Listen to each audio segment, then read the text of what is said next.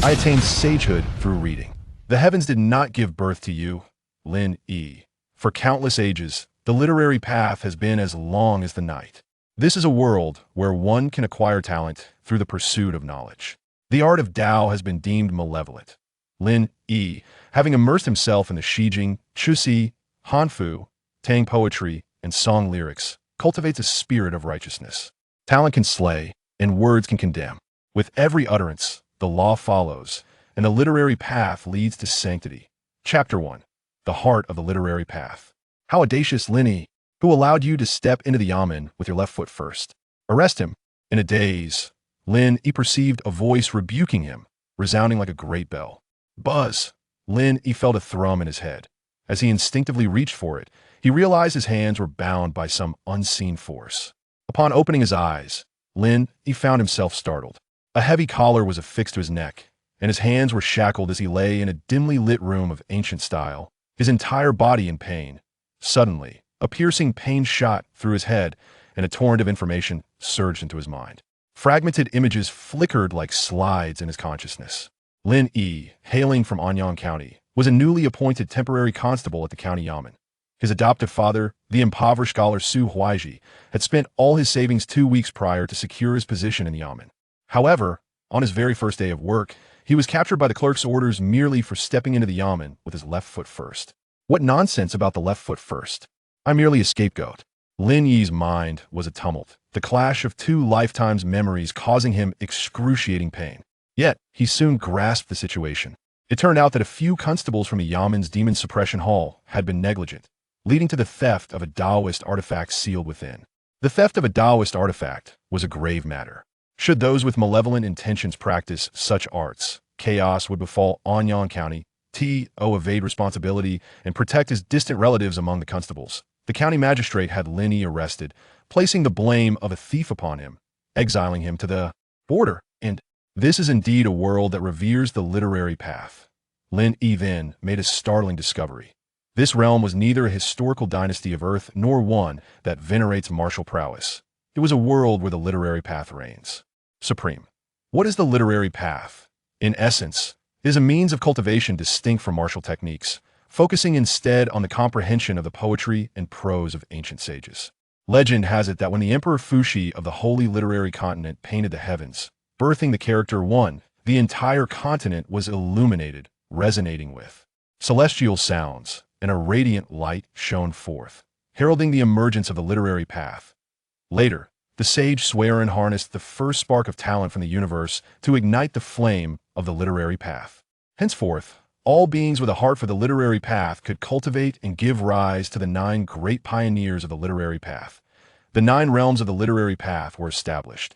Awakening, establishing destiny, benevolence, scholar, virtue, gentleman, great scholar, subsaint, and sage. Lin Yi was filled with excitement. He never imagined such a wondrous world existed, where possessing a heart for the literary path allows one to cultivate through reading and writing. Alas, the original host, Lin Yi, lacked the heart for literature. Despite 16 years of studying under his adoptive father Su Huaiji, he had never nurtured talent or refined his body and mind. He even fell asleep while holding a book. If I had a heart for the literary path, would Magistrate Sun dare to make me a scapegoat? With a heart for literature, I could enter the academy and ascend to greatness, never bowing before officials. Had it not been for his hands bound by chains, Lin Yi would have pounded his chest in frustration. After all, in the Daoist dynasty, apart from the sage Confucius, he was unfamiliar with any renowned historical figures or their works. As a modern individual well-versed in the Shijing, Chusi, Hanfu, Tang poetry, and song lyrics, he could effortlessly soar by merely transcribing a few lines. Yet now, he could only lament his misfortune. Truly, misfortune begets misfortune, as the roof leaks at night, and the ship is delayed by a headwind. As these words fell, Lin Yi suddenly felt a jolt in his heart, akin to a needle prick. Immediately, a warm current coursed through him, leaving him with an indescribable sense of comfort. Moreover, a faint fragrance wafted from him. What is this? Lin Yi was taken aback. Then his eyes widened in astonishment, exclaiming, "The fragrance of books! This is the hallmark of possessing a heart for the literary path. Could it be that my previous utterance has granted me a heart for the literary path?"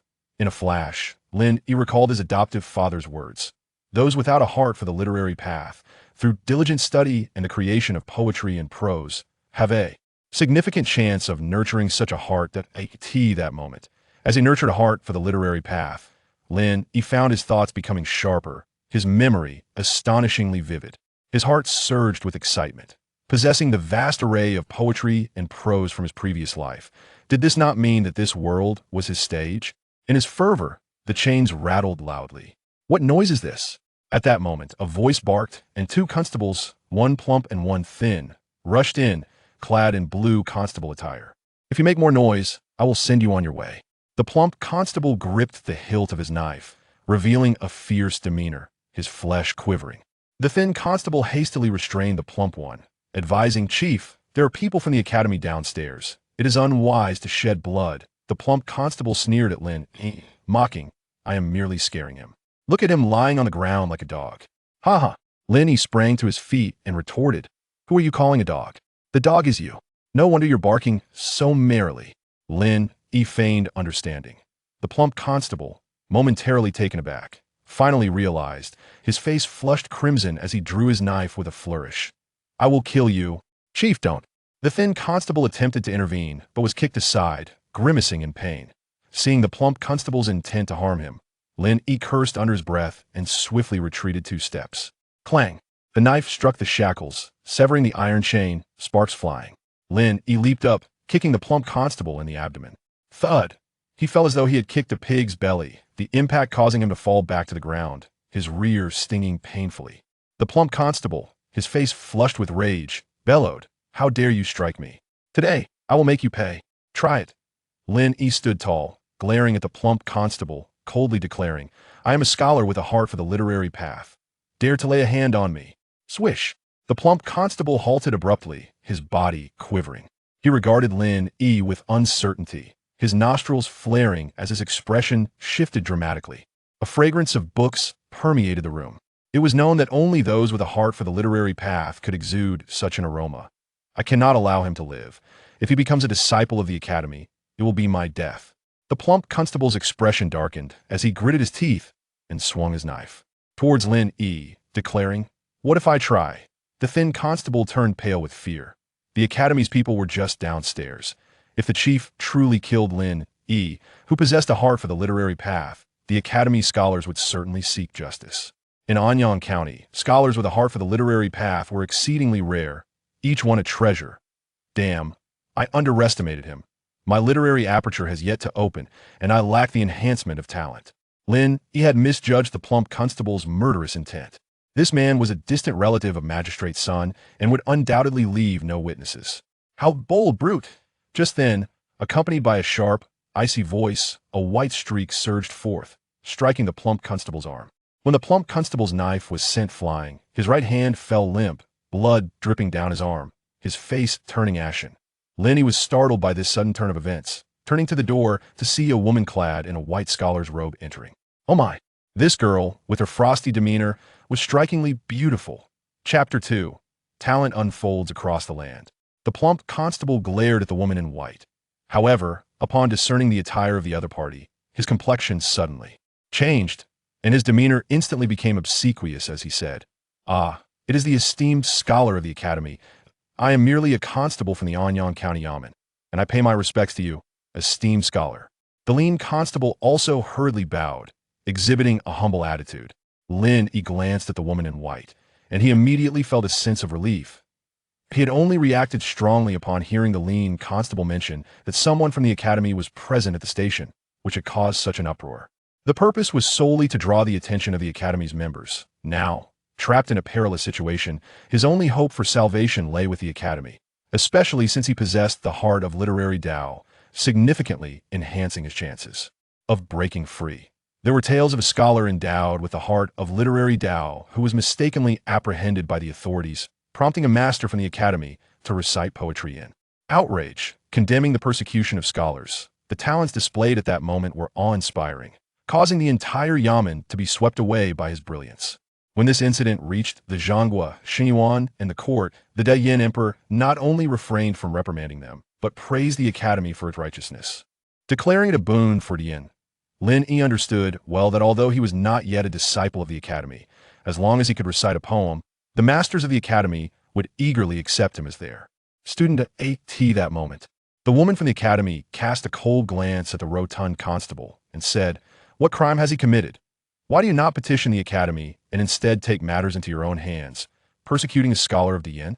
The rotund constable was drenched in cold sweat as he replied, "Esteemed scholar, this man is a constable from our county, guilty of colluding with demons to steal a volume of Daoist scripture, a grave offense." "Preposterous!" Lin Yi interjected, directly interrupting him, causing the woman to furrow her brows slightly. He thought it was inappropriate for a scholar to speak so coarsely, especially in front of a lady. Thus, he clasped his fists in salute toward the woman from the academy and said, "As scholars, we uphold righteousness and no shame. How could we engage in such petty theft? There is much injustice in this matter. Esteemed scholar, I implore you to advocate on my behalf." Lin Yi displayed courteousness, embodying the spirit of a Daoist scholar. This immediately caused the woman from the academy to relax her brows, significantly altering her impression of Lin Yi. She turned her gaze back to the rotund constable and said sternly, "You, from the county yamen, blame our scholar for the theft of Daoist scriptures? Such arrogance! Take me to your county yamen." The rotund constable, aware of the consequences of the academy's involvement, hurriedly said, "Esteemed scholar, this individual acted without the heart of literary Dao. He is merely an ordinary scholar. Therefore, the county magistrate did not petition the academy regarding this case. Moreover, there is ample evidence against him, and he has confessed in writing." The magistrate, considering his identity as a scholar, refrained from imposing the death penalty and instead exiled him to the border. "Oh!" The woman from the academy frowned and looked at Lin Yi, saying, "The heart of literary Dao is a heavenly gift. Few can attain it through mere effort, unless through the use of Daoist techniques." A chilling aura emanated from the woman, directed not at the rotund constable, but at Lin Yi. The rotund constable felt a wave of relief and regarded Lin Yi with derision. Lin Yi was momentarily taken aback and replied earnestly, "Esteemed scholar, how could I, as a scholar, possibly practice Daoist techniques? My father always told me that through diligent study and the creation of extraordinary poetry and prose, one could awaken the heart of literary Dao and change one's destiny." The woman from the academy responded coldly, "Are you suggesting that you awakened the heart of literary Dao through poetry? Did your father ever inform you that to awaken the heart of literary Dao postnatally, your poetry must reach the level of transcending provinces? Do you believe you can achieve that?" She harbored resentment, realizing she had almost been deceived by Lin, that a youth under 20 could not possibly produce poetry of such caliber, which would at least be recognized for a century. Moreover, Lin Yi had just awakened the heart of literary Dao, yet no extraordinary phenomena had manifested. Thus, it was evident that Lin Yi relied on the practice of Daoist techniques. Daoist techniques were deemed sinister, a method that could endow individuals with talents comparable to scholars, but usually violated heavenly principles. Once one fell into the abyss of such practices, it could lead to devastation. Therefore, practitioners of sinister techniques were the sworn enemies of literary Daoists. Transcending provinces. Lin Yi rummaged through his memory, unsure of what this entailed. Clearly, his impoverished upbringing had limited his exposure. Yet from the words alone, he grasped that it signified poetry of exceptional quality, with a formidable presence. But having awakened the heart of literary Dao, he had not crafted any poetry. How could he explain this? However, noticing that the icy beauty seemed to be wavering in her judgment, Lin Yi hastily stated, "Esteemed scholar, my father did not relay such specifics, but I indeed awakened the heart of literary Dao through poetry." The woman from the academy flicked her sleeve, and a surge of talent erupted, with brushes, ink, paper, and inkstones flying into place on the table as she declared, "If you can truly compose poetry that transcends provinces, I, Fong Qingxue, will personally vouch for you and accompany you to the county yamen to confront the magistrate. If you are innocent, your name will be cleared, and justice will be restored." Fong Qingxue. Is the esteemed scholar truly Fong Qingxue? Upon hearing the woman from the academy announce her identity, both the rotund and lean constables were visibly moved and exclaimed. Even Lin Yi was taken aback. In the memories of his previous self, the name Fong Qingxue was renowned, the direct disciple of the head of Pingzhou Academy and a celebrated figure in Jinzhou. Last year, she had participated in the Shangqian examination at the Zhonghua Xingyuan, achieving the highest score, receiving enlightenment from the academy's talents, and advancing to the 7th rank of the benevolent realm, becoming the first laureate in Jianzhou's history. On that day, auspicious clouds of talent had appeared above Jianzhou, lingering for 3 days. When Fang Qingxue returned, the governor personally welcomed her, escorting her back to Pingzhou Academy in a grand palanquin. It is easy to imagine the formidable status of Fang Qingxue. Excellent. Lin Yi felt a surge of excitement within. Indeed, there is always a path to salvation. With the heart of literary Dao enhancing his memory, he recalled many verses from renowned poets of his previous life. Standing before the table, he ground the ink and took up the brush, inscribing on the pristine rice paper. The mountain of books has a path. Diligence is the way. Fang Qingxue's gaze fell upon Lin Yi's writing, curious to see what he would produce. The rotund constable wore a mocking sneer, deriding a mere clown. Just then, the characters Lin Yi inscribed unexpectedly erupted with golden light, and talent from the heavens converged, swirling around Lin Yi as the center. It was as if a small sun had risen within the room. What is this? Fang Qingxue's eyes widened in astonishment as she instinctively raised her arm to shield herself from the blinding golden light emanating from the text. How could this be? The rotund constable stood transfixed, a chill creeping up from the ground. Lin Yi's prisoner garb fluttered in the wind of talent, his black hair soaring, his sword-like brows and starry eyes focused entirely on his writing. In his previous life, he had been an enthusiast of calligraphy, and his unique style had once become a sensation online. Now, utilizing his own script to write this inspiring verse, he was filled with joy at the extraordinary outcome. Knowledge is boundless. Hard work is the vessel. With the final stroke, Lin Yi elegantly concluded his writing. That last flourish resembled the momentum of a sword cleaving through the heavens, the talent sharp as a blade. Chapter 3. The poem of the monument. Fang Qingxue gazed vacantly at the 2 lines of text, murmuring softly, "In the mountain of books, diligence is the path. In the sea of learning, hardship serves as the vessel." As her words fell, her delicate body shuddered. A prickling sensation coursed through her, and immediately thereafter, a surge of talent emanated from the very lines of text, penetrating deeply into her brow. The warmth enveloped her, as though she were bathing in an ocean of wisdom. Simultaneously, the entire sheet of rice paper blossomed with a resplendent golden light, coalescing into a column of energy that soared towards the heavens. Fang Qingxue hastened to the window and flung it open, witnessing the column of talent manifesting in the air, exploding forth with a brilliance that spanned the horizon, talent that transcended the realms. She took 2 steps back, her eyes filled with astonishment and disbelief. Indeed, the 2 lines penned by Lin Yi had truly reached a level of talent that transcended the realms. This meant that Lin Yi had awakened the scholarly spirit within him through his poetry, rather than through any magical arts, thus becoming a true scholar. In the future, he could aspire to be assessed at the Zhenghua Sheng Yuan, receiving the blessing of literary enlightenment. Especially noteworthy was the fact that this particular verse, having achieved the level of transcendent talent, could resonate through the ages for a century.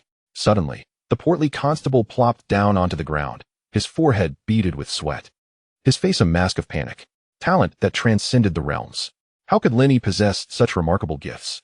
Now that Fang Qingxue had intervened in the case of the stolen magical arts, their prospects appeared grim. Lin Yi looked at the slumped constable with a sense of vindication. This was the power of scholarship. Just then, the lean constable noticed the 14 characters written by Lin Yi on the desk. They suddenly rose from the paper's surface, transforming into a line of golden characters that floated like golden blossoms out of the window. Fang Qingxue's expression shifted, exclaiming, "It is indeed a masterful stroke. This poem is worthy of being inscribed upon a monument." Masterful stroke? Inscription upon a monument? Lin Yi heard these 2 novel terms, but he could grasp their implications. In simple terms, it meant exceptional. Inscription upon a monument? The slumped constable's pants became damp with fright. It seemed he had been struck with immense terror. Hastily bowing to Lin Yi, saying, "Young Master Lin, I was blind and failed to recognize your true worth. I shall release you at once." Trembling, he rose and took out a key, preparing to unshackle Lin Yi. Lin Yi stepped back, looking down at the constable with an indifferent expression, saying, "There is no need. Esteemed constable, as a criminal, without the decree of the magistrate, do you not fear retribution for releasing me on your own accord? I will explain to the magistrate. As long as young Master Lin and Lady Fang do not pursue this matter." The constable could predict the consequences should Lin Yi and Fang Qingxue decide to press charges. He simply wished to quell the situation as quickly as possible. Yet before he could finish, Lin Yi spoke in a solemn tone. Not pursue? You would have me, Lin Yi, suffer unjust blame, and upon my release, you expect that I should overlook your reckless disregard for life? Moreover, my personal fate is trivial. The theft of the magical arts is of grave concern, impacting the safety of the hundreds of thousands of citizens in Anyang County. This matter must be thoroughly investigated. Lin Yi's words rang with conviction, his integrity palpable. Fang Qingshue's beautiful eyes flickered with a hint of intrigue as she stepped forward, stating, whether Lin Yi is guilty or not, I must confront the magistrate of Anyang County to ascertain the truth. Let us proceed. The constable protested, my lady. Fang Qingxue replied, do you wish for me to request the scholar to descend from the academy? To emulate the tale of old, when the sage sought justice for the scholars? The constable's face turned pale, and he quickly bowed his head. Fang Qingxue turned to Lin Yi, saying, come with me to the county office. A scholar burdened with a false charge can never enter the sacred academy. Your ability to awaken the scholarly spirit and create transcendent poetry is a rare talent. Do not allow this blemish to ruin your life. Very well. Lin Yi nodded earnestly. Following closely behind Fang Qingxue, he had previously faced certain death, yet now, through his own efforts, he grasped this slim chance at survival. Eager to confront those who had wronged him. Indeed, a gentleman seeks vengeance from dawn till dusk. He would not spare a single one of those who had thrown him under the bus. Meanwhile, within the Pingzhou Academy, the sound of earnest study filled the air as the scholars imparted knowledge. Suddenly, the ground beneath the academy shook violently. When the bell rang throughout the academy, the earth trembled, and the sound of the bell heralded the emergence of poetry that transcended the realms. The academy's scholars were filled with excitement, rushing out from the lecture halls. However, another resonant bell toll echoed, melodious and prolonged. The scholars were momentarily stunned, then erupted into exclamations. The bell has tolled twice. Never in the past century has Pingzhou Academy witnessed such an event. Not only transcendent talent, but also transcendent talent. Which esteemed scholar has composed poetry of such caliber within our territory? We must visit in person. To listen to the scholar's teachings would be immensely beneficial. Some scholars were visibly moved to tears. The Academy's bell had only rung twice in the past century, once 6 years prior due to the esteemed disciple Chen Haoren, and once last year when Fang Qingxue achieved first place in the examinations at the Zhen Guosheng Yuan. But now, the bell rang twice simultaneously, an unprecedented occurrence. All scholars and students, gather at the Academy monument. A booming voice resonated above, the voice of the dean. The scholars and students, filled with emotion, hurriedly made their way to the monument's location. At this moment, before the monument at the foot of the academy, an elderly man clad in a black scholar's robe, his hair white, was filled with excitement as he caressed the monument, tears glistening in his eyes, murmuring, a masterful stroke, the poem of the monument. Dean, soon. All the scholars and students had arrived, 107 in total, bowing in unison before the white-haired elder. When the 8 scholars beheld the poem inscribed on the monument, they were initially taken aback, then elated, their bodies trembling as talent radiated from them. The poem of the monument. Our academy possesses a poem worthy of inscription. Pingzhou Academy now has a poem for the annals, eligible for resources from the Sacred Academy. From now on, Nanjing Prefecture shall be one of the 3 great academies. The 8 scholars approached the towering monument, scrutinizing the inscribed verses, their bodies quaking with astonishment.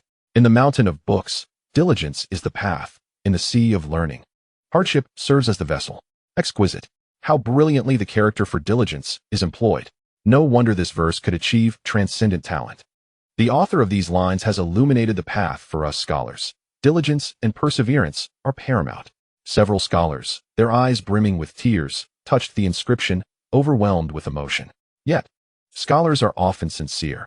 Encountering such a remarkable poem elicits genuine feelings. What sort of example is this for a teacher?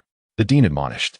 The scholars, momentarily taken aback, hastily adjusted their robes and coughed lightly to alleviate the awkwardness, their faces tinged with color. However, in the next moment, the dean shooed the scholars away from the inscription, waving his hand as scholarly tools flew from his sleeves.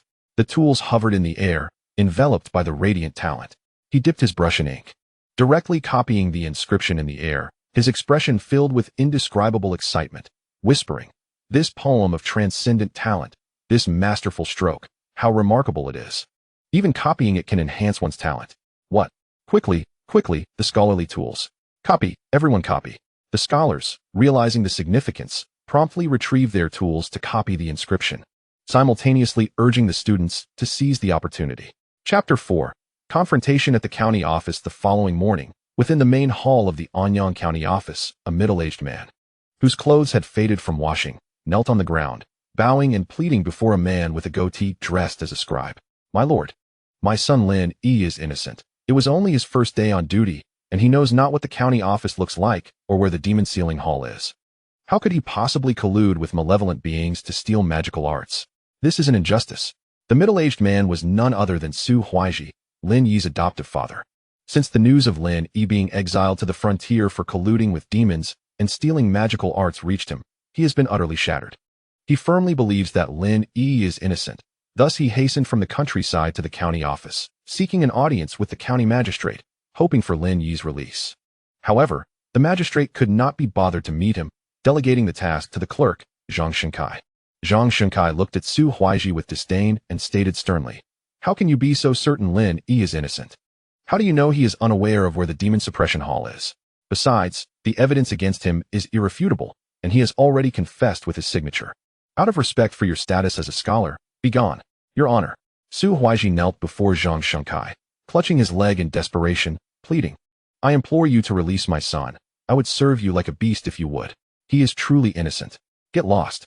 Zhang Shenkai kicked Su Huaiji away, brushing off his trousers in irritation, exclaiming, "You, a country bumpkin, have soiled my trousers. Can you compensate for that?" With a wave of his hand, he commanded, "Throw this ruckus maker out." Yes. Several bailiffs armed with clubs approached, ready to escort Su Huaiji out when suddenly, a few figures entered the county office. It was Lin Yi along with Fang Qingxue, the stout captain, and the slender constable. Father? As Lin Yi's memories fused with the original host, a surge of emotions erupted within him. With reddened eyes, he rushed forward, indignantly shouting, "What are you doing? In broad daylight, bullying an ordinary citizen. Is there no law?" Law? Zhang Shenkai, taken aback by Lin Yi's return, quickly regained his composure and sneered, "In Anyang County, I am the law." Fury ignited within Lin Yi. And just as he prepared to strike, he felt his adoptive father Su Huaiji grasping his arm, fearfully imploring, "Lin Yi, do not fight." Su Huaiji knew all too well that Lin Yi was already a criminal. Adding the charge of assaulting a clerk would yield consequences they could not bear. Seeing the bruises on Su Huaiji's face and forehead, Lin Yi understood what had transpired. "Damn!" Lin Yi silently cursed, breaking free from Su Huaiji's grasp and swung his shackled hands towards Zhang Shenkai face. Bang! Zhang Shenkai, caught unprepared, was struck hard, causing his head to tilt. Ouch! Dazed, he covered his cheek with his left hand, his tongue feeling the blood from a dislodged tooth. His face flushed crimson. His goatee trembled with rage as he bellowed, "What are you standing there for? Beat this scoundrel to death." Su Huaiji instinctively positioned himself in front of Lin Yi. "Who dares?" Lin Yi awakened his scholarly spirit, exuding an aura of intellectual integrity. He fixed a cold gaze upon the bailiffs raising their clubs. The bailiffs froze, unable to lower their weapons. Zhang Shenkai cursed furiously, "What a bunch of useless fools. What are you afraid of?" He strode forward, snatching a club from one bailiff, ready to strike Lin Yi, but caught sight of Fang Qingxue entering the hall out of the corner of his eye. "Scholar?" A sudden chill gripped Zhang Shenkai. He was taken aback, halting his movements. He could freely determine the fate of Lin Yi and Su Huaiji, even to the point of killing them on the spot. But he wouldn't dare do so in front of a student from the academy. As Fang Qingxue entered the main hall of the county office, the stout captain and slender constable followed behind, exchanging glances at Zhang Shenkai's club, silently signaling that he was doomed. Zhang Shenkai, ignoring them, surmised that Fang Qingxue's presence was likely related to the stolen magical arts and could not afford to be careless. He hastily lowered the club and bowed to Fang Qingxue, saying, "I am Zhang Shenkai, the clerk of this Anyang County office. May I ask how to address you, esteemed scholar?" At that moment, Su Huaiji was also captivated by Fang Qingxue's presence, turning to Lin Yi, who was shackled, saying, "Xiao Yi, did you see? This is the demeanor of a scholar with the heart of a scholar.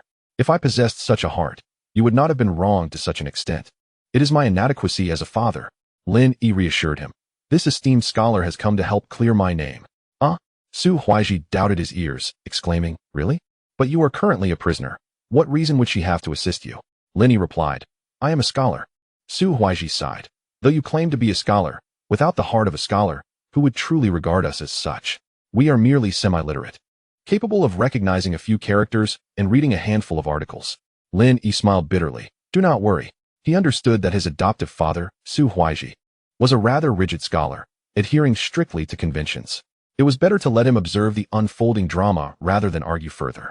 Fang Qingxue glanced indifferently at Zhang Shenkai, calmly inquiring, "Where is County Magistrate's son?" Zhang Shenkai, with a fawning demeanor, responded, "Your Honor, the magistrate is currently absent from the county office. Whatever matters you wish to discuss, you may address me. Regarding the theft of the magical arts from the county office's demon suppression hall, we have made considerable progress. We have apprehended the accomplice, Lin Yi, and are currently investigating the thief's whereabouts. I believe it won't be long before we capture the thief and recover the stolen magical arts intact." Fang Qingxue fixed her gaze on Zhang Shenkai. The magistrate is not in the county office? Then whose aura of a 7th rank official resides here? As a Daoist official, once appointed, the Sacred Academy bestows an aura of scholarly authority. Those who attain the rank of scholar can practice literary arts. And this aura is a manifestation of literary skills. Zhang Shenkai was momentarily stunned, awkwardly chuckling. Perhaps the magistrate has just returned. By the way, esteemed scholar, you are quite young, yet possess the ability to perceive auras. Your future is limitless. Fang Qingxue remained unfazed by his flattery. Responding coolly, "Go notify Magistrate's son that Fang Qingxue from Pingzhou Academy wishes to meet and inquire about Lin Yi's case." Yes, Zhang Shenkai nodded, but in the next moment, he realized the gravity of the situation, his expression shifting dramatically. "Ah?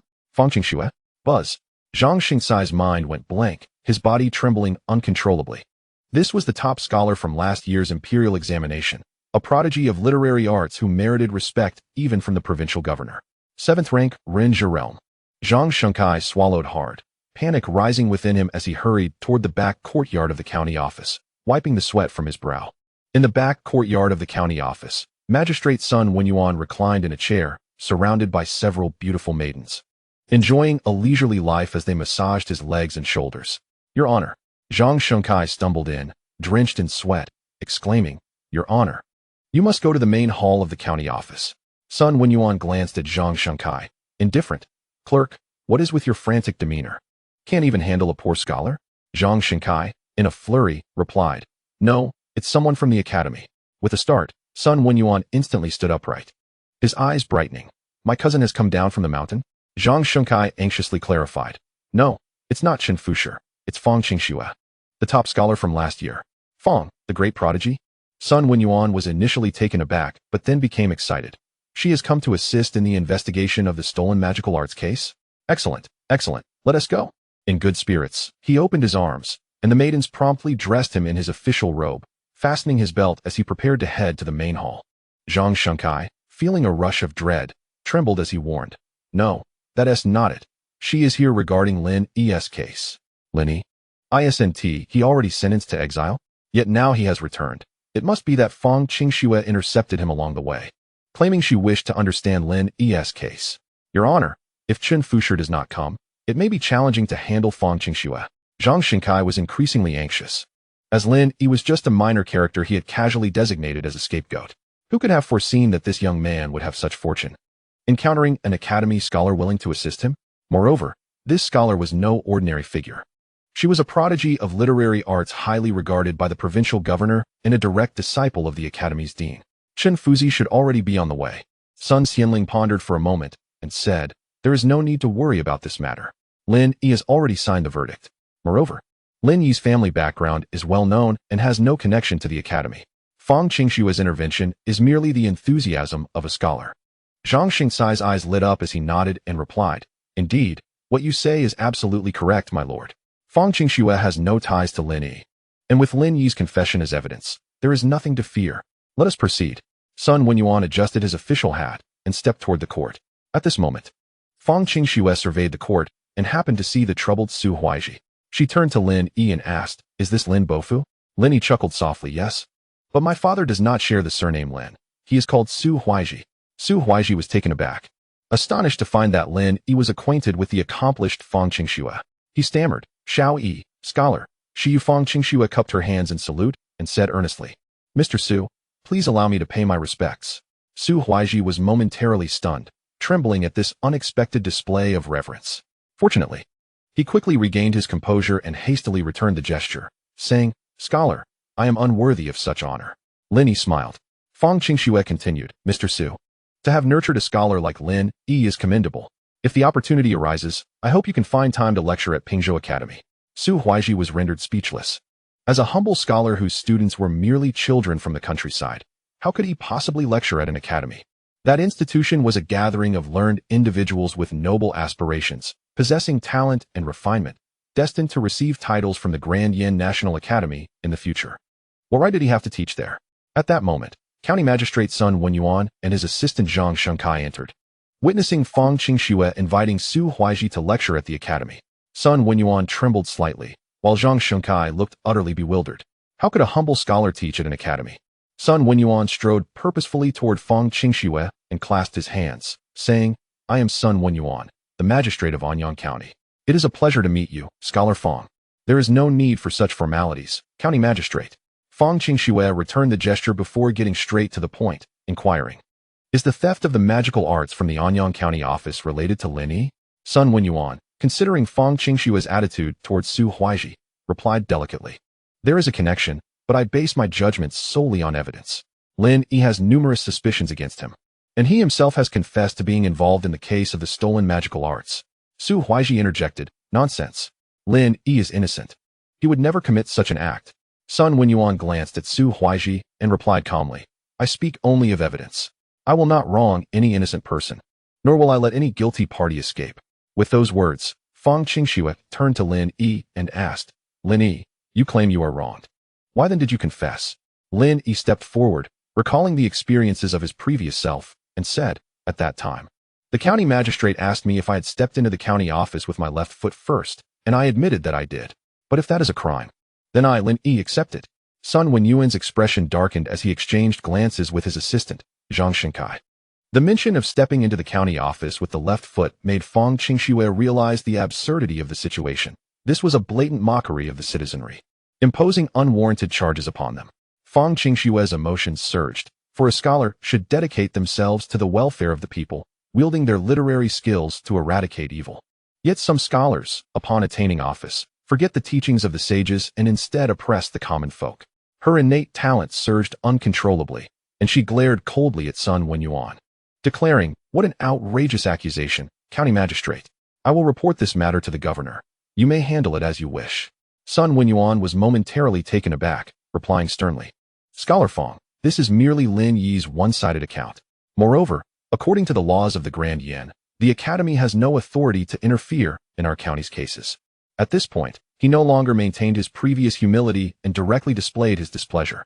After all, he was also a seventh-rank official, and Fang Qingxue had no rightful place to dictate terms before him. The portly constable in the court quickly interjected, "My lord, does Lin Yi have a say in this matter?"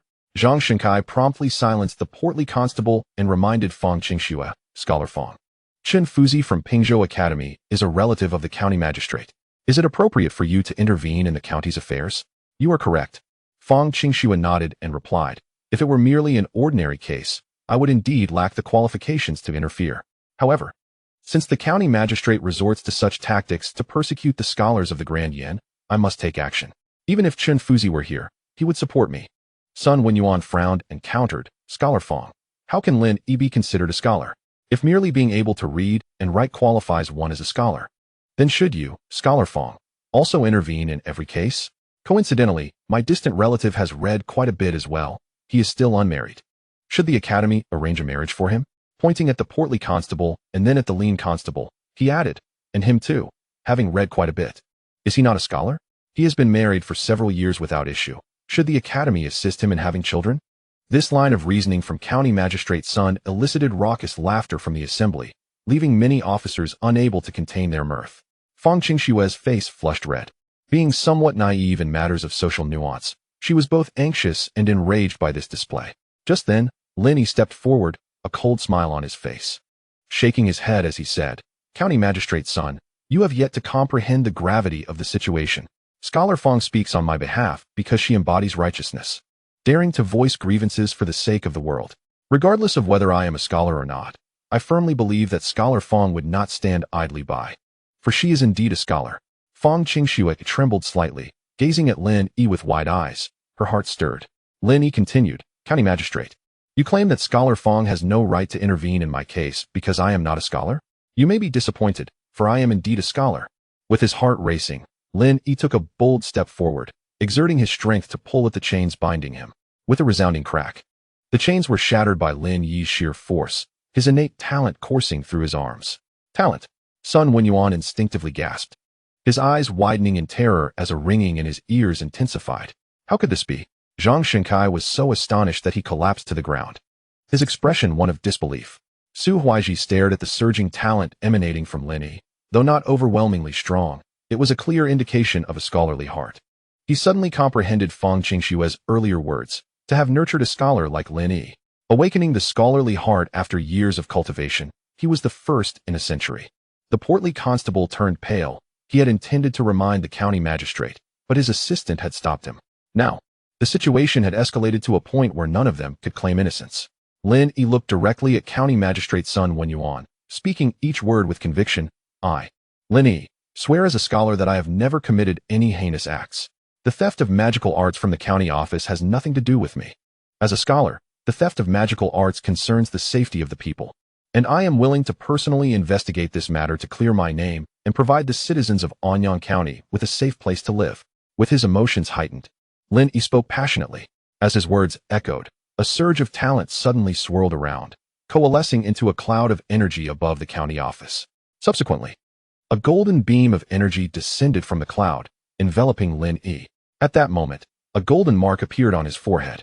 Fang Qingshue's expression shifted. How Ran-yin, you have actually resonated with the righteous energy of heaven and earth. Ding ding. Sun Wenyuan was so frightened that he staggered backward, his expression akin to that of a person who had seen a ghost, trembling uncontrollably as he murmured, How Ran Zhengqi. This young man is intent on bringing about my demise. How Ran Zhengqi, the legendary essence of righteousness between heaven and earth, was the first manifestation of such virtue when the emperor of humanity, Fu Shi, opened the heavens with a stroke of his brush. This essence is not something just anyone can possess. It requires a scholar with a heart for the literary way to resonate with it in a manner that stirs the heavens, thereby gaining the Hao Ran seal. If this scholar can earn the recognition of the Hao Ran seal, then from that moment forth, their cultivated essence will transform into Hao Ran Zhengqi, rather than the ordinary essence of a literary scholar. This is an extraordinary opportunity. Throughout history, the number of literary scholars who have cultivated Hao Ran Zhengqi can be counted on one hand. Lin Yi felt a warm sensation enveloping him, his body light and comfortable. However, upon hearing Fang Qingshue's words, he was momentarily taken aback. The resonance of Hao Ran Zhengqi. Lin Yi's heart stirred greatly. He understood precisely what Hao Ran Zhengqi represented. It is the essence that every literary scholar dreams of, embodying a righteous force from heaven and earth, providing a distinct advantage against malevolent entities and in the execution of literary arts. To think that I could actually evoke the resonance of Hao Ran Zhengqi and attain the Hao Ran seal, Lin Yi felt as though this entire experience was surreal. Indeed, it was a momentous opportunity. However, great opportunities are often accompanied by significant risks, and he now felt an unusual sense of urgency. It seemed that if he failed to fulfill his previous promise to thoroughly investigate the case and prove his innocence, the backlash from the Hao Ran seal could ensue. The consequences would undoubtedly lead to the erosion of his literary heart, resulting in the loss of his qualification to be a scholar. Yet, should he succeed, his essence would metamorphose into Hao Ran Zhengqi. Does this mean I must thoroughly investigate the matter of the stolen Daoist arts? Nevertheless, it is a favorable exchange. A case of theft yielding Hao Ran Zhengqi is not a loss for me. Lin Yi was not excessively worried. His father in his previous life was a forensic expert, and through exposure, he had learned some investigative techniques. He had previously assisted the police in apprehending suspects through meticulous observation of minute details. The disappearance of the Daoist arts from the county government's demon suppression hall would certainly leave traces, for no crime scene is ever devoid of imperfections. In the next moment, the Hao Ran seal on Lin Yi's forehead suddenly split into two beams of golden light, which directly imprinted onto the foreheads of County Magistrate Sun and his assistant, Zhang Shenkai, before quickly retracting. Ding ding. Both Sun and Zhang trembled, stepping back in horror, their expressions fluctuating between fear and uncertainty. This too was a manifestation of the Hao Ran seal. However, this particular seal served as a binding force. Should Lin Yi solve the case and prove his innocence, then those who had deemed him guilty would face the repercussions of the Hao Ran seal. This is what is known as retribution. Lin Yi, what do you mean by this? I, as an official, adjudicate cases fairly. Have I ever wronged an innocent person? Sun Wenyuan seethed with indignation, wishing he could strike Lin Yi down on the spot. Lin Yi replied, whether or not you have wronged anyone will become apparent in due time. Sun Wenyuan realized that the situation had reached an irrevocable point, inhaled deeply, and coldly declared, very well, if you cannot prove your innocence, prepare to have your literary heart stripped from you. Lin Yi calmly responded, there is no need for you to worry about me, Lord Sun. The Hao Ran seal is born from the righteousness of heaven and earth. Conversely, if I prove my innocence, you and Zhang Shenkai should be cautious. Humph. Sun Wenyuan snorted coldly, I am never afraid of threats. I shall see how you plan to thoroughly investigate this case and prove your innocence within 3 days. 3 days is the maximum duration the Hao Ran seal can persist.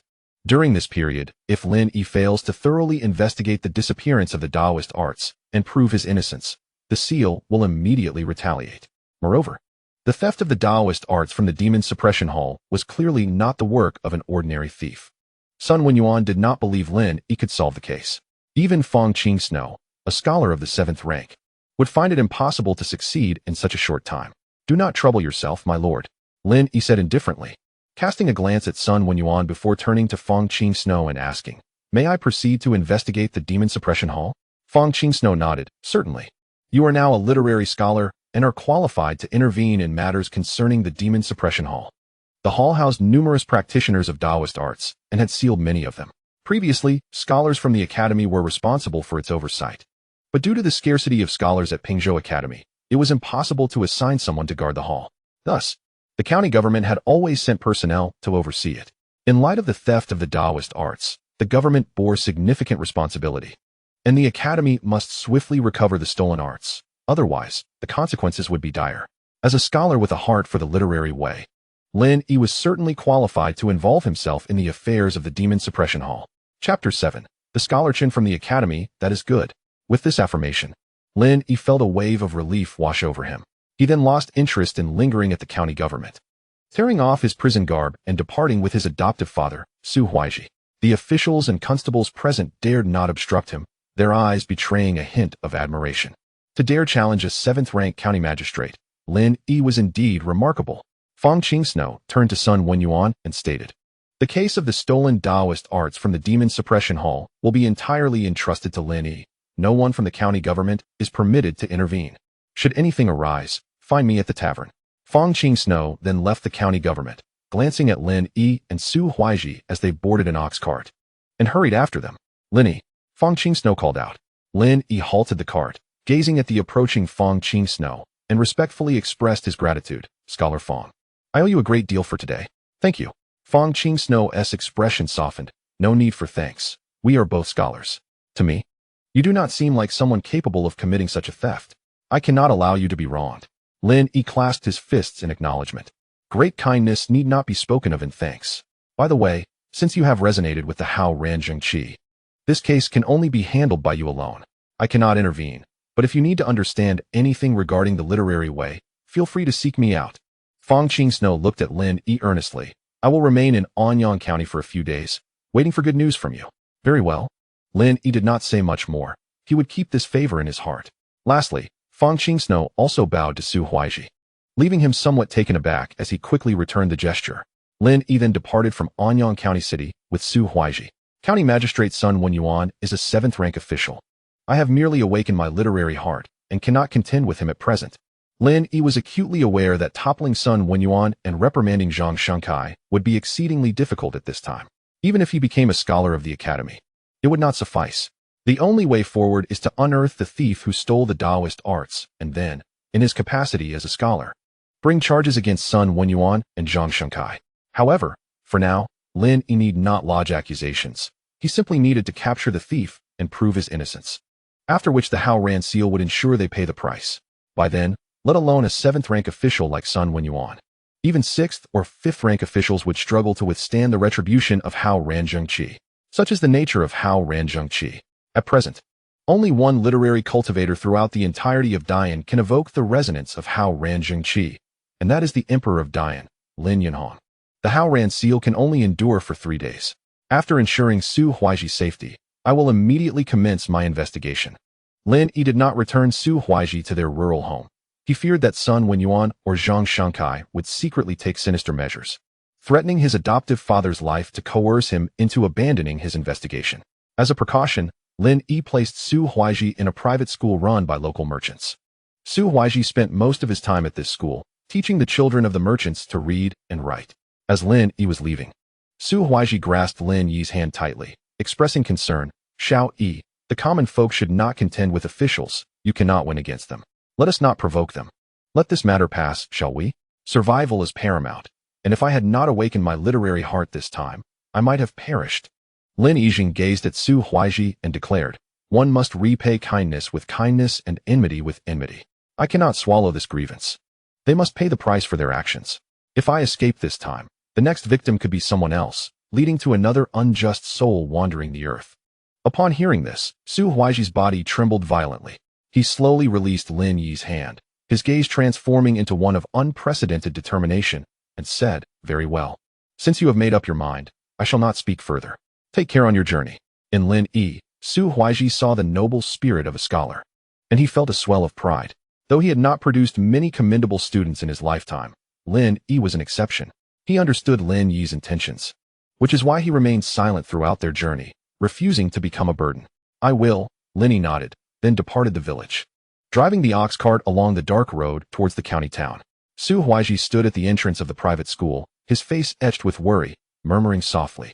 How could Xiao Yi possibly understand the intricacies of solving cases? And those who dare to steal the art of the Tao cannot be ordinary folk. He clasped his hands together and prayed, may the heavens protect my Xiao Yi, granting him great fortune. Meanwhile, outside the Anyang County Yamen, an exquisitely crafted carriage from the academy came to a gradual halt, and a tall, slender, middle-aged man descended, dressed in scholarly robes. He stroked his beard with his left hand and clasped his right behind his back, approaching the county office with a smile. Who goes there? As the middle-aged man entered the Yamen, a group of officials surrounded him, but as they recognized the scholarly attire, their expressions softened. This was the attire of a master from Pingzhou Academy. Someone hurriedly rushed inside to report. The middle-aged man remained unperturbed, surveying the Anyang County Yamen, then raised an eyebrow. Unable to conceal his surprise, is there a trace of righteous energy in this place? Brother. At that moment, County Magistrate Sun Wenyuan approached briskly, his demeanor dejected, as if he bore a significant grievance. His assistant, Zhang Shankai, followed closely, also appearing mournful. The middle-aged man was none other than Sun Wenyuan's cousin, Chen Jinbei, also known as Master Chen of Pingzhou Academy. Chen Jinbei paused for a moment and asked, Wenyuan, what has caused you such distress? Sun Wenyuan pointed to the center of his forehead and replied, Brother, you will understand once you use the divination technique to look at my forehead. Chen Jinbei activated his energy and employed the divination technique, immediately noticing a golden mark fluctuating at Sun Wenyuan's forehead. The mark of righteousness. Chen Jinbei initially thought this was a good sign, but soon detected a problem and frowned.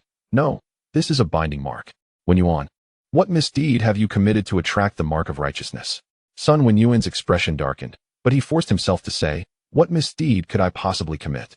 As the magistrate of Anyang County, I constantly think of the welfare of the people. It is, rather, Fang Qingshu from Pingzhou Academy, who caused a stir in the Yamen with a prisoner, and this mark of righteousness is the result of that prisoner's actions. Fang Qingshu. Isn't she supposed to be heading to the capital for this year's imperial examination? Chen Jinbei expressed surprise. Last year, Fang Qingshu had secured first place in the national examination, becoming the top scholar.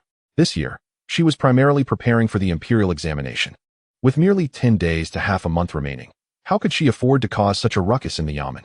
Sun Wenyuan was momentarily astonished, then his eyes brightened. Scholar Fang is participating in this year's imperial examination? Indeed. Chen Jinbei nodded, looking at Sun Wenyuan. Is she at the Yamen? If we delay any longer, it may be too late. Sun Wenyuan replied earnestly, Scholar Fang is not at the Yamen. She is staying at the inn. Brother, you should persuade her to refrain from meddling in such matters. The imperial examination is of utmost importance. Zhang Shankai felt a surge of excitement. Their greatest fear was that Fang Qingshu would intervene.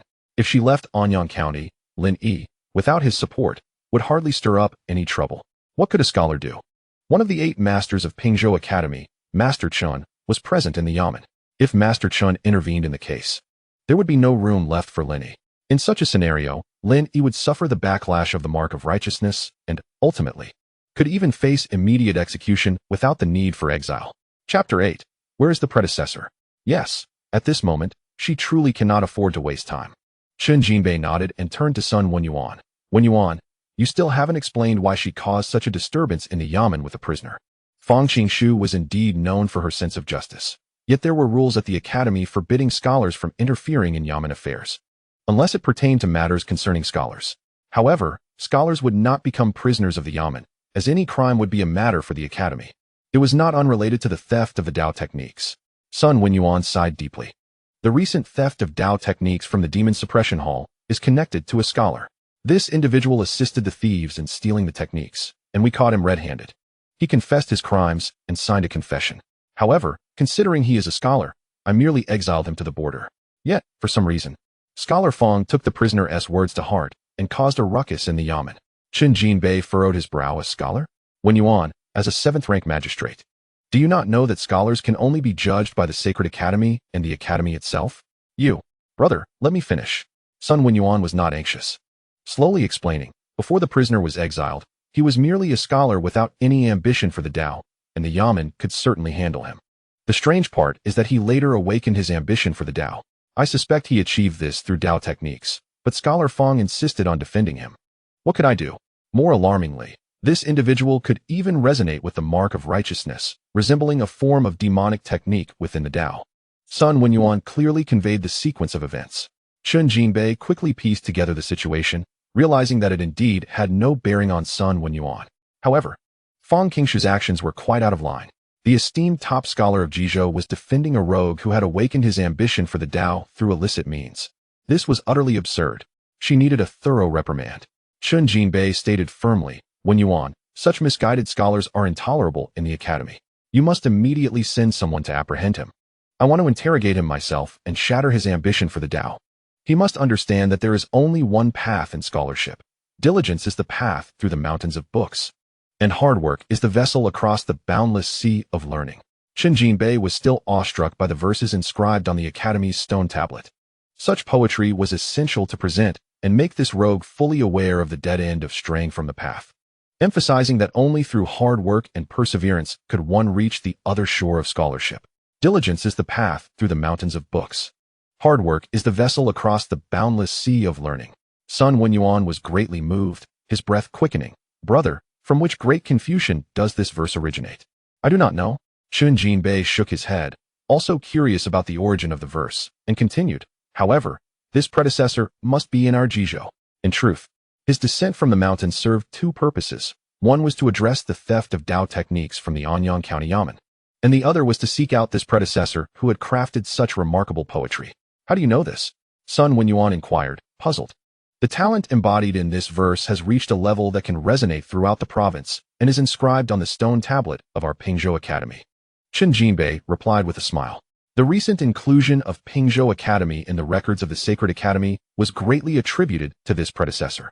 Thus, it was imperative to locate him and invite him to the academy to impart the classics of scholarship. What? Sun Wenyuan exclaimed in astonishment. I did not expect such a great Confucian to have come to Anyang County. If we could hear him impart his teachings, it would be an incredible fortune. Chen Jinbei responded, do not concern yourself with this predecessor's matters. Focus on apprehending that misguided scholar. Understood. Sun Wenyuan addressed the aide Zhang Shengkai beside him, saying, Aide, go at once and apprehend Lin Yi. Yes, my lord. Zhang Shengkai bowed and retreated, a cold smile curving his lips as he thought to himself, you little beast. Let's see how you meet your end.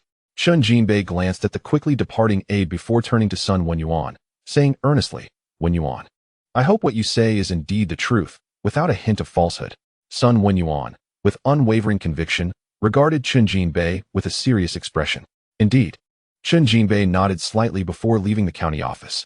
In a certain tavern in Anyang County, Fang Qingxue was in her room, writing Lin Yi's verse, growing increasingly astonished with each stroke. Merely transcribing this line of poetry was enough to cultivate remarkable talent. Prior to this, she had been but a half-hearted scholar lacking the spirit of the literary path. Suppressing her astonishment, she felt fortunate to have encountered Lin Yi, realizing how close she had come to missing out on such exceptional talent. Just then, a knock echoed at the door. Who is it? Fang Qingxue frowned slightly, glancing toward the door. Fang Qingxue, it is I? Came Chen Jinbei's voice. Chen Fuji?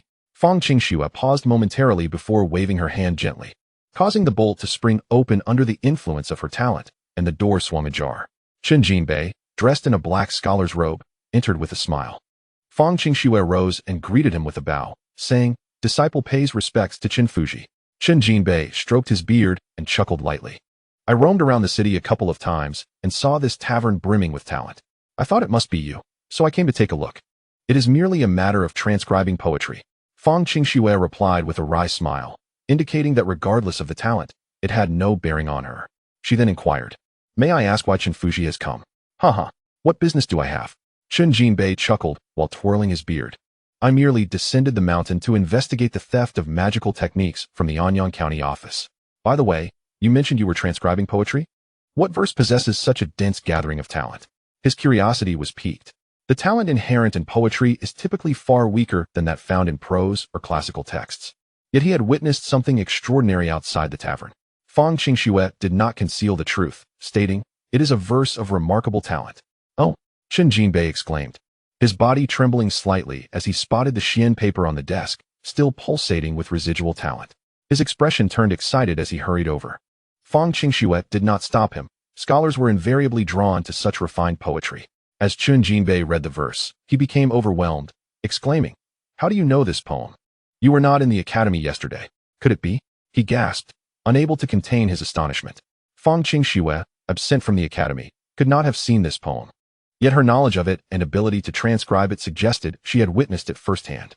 "Fang Qingxue, your fortune is remarkable." Chen Jinbei's breath quickened, his eyes reddening as he gazed intently at Fang Qingxue, asking excitedly, "Do you know where this esteemed predecessor is?" "Esteemed predecessor?" Fang Qingxue's mind conjured Lin Yi's figure, and she smiled faintly. However, her expression shifted as she looked at Chen Jinbei, asking, "Chen Fuji, you mentioned I was not in the academy. Yet how did you know of this verse?" Fang Qingxue sensed the underlying shock and pondered the possibility. Lin Yi's verse, while embodying great talent, should not have been known to the academy unless it had become the academy's memorial poem. This mysterious predecessor's work had transformed into the memorial poem of our academy. As Fang Qingxue had surmised, Chen Jinbei's excitement was evident as he said, "That is why I asked you where this esteemed predecessor, who composed this verse, might be." Fang Qingxue's mouth fell open. Lin Yi's verse had truly become the memorial poem of the Pingzhou Academy. With his singular effort, he had elevated the Pingzhou Academy to one of the three major academies of Nanxiang Prefecture, gaining entry to the sacred academy of the nation. The dean would surely be grateful to Lin Yi, Fang Qingxue mused. Upon regaining her composure, she replied to Chen Jinbei, "I do not know where he is now." Alas! Chen Jinbei sighed, not doubting her words. After all, how could such a great scholar freely disclose his whereabouts? By the way, Chen Jinbei, though disappointed, turned to Fang Qingxue, saying, "I visited the county office, and County Magistrate's son mentioned that you caused a ruckus over a prisoner. You need not concern yourself with this matter. Hasten to the capital and participate in the imperial examination." Fang Qingxue replied earnestly, "Chen Fuji, I am advocating for the rights of scholars, not causing a disturbance. He hardly qualifies as a scholar." Chen Jinbei shook his head in disappointment. "Qingxue, you are too naive, lacking an understanding of the world's perils. I learned some details from County Magistrate Sunday. That individual is guilty of stealing magical techniques and awakened his literary spirit through sorcery. Therefore, you mistakenly regard him as a scholar and intervened in this matter. But such a person is no longer a scholar. He is a sorcerer." Chen Jinbei felt a sense of disappointment.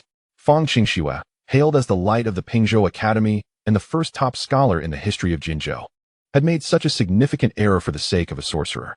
If word got out, it would undoubtedly tarnish her reputation. Fang Qingxue was taken aback. A sorcerer? Just moments ago, she had eagerly inquired about Lin Yi's whereabouts, and now he was branded as a sorcerer? After some thought, she said, "Chen Fuji, I know you are a relative of County Magistrate's son, but let us refrain from interfering in this matter. To be precise, neither of us holds the authority to intervene." Chen Jinbei understood that Fang Qingxue referred to the Haoran seal, saying, "Do you believe that because he resonates with the Haoran righteousness, he is necessarily just? Do not be deceived by appearances. Sorcerers practicing magical techniques are capable of anything." Chen Jinbei was profoundly disappointed in Fang Qingxue. He sighed, "I worry for your well-being as you prepare for the imperial examination. You will face the great scholars of the sacred academy of the nation and His Majesty. If your mind is unstable, you will be eliminated immediately." Fang Qingxue, blinded by her convictions, was advocating for a sorcerer. How could she face the great scholars and His Majesty? I am in excellent condition. There is no need for you to worry. Fang Qingxue was acutely aware of her actions and did not require anyone's admonition. Instead, she reminded Chen Jinbei, saying, however, do you know that the sorcerer you keep mentioning is actually the esteemed predecessor you seek? Chen Jinbei paused, looking at Fang Qingxue, frowning. What do you mean? Fang Qingxue explained, the verse I transcribed, which embodies remarkable talent, was composed by Lin Yi. He did not awaken his literary spirit through sorcery. My intervention was prompted by the fact that he is already a scholar. I believe that someone who can resonate with the Haoran righteousness would never commit the act of stealing magical techniques. Fang Qingxue paused for a moment, meeting Chen Jinbei's gaze earnestly, saying, Chen Fuji, could someone who elevated our Pingzhou Academy into the sacred academy of the nation truly be a sorcerer? Chen Jinbei was left dumbfounded by Fang Qingxue's words, his scalp prickling as he trembled uncontrollably. Is it him? Is he the prisoner mentioned by Sun Wenyuan? The one who composed this remarkable memorial poem? Sun Wenyuan. Chen Jinbei's anger surged, his entire body trembling as he nearly ground his teeth in frustration. Between Fang Qingxue and Sun Wenyuan, he chose to believe Fang Qingxue, because this memorial poem was within reach. Suddenly, Chen Jinbei's expression changed dramatically. What is it, Chen Fuji? Fang Qingxue asked, puzzled. Chen Jinbei's face darkened as he replied, I instructed Sun Wenyuan to send someone to apprehend him. He felt an overwhelming sense of regret. There exists an impulsive desire to confront Sun Wenyan at the county office. Bang! Chen Jinbei abruptly burst through the door, his voice resonating outside. Leave this matter to me. You can rest assured and proceed to the capital for the palace examination. Fang Qingxue wore a bittersweet smile, murmuring softly, I had initially planned to stay for 3 days. But it seems time is truly slipping away. Lin Yi, I look forward to your return to Pingzhou Academy after the palace examination. When Lin Yi arrived in the county town from the private school in the village, dawn had already painted the sky in soft hues. However, as he crossed the city gate, he couldn't help but furrow his brow. Several constables from the county office, along with the toothless clerk Zhang Xingcai, stood at the gate, seemingly awaiting his arrival. Lin Yi leapt down from the ox cart.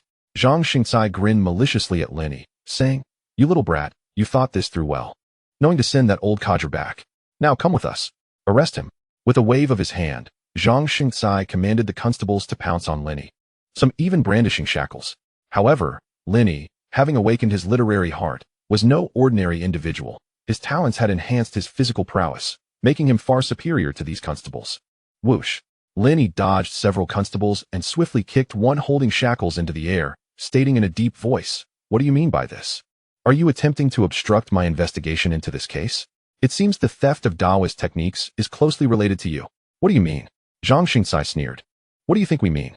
The Academy no longer protects you and has deemed you a demon invoking the literary heart with dark arts. Master Chun has ordered us to apprehend you for his personal interrogation. However, before that, I intend to exact vengeance for my broken tooth. Zhang Xingcai barked at the constables. What are you waiting for? Can't 5 or 6 of you capture one person? Don't you know to break his limbs? Useless, a truly despicable bunch. Chapter 10.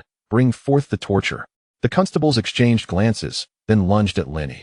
A cold smile crept across Lin Yi's lips. Fighting was his forte. Especially after awakening his literary heart, his physical abilities had vastly improved, rendering these minor officials insignificant. Slap. He swiftly raised his leg, sending one flying, and then punched another constable away. In less than a moment, several constables lay on the ground, howling in pain. Lin Yi dusted off his hands and approached Zhang Xingcai. What are you doing? You'd best not come any closer. Zhang Xingcai was frightened, retreating continuously, his face pale. What am I doing?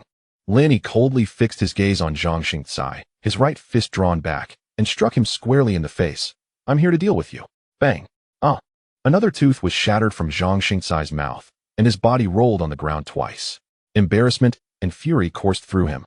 It felt as though he had sought out Lin Yi only to be beaten. At that moment, Lin Yi stepped closer to Zhang Xingcai, who was terrified, retreating further with fear gleaming in his eyes. This fellow is ruthless. Unlike other scholars who merely spoke, he not only spoke, but also acted. You little brat. Don't deceive yourself. If you dare to strike me again, slap. Ow. Zhang Xingcai yelped like a pig as Lin Yi crushed his calf bone. Lin Yi towered over Zhang Xingcai, disdainfully saying, Had you not uttered those words, I would not have laid a hand on you. Hitting a vermin like you would only dirty my hands. In the Daoist dynasty, a clerk held no official status, merely considered half a scholar. It was better to strike such a person who sought to endanger him than to allow him to live. You, Zhang Xingcai fumed, wishing he could devour Lin Yi alive. The academy no longer protects me? Lin Yi shook his head, calmly stating, it matters not. However, it is highly probable that the academy's master will proactively seek to protect me, for knowledge is power. Lin Yi believed that one day, the scholars of this world would fervently support him, not out of vanity, but because it was the truth. Ha ha ha, you truly amuse me. Thinking they would protect you? You are nothing. Zhang Xingcai could not help but laugh, but as he did, the pain from his facial injuries caused him to gasp. Remember, do not interfere with my investigation. Otherwise, it will not just be a leg. Lin Yi stepped over Zhang Xingcai and climbed back onto the ox cart. Disappearing from the city gate, Zhang Xingcai's face flushed crimson, yet he dared not utter another word. He could only turn back to the groaning constables and shout, what are you still doing? Go fetch the doctor, you bunch of useless fools. Master Qin has concluded that I awakened the literary heart through dark arts? It seems that solving this case will not be so simple. Lin Yi furrowed his brow. He did not regard the earlier events at the city gate as significant. He believed he had done nothing wrong. In broad daylight, Zhang Xingcai dared to lead men to offend a scholar. According to the law, killing him would not be unjust. Yet, he could not afford to kill Zhang Xingcai, who bore the Howren seal. Doing so would contradict the righteous spirit of Howren. In such a case, he would not only lose the righteous spirit, but also find it increasingly difficult to prove his innocence. One step at a time, with Fang Qingxue around. He need not worry excessively. Lin Yi organized his thoughts and reached the county office once more. At this moment, within the main hall, Master Qin Jinbei stood with his hands clasped behind his back, positioned in the center, flanked by the weary-eyed Sun Wenyan. Since returning to the county office in the middle of the night, Master Chun had remained silent, his expression particularly grim. Cousin, what has transpired? Why the long face? Have you gained new insights? Is inspiration flowing? This is a good thing. You ought to feel joyous. Sun Wenyan's words had dried up. Yet Master Chun continued to be taciturn, maintaining a stern countenance with eyes closed. When he opened his eyes and glanced at Sun Wenyan, a hint of disdain crossed his features before he closed them once more. Sun Wenyan was startled by Chun Jinbei's gaze, feeling as though he had been pierced by a sharp sword, sharp and terrifying. What is happening? Why is Master Chun looking at me with such eyes? Confounded. Sun Wenyan stood to the side, puzzled. Lin Yi has arrived. Just then, a constable announced. Master Qin Jinbei's eyes widened with a hint of excitement. Good.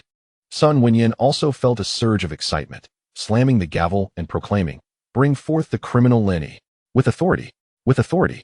The 2 rows of constables perked up, their weapons striking the ground, and the atmosphere turned solemn. Lin Yi entered the main hall, immediately spotting Master Chun standing within. He needed no guesswork to identify him.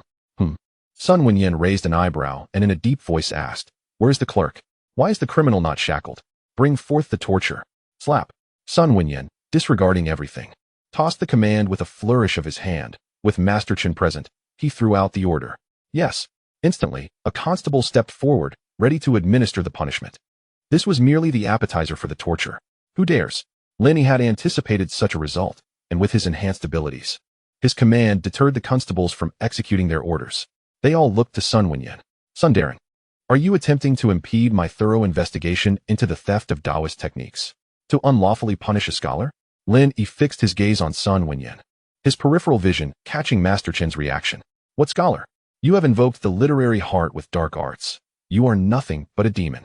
Sun Wenyan glared at Lin Yi, and simultaneously sought guidance from Chun Jinbei, stating, Master Chun, this youth is an accomplice of the thief who stole the Daoist techniques. A demon invoking the literary heart with dark arts. How should he be dealt with? Lin Yi looked at Master Chun, his expression remarkably calm. Though he felt anxious about the academy's master intervening, his adversary had yet to make a move. It is evident that the other party is not one to act indiscriminately. Chun Jinbei paid no heed to Sun Wenyan and scrutinized Lin Yi from head to toe. Subsequently, he flicked his sleeve, causing ink, brush, paper, and inkstone to fly out. At the same time, the table before Sun Wenyan slid directly to Lin Yi's side, with the 4 treasures of the study landing steadily upon it. What is happening? Lin Yi looked at Qin Fuzi with suspicion, somewhat bewildered. Was he not already deemed a sorcerer? What is this grand display? Qin Fuzi? Sun Wenyan was momentarily taken aback and stared in astonishment at his cousin Qin Jinbei. This is not what he had anticipated at all. Qin Jinbei, with a stoic expression, stated, to prove you are not a sorcerer, there is but one method. Right. Chapter 11. Fuji. Always here to enlighten you, right? Lin Yi gazed at Qin Jinbei, feeling that this scholar seemed somewhat off. Was he not convinced that Lin Yi had awakened the literary spirit through sorcery? Why then? Was he suddenly requesting him to write during the interrogation? To awaken the literary spirit through poetry and prose requires at least the caliber of a talented poet. This is precisely what you must produce, Qin Jinbei remarked earnestly. Externally, he appeared calm, yet internally he was brimming with excitement. If Fang Qingtian's words were indeed true, he would soon acquire a new poem of exceptional talent. There is no need. Scholar Fang Qingtian can attest to my abilities. Lin Yi shook his head. I just composed a poem of great talent yesterday. Must I write again? A poem of exceptional talent can endure for centuries. It is a true treasure beyond price. Any scholar would go mad for it. Surely, this scholar is not attempting to take my work for free? This thought suddenly emerged in Lin Yi's mind. And the more he pondered it, the more plausible it seemed. Qin Jinbei replied, Scholar Fang has already departed from Anyang County. She is heading to the capital for the examinations. Left? Lin Yi was momentarily stunned, feeling an inexplicable sense of loss.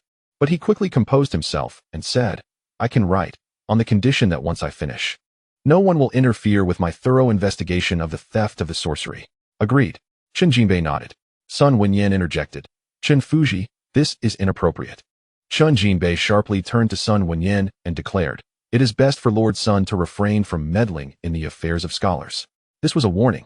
Sun Wenyan's face flushed red, and his hands trembled uncontrollably beneath his official robes. He was puzzled as to why, just last night, he had ordered the arrest of Lin Yi's cousin, and now he seemed to have turned into a completely different person. At this moment, Lin Yi felt entirely reassured. Qin Fuji must have met with Fang Qingtian and likely knew of the poem he had written. I will not allow you to take my work without compensation. Lin Yi resolved within himself. He recalled countless poems and essays in his mind, obscure, rare, and widely acclaimed. Yet, even if he knew many, he could not simply give them away. They were his means of survival in this world. Approaching the table, Lin Yi took up the brush and dipped it in ink, proceeding to inscribe upon the unfolded rice paper the line, The path to knowledge is paved with diligence. The sea of learning is vast, and hard work is the vessel. A surge of talent flowed forth. Yet, aside from this, no other phenomena occurred, resembling merely the scene of a scholar copying poetry for practice. Unremarkable. Excellent. Sun Wenyan felt a wave of relief wash over him, his previously anxious heart now at ease, musing. I thought he would genuinely produce a poem of exceptional talent.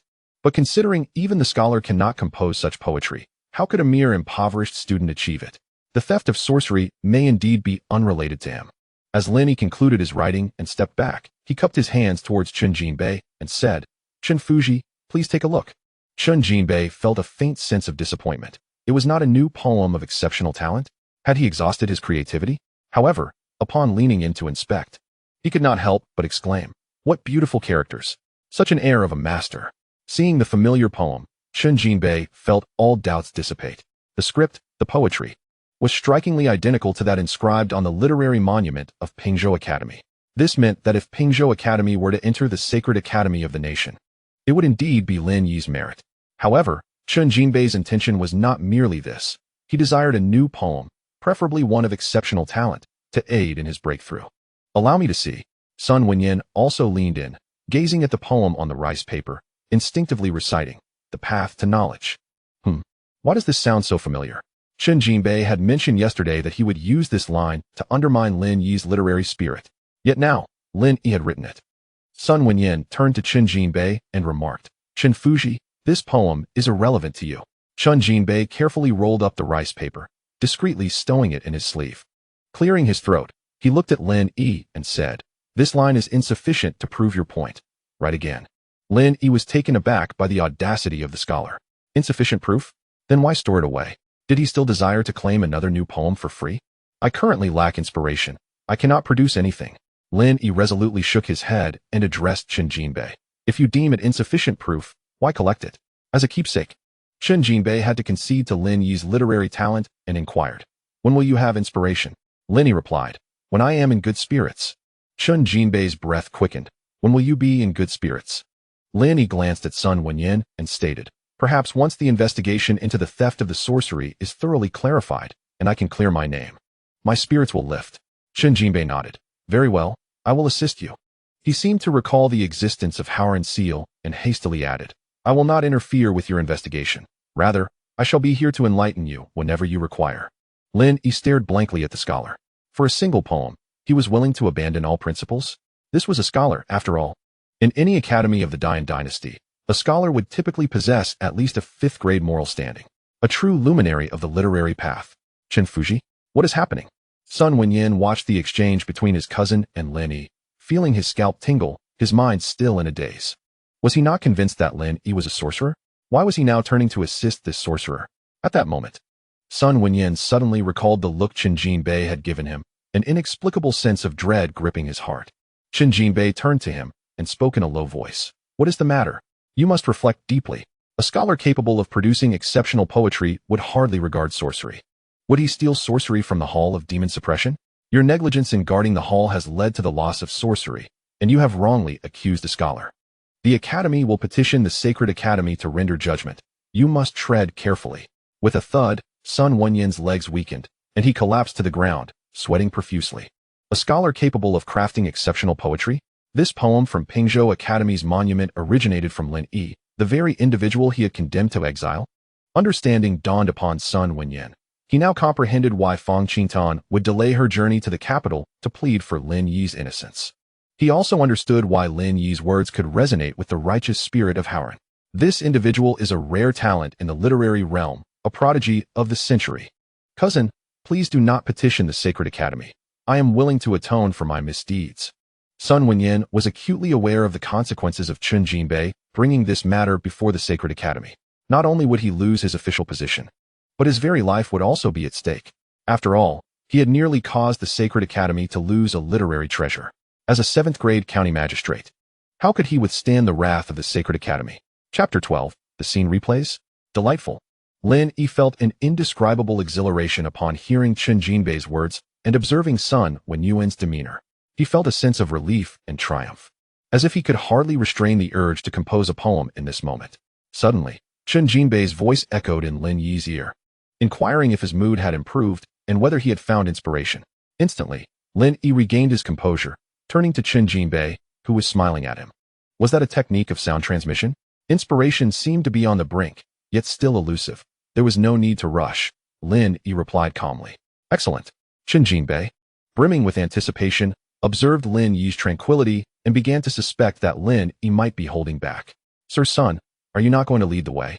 I, Lin Yi, a scholar of the Shuyuan, resonate with the spirit of heaven and earth and demand a thorough investigation of this case. How long do you intend to delay? Do you not wish to redeem your misdeeds? Chen Jinbei directed his gaze at Sun Wenyuan, who he had already regarded as a scholar of Pingzhou Shuyuan. Sun Wenyuan nodded fervently, shedding any semblance of the authority typical of a 7th-rank official, and with a smile more pitiful than tears, he addressed Lin Yi, Scholar Lin. Please follow me. Chen Jinbei nodded slightly, approving of Sun Wenyuan's newfound wisdom. Lin Yi, with an indifferent nod, trailed behind Sun Wenyuan towards the Zhenma Hall. At that moment, a voice called out, Sir, you must take a stand for us. Lin Yi, this rogue defies the law and disrespects authority. Master Zhang demands swift action. Master Zhang Shunkai was carried in by several constables, his right leg bandaged, as he lay on a stretcher, accusing Lin Yi of his crimes. Lin Yi halted, casting a scornful glance at Zhang Shunkai.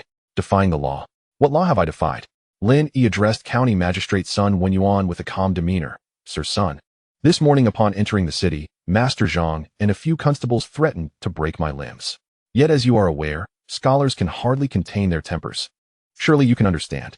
Sun Wenyuan nodded earnestly, his sympathy for Zhang Shunkai entirely absent, even feeling an urge to deliver a kick. What a collection of fools. Do they not see the current situation? Do they wish to endanger him? Sun Wenyuan said sternly, bring down Zhang Shunkai, who intended to harm a scholar of the Shuyuan, and give him 30 lashes. Yes. The constables moved forward and dragged Zhang Shunkai from the stretcher. What are you doing? I am your master. Sir. Zhang Shunkai cried out as he was pinned to the ground, wailing in agony with every strike of the baton. Lin Yi paid no heed to Zhang Shunkai's pleas. Instead, reflecting on the elevated status of scholars in this world, a privilege granted only to those recognized as scholars of the Shuyuan. For behind the Shuyuan stood the formidable Zhen Guosheng Yuan. Zhenma Hall, in fact, was an 8-story tower within the county office, now under the vigilant watch of constables patrolling inside and out. It was Lin Yi's first encounter with Zhenma Hall, and he curiously surveyed the imposing black edifice. He could faintly sense a surge of scholarly energy within.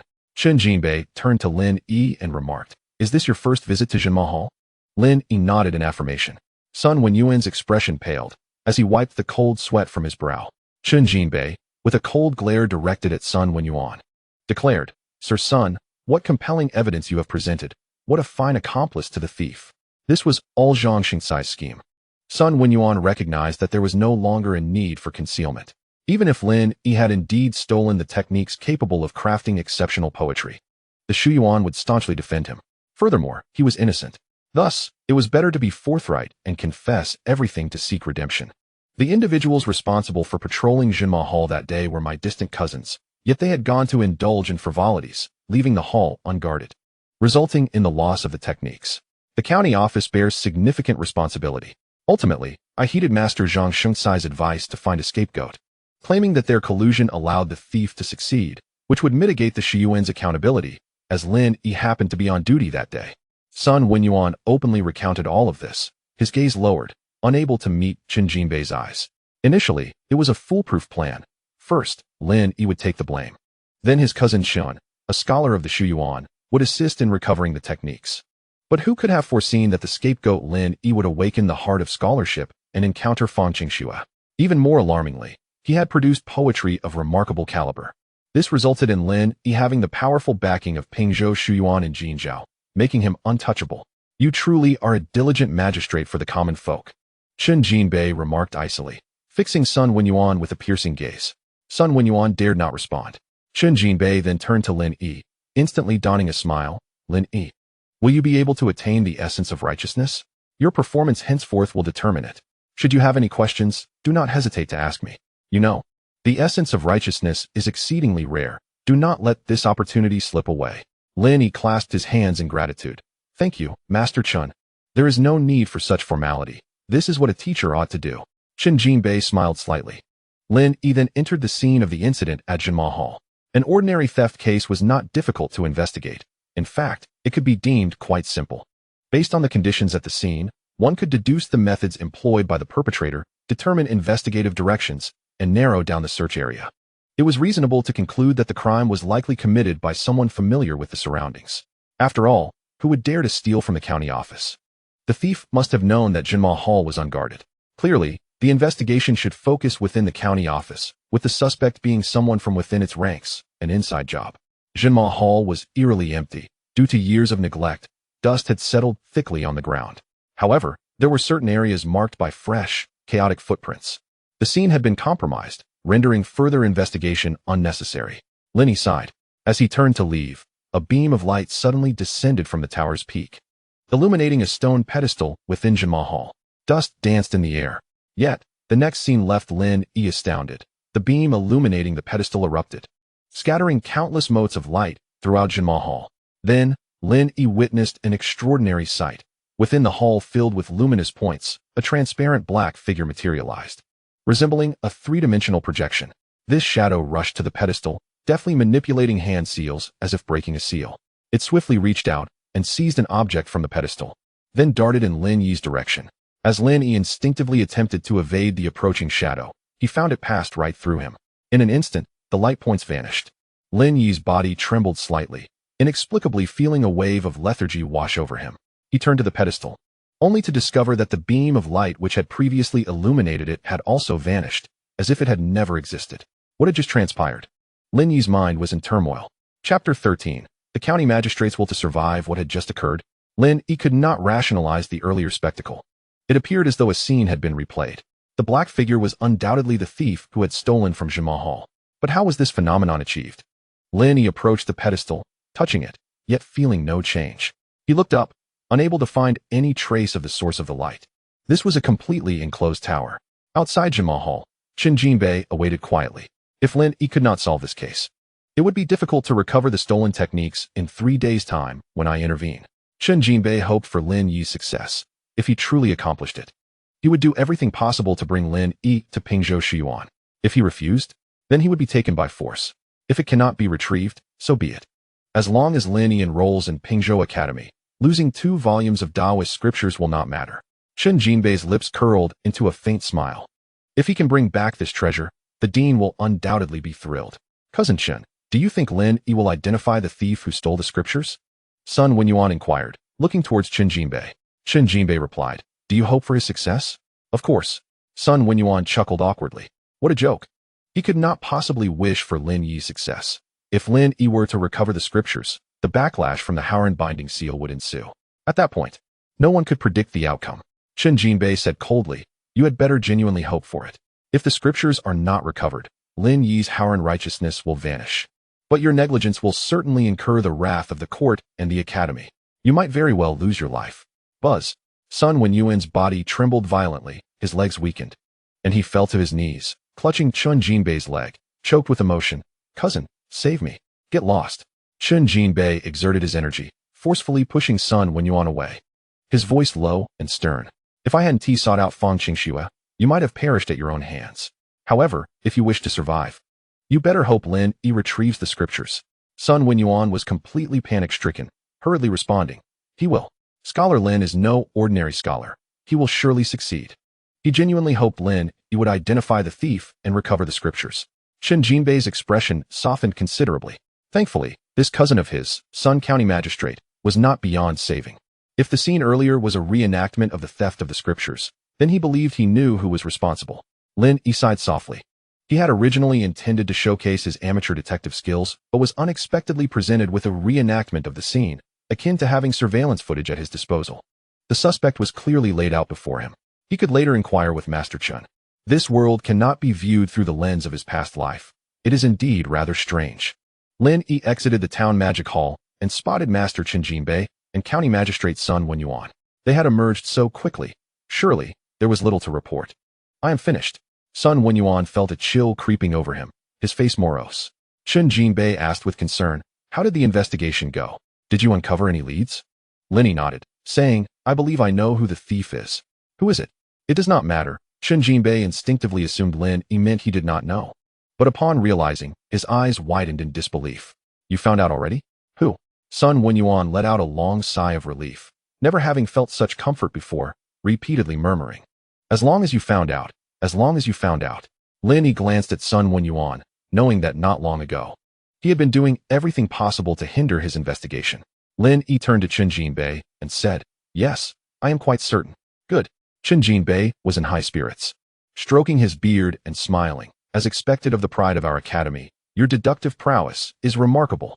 Lin Yi remained silent. When did he become the pride of the academy? Indeed, scholars possess thick skins. Lin Yi continued. Gather everyone from the county office. Not a single person should be absent.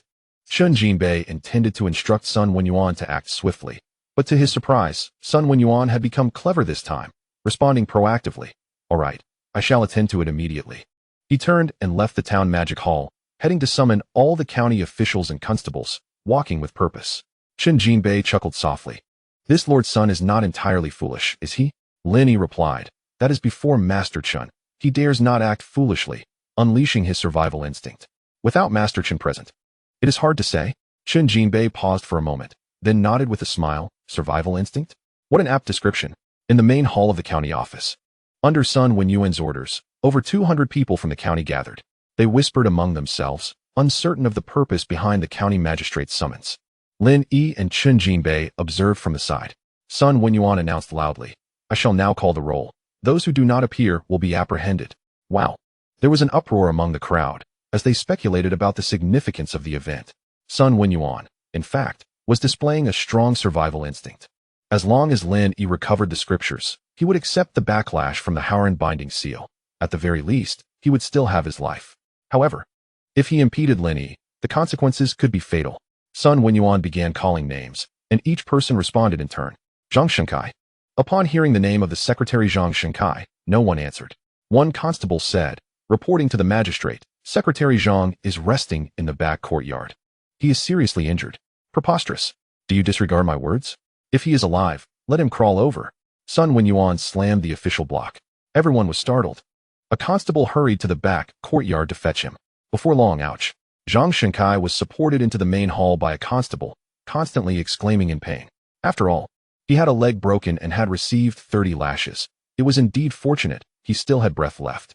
Zhang Shenkai broke free from the constable's support, collapsing to the ground, and complained, "My lord, I am wronged." Tears streamed down his face. The other officials and constables felt pity for the sight of a grown man weeping so helplessly. "Wronged? You, who incited this magistrate, still have the audacity to claim injustice before me?" Sun Wenyuan was seething with anger. This wretched Zhang Shengkai had suggested that Lin Yi take the blame. And now, everything was ruined because of him, especially with the uncertainty surrounding the consequences of the Howren Binding Seal's backlash. Zhang Shengkai stared at Sun Wenyuan in disbelief. The next moment, Sun Wenyuan walked respectfully to Lin Yi, adopting a humble demeanor. "Scholar Lin, I have gathered everyone as per your instructions. What further orders do you have?" Wow. The officials in the county office were astonished to witness the county magistrate treating Lin Yi, who had been a prisoner just days ago, with such deference. They were dumbfounded, their scalps tingling with disbelief. What on earth is happening? Chapter 14.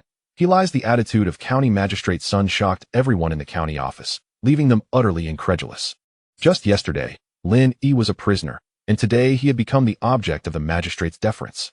Zhang Shengkai was bewildered, stammering, "My lord?" He saw that Sun Wenyuan's gaze remained fixed on Lin Yi, his posture slightly bent, even displaying a hint of humility. Zhang Shengkai could not comprehend this. Lin Yi was equally astonished that Sun Wenyuan would lower himself in front of so many people. However, he surmised that Sun Wenyuan was putting on a show for Qin Jinbei. As long as he resolved the case of the stolen scriptures, Sun Wenyuan would only suffer the backlash from the Howren Binding Seal. But if the scriptures remained unrecovered, Qin Jinbei would not allow Sun Wenyuan to escape unscathed. Lin Yi looked at the crowd in the main hall and said, "Have them step aside." Huh. Sun Wenyuan was taken aback. Qin Jinbei cast a glance at Sun Wenyuan, and in an instant, Sun Wenyuan yielded, hurriedly gesturing, "Step aside, quickly, quickly." "Yes, my lord." Though the officials were puzzled, they obediently moved aside, leaving only Zhang Shengkai, who lay on the ground. "Someone, assist this master." "Do you expect me to crawl out?" Zhang Shengkai shouted. Lin Yi approached Zhang Shengkai, squatting down and extending his hand. "Hand it over." Qin Jinbei raised an eyebrow. "What?" Zhang Shengkai paused, his face flushing with anger. "Hand over what? What do I have to give you? You little brat. Don't think you can flaunt your authority just because you are a scholar. I, Zhang Shengkai, have seen my fair share of scenes." Slap. Lin Yi delivered a resounding slap, retorting, "Then you have indeed never witnessed the spectacle of being slapped in the face by me, have you?" Zhang Shengkai glared furiously, feeling deeply humiliated as he fixed his gaze on Lin Yi. Lin Yi rose to his feet and met Zhang Shengkai's eyes, stating, "A few days ago, while the constables guarding the Jinma Hall were out indulging in revelry, you stealthily entered and absconded with the Daoist techniques, did you not?" Gasps echoed through the room. "What? It was Master Zhang who committed the theft? Surely that cannot be true. He was not even at the county office that night." Many constables exclaimed in disbelief. Some believed it was impossible for Zhang Shengkai to be the culprit, as he had an alibi. Qin Jinbei suddenly became intrigued by the case, murmuring, "Oh? Is that so definitive?" He was curious how Lin Yi had deduced Zhang Shengkai's involvement so quickly after merely visiting the Jinma Hall. It seemed utterly absurd. Sun Wenyan was taken aback. "Ha ha." Zhang Shengkai, rather than seething with anger, laughed mockingly, saying, "How ridiculous. I, Zhang Shengkai, have always despised those who steal like chickens and dogs. You accuse me of theft? Where's your evidence? As the saying goes, if you wish to frame someone, you will find a pretext." He continued, "With Chun Fuzi backing you, you feel invincible. If you have the courage, imprison me right now. Otherwise, I shall crawl to the county magistrate of Jinju and seek justice." Zhang Shengkai stood tall and righteous, even clasping his hands together, imploring Lin Yi to detain him. Confident that Lin Yi would not dare, Lin Yi turned to Sun Wenyan and declared, "Lord Sun, put him in chains." Zhang Shengkai momentarily froze, instinctively retracting his hands.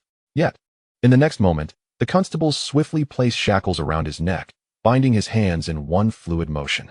Zhang Shengkai, furious and humiliated, exclaimed, "What is the meaning of this? Are you rebels?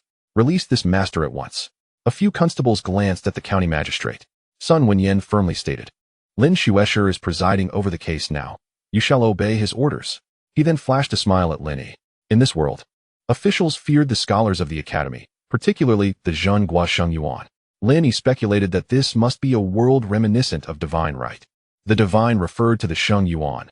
Otherwise, a mere 7th-rank county magistrate could not be so subservient. Lin Yi gazed at Zhang Shengkai and remarked, "I have yet to encounter someone making such demands." "As you wish. Lin Yi, you are unjustly persecuting the county office's master. You disgrace yourself as a scholar." Zhang Shengkai glared at Lin Yi, not forgetting to address Chen Fuzi. Chen Fuzi, will the academy stand idly by? Chen Jinbei calmly responded. Lin Yi possesses the Howren seal. The academy has no authority to intervene. Moreover, he believes you to be the thief, and he has his reasons. Lin Yi wasted no further time. Fixing his gaze on Zhang Shengkai, do you admit to stealing the Daoist techniques? I did not. I have an alibi. You claim I stole the techniques. Produce your evidence. Zhang Shengkai glared at Lin Yi with reddened eyes. Lin Yi turned to the constable holding the water and fire staff and commanded, use torture. The individual who had stolen from the Jinma Hall, based on his stature, silhouette, and the peculiar sensation experienced when the shadow passed through him, was undeniably Zhang Shengkai. However, lacking evidence, Lin Yi could only resort to coercing a confession.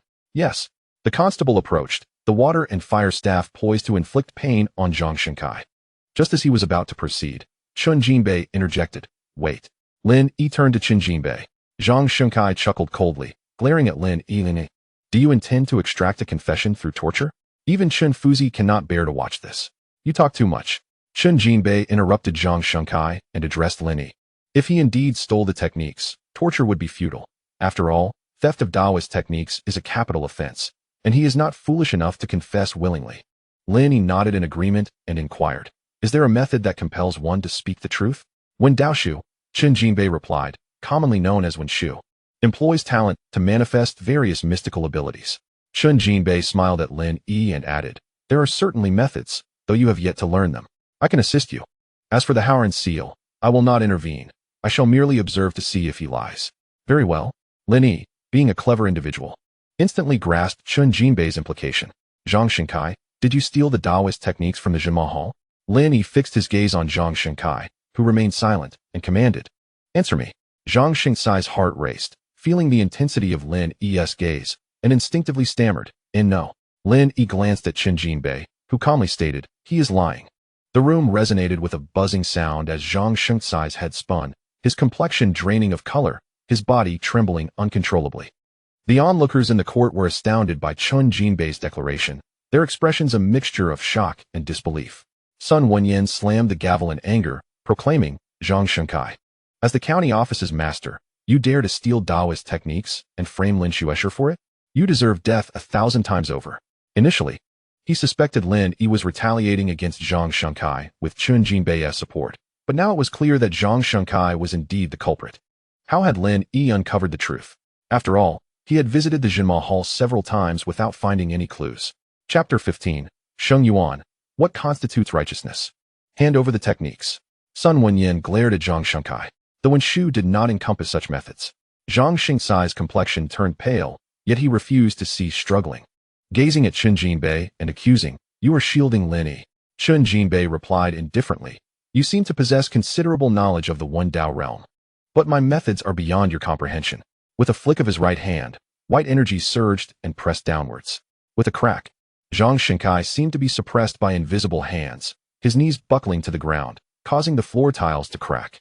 Chen Jinbei's eyes glimmered with energy as he commanded, where are the techniques?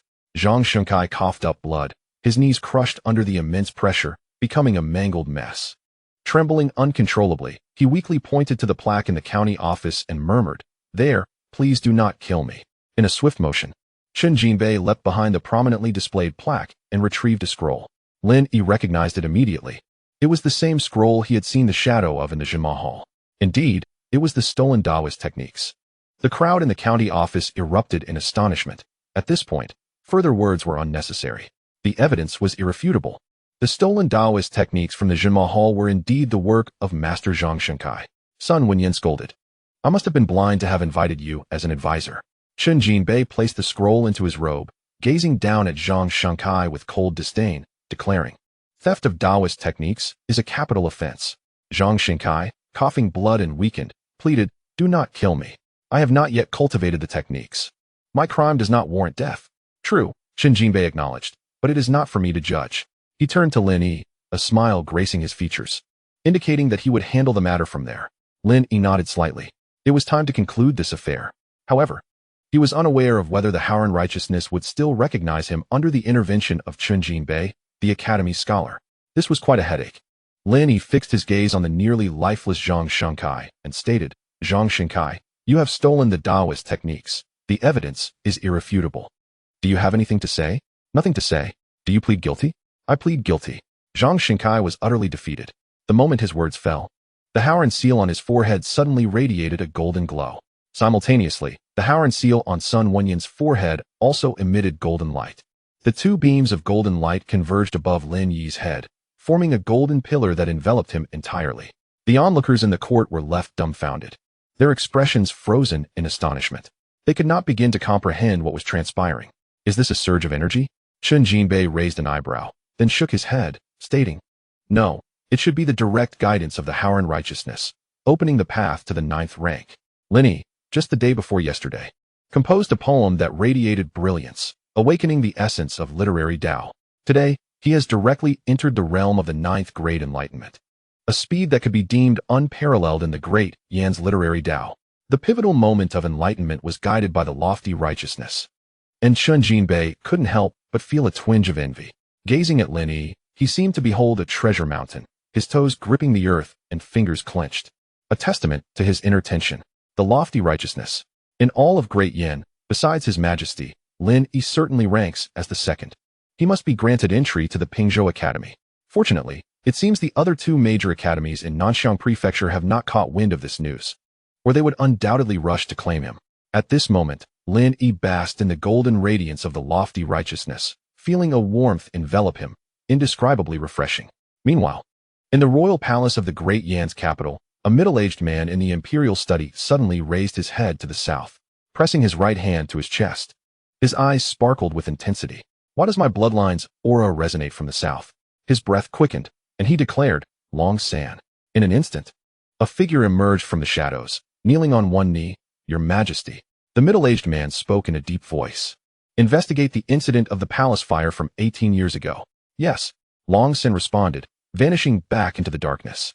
In the capital's National Guardian Academy, at the stargazing platform, an elderly man in a white robe stood with his hands clasped behind his back, gazing southward, his brow furrowing slightly. The lofty righteousness is not something that can resonate and integrate with just anyone. He then extended his right hand, gently pressing into the void before him.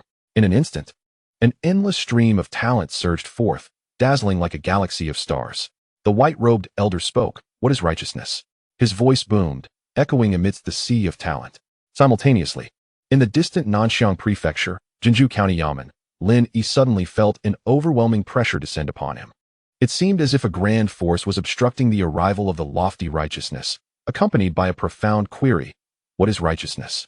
This voice resonated throughout the entire county office, even reaching the ears of literary practitioners across Jinju. Chen Jinbei's expression changed, and he quickly exclaimed, Lin Yi, this is a query from the Academy. It's an assessment from the Academy. If you pass, you can participate in next year's Sacred Assembly and vie for the position of Holy Son.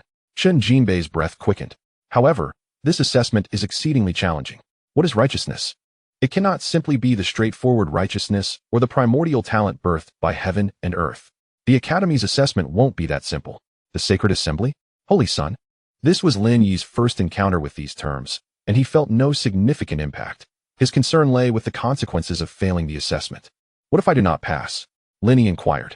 You will be unable to channel the lofty righteousness and break through to the 9th grade enlightenment, Chen Jinbei replied. Cursing inwardly, Lin Yi felt that the Academy was meddling too much. The lofty righteousness is not a gift from the Academy. How could they intervene? It was undoubtedly jealousy. Yet, Lin Yi could never relinquish the lofty righteousness. Compared to talent, this was the pinnacle of excellence. Was it not merely a matter of answering questions? Steeling himself against the immense pressure from heaven and earth, he declared aloud, Heaven and earth possess righteousness, diverse and endowed with form. As his first words fell, the golden pillar enveloping Lin Yi grew increasingly resplendent. Simultaneously, the pressure he bore began to dissipate significantly, granting him a sense of relief. Heaven and earth possess righteousness, diverse and endowed with form. Upon hearing these words, Chen Jinbei was taken aback, exclaiming, What a marvelous phrase, diverse and endowed with form. Sun Wenyuan stood in stunned silence, his eyes wide in disbelief. He suddenly felt grateful for his timely awareness. Had he been a moment later, his fate might not have been better than Zhang Xingcai's. Without pause, Lin Yi continued, Below, it manifests as mountains and rivers, above, as the sun and stars. To humanity, It is called lofty righteousness, sweeping across the vast expanse. The royal path must be clear and unimpeded, containing harmony and illuminating the court. When times are dire, virtue is revealed, painting in red and blue, with the final words. A thunderous clap resonated above in county, deafening and seemingly capable of splitting the heavens. This thunder not only shattered the pressure from the academy, but also terrified the kneeling Zhang Shengkai to death in that instant. Sun Wenyuan fared poorly as well.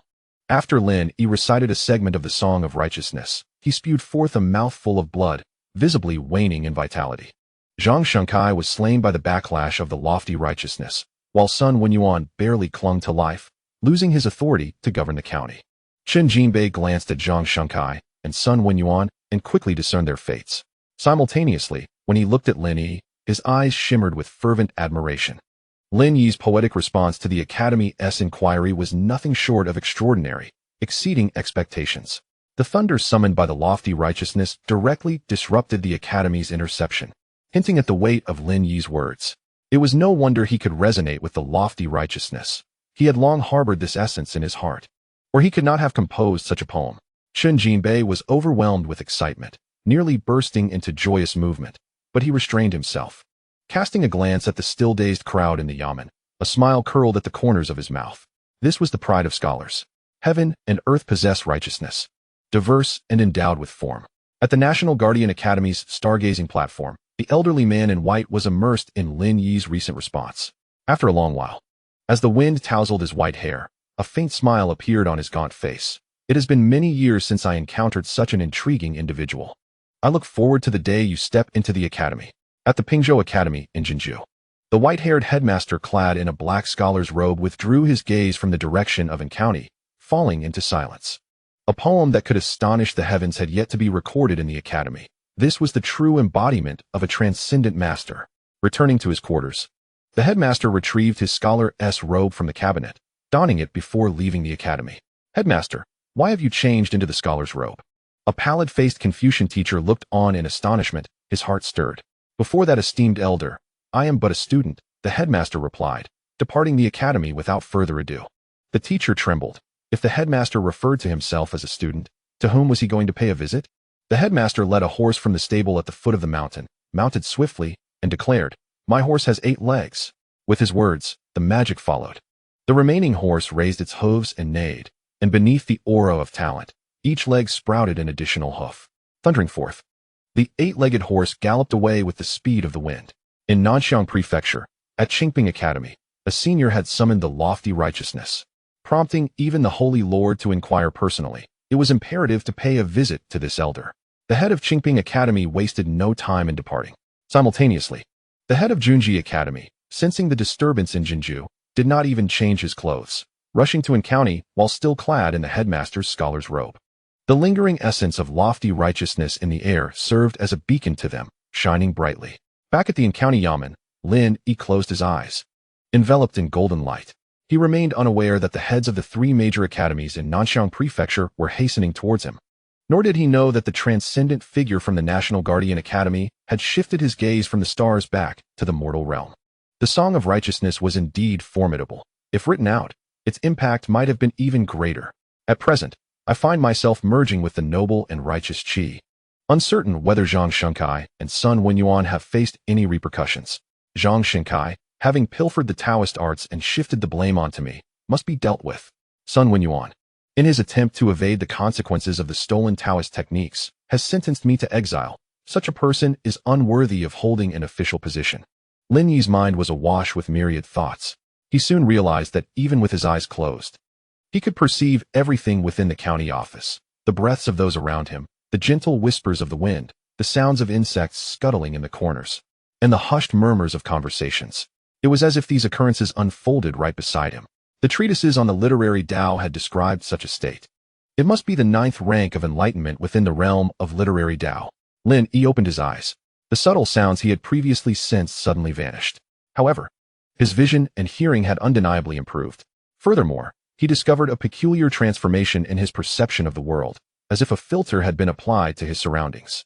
He could now see the latent talents drifting through the cosmos, not through sight, but through the heart. If awakening the heart of the literary Tao had rendered those talents icy and lifeless, Then now, after integrating the noble and righteous Qi, he felt those talents brimming with vitality, radiating a comforting warmth.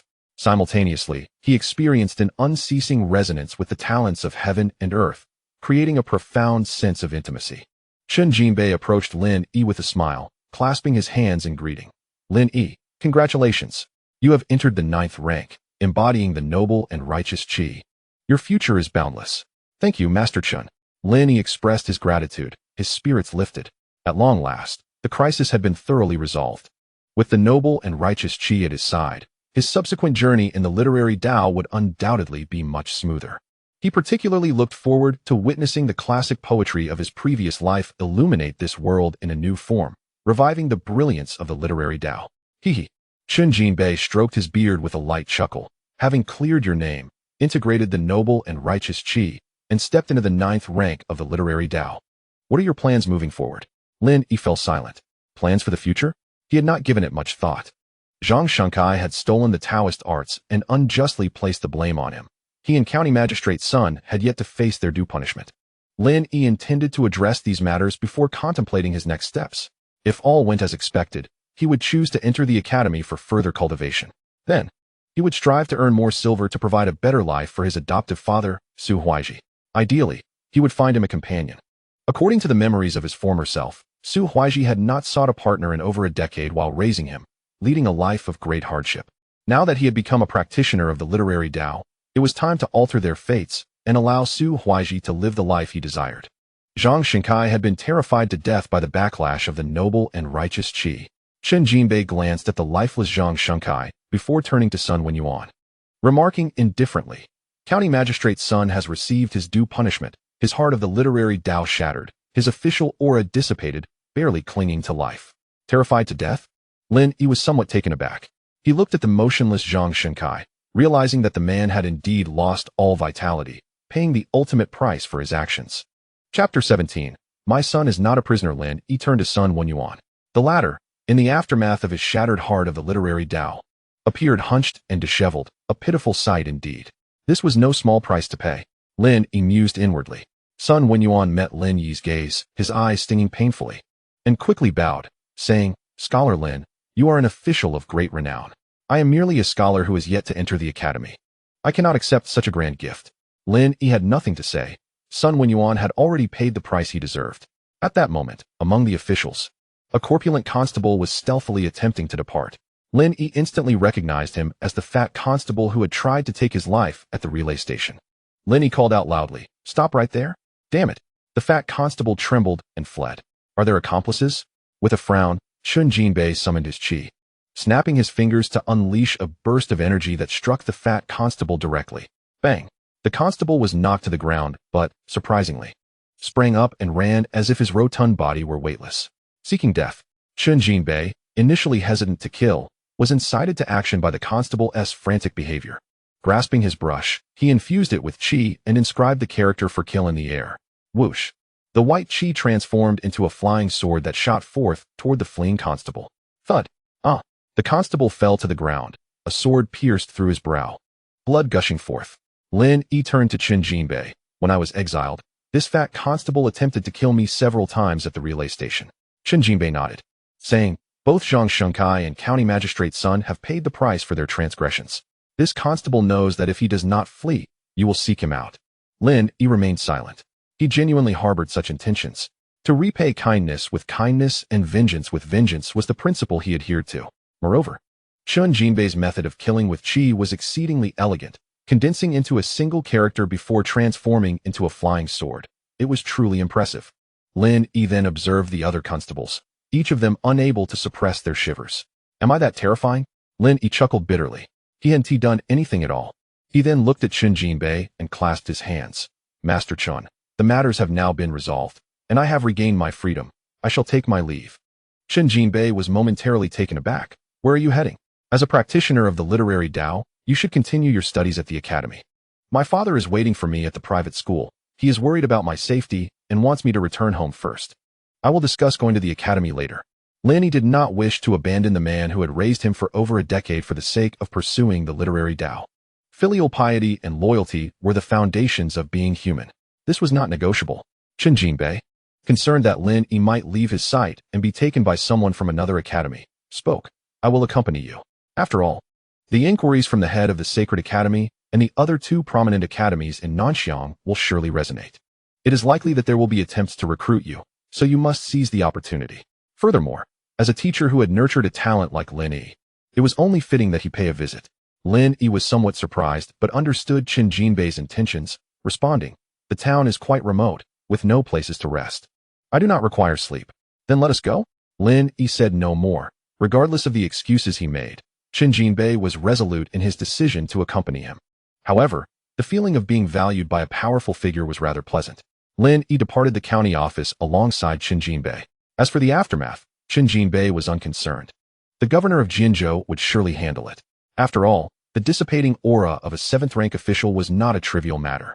Lin Yi led Qin Jinbei to the ox cart. Qin Jinbei was taken aback. Is this your steed? Is there a problem? Lin Yi replied. He had no other choice. Su Huaiji earned a meager income teaching at the private school and could not afford a proper carriage. Hu Wunti want a luxurious vehicle. The key was being able to afford it and to maintain it as well. Lin Yi hopped onto the ox cart, smiling at Qin Jinbei. So, Master Qin, are you still willing to go? Of course. What is wrong with riding in an ox cart? Qin Jinbei, determined, leaped onto the cart as well. However, he quickly found it unbearable, as an unpleasant odor assaulted his nostrils. Had it not been for the scholarly aura emanating from Lin Yi, he might have truly succumbed to despair. I might be the only 5th-ranking Wenxiu in Diyin who rides a bullock cart outside a private academy in Anyang County's Dexing town. The cacophony of voices erupted around me. With a thud, Su Huaiji was forcefully ejected from the academy by a group of merchants clad in fine brocade. Several books and a few scholars' robes lay scattered upon the ground. I had thought that Su Huaiji possessed some talent, yet he ended up teaching a convict. Get out of the academy, and do not corrupt my children. He cannot be allowed to leave so easily. Have we not paid him a substantial amount over the years? He ought to return every last coin. Indeed, refund us. The merchants glared fiercely at Su Huaiji, clamoring for him to reimburse the tuition fees. Behind them, over a dozen youths hid behind the academy's door, surreptitiously observing the scene. Father, the teacher cannot possibly instruct. Look at how long I've studied. Yet I cannot even memorize a single essay. Indeed, he has wasted so much of our time. He must compensate us. A few youths stepped forward, looking down upon Su Huaiji with disdain. His face flushed crimson upon hearing the accusations from his students, and he felt a wave of dizziness, collapsing weakly to the ground. My son is not a convict. You cannot insult him and tarnish his reputation. Su Huaiji glared at the crowd, his eyes reddened, reiterating. Lin Yi is not a convict. One merchant sneered, not a convict? Just days ago, the county officials came to report. Do you still wish to conceal the truth? Lin Yi, who appeared quite honest on ordinary days, was revealed to be such a person. I truly was blind, thinking of marrying my daughter to him. A middle-aged woman patted her chest, saying, fortunately, he was caught early. Otherwise, my daughter would have truly fallen into calamity. Indeed, more people gathered around, whispering and pointing. The private academy was right ahead, where my father usually taught, nurturing the children of merchants in the town, who treated us quite well. Lin Yi had conversed much with Qin Jinbei. In the original memories, the impression of the academy was profound. These merchants had always been kind to both father and son. Recently, there were even plans to marry off their daughter to him. Is that so? Qin Jinbei smiled. His gaze toward Lin Yi filled with increasing admiration. In such a modest academy, Lin Yi had achieved this level of learning, surely. The virtues of diligence and perseverance were deeply engraved in his soul. Simultaneously, a sense of respect arose in his heart for Su Huaiji, who had forsaken his own happiness to raise Lin Yi alone. Chapter 18. What are you? What is happening? As the bullock cart halted on the street outside the academy, Lin Yi noticed a throng of people gathered, seemingly denouncing something. Qin Jinbei chuckled. Let us go take a look. They are likely waiting for your return. A smile graced Lin Yi's face. The neighbors were truly warm-hearted. Perhaps they knew he was wrongfully accused. After all, the original had a commendable reputation in Dexing town. Whenever a family faced difficulties, he would be there to lend a hand. Lin Yi approached with a smile, but his expression soon stiffened, and his fists clenched tightly. To tarnish his reputation? Lin Yi was already a prisoner. I had inquired through connections that he had been sentenced to exile by the county magistrate. A crime second only to death. A voice rang out from the crowd as a youth holding a folding fan approached. It was Zhu Changyu. As the crowd saw the youth approaching, they parted to make way, their demeanor shifting to one of respect. Lin Yi intended to step out, but halted upon seeing the youth with the fan, his brows furrowing. He wished to ascertain what this individual intended. Zhu Changyu, a scholar of notable lineage, was the brother of a bachelor from Junji Academy, making him part of a prominent family in the town. Even the county magistrate showed him deference. He had a close relationship with the original, referring to each other as brothers. Yet Lin Yi could not fathom why this good brother, who had lent him money and facilitated connections within the county office, would utter such words. Young Master Zhu, is what you say true? Has Lin Yi committed such a grave offense? No, Su Huaiji must not continue teaching at the academy. I fear the child may learn his bad ways. Such a person is unworthy of being an educator. He must refund the fees and leave. The crowd grew more agitated. They had invested considerable sums to establish the academy and hired Su Huaiji to instruct, only to discover he had raised a son like Lin Yi. How could they trust him now? Young Master Zhu, your family is esteemed. Your brother is a scholar at Junji Academy. How about we pool our resources to invite you to teach at our academy? One wealthy merchant was the first to speak up, and soon others joined in agreement. Indeed, we have decided to dismiss Su Huaiji. The academy is in need of a new teacher. Yes, young Master Zhu, you are our town's great talent. If you agree, we would be willing to pay tenfold for your services. The merchants looked at Zhu Changyu with eager anticipation. If they could secure him as a teacher, it would elevate their status. After all, he was the younger brother of Zhu Lirun, a bachelor at Junji Academy. They would be aligned with such a renowned family, unlike Su Huaiji, a mere impoverished scholar who raised a convict, bringing them shame. Zhu Changyu replied, since the townsfolk have expressed such sentiments, it would be impolite to refuse. I shall accept the invitation. My brother is also returning from the academy to visit. It would be an opportune time for him to see the academy and identify areas for improvement. However, regarding Su Huaiji, Zhu Changyu's expression turned troubled, looking helplessly at the merchants. Wow, young Master Zhu truly intends to come to the academy? A wave of astonishment swept through the crowd, and the merchants were electrified with excitement. Quickly tidy things up.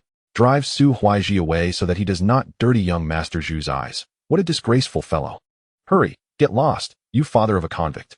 The merchants hurled insults at Su Huaiji again, their disdain glaringly evident. Even one of Zhu Changyu's attendants stepped forward, preparing to kick Su Huaiji's belongings away. But at that moment, a figure appeared before him, delivering a swift kick to his shin. Bang! Ah, my leg. Zhu Changyu's attendant howled, rolling on the ground in agony. Who? The crowd was drawn to this scene, their gazes fixing upon Lin Yi, who wore an expression of disbelief. Lin Yi, aren't you sentenced to exile? Merchants who recognized Lin Yi could hardly believe their eyes. However, this seemed to matter little now. How can you treat him this way? Lin Yi questioned, his face darkened, enunciating each word. He then knelt down to gather Su Huaiji's belongings, helping him up. Father, are you all right? Su Huaiji shook his head. I am fine. Little Yi, are you unharmed? I'm fine. Lin Yi smiled, wishing to ease his father's worries. He surveyed the surroundings, memorizing the faces of these merchants. Disappointment filled Lin Yi. He could not help but lament that had he not traversed into this world, the original would have faced exile, and Su Huaiji, once expelled from the academy, would undoubtedly lead a life of poverty and despair. The merchants' expressions shifted under Lin Yi's gaze, their faces becoming somewhat uneasy, and they fell silent. Lin Yi, you truly have the audacity. Having been exiled, you dare to escape? At that moment, Zhu Changyu unfurled his fan, adopting a lecturing demeanor. The crowd began to react. You actually fled in fear of punishment. Quickly, someone apprehend him and bring him to the authorities for a reward. A few merchants were indifferent to the meager reward, but some onlookers couldn't help but feel a surge of excitement. Just as they were about to rush forward, Lin Yi turned around and coldly remarked, "You may attempt it." The crowd was momentarily taken aback, feeling the terrifying intensity in Lin Yi's gaze, akin to a blade. They glanced at Zhu Changyu's henchman, who was still wailing while clutching his leg, and forced a nervous chuckle, refraining from advancing. Xiao Yi, do not cause trouble. We cannot afford to provoke them. Su Huaiji urged, worried that Lin Yi might create a scene. After all, none present were individuals they could challenge. It was best to avoid such troubles. Living at the bottom of society requires an awareness of one's place. His decades of experience in the lower echelons had taught him that the world is rather pragmatic. Lin Yi, gazing into Su Huaiji's hopeful eyes and observing his clenched fists, quietly relaxed his grip. All right. Lin Yi supported Su Huaiji and began to walk towards the edge of the crowd. Given his temperament, he would typically seek to teach these people a lesson. However, he could not deny Su Huaiji's expectations. Halt! Zhu Changyu's voice rang out, and as he spoke, several individuals surged from the crowd, blocking Lin Yi and Su Huaiji's path. I have a good rapport with County Magistrate Sunday. He told me your case is a solid conviction, a capital offense. It is only due to my connections that he altered your sentence to exile. Shouldn't you express your gratitude? Moreover, you've injured my subordinate. Lin Yi, will you simply walk away from this? Zhu Changyu lamented, revealing a look of disappointment towards Lin Yi. Lin Yi regarded Zhu Changyu with indifference, stating, "What are you?" In the past, Lin Yi would have traditionally bowed in gratitude for Zhu Changyu's intercession, but now he saw through Zhu Changyu's facade. He even suspected that Zhu Changyu's efforts to help him secure a position in the county office and lend money to Su Huaiji were part of a scheme, leading to his wrongful arrest. "What did you say?" Zhu Changyu snapped, closing his folding fan and glaring at Lin Yi. "Do you dare to repeat that? Do you believe I won't send a message to the county office, and your head will roll?" Lin Yi chuckled, shaking his head. "I do not believe it." "You." Zhu Changyu was taken aback by Lin Yi's sudden defiance, his voice deepening. "Very well. You have successfully provoked my ire." With a glance at the men surrounding Lin Yi, he signaled them to move closer. Each of them was robustly built, clearly trained in martial arts, regarded by scholars as brutish fighters. Nonetheless, Lin Yi felt no concern. Now a 9th grade Wendao practitioner, he had transcended the mundane. Standing on an entirely different plane from these men, no matter how many came, it would be futile. Just as Lin Yi prepared to act, Su Huaiji urgently pleaded with Zhu Changyu. "Zhu Gongzi, Lin Yi is still young and naive. Please, do not make things difficult for him. He truly did not steal anything. It was a misjudgment by the magistrate." "Misjudgment?" Zhu Changyu scoffed. "This case holds no such misjudgment." As he approached Lin Yi, gently tapping his fan in his palm, he assumed the demeanor of a cat toying with a mouse. Lin Yi, maintaining his calm, observed Zhu Changyu closely. Zhu Changyu leaned in closer to Lin Yi's ear, taunting. "Do you know? You and your father are merely pawns in my game." Lin Yi furrowed his brow. "What do you mean? Could it be that his appointment at the county office was orchestrated by the Zhu family? But what was their true objective?" Zhu Changyu smirked condescendingly. "You wouldn't understand even if I told you. Was it not my idea to drive your father away?" "Ha ha." The crowd chuckled along with Zhu Changyu. But Lin Yi couldn't help but laugh, channeling his energy into his palm and striking Zhu Changyu's face with a resounding smack. The sound was crisp and melodious. Zhu Changyu's head snapped to the side, a tooth mingled with blood flying out as he was sent hurtling backward. With a thud, Zhu Changyu crashed to the ground, dazed. Silence. The surroundings fell into an eerie stillness, every smile frozen on faces, as they stared in disbelief at the scene. What just happened? Seeking death. "How dare you strike, Zhu Gongzi? Cripple him." A few brutish fighters snapped out of their shock, their fury igniting as they lunged toward Lin Yi. Su Huaiji was momentarily stunned by the sudden escalation. However, Lin Yi remained unfazed. His reflexes had vastly improved, and the weaknesses in their attacks were glaringly evident. Even without practicing Wenshu, he could easily suppress them with sheer energy. With swift movements, Lin Yi sidestepped their charges, retaliating with 2 swift punches that left 2 fighters reeling. A powerful elbow strike and a swift kick sent 4 fighters sprawling to the ground, groaning in pain. "Is this all they have?" Lin Yi clapped his hands, a look of disdain on his face. In his past life, he had dabbled in combat sports, and his energies sometimes felt akin to the internal strength of martial arts, granting him immense power. These hulking men were akin to fitness trainers, but lacked true prowess. All beneath the Wendao are but ants. That phrase was no jest. Su Huaiji gazed at Lin Yi in astonishment, struggling to believe his eyes. He was aware that Lin Yi had awakened his Wendao heart, but such ferocity was beyond comprehension. Could it be that he had reached a new level? Suddenly, Su Huaiji's face flushed crimson, his excitement causing his body to tremble. The merchants and onlookers were equally terrified, recalling how they had treated Su Huaiji, trembling at the thought of retaliation. In the distance, Chen Jinbei refrained from intervening. Such minor skirmishes were beneath him. Yet, he felt somewhat surprised. Had Lin Yi not claimed that these people were treating him and his father well? Was he now awakening to their true nature? As the saying goes, one knows the face, but not the heart. This incident served as a lesson for Lin Yi. At that moment, Zhu Changyu regained his composure, glaring furiously at Lin Yi. "You seek death. Do you know who my brother is?" Zhu Liren of Junji Academy, an 8th grade Wendao practitioner, currently in town. "You wouldn't survive even 10 encounters with him." Lin Yi looked down at Zhu Changyu, remarking, "8th grade? How impressive. You have truly frightened me." With a mocking expression, Lin Yi lifted his foot, pressing it against Zhu Changyu's chest, narrowing his eyes. "The last person to threaten me at the county office was Zhang Shenkai. His corpse is still cooling. Do you wish to become the next Zhang Shenkai?" Lin Yi's tone was unusually calm, yet his words struck like thunder in Zhu Changyu's mind. What did you say? Zhu Changyu's eyes widened in shock as he stared at Lin Yi. He's dead? That spell. Zhu Changyu realized he had let something slip and quickly shut his mouth, his face turning pale. At that moment, he caught a whiff of a fragrance from Lin Yi's foot, and his expression changed drastically. Why you awakened your Wendao heart? As if coming to a revelation. He stared at Lin Yi. No wonder you have such confidence to injure my man. It turns out you have awakened your Wendao heart. Jealousy colored Zhu Changyu's face. Lin Yi did not respond to Zhu Changyu's words, but instead locked eyes with him, declaring, the spell? It seems that your family's schemes to have me take the fall at the county office were indeed orchestrated by you? Zhu Changyu's expression turned frantic. However, he remained silent. Fully aware of the dire consequences of being associated with the spell, it would go against the will of the Sacred Academy. Just a thought from the Academy could obliterate their family. Even if you don't speak, I understand. Your Zhu family is doomed. Lin Yi, even though he had just traversed to this realm, was acutely aware of the consequences of cultivating Daoist techniques, particularly in relation to the Zhu family and the county magistrate's advisor, Zhang Shankai. If he were to inform Qin Fuji, it would be of no avail. Not even considering the presence of Zhu Liren, who possessed the 8th rank of the Liming realm, nor the 4th rank of the Junzi realm. Lin Yi hoisted Zhu Changyu from the ground. Release me. My brother will be here any moment. What does awakening the heart of the literary Dao matter? He is of the 8th rank. Killing you would be as simple as slaughtering a chicken.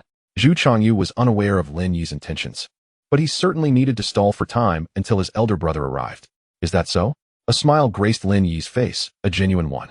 It appeared that Zhu Liren from Junji Academy was also entangled with the Daoist techniques of the Anyang County Magistrate's Demon Suppression Hall. Since his brother was on the way, it was time to ensnare them all. Chapter 20. Do you wish to oppose me, Junji Academy? Zhu Liren of Junji Academy? He was indeed a prodigy. Before Fang Qing Snow became the champion, his reputation was unmatched, excelling in calligraphy and painting, though his progress seemed to have stagnated later on. Chen Jinbei also heard Zhu Changyu's words, and a figure from years past at Pingzhou Academy materialized in his mind. He had once encountered Zhu Liren when he was brought by a scholar from Junji Academy to visit Pingzhou Academy. What was termed a visit was, in reality, a provocation. Unfortunately, at that time, Fang Qing Snow had yet to mature, and all the scholars of Pingzhou Academy were thoroughly humiliated by Zhu Liren. One scholar even suffered from a squinting eye due to anger and had yet to recover. If Zhu Liren were to appear, it would be akin to stepping out without consulting the almanac. Should he provoke Lin Yi, he would only bring shame upon himself. A smile appeared on Chen Jinbei's face, as he anticipated Zhu Liren's entrance. However, Qin Fuji expressed regret, sighing, "It is a pity that no scholar from Junji Academy is present. Otherwise, I could vent my frustrations." Almost immediately after Lin Yi had subdued Zhu Changyu, a white figure descended gracefully from the rooftop, hands clasped behind the back, turning away from Lin Yi. The aura emanating from him was potent, and his scholarly robe billowed, exuding an indescribable ethereal quality. "Young Master Zhu, you have arrived." The crowd quickly bowed deeply to Zhu Liren, their demeanor exceedingly humble. "Brother, save me." Zhu Changyu, seeing the refined silhouette, was overjoyed and glared at Lin Yi, shouting, "You little bastard, my brother has arrived. Now let us see how you perish." Seeking death, Lin Yi forcefully stepped down. "Ah!" Zhu Changyu let out a piercing scream. The white figure, previously turned away from Lin Yi, abruptly spun around, glaring at him. Impudence. At that moment, alongside Zhu Changyu's wail, a layer of black mist enveloped his upper body. The emergence of this black mist made Lin Yi feel as though he were treading on steel plates. Ma Bao Huti.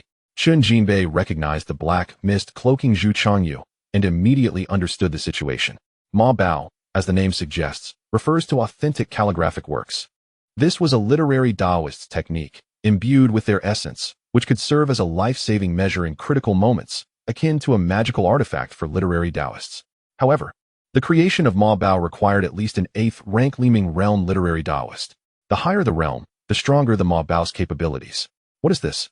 Lin Yi raised an eyebrow. He was unfamiliar with the nature of this substance, but the black mist carried the fragrance of ink and contained pure literary essence. He speculated it was related to literary Daoists. Magical artifact? Whoosh. Simultaneously, the youth clad in white, after issuing his reprimand, unleashed a brush from his sleeve, upon which literary energy coiled, emanating an intensely sharp aura, aimed directly at Lin Yi. So swift, Lin Yi sensed the peril in this brush and tilted his body, narrowly avoiding it as it grazed his chest. "Oh!" Zhu Liren, taken aback by Lin Yi's evasion, casually waved his hand, beckoning the brush back to him. Zhu Liren toyed with the brush in his hand, fixing his gaze upon Lin Yi. You are quite impressive. You possess the potential to become my literary attendant. Zhu Changyu was momentarily stunned. Brother? He wished fervently for Lin Yi to be slain by his elder brother. Yet how could his brother be contemplating the acquisition of an attendant? Zhu Liren disregarded Zhu Changyu and continued, What say you?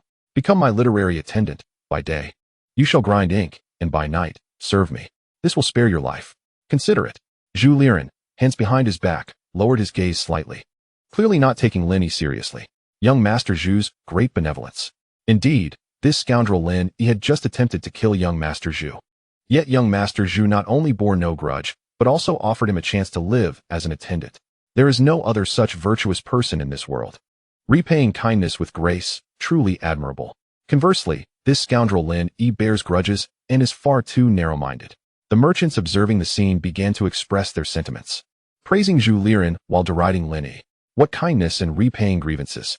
This is clearly an act of humiliation. You are truly a disgrace. Zhu Huaiji rebuffed the merchants, feeling particularly disheartened. The crowd regarded Zhu Huaiji with disdain, having no interest in his objections. They were merely flattering Zhu Liren, and what could he do about it? Lin Yi could not help but chuckle, fixing his gaze upon Zhu Liren, and declared, Cough, Tue. A glob of spittle was directly ejected onto Zhu Liren's face. Silence. The surrounding area fell into an eerie stillness, as if time had frozen, all eyes wide with disbelief at this scene. Even Qin Jinbei was momentarily taken aback, then shook his head with a wry smile. This lad hardly resembles a scholar. Zhu Changyu stood there, dumbfounded. Zhu Liren's face flushed crimson, his body trembling uncontrollably, and then, in a sudden eruption of fury, a powerful wave of literary essence surged forth, his hair standing on end as he went into a rage. Who is Zhu Liren? A prodigy from Junji Academy, one of the top 10 literary talents of Nanxiang Prefecture, who had once suppressed all literary scholars of Pingzhou Academy. He had even caught the attention of a prominent Confucian from the National Academy. He was exalted, while Lin Yi was but a fortunate ant he had pulled into play. Even conversing with him was a blessing beyond measure. Yet this ant dared to spit upon him. A profound humiliation. A profound humiliation. Even shredding him to pieces would not quell his anger. Kill, kill, like a dog. Today I shall not rest until I feed your flesh to the dogs. In an instant, his literary essence soared. Zhu Liren was driven to the edge of rage. In a flash, clutching the brush in his right hand, Zhu Liren drew in the air, as if summoning a deity capable of severing life and death, his aura terrifyingly powerful. His concentrated literary essence transformed into a ferocious tiger, vividly alive, charging directly at Lin Yi. The spectators, under the pressure of this literary tiger's might, were nearly paralyzed with fear, some even soiling themselves as they collapsed to the ground, trembling uncontrollably. Lin Yi felt an overwhelming pressure as well. He turned to Qin Jinbei and said, Qin Fuji, I have seen enough of this farce. Very well. Qin Jinbei sighed with a wry smile, stepping forward as if traversing a short distance. Instantly appearing in front of Lin Yi. With a casual gesture, he drew a circle in the air and flicked his fingers lightly. The literary tiger, towering at 3 meters, made contact with Qin Jinbei's fingertip, and then it cracked inch by inch. Boom. The literary tiger exploded, sending a scorching wave of energy sweeping forth. Zhu Liren immediately coughed up a mouthful of blood. The literary tiger was connected to his heart, representing his will. With the literary tiger destroyed, his spirit was similarly wounded. It is you. Zhu Liren recognized Qin Jinbei, standing before Lin Yi, stating in a low voice, Qin Fuji, do you wish to oppose Junji Academy? Chapter 21. A frog at the bottom of the well. Zhu Liren reacted swiftly, casting a large hat upon Qin Jinbei's head. Qin Jinbei furrowed his brow, silently cursing the cleverness of this lad. To his astonishment, he directly pressured him using Junji Shuyuan. However, he was also aware that Lin Yi was indispensable, and this was a form of assessment by Lin Yi for Pingzhou Shuyuan. If he were to falter now, would Lin Yi still join Pingzhou Shuyuan? And if so, what then? Qin Fuzi spoke calmly. Zhu Liren furrowed his brow. As a Confucian scholar of Pingzhou Shuyuan, not only do you shield criminals, but you also dare to harm me. Do you believe I will report you to the Holy Academy, bringing disaster upon Pingzhou Shuyuan? What a sharp-tongued youth. Qin Jinbei was both amused and surprised by Zhu Liren's clarity of thought, as each word struck at his sore points. Whether Lin Yi is a criminal or not, heaven and earth have already verified him. You attempt to harm a disciple of Pingzhou Shuyuan. As a Confucian scholar, how can I remain indifferent? Qin Jinbei understood Zhu Liren's influence within Junji Shuyuan. He could protect Lin Yi, but he could not take harsh measures against Zhu Liren. What? Lin Yi has become a disciple of Pingzhou Shuyuan? But he was a prisoner. How did he suddenly turn into a disciple of the academy? Even the Confucian scholar is protecting him? Whispers erupted around them, and some merchants turned pale with fright. What does it mean to be a disciple of the academy? This status is on par with that of Zhu Depizi. If Su Huaiji, as the father of a disciple, could continue teaching at the private school, he would be far more suitable than Zhu Changyu. After all, Su Huaiji has effectively cultivated a scholar of literary and moral integrity. Wouldn't their offspring then? Heavens! Some merchants turned ghostly white, collapsing to the ground, overtaken by inexplicable regret. One merchant reacted quickly and hurried to Su Huaiji, eager to exchange pleasantries, but was met with a furious get lost. As Su Huaiji pointed a finger at him, what does a scholar need for civility? Nonsense. This is a bunch of lowly creatures who look down on others. To speak civility to such people is to disgrace civility. Su Dage, I am not. Get lost. Su Huaiji grew resolute, unwilling to lose face for Lin Yi. Lin Yi noticed Su Huaiji's stance and felt a sense of relief. His timid adoptive father was finally beginning to change. Scholars must possess a sense of pride. Lin Yi then turned his gaze to Chen Jinbei, eager to gauge the resilience of Pingzhou Shuyuan. Should they be easily intimidated by Zhu Liren's words, he would undoubtedly sever ties with Pingzhou Shuyuan. At present, Chen Jinbei appeared highly competent, showing no signs of retreat. However, Lin Yi also discerned that Pingzhou Shuyuan could not rival Zhu Liren's Junji Shuyuan. In the future, with me and Pingzhou Shuyuan, Junji Shuyuan would amount to little. Lin Yi maintained his confidence. He continued to focus on the interaction between Chen Fuzi and Zhu Liren, curious to see how the former would handle the situation. Heaven and earth have verified him. Chen Fuzi, how could you utter such words? Zhu Liren shook his head. I once thought Pingzhou Shuyuan was quite lacking. I did not expect it to be even worse than I imagined. Protecting such rubbish that awakens literary and moral integrity from the heavens. It seems your academy is indeed devoid of talent. A frog at the bottom of a well. Chen Jinbei was incensed by Zhu Liren's sharp tongue, rolling up his sleeves, ready to confront him. Lin Yi was momentarily stunned, then couldn't help but chuckle, feeling an inexplicable sense of gratitude. Whether in the Anyang County office or here, Chen Fuzi was protecting him. Pingzhou Shuyuan. He had resolved to trust Chen Fuzi. Just then, with sleeves rolled up, Chen Jinbei called out without looking back, Lin Yi. Lin Yi was puzzled. Why call me? He asked. Chen Fuzi? Chen Fuzi, in a fit of anger, instructed Lin Yi. This Zhu Liren claims there's no one in Pingzhou Shuyuan. You must challenge him. Lin Yi was at a loss for what gratitude felt like. Ha! Zhu Liren laughed, brimming with arrogance, retorting coldly. A firefly dares to compete with the brilliance of the moon? In truth, he had calculated that Chen Fuzi would not dare to act against him, for he was the pride of Junji Shuyuan. Chen Fuzi might disregard him, but he could not ignore Junji Shuyuan. A firefly? Chen Fuzi raised his head, stroking his beard, and said to Lin Yi, let this frog at the bottom of the well witness what true brilliance is. Lin Yi instantly comprehended Chen Fuzi's words. He stepped forward, exuding an overwhelming righteous aura. In an instant, a mighty and grand righteous energy erupted from within him, accompanied by a soaring column of golden talent. At that moment, Lin Yi was enveloped in dazzling golden light, reminiscent of the most sacred being on earth, blinding and radiant. My eyes, what is this? The onlookers were rendered unable to open their eyes due to the golden light. Under the pressure of this righteous energy, the small-minded were left powerless, collapsing to the ground as if facing heavenly judgment. Especially Zhu Changyu, who lay close to Lin Yi, was overwhelmed by the pressure of the righteous energy, rendering him utterly helpless. How is this possible? The composure and smile on Zhu Liren's face vanished, and his body began to tremble uncontrollably. Righteous energy. You possess righteous energy? No, this cannot be real.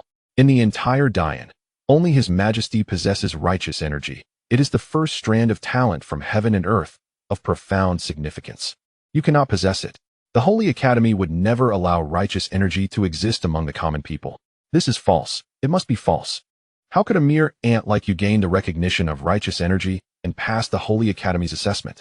Zhu Liren's pride shattered the moment Lin Yi unleashed his righteous energy. He understood all too well what righteous energy represented.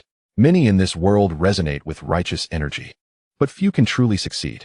Lin Yi withdrew the righteous energy, feeling a wave of emptiness wash over him. To achieve the previous effect, he had nearly drained his internal talent. However, witnessing Zhu Liren's near-manic state made it worthwhile. Righteous energy can be wielded in such a manner? Only I and the Emperor of Daoist possess it? That is indeed impressive. Lin Yi had not anticipated the rarity of righteous energy, but it turned out to be a blessing. After all, rarity confers value. Meanwhile, the heads of the three major academies of Nangxiangfu, rushing to the scene, once again felt the overwhelming righteous energy in the air. All right, I can now pinpoint the location. The head of Pingzhou Shuyuan, seated on an 8-legged steed, turned his gaze towards Daxing town, his eyes shining brightly as he declared, "At this moment, I am 100 miles away." Whoosh. The head of Pingzhou Shuyuan vanished from atop the horse, which collapsed instantly, its 4 legs of talent disappearing, lifeless. At this moment, I am 100 miles away. At this moment, I am 100 miles away. Almost simultaneously, the heads of Junji Shuyuan and Qingping Shuyuan, arriving from different directions, also activated their 4th-rank Junzi Realm's spellcasting ability, vanishing from sight. Chapter 22. You are not worthy. Zhu Liren, you must learn to concede and accept reality. Chen Jinbei consoled Zhu Liren. Calling it consolation was, in truth, a form of sarcasm. Zhu Liren had once used these very words to mock the scholars of Pingzhou Shuyuan. I do not accept. Zhu Liren, proud and arrogant, could never concede so easily. His eyes reddened as he declared, he possesses righteous energy. He will inevitably fail to overcome the 8th rank of destiny. That is the reality. Therefore I will not accept. Ancient texts record that few can surpass the threshold of destiny after gaining the first strand of talent from heaven and earth. To master righteous energy requires virtuous alignment. Daiyan's sole possession of righteous energy by the emperor stems from his status as the supreme ruler, holding dominion over the world. In Zhu Liren's eyes, Lin Yi, the son of a penniless scholar, is unworthy to claim righteous energy as his destiny. He cannot surpass the 8th rank of destiny. Lin Yi was deeply moved, deciding to inquire about Chen Fuzi later. If he could not upgrade and grow stronger, how would he navigate this world? How would he become a trailblazer of this era? You need not concern yourself with this matter. Chen Jinbei stated calmly.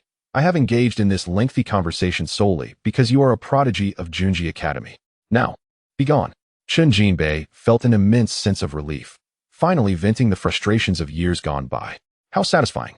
At that moment, Zhu Changyu climbed to Zhu Liren's side, advising, brother, we should take our leave. Zhu Liren furrowed his brow, speaking in a low voice. Is this the extent of your courage? Are you frightened of the Academy's master? As a student of Junji Academy, even the master must heed my countenance. The Pingzhou Academy lacks even a stone tablet. It does not merit entrance into the Holy Institute. Zhu Changyu grew anxious, exclaiming, Zhang Shiye is dead. Zhu Liren's eyelids twitched, numerous thoughts flashing through his mind. His gaze fell upon Lin Yi and Chen Jinbei, and he said solemnly, Fine, I shall concede this time, but I will visit your Pingzhou Academy again in the future. Zhu Liren turned to leave, followed promptly by his entourage, lifting Zhu Changyu along. Chen Fuzi, are you truly allowing them to depart? Lin Yi supported Su Huaizhi, approaching Chen Jinbei with a puzzled expression. Chen Jinbei replied helplessly, there is no other choice. He is a prodigy of Junji Academy, and besides, you have not suffered any loss. You have crippled his brother, and he is further enraged by your disdainful spitting. At a critical moment, I even severely injured him. Combined with your righteous aura, it is enough to shake his resolve in the literary path. You ought to be content. Chen Jinbei felt somewhat embarrassed to refer to Lin Yi as such, as he displayed no semblance of a scholar. Yet, the more Lin Yi behaved this way, the more Chen Jinbei believed he was a favored child of destiny. His literary talents were undeniable. Not only had he composed poetry that could resonate throughout the province, but he also provided answers to the inquiries of the Holy Institute's master. Chen Jinbei could not help but feel a twinge of envy. Upon reflection, it seemed that Lin Yi had not suffered a loss after all. Lin Yi considered this carefully and conceded that it indeed appeared so, but upon further reflection, he decisively shook his head. I have suffered greatly. Here, we have not suffered. It is merely being expelled from the private school. Father does not even care to teach those unruly fellows. Su Huaizhi had also become emboldened, gazing at Lin Yi with a look of appreciation. Chen Jinbei retorted, How have you suffered greatly? Lin Yi replied earnestly, The Zhu family is involved in the theft of county office techniques. I was framed while on duty at the county office, orchestrated by the Zhu family in collusion with Zhang Shenkai. Su Huaizhi was momentarily stunned, but upon grasping certain key points, he stomped his foot and declared, Yes. I was wondering why Zhu Changyu was so eager to lend us money and facilitate Lin Yi's connections at the county office to become a temporary constable. I thought they were on good terms, but it seems they want to harm our year. Spitting on the ground in anger, Su Huaizhi exclaimed, Ba?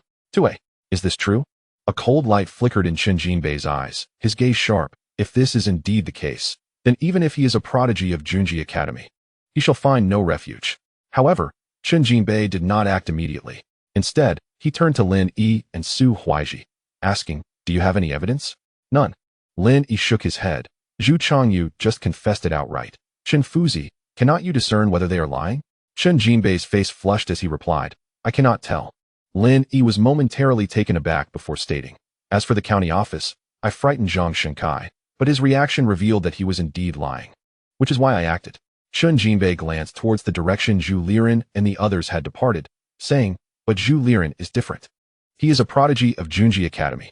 Without solid evidence, I cannot take action against him, unless—" Lin Yi's heart tightened. "Unless what?" Chen Jinbei slightly lifted his head, stroking his beard. "Unless he is expelled from Junji Academy. But that is nearly impossible. In our Nanxiang prefecture, individuals with a literary path are already scarce, let alone prodigies like Zhu Liren." Sighing, Chen Jinbei continued, "Moreover, now that the techniques have been recovered, Junji Academy will only shelter him, assisting him in clearing his name." Lin Yi frowned. "Is there truly no other way?" "None." Chen Jinbei shook his head. Lin Yi felt a sense of dissatisfaction within, yet he was not in a hurry. A gentleman takes his time to seek revenge. In other words, a gentleman's vengeance is either in the act of striking back at his enemy or on the path to do so. Lin Yi was someone who remembered both kindness and enmity. Zhu Liren would eventually fall into his hands. Just then, the merchants investing in the private school approached Su Huaiji, Lin Yi, and Chen Jinbei with shameless smiles, bowing deeply.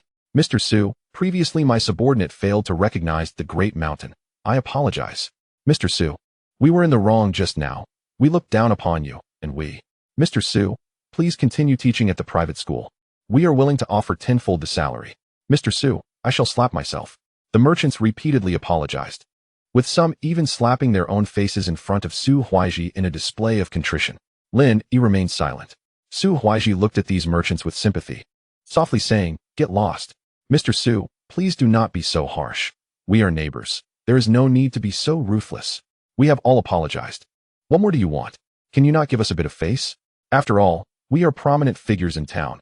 If you continue this way, we will not be able to coexist peacefully." The merchants, facing rejection, became increasingly displeased. Chen Jinbei glanced at these merchants, scoffing, "You wish to coexist harmoniously with Mr. Su. But Mr. Su is unwilling to associate with you. Mr. Su shall become the master of my Pingzhou Academy. Thus, you are unworthy." Chen Jinbei then bowed to Su Huaiji, asking, "Mr. Su, might I request the honor of having you teach at Pingzhou Academy?" Chapter 23, The Arrival of the Dean. Su Huaiji was completely taken aback. First, it was the scholar Fang Qingxue from the academy, and now it was the master Chen Jinbei. What merit did he possess? The thought of a group of literary cultivators calling him master made his scalp tingle. Lin Yi smiled at Su Huaiji, saying, "This is a good thing. You should accept it." He had initially considered providing some funds for Su Huaiji to find a wife, but now it seemed unnecessary to remain in Daxing Town. Pingzhou Academy was a splendid place, allowing him to cultivate without worries. Su Huaiji nodded, saying, "Very well." Chen Jinbei clasped his hands. "It is a blessing for Pingzhou Academy to have a master like Mr. Su teach. Those scholars are fortunate. A person capable of nurturing a prodigy like Lin Yi need not worry about his own caliber." This time, he had significantly contributed to Pingzhou Academy, not only recovering the techniques, but also acquiring a prodigy brimming with righteousness, alongside the master who nurtured such talent. Threefold happiness. The merchants stood dumbfounded, astonished at how a poor scholar had suddenly become a master of the academy. What had they done? If they had maintained their previous relationship with Su Huaiji, it would have been a tremendous opportunity for them. "Let us depart." Lin Yi slung Su Huaiji's belongings over his shoulder, preparing to follow Chen Jinbei to Pingzhou Academy. Su Huaiji said, "There are still some belongings in the private school. Come with me." "All right." Lin Yi nodded, turning to Chen Jinbei. "Chen Fuzi, please wait here a moment." "Very well." Chen Fuzi nodded, "But do not think of fleeing. You and Mr. Su are bound for Pingzhou Academy." A smile spread across his face. Lin Yi chuckled ruefully as he followed Su Huaiji toward the private school, the crowd parting to make way for them. "Lin Yi, my daughter." A wealthy merchant attempted to propose marriage, but was swiftly rebuffed by Lin Yi, leaving him filled with regret. As Lin Yi and Su Huaiji were tidying up their belongings in the private academy, an elderly man clad in a scholar's robe suddenly appeared several streets away from the academy. Although the streets were bustling with pedestrians, no one seemed to notice him. as if he existed outside of this world. The old man was Zheng Zhiqiu, the headmaster of Pingzhou Academy, with his current level of literary and martial cultivation. Those devoid of a scholarly heart would be utterly oblivious to his presence, unless he chose to reveal himself.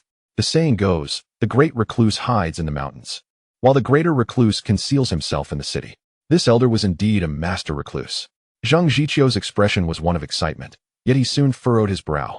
Even if this elder had secluded himself here, it would be a challenge to locate him. Without the guidance of the righteous Qi, one could only ascertain a general vicinity. However, pinpointing a specific individual would be exceedingly difficult unless the person were to invoke the righteous Qi once more. Is there a teacher from our academy present? Good. Zheng Zhiqiu glanced in the direction of the private academy and sensed a familiar scholarly aura, indicating that a teacher from the academy was indeed there. He stepped forward and vanished from the spot, reappearing outside the academy. Teacher Chen? Zheng Zhiqiu immediately recognized Chen Jinbei. Chen Jinbei was taken aback upon seeing the headmaster. His heart racing as he quickly bowed in greeting. Chen Jinbei pays his respects to the headmaster. He was utterly astonished that the headmaster had descended from the mountain and found his way to Daxing town. It seemed that Lin Yi's summoning of the righteous Qi had truly caught his attention. He wondered if the heads of Junji Academy and Qingping Academy had sensed the commotion and whether they would come as well. If they did, Lin Yi would have a chance for revenge. However, Chen Jinbei soon noticed something unusual about the headmaster and curiously asked, "Headmaster, why are you wearing a scholar's robe?" Zheng Zhiqiu replied earnestly, "I have come to visit an elder who has been kind to our academy. In his presence, I can only regard myself as a student." Chen Jinbei was taken aback. In such a small place, there was actually someone for whom even a fourth-grade gentleman would adopt the role of a student? Zheng Zhiqiu then inquired, "What are you doing here? Have you recovered the lost Daoist techniques from Anyang County?" Chen Jinbei produced the Daoist techniques from his sleeve and said, "I have retrieved them." So soon? Zheng Zhiqiu couldn't help but regard Chen Jinbei with newfound respect, taking the techniques and nodding in approval. "Well done." Upon returning to the academy, choose a piece of ink treasure to contemplate. Chen Jinbei was overjoyed. "Thank you, headmaster." "Headmaster, there is another matter." He suppressed his excitement, intending to inform the headmaster about the poem inscribed on the academy's monument. However, before he could finish, Zheng Zhiqiu waved his hand and said, "Set other matters aside for now. We must find that elder. This is of utmost importance." "Headmaster, the matter I wish to discuss. Once we locate that elder, I will gladly listen to all your concerns, but not now." Zheng Zhiqiu's heart was entirely focused on that elder. "Understood." Chen Jinbei sighed, pondering that Lin Yi's situation was also significant. After all, he was the one who had elevated Pingzhou Academy to the Holy Academy, providing flawless answers even to the inquiries of the Holy Monarch. Chen Jinbei asked, "Headmaster, where does that elder reside?" "I do not know." Zheng Zhiqiu shook his head, a hint of melancholy crossing his features, but he quickly regained his seriousness. "This elder is a reclusive master. If we can find him, it will surely lead to a great opportunity." "What characteristics does this elder possess?" "This town is not large. Finding someone should not be difficult." Chen Jinbei did not regard this as a daunting task and felt a surge of excitement. His fortune was indeed remarkable. First, he had encountered Lin Yi, this priceless gem, and now he was on the brink of another opportunity. Truly, the ancestral spirits of the Chen family were watching over him. I do not know his physical features, but he must be of great age. Zheng Zhiqiu thought to himself that such a reclusive master would undoubtedly be older than he, especially since the elder had composed a poem that resonated throughout the realm. The path of knowledge is paved by diligence, and the sea of learning is navigated through hardship. This was not something a younger individual could comprehend. "All right, headmaster, wait for me while I go in to inform them." Chen Jinbei gestured toward the private academy, planning to tell Lin Yi and Su Huaiji to wait. However, Headmaster Zheng Zhiqiu urged him, "You have far too many tasks. What is there to explain in a private academy?" Before he could finish, a subtle ripple in the air caught Zheng Zhiqiu's attention. His eyes brightened as he said to Chen Jinbei, "I sense a trace of qi. Let us move ahead to investigate. You can catch up shortly." "All right."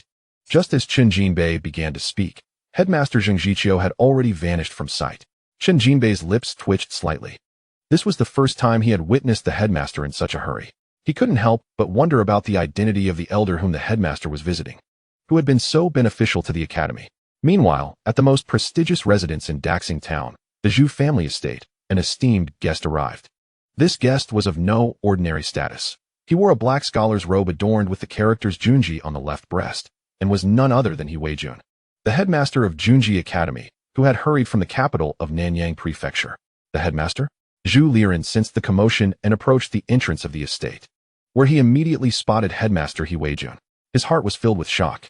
What event could warrant the headmaster's personal visit? Could it be that he had qualified to participate in next year's Holy Assembly in the capital? The Zhu family members quickly extended a warm invitation, ushering the headmaster inside. Upon arriving in Daxing town, He Weijun realized that the righteous qi had already dissipated, making it quite challenging to locate the elder. If he were to employ divine powers to search, it would undoubtedly be disrespectful to the elder. Just then, he sensed a familiar scholarly aura that resonated with Junji Academy and made his way over. To his surprise, it was a remarkable prodigy he held in high esteem. The Zhu family's heir. What a coincidence! He Weijun smiled as he regarded Zhu Liren, but suddenly his expression turned serious as he appeared before Zhu Liren, filled with rage. You are gravely injured. Who has harmed you? Who would dare to injure a disciple of Junji Academy within the borders of Nanyang Prefecture? Seeking death. Chapter 24. What on earth? Zhu Liren fell silent. He Weijun's gaze intensified as he pressed. I ask again, who has harmed you? Is there anything you are afraid to disclose? Are you concerned about retaliation? Zhu Liren clasped his fists and shook his head. The disciple finds it difficult to speak. There is nothing to be ashamed of. Regardless of who the perpetrator is, injuring a prodigy of Junji Academy is tantamount to slapping my face. He Weijun was genuinely furious. His voice low and firm. If we cannot seek justice for our injured disciples, then Junji Academy has no reason to exist. Zhu Liren was deeply moved, his eyes reddening. And he knelt before He Weijun, choking back tears. I implore the headmaster to help me seek justice for my younger brother. In the next moment, Zhu Changyu was carried out by attendants, barely breathing, on the verge of death. Preposterous. Those who enter Junji Academy are under the Academy's protection. Who is this person that dares to be so audacious? Upon seeing Zhu Changyu's nearly lifeless state, He Weijun's emotions surged violently, and his innate talent erupted, creating a fierce wind that swept through the entire Zhu family estate. The spectacle was awe-inspiring. Zhu Changyu was filled with elation, thinking to himself, Lin Yi, let's see how you shall perish now. Do you believe that you can ride on my head simply because you have the protection of Pingzhou Academy's teachers? Ha ha. Zhu Liren, with his dark hair billowing in the wind, knelt before He Weijun and tearfully accused. It was Chen Jinbei from Pingzhou Academy who harmed me. Chen Jinbei took an interest in a scholar and sought to take him as a disciple, but this individual was involved in a case of stolen Daoist techniques. In order to exonerate him, Chen Jinbei intervened in the county's investigation and framed me. My younger brother, Zhu Changyu, stood up to accuse this individual, but he was injured by a 9th-grade Daoist practitioner. Had it not been for the ink treasure on my younger brother, he would surely have perished. I sought justice for my younger brother, but Chen Jinbei attacked me instead, claiming that he would oppose Junji Academy. Zhu Liren's forehead pressed against the cold floor, his every word dripping with anguish, casting Chen Jinbei and Lin Yi as irredeemable villains. After hearing these words, He Weijun suddenly erupted with an overwhelming aura of malevolence, causing dark clouds to gather ominously above the Zhu family residence. This phenomenon reflected the emotional influence over the heavens, a hallmark of attaining the 4th rank of Junzi. What an impressive Chen Jinbei.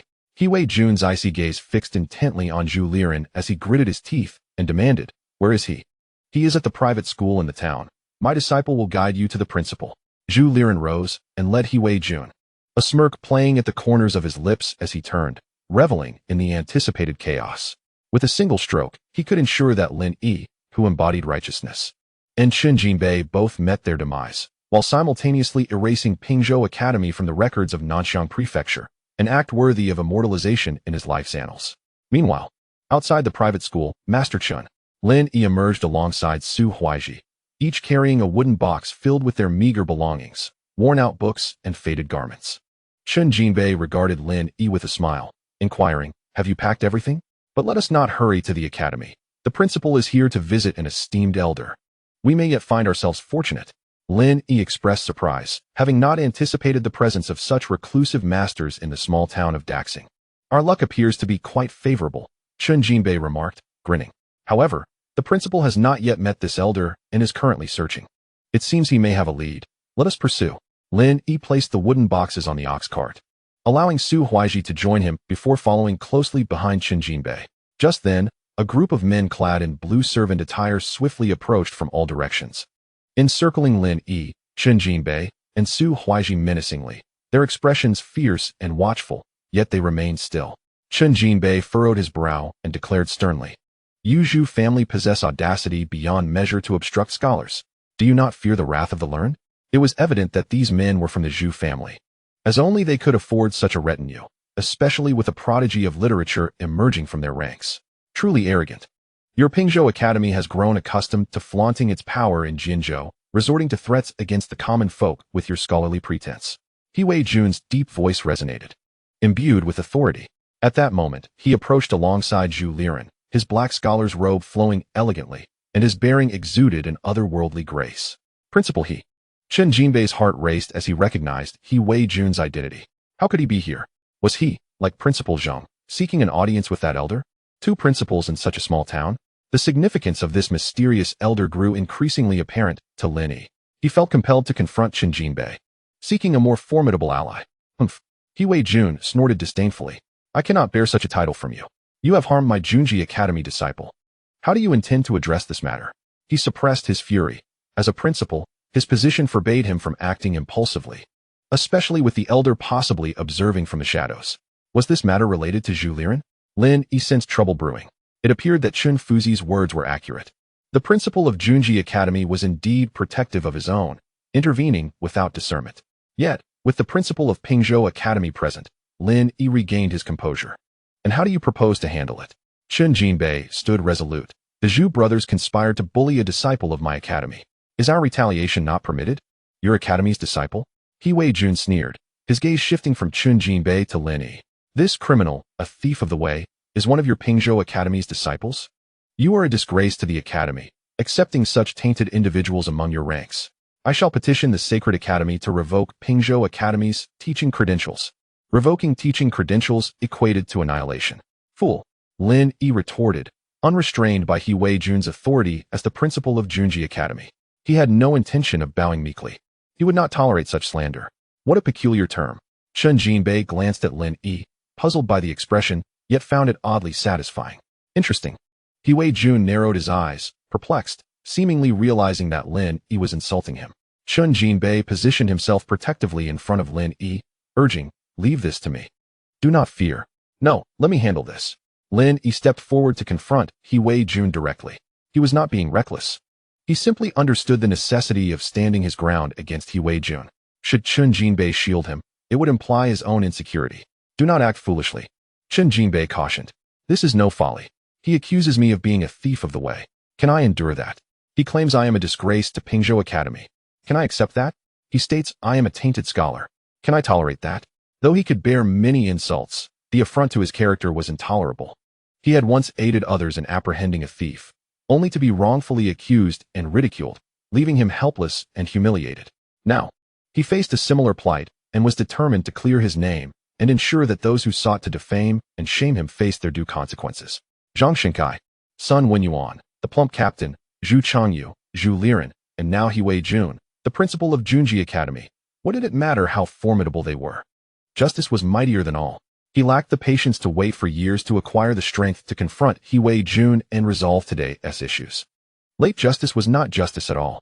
Very well, Chen Jinbei regarded Lin Yi with a solemn nod. I understand your resolve, so go forth. No matter what. Should he wish to harm you, he must first tread over my dead body. Thank you, Chen Fuzi. Lin Yi expressed his gratitude with a bow before advancing towards He Wei Jun. Su Huaiji did not intervene, well aware of Lin Yi's steadfast nature. Once he made a decision, he would not easily be swayed.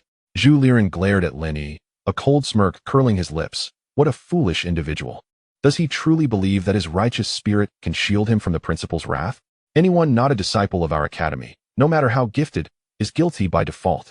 Zhu Liren's eyes sparkled with malice, yearning for Lin Yi to grovel before him, crushed beneath his heel. At that moment, He Wei Jun found himself somewhat moved. How could such a principled individual resort to thievery? Doubts began to creep into his mind. Yet, Zhu Liren was a prodigy of Junji Academy, and his words carried weight. How intriguing, a young man daring to confront the principal of this academy. He Wei Jun gazed at Lin Yi, who was approaching, his expression a blend of mockery and amusement. An insignificant ant. There is no confrontation here. Lin Yi shook his head as he walked, meeting He Wei Jun's gaze directly. I merely wish to awaken you to the realities of the world, so you are not blinded by petty individuals. As his words echoed, Lin Yi summoned the dwindling essence of righteousness within him once more, in an effort to resonate with the grand righteousness of heaven and earth. A golden light ignited in his eyes, as if he were cultivating something profound. In the next moment, Lin Yi's voice rang out, from deep mountains forged by countless strikes. Fierce flames burned as if trivial. With a resounding boom, the heavens and earth erupted with thunder. The robust and magnificent righteousness coalesced into a golden vortex. Rushing towards Lin Yi, the righteousness within him, which had been nearly depleted, surged forth abundantly in that instant. A blinding golden radiance enveloped him. Lin Yi felt his spirit harmonizing perfectly with the verses of his poem, having not found a moment's respite since his arrival. He had either been oppressed or was on the path of oppression. Truly, he had been forged by countless trials. Lin Yi continued to recite, "Shattered bones and flesh I fear not, as long as my integrity remains in this world." Upon finishing the poem, he halted his steps, his gaze fervently fixed on He Weijun. "Come."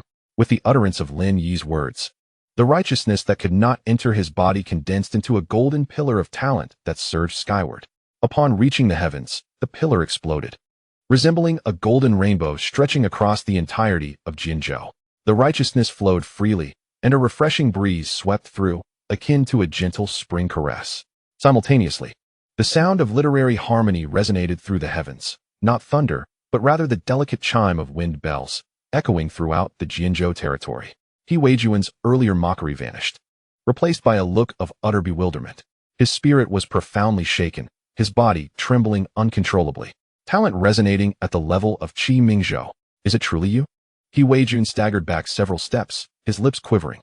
The poetic lines imbued with righteousness had indeed reached the pinnacle of Qi Mingzhou, surpassing even the level of Qi Guanzhou. Beyond this lay Qi Guanfang and Qi Mingfu. After 50 years, within the realm of Nanshang, a poem of Qi Mingzhou had finally emerged, achieving the level of absolute verse. He felt honored to witness the birth of this poem. Originally, he had come to Jinzhou to pay homage to the esteemed figure whose poetic prowess had stirred the heavens and summoned the grand righteousness. Little did he expect that the esteemed individual he sought, whom he had regarded with disdain, was the very person before him. If this was indeed a disgrace, then as the head of Junji Academy, he might not even be worthy of such dishonor. Qi Mingzhou, the absolute poem of Qi Mingzhou. At that moment, Chen Jinbei, witnessing the extraordinary phenomenon, was overcome with emotion, bursting into tears without a hint of the composed demeanor expected of a scholar. He did not care. He truly did not care. After over 40 years of scholarly pursuit, he had never encountered a poem resonating with Qi Mingzhou until today. Finally, he had heard the sound of literary harmony, as if decades of literary cultivation had received a response from the heavens, confirming the existence of the literary realm beyond. Senior. Meanwhile, Zheng Jiqiu, the head of Pingzhou Academy, emerged from the void, instantly spotting Su Huaizhi beside Chen Jinbei. Su Huaizhi, dressed in a faded scholar's robe, with graying hair and a weathered gaze, perfectly matched Zheng Jiqiu's image of a reclusive sage. Senior. Following closely behind was an elder clad in a black scholarly robe, He Wanqing, the head of Qingping Academy. The aura Zheng Jiqiu had sensed earlier belonged to He Wanqing. Both were initially disheartened, but upon witnessing the celestial phenomenon and the sound of literary harmony, they swiftly employed their abilities to hasten their arrival. Students of Pingzhou Academy, Zheng Jiqiu. Students of Qingping Academy, He Wanqing. They bowed deeply to Su Huaizhi, despite their advanced ages, embodying the humility of students. Respect is given according to knowledge, and the learned should take precedence. They showed no hint of disrespect or condescension towards Su Huaizhi, acknowledging him with utmost reverence. The appearance of Zheng Jiqiu and He Wanqing astonished He Weijun, tightening his heart. This individual must be a disciple of Junji Academy. He Weijun was captivated. He had thought the one stirring the grand righteousness was a hidden master who had come to pay a visit. To his surprise, the individual was merely a budding scholar awakening his literary spirit, one whose potential far surpassed that of any scholar in Junji Academy. Su Huaizhi stood in a daze, gazing at Zheng Jiqiu and He Wanqing, his mind a blank. Head of Pingzhou Academy, head of Qingping Academy. These were the revered institutions in the hearts of all scholars in Nanshang. Yet the heads of these two academies were bowing to him, addressing him as senior. What a misunderstanding. Su Huaizhi realized that the two heads had made an error, forcing a wry smile. Gentlemen, you have mistaken me for someone else. Misunderstanding? Zheng Jiqiu and He Wanqing exchanged perplexed glances. Among those present, He Weijun and Chen Jinbei could be ruled out. It was evident that Su Huaizhi was the one they sought. He fit the image of a reclusive sage perfectly. Surely it could not be the handsome young man beside him? Surely not. Chen Jinbei, with a pained expression, addressed Zheng Jiqiu and He Wanqing. I am unsure if Su Xiansheng is indeed a hidden master, but that poem resonating at the level of Qi Guanfang belongs to another. Who? Zheng Jiqiu and He Wanqing fixed their piercing gazes on Chen Jinbei, urging him to speak. Lin Yi's heart raced. Chen Jinbei pointed at Lin Yi. Lin Yi. With a sudden turn, Zheng Jiqiu and He Wanqing looked at Lin Yi, their mouths twitching in disbelief. No way it truly is this young man. Yet, he was a far cry from their imagined hidden master. Is it true? The head of Qingping Academy furrowed his brow. This young man can indeed stir the grand righteousness and respond to the inquiry of the holy master? Impossible. The Emperor Dian had summoned the grand righteousness due to his status as the son of heaven, aided by the luck of Dian. What merit did this young man possess? Zheng Jiqiu, too, harbored doubts, but Chen Jinbei was his esteemed teacher, and he would not deceive him. This meant that Pingzhou Academy had indeed struck gold. Well. Zheng Jiqiu chuckled, stroking his beard. As expected of my disciple from Pingzhou Academy, Lin Yi, you have performed exceptionally well. Upon returning to the academy, be sure to pen this absolute poem. Lin Yi remained silent. He had not anticipated that Zheng Jiqiu, the head of Pingzhou Academy, would be so familiar with him, especially since he had not yet formally joined the academy. However, he understood that Zheng Jiqiu had recognized his potential at first glance, acting swiftly to secure him before He Wanqing could steal him away. I will certainly write it down upon my acceptance into the academy, Lin Yi replied, cupping his hands in respect. He Wanqing and He Weijun inwardly cursed Zheng Jiqiu for his good fortune. Yet, they soon sensed a different meaning in Lin Yi's words, their eyes lighting up. After you become a disciple of the academy? This clearly indicated that Lin Yi was not yet a disciple of Pingzhou Academy, implying that they still had a chance. Zheng Jiqiu stroked his beard. Very well, then let us return to the academy. Zheng Jiqiu, you are truly shameless. At that moment, He Wanqing of Qingping Academy could no longer contain himself and began to scold openly. Lin Yi was taken aback, casting a puzzled glance at He Wanqing. Chen Jinbei was utterly astonished. Just moments ago, the two seemed to share a cordial relationship, yet now they were at odds. Zheng Jiqiu glared at He Wanqing, exclaiming, "Who are you calling shameless?" His voice bore a hint of insecurity. "I am referring to your lack of integrity. Lin Yi is a disciple of my Qingping Academy. When did he become a disciple of your Pingzhou Academy?" He Wanqing replied earnestly, his gaze imbued with undeniable conviction. "Utter nonsense." Zheng Jiqiu, disregarding the decorum befitting an academy head, unleashed a barrage of curses. He understood that He Wanqing was attempting to poach his student, thus he offered no quarter, sneering. "On what grounds do you claim Lin Yi belongs to Qingping Academy? Where is your evidence?" He Wanqing chuckled coldly and turned to Lin Yi. "Lin Yi, you have yet to formally join Pingzhou Academy, correct? How about this? Join my Qingping Academy now, and you may delve into all the literary treasures and arts we possess. Do you know what these literary treasures are? We, the cultivators of literature, rely on the wisdom of our predecessors to hone our talents. The arts are even more formidable. They are the foundation of our existence as literary practitioners, wielding talent as our weapon. The literary arts of Qingping Academy rank first among the two great academies of Nanshang Prefecture. Once you join, you may choose freely." He Wanqing's sincerity was palpable, his expression radiating anticipation as he gazed at Lin Yi. The conditions he presented were nearly impossible for any practitioner of the literary arts to refuse. Lin Yi, though not entirely versed in these matters, found the prospect rather impressive. He had anticipated this scene, for the poems he had recited were renowned masterpieces from his past life, capable of transcending time. Each verse was enough to leave an indelible impression. Lin Yi had dared to confront He Weijun precisely to express his aspirations through poetry, hoping to conjure a celestial phenomenon that would compel He Weijun to reconsider his choices, to either shield Zhu Liren or suppress him. He acknowledged the gamble, but fortuitously, he had won. He had never imagined that the heads of the other two major academies in Nanshang Prefecture would coincidentally be present in Daxing Town. Given the current attitudes of the heads of Qingping and Pingzhou academies, if He Weijun intended to support Zhu Liren at the expense of Chen Jinbei and himself, he would have to think twice. He Wanqing laughed. "No need to understand everything. Upon your return to Qingping Academy, I will personally guide you." Zheng Jiqiu's face flushed with urgency, his eyes widening as he glared at He Wanqing. Shameless. Lin Yi, do not listen to this old fool. Our Pingzhou Academy has its own literary treasures. In time, you will become the direct disciple of this academy's head, and I will introduce you to a beautiful senior sister." Zheng Jiqiu pondered, realizing he held little competition against Qingping Academy, yet he could tempt Lin Yi with Fang Qingxue. After all, as a scholar, one ought to have a few enchanting confidants, should they not?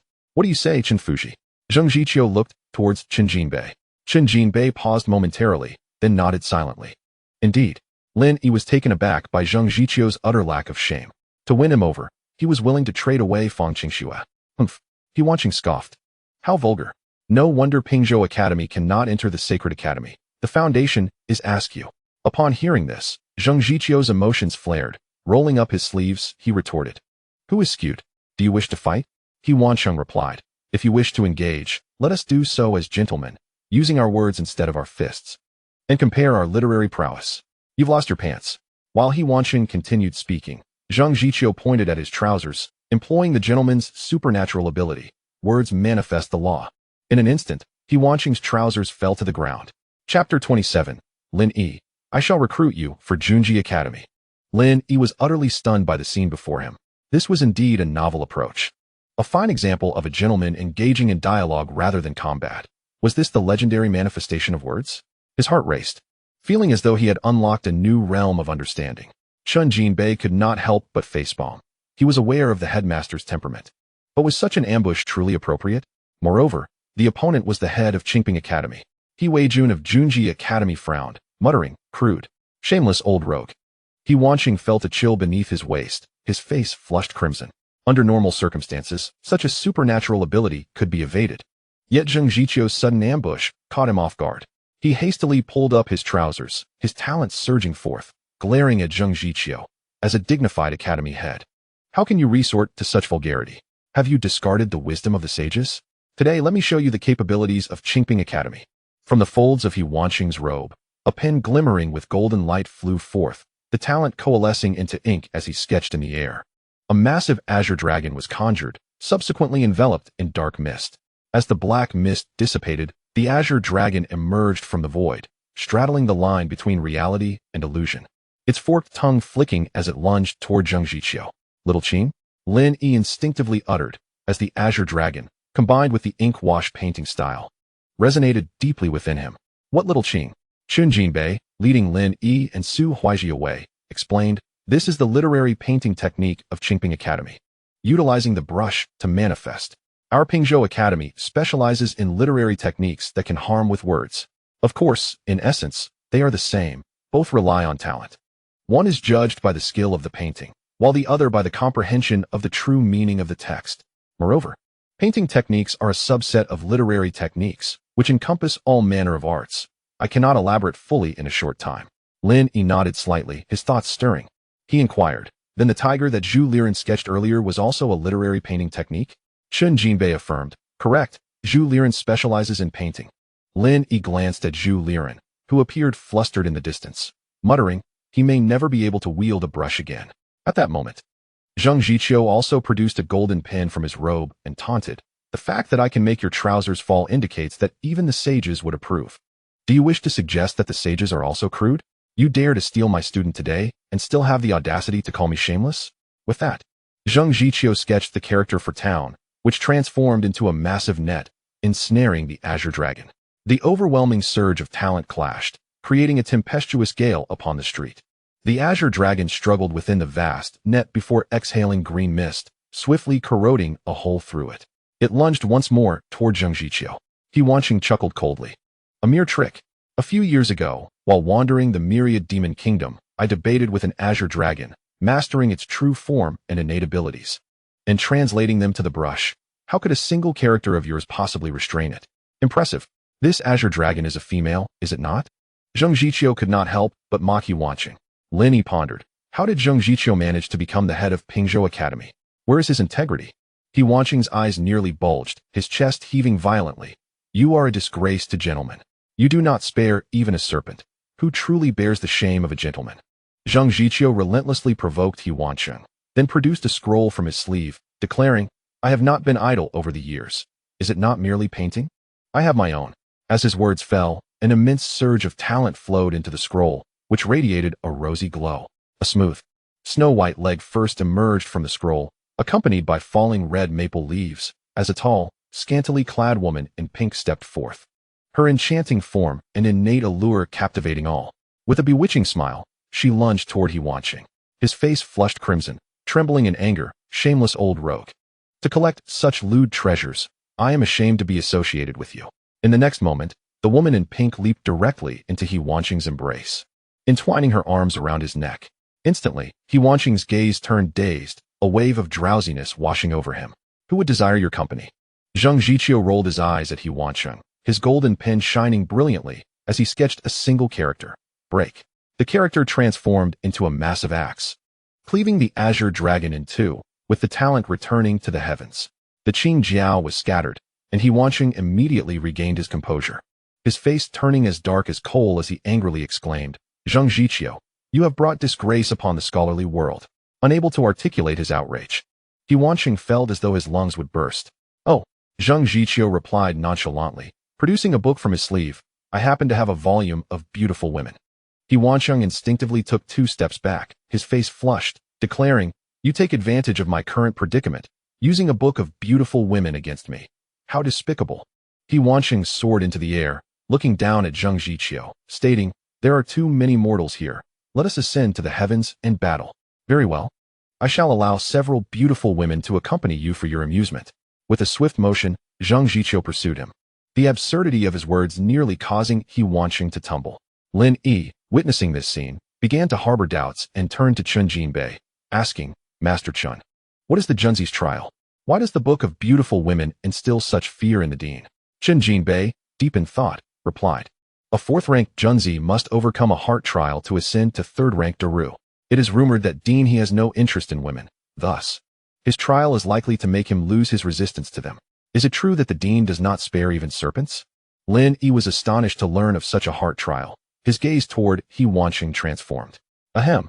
Chen Jinbei could not suppress a violent cough, his complexion slightly flushed. It must be true. At that moment, 2 formidable Junzi were engaged in an intense battle in mid-air, occasionally erupting in bursts of pink light, with petals raining down and the air vibrating with their prowess. Lin Yi, Chen Jinbei, and Su Huaiji watched with rapt attention, for such a spectacle was exceedingly rare. Enough. Just then, He Weijun of Junji Academy spoke, gazing at the 2 figures in the sky with a solemn tone. This place forbids ascending into the air. With a swift motion, Zhang Jiqiu and He Wanqing plummeted from the sky, caught off guard. Lin Yi was moved. It appeared that He Weijun's strength far surpassed both Zhang Jiqiu and He Wanqing. If he chose to protect Zhu Liren, no one could challenge them. This is unacceptable. You 2 are the heads of your respective academies. To engage in such a conflict over a single disciple is truly unbecoming. He Weijun admonished, adopting an elder brother's demeanor. Humph. Zhang Jiqiu and He Wanqing exchanged cold huffs, neither willing to yield. He has taken my disciple. I am merely asserting my rights and advocating for virtue. Is there any issue with that? Zhang Jiqiu stated earnestly. What do you mean by taking your disciple? Has Lin Yi been marked as a disciple of Pingzhou Academy? He Wanqing retorted, refusing to budge. Enough of this dispute. I, He Weijun, claim Lin Yi for Junji Academy. Suddenly, He Weijun made his stance clear. Zhang Jiqiu and He Wanqing turned sharply to glare at him, their eyes ablaze with fury. Chapter 28.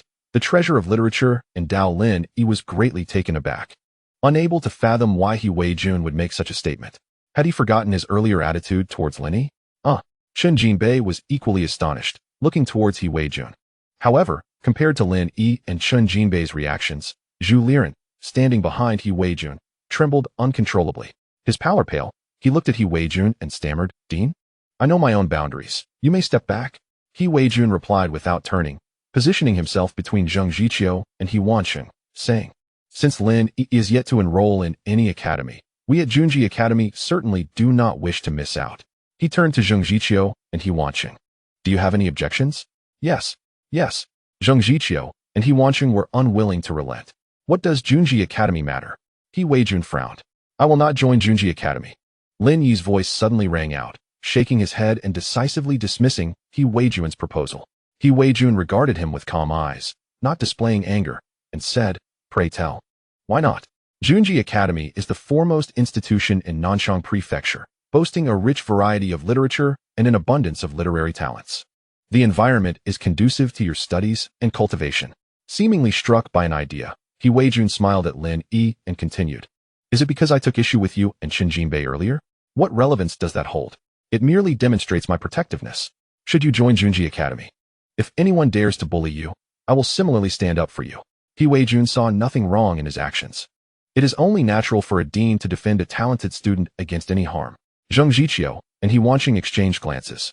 Zheng Jiqiu turned to Chen Jinbei, inquiring, Master Chen, what transpired before I arrived? What grievances did He Wei-jun have against you and Lin Yi?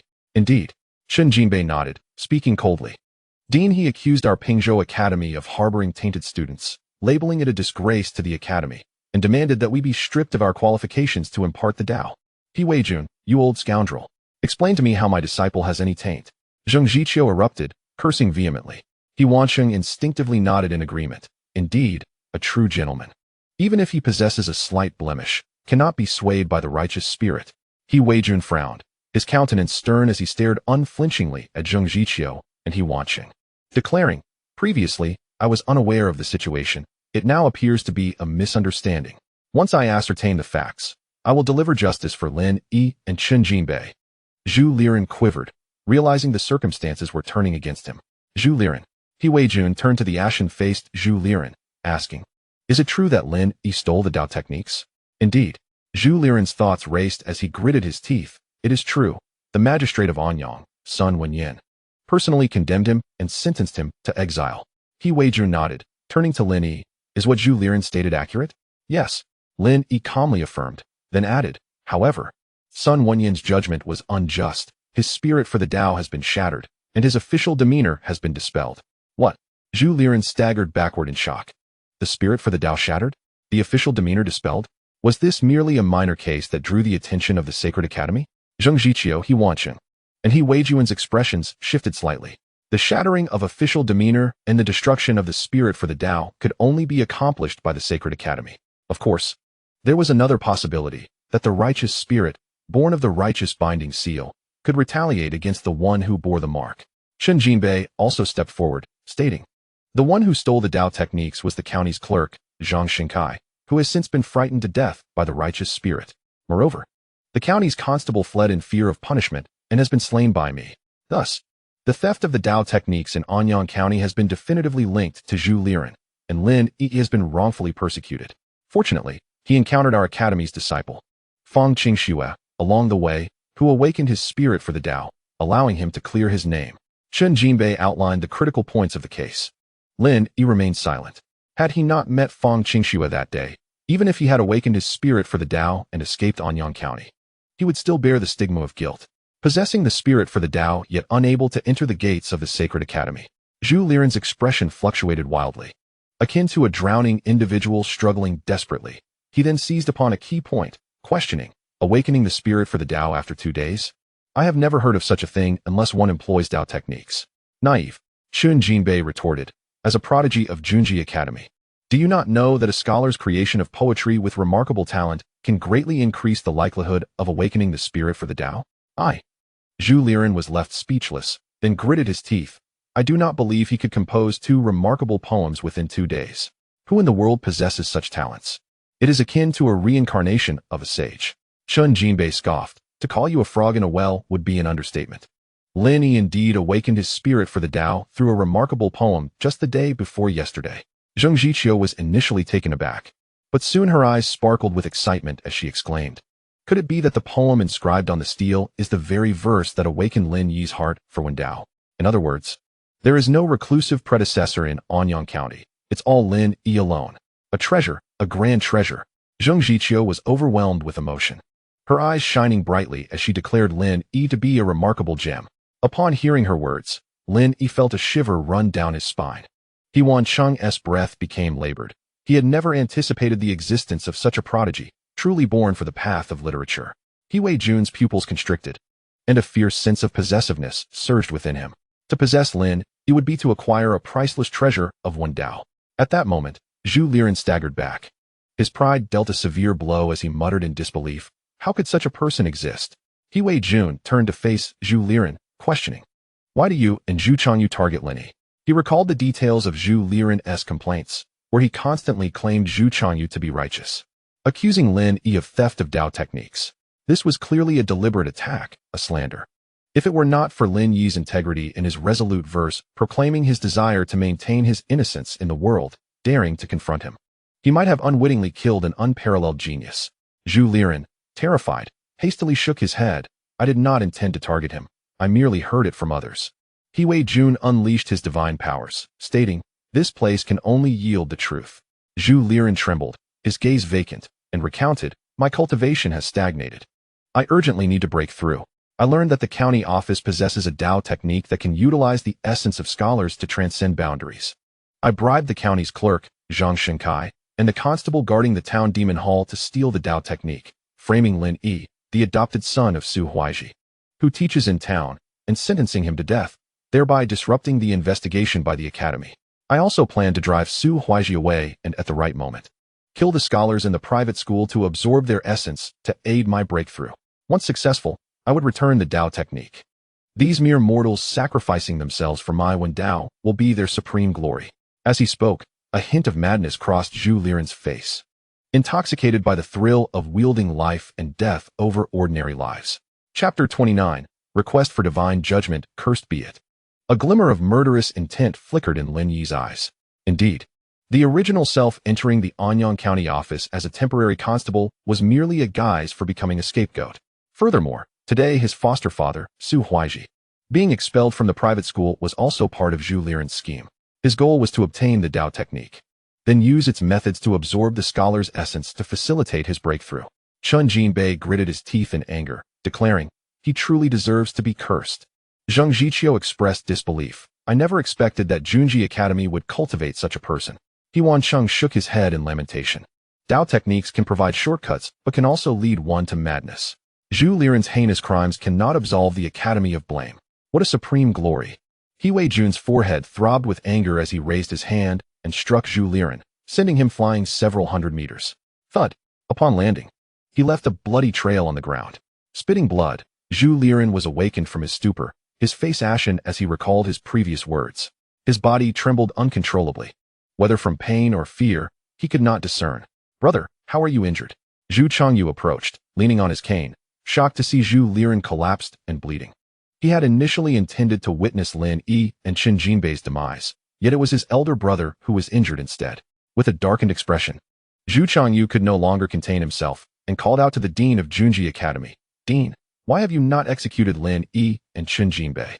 As the dean, you cannot stand idly by. Quickly subdue this villain and uphold the academy's reputation." Zhu Changyu failed to comprehend the situation, solely fixated on hastening Lin Yi's death. Lin Yi, his eyes gleaming coldly, approached Zhu Changyu and Zhu Liren, solemnly stating, "You bribed the county office to make me a scapegoat, expelled Su Huaiji, and sought to absorb the essence of scholars solely for your breakthrough. In your eyes, are we common folk, mere weeds in the wind?" Lin Yi advanced step by step towards Zhu Changyu and Zhu Liren, his murderous intent palpable, causing the Zhu family's attendants to tremble in fear. The three academy deans did not intervene. As the person Zhu Liren had intended to sacrifice, Lin Yi harbored immense resentment. Allowing him a moment of indulgence would prevent the birth of inner demons in the future. "What do you intend to do?" Zhu Changyu, gripped by terror, retreated, shouting to He Jun, "Dean, a scholar has committed murder. How can you remain indifferent? Act quickly and subdue him. You reap what you sow." Zhang Jiqiu turned away, choosing to ignore him. "You cannot escape your own sins." He Wancheng snorted coldly, similarly opting to disregard Zhu Changyu. "Worthless." He Jun's eyes glimmered with cold light as he clasped his hands towards the celestial cloud in the eastern sky, proclaiming, "I request divine judgment." As his voice faded, a surge of energy swept through the sky above Daxing Town, forming auspicious clouds with purple energy descending. Soon, a golden light shone down from the clouds, revealing a colossal golden apparition standing atop the clouds. It held a book in its left hand and a ruler in its right, wearing a holy crown, exuding an awe-inspiring sanctity before delivering a divine decree. "Speak." The townsfolk, having never witnessed such a divine phenomenon, knelt in worship. Zhang Jiqiu, He Wancheng, and Chen Jinbei wore solemn expressions and immediately offered their respects as disciples. This was the holy apparition of the saint of Dian Wen Dao, a remnant left behind after achieving sanctification. Any individual reaching the 4th grade Junzi realm could request divine judgment under special circumstances. The success rate varied by individual, primarily aimed at allowing the ancient sages to determine the guilt of scholars and pass judgment on those possessing the heart of Wen Dao. Typically, when Wen Dao practitioners commit crimes, the Town National Academy administers judgment, and the Academy drafts the crimes committed by the scholars to present to the Town National Academy. Only upon receiving the verdict from the Town National Academy can the Academy take action, as all individuals with Wen Dao cultivation are considered disciples of the Town National Academy, which is responsible for their training. Moreover, requesting divine judgment is even more solemn and sacred, calling upon the ancient sage's judgment without the need to consult the Academy, allowing for direct divine adjudication, swift and more just. However, the cost of requesting divine judgment is exorbitant, nearly draining the entire essence of a fourth-grade junzi. He Wei Jun, unexpectedly willing to expend his essence to seek divine judgment. Was this a privilege to eradicate evil? Lin Yi's heart stirred slightly, his impression of He Wei Jun improving. He understood the cost of requesting divine judgment. If the saint deemed Zhu Liren guilty, then his subsequent actions would not incur any punishment, freeing him from future worries. No, Dean, I realize my mistakes, and Lin Yi is not yet dead. I have not committed murder. My crimes do not warrant death. Zhu Liren's face turned pale with fear, his heart racing. The dean was indeed requesting divine judgment, which clearly indicated he would not leave him any escape. He Wei Jun's expression was stern as he bowed in reverence to the holy apparition among the auspicious clouds, declaring loudly, "Today, I present Zhu Liren, a disciple of Junji Academy, whose vile actions and words have violated the sacred laws, committing heinous crimes, and I humbly request the Holy Master to pass judgment. No, I am innocent. I have not killed anyone." Zhu Liren shouted hysterically, attempting to turn the tables. He knelt, weeping profusely, as if burdened by immense injustice. Zheng Jiqiu and He Wancheng were left speechless. Did this fool not wish for a swift demise? He Wei Jun's eyes glinted with cold light as he clasped his hands together, proclaiming, "I request divine judgment." The holy apparition within the auspicious clouds began to flip through the book in its left hand rapidly, as if searching for something. It is rumored that the book held in the left hand of the sage can recreate the life experiences of those who have been sanctioned, determining whether their sins are unforgivable or merely deserving of mercy, depending solely on the sage's judgment. Soon, the book was closed, and the ethereal figure of the sage stood atop the auspicious clouds, exuding an aura of solemnity, and then proclaimed with divine authority, "Guilty." No. Zhu Liren screamed in a fit of hysteria, his face contorted with resentment. "I am innocent. I refuse to accept this." Impudent. He Wei Jun glared at Zhu Liren, rebuking him. To show disrespect to the sage and disregard the holy decree is to increase your punishment. Meanwhile, the sage's ethereal figure did not vanish. It remained hovering above the clouds, gazing down upon the mortal realm as if observing someone intently. What is happening? After the sage delivers judgment, he should depart. He Wancheng pondered aloud. Is he fixated on me? Zheng Jiqiu's complexion paled slightly, recalling the moment he clashed with He Wancheng, which was rather unbecoming of a scholar. He Wancheng could not help but chuckle, while Zheng Jiqiu, unwilling to speak further, merely shot a glare in his direction. At that moment, Lin Yi felt an inexplicable sensation, as though he were being scrutinized, an uncomfortable prickling at his back. As he lifted his gaze to the sage's ethereal figure, an intense pain suddenly pierced his eyes, akin to being seared by fire. The agony was so severe that he could not keep his eyes open, and it felt as though his very soul was being drawn away. When he finally managed to open his eyes again, he beheld his own body, motionless on the street. Simultaneously, a powerful force began to pull him into the void. Chapter 30. Articulate? Out of body. Lin Yi felt an extraordinary lightness, glancing down to discover that his body had become transparent, resembling that of a spirit. Could it be that the sage has discerned my identity as a time traveler and intends to erase me? Buzz. The thought sent a chill through Lin Yi's entire being as he gazed up at the sage's ethereal figure, realizing he was drawing nearer. In that instant, the sage's figure abruptly raised a ruler from his right hand, directing it toward Lin Yi's soul. To Lin Yi, it appeared as though an immense mountain was descending upon him, suffocating him. Clang. The ruler struck his forehead, causing Lin Yi's body to stiffen. Oddly, there was no pain. It felt more like a gentle reprimand from a beloved teacher. At that moment, Lin Yi experienced a cleansing of his soul, an indescribable sensation of exhilaration. Return.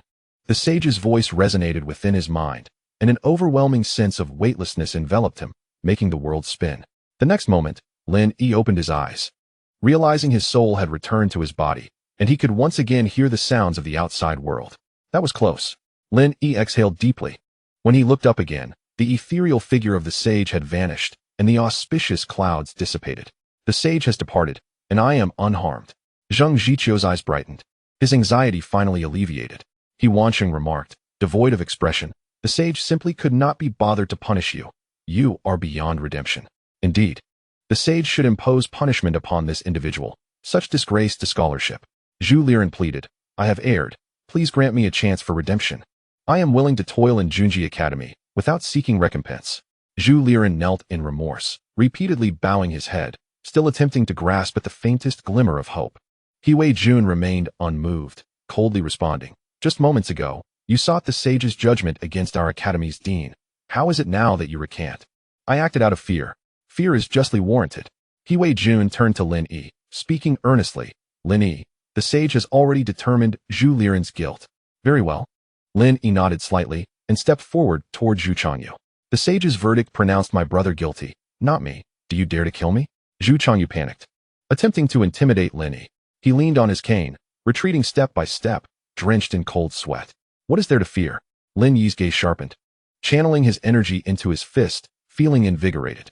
With a running leap, he struck toward Zhu Changyu's forehead. Bang! Zhu Changyu's head was knocked askew, and he tumbled backward, spewing blood, nearing the brink of death. The sage's declaration of guilt was not solely directed at Zhu Liren. This was how Lin Yi interpreted it. He coldly regarded the bloodied Zhu Changyu as he collapsed, his attention shifting to Zhu Liren.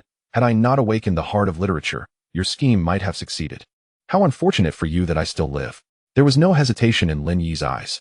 He harbored immense resentment. Had it not been for the awakening of the heart of literature and the emergence of Fang Qingxue, he would have long since fallen victim to the Zhu brothers. Moreover, the situation between him and the Zhu brothers was one of kill or be killed. He would not allow such a threat to persist. Humph. Zhu Liren struggled to rise from the ground, wiping the blood from his forehead and licking his lips, his expression contorting into a snarl. You think you can kill me, you dog-like creature? Whoosh. Suddenly, a treasured scroll burst forth from his sleeve, unfurling rapidly as he infused it with energy, transforming it into a short sword. Zhu Liren brandished the energy-infused sword, lunging toward Lin Yi. Impudent. You seek death. Zheng Zhiqiu, He Wansheng, and He Wei Jun, upon witnessing this scene, were instantly consumed by rage, their hearts torn, and they rushed toward Zhu Liren. They were horrified. Zhu Liren had concealed a treasure. It seemed Lin Yi was about to be pierced. If Lin Yi were to perish, it would be a significant loss for Nanxiang Prefecture. A grave setback for the Daoist literary path, and a major dereliction of duty on their part. Xiaoyi, Su Huaiji was nearly fainting from fear. Had it not been for Chen Jinbei's support, his head might have struck the ground. Puff, puff. Zhu Liren, wielding the sword crafted from the treasure, thrust repeatedly at Lin Yi's abdomen, snarling, if you wish for my death, you shall not live either. I will pierce you. I will pierce you. Lin Yi was taken aback, feeling a chill run down his spine. Did He Wei Jun not seal this fellow's powers? Yet curiously, Lin Yi felt no pain. It was more akin to a tickle. Looking down, he was astonished. The sword that Zhu Liren had transformed from the treasure had reverted to a scroll, and the opponent was merely poking him with a piece of paper. Lin Yi was bewildered, speculating whether this was due to the sage's earlier reprimand with the ruler. He coldly stared at Zhu Liren. Have you poked enough? Zhu Liren was taken aback, glancing down at the crumpled scroll, his body bristling with dread. How can this be? The treasure's power has vanished. It cannot be a counterfeit. It was clearly manifesting just moments ago. He could not comprehend. Bang, crack, puff. But in the next moment, the three enraged heads of the academies had already appeared between him and Lin Yi. Zhu Liren barely had time to react before he felt the scenery blur past him, his body soaring backward like an arrow released from its bow. Blood gushed forth. His bones shattered, rendering him a limp mass upon the ground. After Zheng Zhiqiu, He Wansheng, and He Wei Jun sent Zhu Liren flying, they immediately surrounded Lin Yi, their expressions filled with concern. Zheng Zhiqiu retrieved a healing pill from his sleeve, urgently urging, Lin Yi, quickly take this blood-replenishing pill. You must not come to harm. This pill of mine is superior, take mine. He Wansheng produced an even larger pill and swatted away the one Zheng Zhiqiu held. Old fool, what do you mean? What good can Pingzhou Academy offer? You cannot afford to delay Lin Yi's treatment. Ready to brawl, are we? Come on. Zheng Zhiqiu and He Wansheng rolled up their sleeves, preparing for a fight. This place forbids scholars from harming one another. He Wei Jun observed the two impassively, and in an instant, their bodies were restrained. frozen in their postures, their eyes darting. Lin Yi has been grievously injured by Zhu Liren, and you still bicker here. Do you not discern the gravity of the situation? He Jun reprimanded the two individuals, and their emotions gradually subsided as their attention shifted to Lin Yi. I am fine. Lin Yi smiled wryly at the scene. A warm current surging within him. Zheng Ziqiu and He Wanqing genuinely cared for him, which was undoubtedly influenced by his own value. It's of no benefit to hold on stubbornly. He Jun retrieved a pill from his sleeve, but hesitated before handing it over, frowning slightly. Lin Yi bore no signs of injury. His complexion was better than anyone else's, utterly unblemished by any serious harm. Did my ink treasure not injure you? He Jun glanced at the ink treasure by Lin Yi's feet, picked it up, and his expression changed. The brilliance of the ink treasure had vanished, rendering it an ordinary scroll. How strange. The loss of its brilliance indicated that the ink treasure had already fulfilled its purpose, yet Lin Yi remained unharmed. Unless the divine abilities of a third-grade scholar could manifest literary talent, transforming words into tangible effects. Otherwise, it was difficult to explain. Could it be? He Jun's expression shifted, contemplating the possibility that Lin Yi might be. Chapter 31. Get in my carriage. I am unscathed. Lin Yi shook his head and replied. Perhaps he took the wrong ink treasure. He Jun regarded Lin Yi with a deep gaze. He had once read a historical account detailing how a great scholar and a semi-saint could return to their mortal forms. It spoke of rejuvenation, recultivating literary paths, and striving for a higher realm of literary achievement, often referred to as a rebirth. Such accounts were typically fabrications by common scholars. Lin Yi should not be the case that He Jun pondered. However, the more he doubted, the more apprehensive he became. What if it were true? In the legends, protagonists before their transformation would compose several timeless poems and articles, laying a solid literary foundation upon their return to the mortal realm. It was said that when such great scholars or semi-saints achieved enlightenment, they would express gratitude towards those who accompanied them on their path to sanctity. He Jun's breathing quickened. That historical account bore thousands of years of history, seemingly a unique soul manuscript, of which he might be the only possessor. This meant that if Lin Yi were indeed the reincarnation of a great scholar or semi-saint, forging a connection with him could potentially free He Jun from his constraints and perhaps even lead him to sanctity. Ah, you truly are fine. Zheng Ziqiu examined Lin Yi closely, astonished. He Wanqing picked up the ink treasure from the ground and remarked, there is no trace of literary energy. It is clearly not an ink treasure. Zhu Liren must be utterly deranged, believing that infusing an ordinary scroll with literary energy would turn it into an ink treasure. Ridiculous. I must admit, your analysis holds some merit. Zheng Ziqiu nodded in agreement with He Wanqing. Indeed, I was thinking the same. Lin Yi glanced at Zheng Ziqiu from Pingzhou Academy, a smile gracing his face. A beautiful facade is commonplace, but an intriguing soul is rare. At that moment, He Jun's voice resounded. Since Lin Yi is unharmed, our pills are unnecessary. Yes, it is better that way. Zheng Ziqiu and He Wanqing put away the pills. However, He Jun extended the pill in his hand towards Lin Yi, saying, Lin Yi, accept this pill. You may not require it, but it has longevity benefits for ordinary individuals. His implications were clear. Zheng Ziqiu and He Wanqing were taken aback, staring at He Jun in astonishment. What a cunning old man, they thought.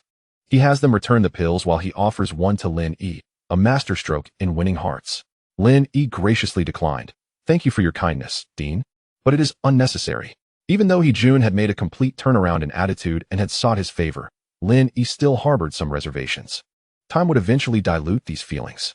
Alas, He Jun sighed, not insisting further, and remarked, perhaps I have been too domineering over the years, thus indulging the disciples at the academy with foolish leniency. Today, I have learned my lesson. Therefore, I must express my gratitude to you for making me realize. Our Junji Academy may not be to your liking, and I shall not impose. However, should you ever need anything in the future, feel free to seek me at Junji Academy. Scholars have always excelled in their craft. He Jun retreated to advance, bowing to Lin Yi to establish familiarity.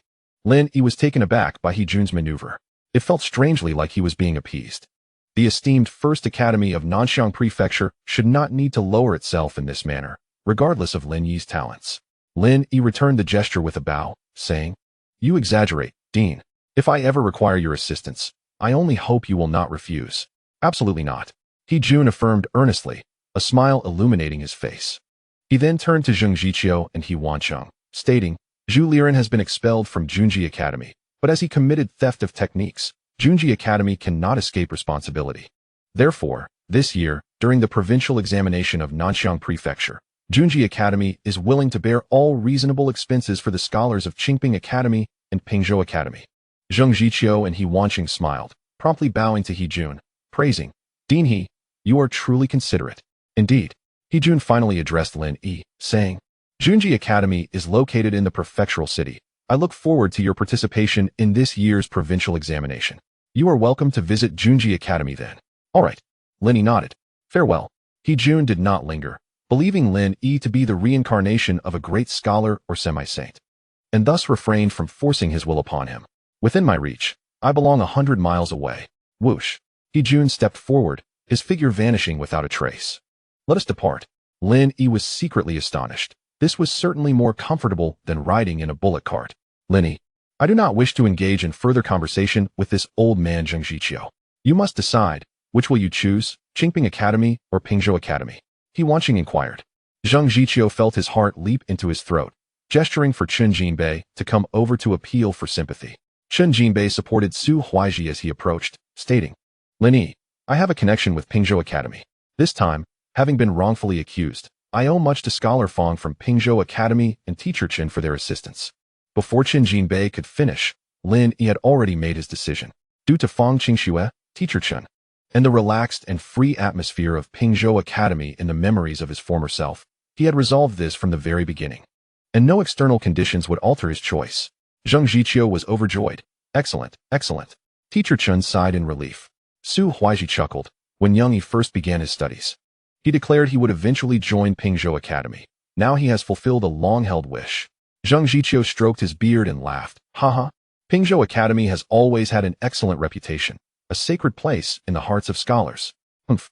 He Wanqing glared at Zheng Jiqiu, snorting, then turned to Lin Yi and said, Since you have made a choice, I shall not say more. However, Qingping Academy always welcomes you for visiting studies. Visiting studies meant that Lin Yi would have the time to directly cultivate literary skills at Qingping Academy, with abundant resources at his disposal. In fact, Junji Academy's intentions were similar. They merely wished for Lin Yi to have the opportunity to visit. All right, I am grateful for Dean He's generosity. Lin Yi replied with a bow. Farewell. Within my reach, I belong 100 miles away. Whoosh. He Wanqing also did not linger, his figure disappearing from the scene. Lin Yi, let us return to the academy. Zheng Jiqiu could hardly contain his excitement, eager to see the brilliant poem Lin Yi had composed. Wait a moment. Lin Yi approached Zhu Liren, who lay motionless like a lump of mud, only to discover he had already passed away, eyes wide open, turning his gaze towards the servants. He found them all kneeling, fervently pleading for mercy from the esteemed scholar, weeping profusely. The merchants and onlookers were already frightened by the earlier spectacle, casting glances at Lin Yi filled with a mix of trepidation and obsequiousness. Let us go. Lin Yi paid no heed to those former neighbors, assisting Su Huaiji onto the ox cart, and turned to Chen Fuzi and Zheng Jiqiu, saying, Dean, Chen Fuzi, why are you standing there in a daze? Get on my cart. Chapter 32. Students pay respect to their elders. Chen Jinbei glanced at Dean Zheng Jiqiu, hesitating to speak. Given Zheng Jiqiu's esteemed position, it seemed somewhat improper for him to ride on an ox cart. Scholars of Daoist typically traveled by horse-drawn carriage or sedan chair. An ox cart was meant for common folk. Zheng Jiqiu exclaimed, What are you waiting for? Get on. Yes, Dean. Chen Jinbei climbed onto the ox cart. Zheng Jiqiu swiftly mounted the old ox backwards, declaring loudly, My ox cart can ascend to the heavens. With a surge of talent, a cloud of white aura materialized beneath the old ox and the cart, lifting them towards the sky, vanishing from Dexing town. Scholars love to boast, and Lin Yi felt a jolt of shock, yet it did not deter him from making a quip. Once airborne, the cart moved with astonishing speed. Lin Yi was somewhat eager for this journey to the academy. According to the memories he had assimilated, he was to cultivate at the academy, then proceed to Nanxiang Prefecture for the provincial examination. Following that, he would attend the national examination at the Sacred Academy of the Kingdom, ultimately sitting for the palace examination conducted by the Emperor of Daoist. If all went well, he might astound an entire era. Additionally, Fang Qingxue was currently en route to the palace examination, soon to meet the Emperor of the Daoist dynasty. The future was limitless. Pingzhou Academy. Before the stone tablet at the foot of the mountain, dozens of scholars clad in Confucian robes were diligently copying the verses inscribed upon it. They were deeply engrossed, occasionally expressing their admiration. This elder is remarkable. In just 2 lines, he can ignite the ambition within scholars, serving as an excellent encouragement for learning. Indeed, the talent evoked is far greater than the writings within the academy. I wonder if I will have the chance to meet this elder in my lifetime and hear his teachings.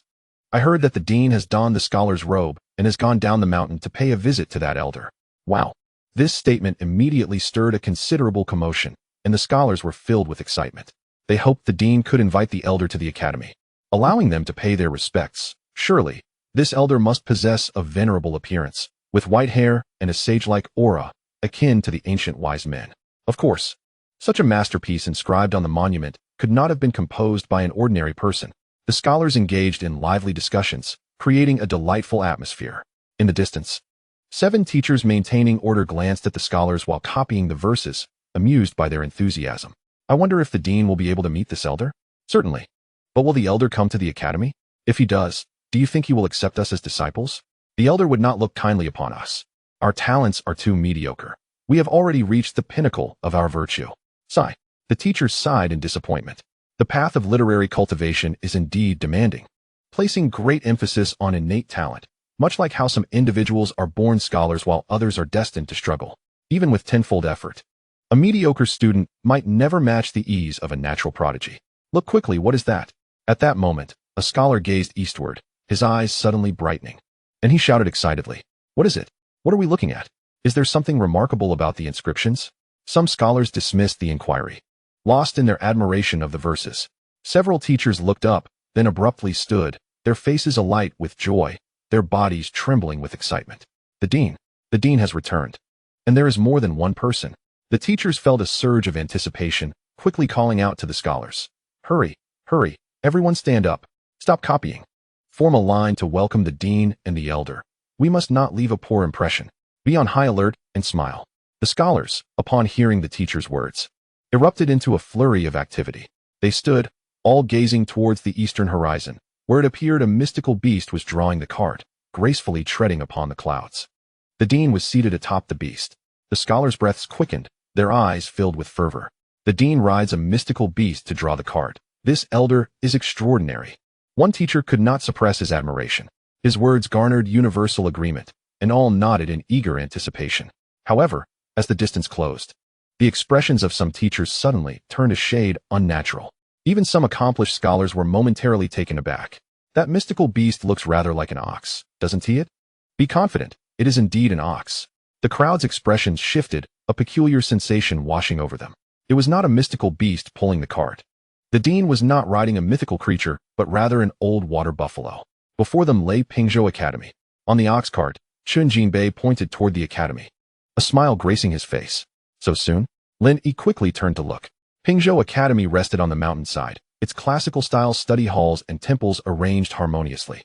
An aura of talent enveloped the realm, and ancient characters occasionally manifested in the void, showcasing the flourishing of scholarly pursuits. A rich fragrance of books permeated the air. Is this Pingzhou Academy? Truly a sanctuary for scholars. Su Huaiji was astounded. Lin Yi smiled. The academy resembled a sect from a fantastical Xinxia drama, aligning closely with his expectations. However, it appeared that the number of disciples was somewhat lacking the grandeur of a large sect. "Descend," Dean Zhengjiqiu commanded, and the ox cart came to a halt before the stone tablet at the foot of the academy. "Disciples pay respects to the dean. Disciples pay respects to the dean." The scholars and teachers of the academy, already arranged in formation, bowed in unison to Zhengjiqiu as he disembarked from the ox cart. Good.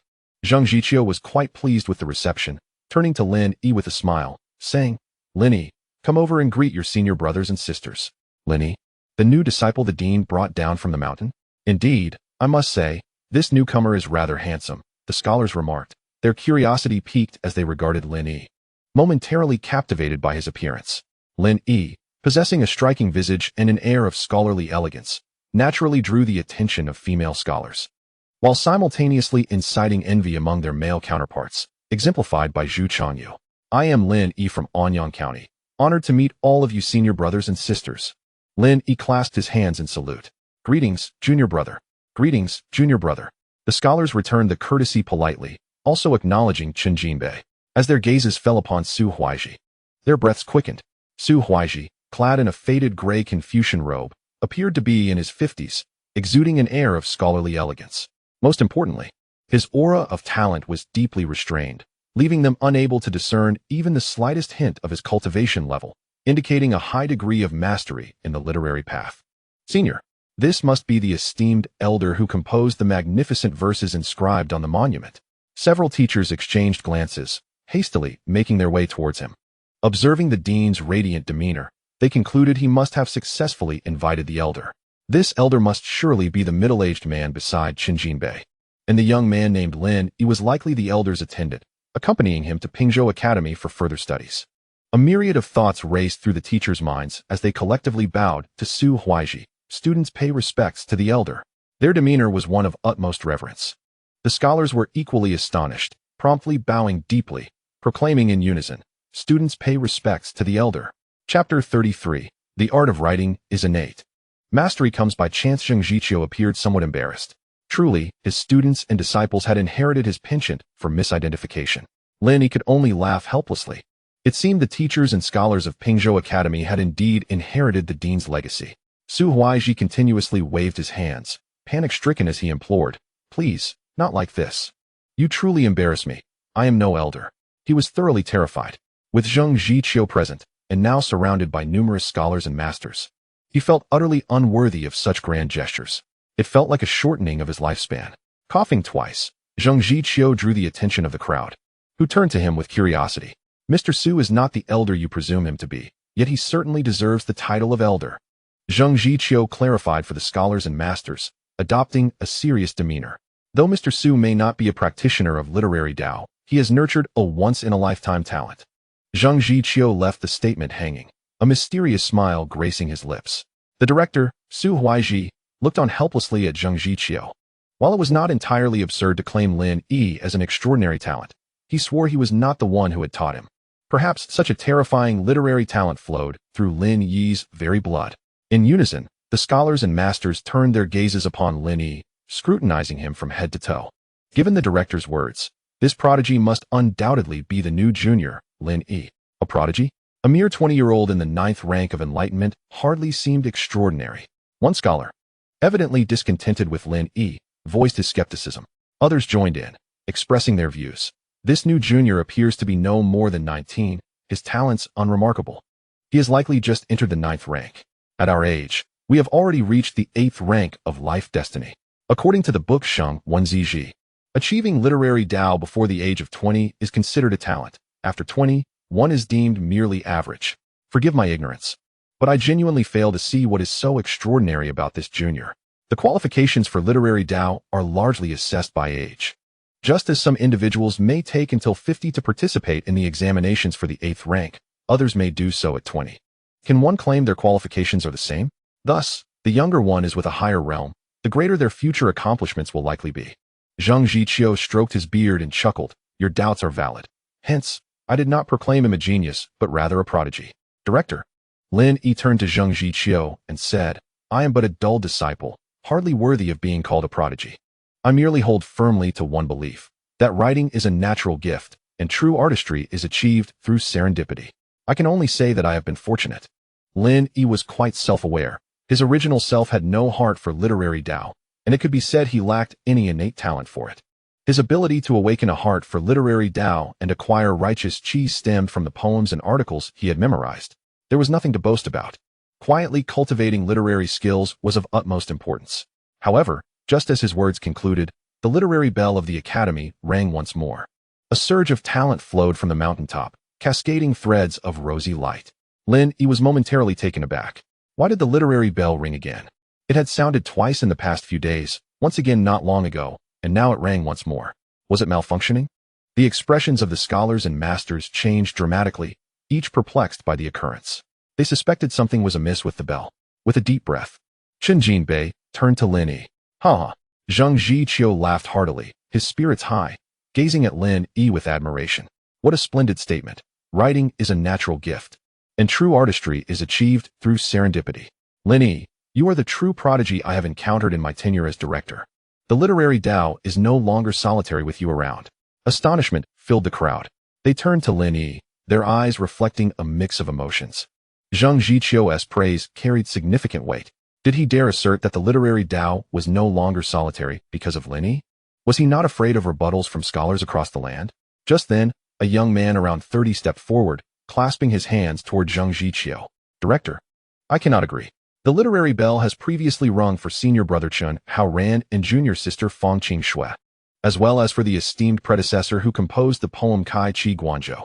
Therefore, it is inappropriate to claim that the literary Tao is no longer solitary due to the bell ringing for junior brother Lin Yi. A fellow scholar echoed. Brotherly Wenbo is correct. While it may not be suitable to speak against a fellow disciple, Lin Yi's qualifications in literary Tao are indeed average.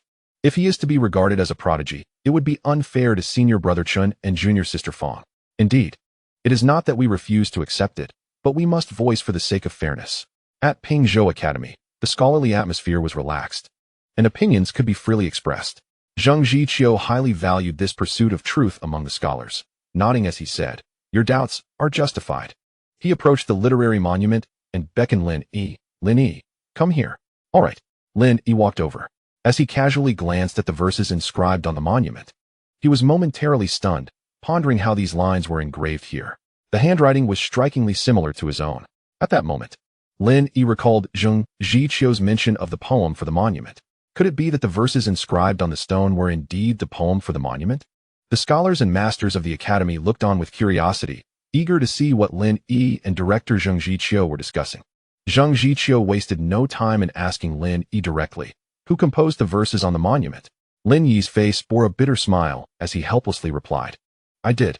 A wave of astonishment swept through the crowd. The scholars and masters were taken aback, their faces filled with disbelief. Impossible. How could one in the 9th rank of enlightenment compose a poem worthy of being inscribed on a monument? The road to academia is paved with diligence, and the sea of knowledge is boundless, navigated through hardship. Without a tough journey of learning, one cannot produce such poetry. A poem worthy of being inscribed must resonate with the heart and circumstance of the time. One scholar after another stood to voice their doubts, including several masters who also held skeptical views. How could their revered predecessors be represented by someone in the 9th rank of enlightenment, who had yet to earn the title of scholar? The ranks of scholars, from 9th rank Xiaocai to 8th rank Jiren and 7th rank Gongshi to 6th rank Jinshi, all required examination to obtain literary Tao qualifications at the Sacred Institute. Yet Lin Yi bore no aura of such qualifications. They found it hard to believe that someone of such unremarkable talent could produce a poem worthy of being inscribed on a monument. Silence. Director Zheng Zhiqiu raised his right hand, gradually calming the crowd. He gazed at Lin Yi with a smile. "Lin Yi, our Pingzhou Academy emphasizes reasoning to persuade others.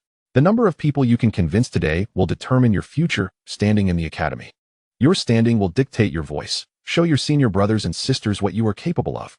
Chapter 34. Your names and lives shall perish, yet the rivers and mountains shall flow eternally. Perhaps it is best to refrain. Lin Yi glanced at the skeptical disciples of the academy and said, "As a disciple here, I shall devote myself entirely to my studies and cultivation. I do not seek any status. What value does status hold in the academy? Do I not have access to the literary skills and texts I need? Rather than waste time on these individuals, I would prefer to refine my literary skills and practice other arts." In the examinations for the Sacred Institute, apart from the mandatory literary Tao subjects, there were also arts examinations: music, archery, equestrian skills, and calligraphy. Excelling in all 4 categories would earn one the titles of Huiyuan and Zhuangyuan, receiving the literary Tao's enlightenment from the Sacred Institute, thus becoming a pinnacle talent in the literary Tao, renowned throughout the land, and gaining many exquisite insights through the cultivation of literary Tao. Director Zheng Zhiqiu was momentarily taken aback. He soon chuckled ruefully, but did not press the matter further. Nodding as he said, "Very well, if that is the case, let us head to the academy and arrange accommodations for you and Mr. Su." Zheng Zhiqiu prepared to lead Lin Yi away. However, the academy's scholars were notably discontent, instinctively blocking the director and Lin Yi. "Director, he is evasive. He cannot prove he composed the poem for the monument, which is why he seeks to avoid the matter. Indeed, Dean, you claim that Lin Yi is a prodigy, asserting that when Tao is not solitary due to him, yet he has failed to demonstrate any ability, leaving us unable to swallow this grievance. By what right does he claim such merit? Our academy values persuasion through reason, yet he asserts authorship of the poem inscribed on the monument without any proof, rendering our ability to be convinced utterly impossible." The scholars are filled with righteous indignation. They are proud individuals who cannot accept that a newcomer of mere 9th rank could receive such accolades, making them appear inferior to Lin Yi. Absurd. The dean, fearing that their ire might drive Lin Yi away, admonishes, Lin Yi has only just entered the academy. Is this how you treat newcomers? The scholars stand firm, gazing defiantly at Dean Zhengjiqiu, their eyes resolute. Several sages remain silent, sharing the same stance as the scholars. Lin Yi claims authorship of the poem, yet lacks the courage to substantiate it, which clearly indicates a significant lack of credibility. Do you truly wish to provoke this dean to wrath? If Lin Yi is unwilling to prove himself, must you force him? Foolishness. Zheng Jiqiu, enraged, struggles to contain his desire to expose Lin Yi's secrets. Just then, Lin Yi's indifferent voice resonates. I, Lin Yi, compose poetry to express my sentiments. Why must I prove myself to you? A gasp ripples through the crowd. Arrogance, sheer arrogance. I, Wang Chun, have studied for 30 years and have never encountered anyone so presumptuous. You are but a junior in the Pingzhou Academy, without a sage to accept you. You would merely be a nominal disciple. Dean, hear his tone. Does he imply that any random individual can enter our Pingzhou Academy? Lin Yi's words incite a veritable storm. An increasing number of scholars, their faces flushed, join the outcry against him. Chen Jinbei states seriously, if the dean is willing to let go, I shall accept him, causing several sages to freeze in shock, staring blankly at Chen Jinbei. Is he suggesting that the dean would personally accept Lin Yi as his disciple? A hum of disbelief fills the air as the scholars fall silent, their minds buzzing with the implications. The thought that Lin Yi could become the dean's third direct disciple is astonishing. Currently, only 2 individuals have been accepted by the dean, the once celebrated Chun Haoran and the first ever champion of Jinzhou, Fang Qingxue. Both are exceptionally gifted and renowned, earning the respect of all. Even Li Wenbo, who topped the provincial examination, has not been able to secure a place under the dean. Becoming a direct disciple of the dean confers the potential to inherit the mantle, ultimately leading the academy and receiving the protection of the sacred institution. Particularly now, with the poem inscribed on the monument, such status would also be recorded in the annals of the National Academy. This is an extraordinary honor. By what right does Lin Yi claim this? Dean Zhengjiqiu rolls his eyes at Chen Jinbei, exclaiming, you dream in broad daylight. Chen Jinbei sighs, lamenting that he discovered the talent, yet in the end, he receives no reward. Mind your words. Lin Yi's gaze lands on Li Wenbo, whose earlier comment about random individuals has ignited his true anger. They may question him, for he cannot control others' words, but humiliation is intolerable. Oh, Li Wenbo, eager to undermine Lin Yi and prove his superiority, finds Lin Yi incensed by his taunt. The bait has been taken. Is there anything wrong with what I said? If you have the ability, compose a poem that can elevate the region. Li Wenbo glares at Lin Yi, his aura of a 7th rank benevolent man pressing forward. Lin Yi smirks, declaring, your names and forms will perish, yet the rivers and mountains shall endure for eternity. As the words leave his mouth, the academy's bell reverberates through the mountains, and the air crackles with burgeoning energy, swiftly converging toward the foot of the mountain. Everyone is taken aback.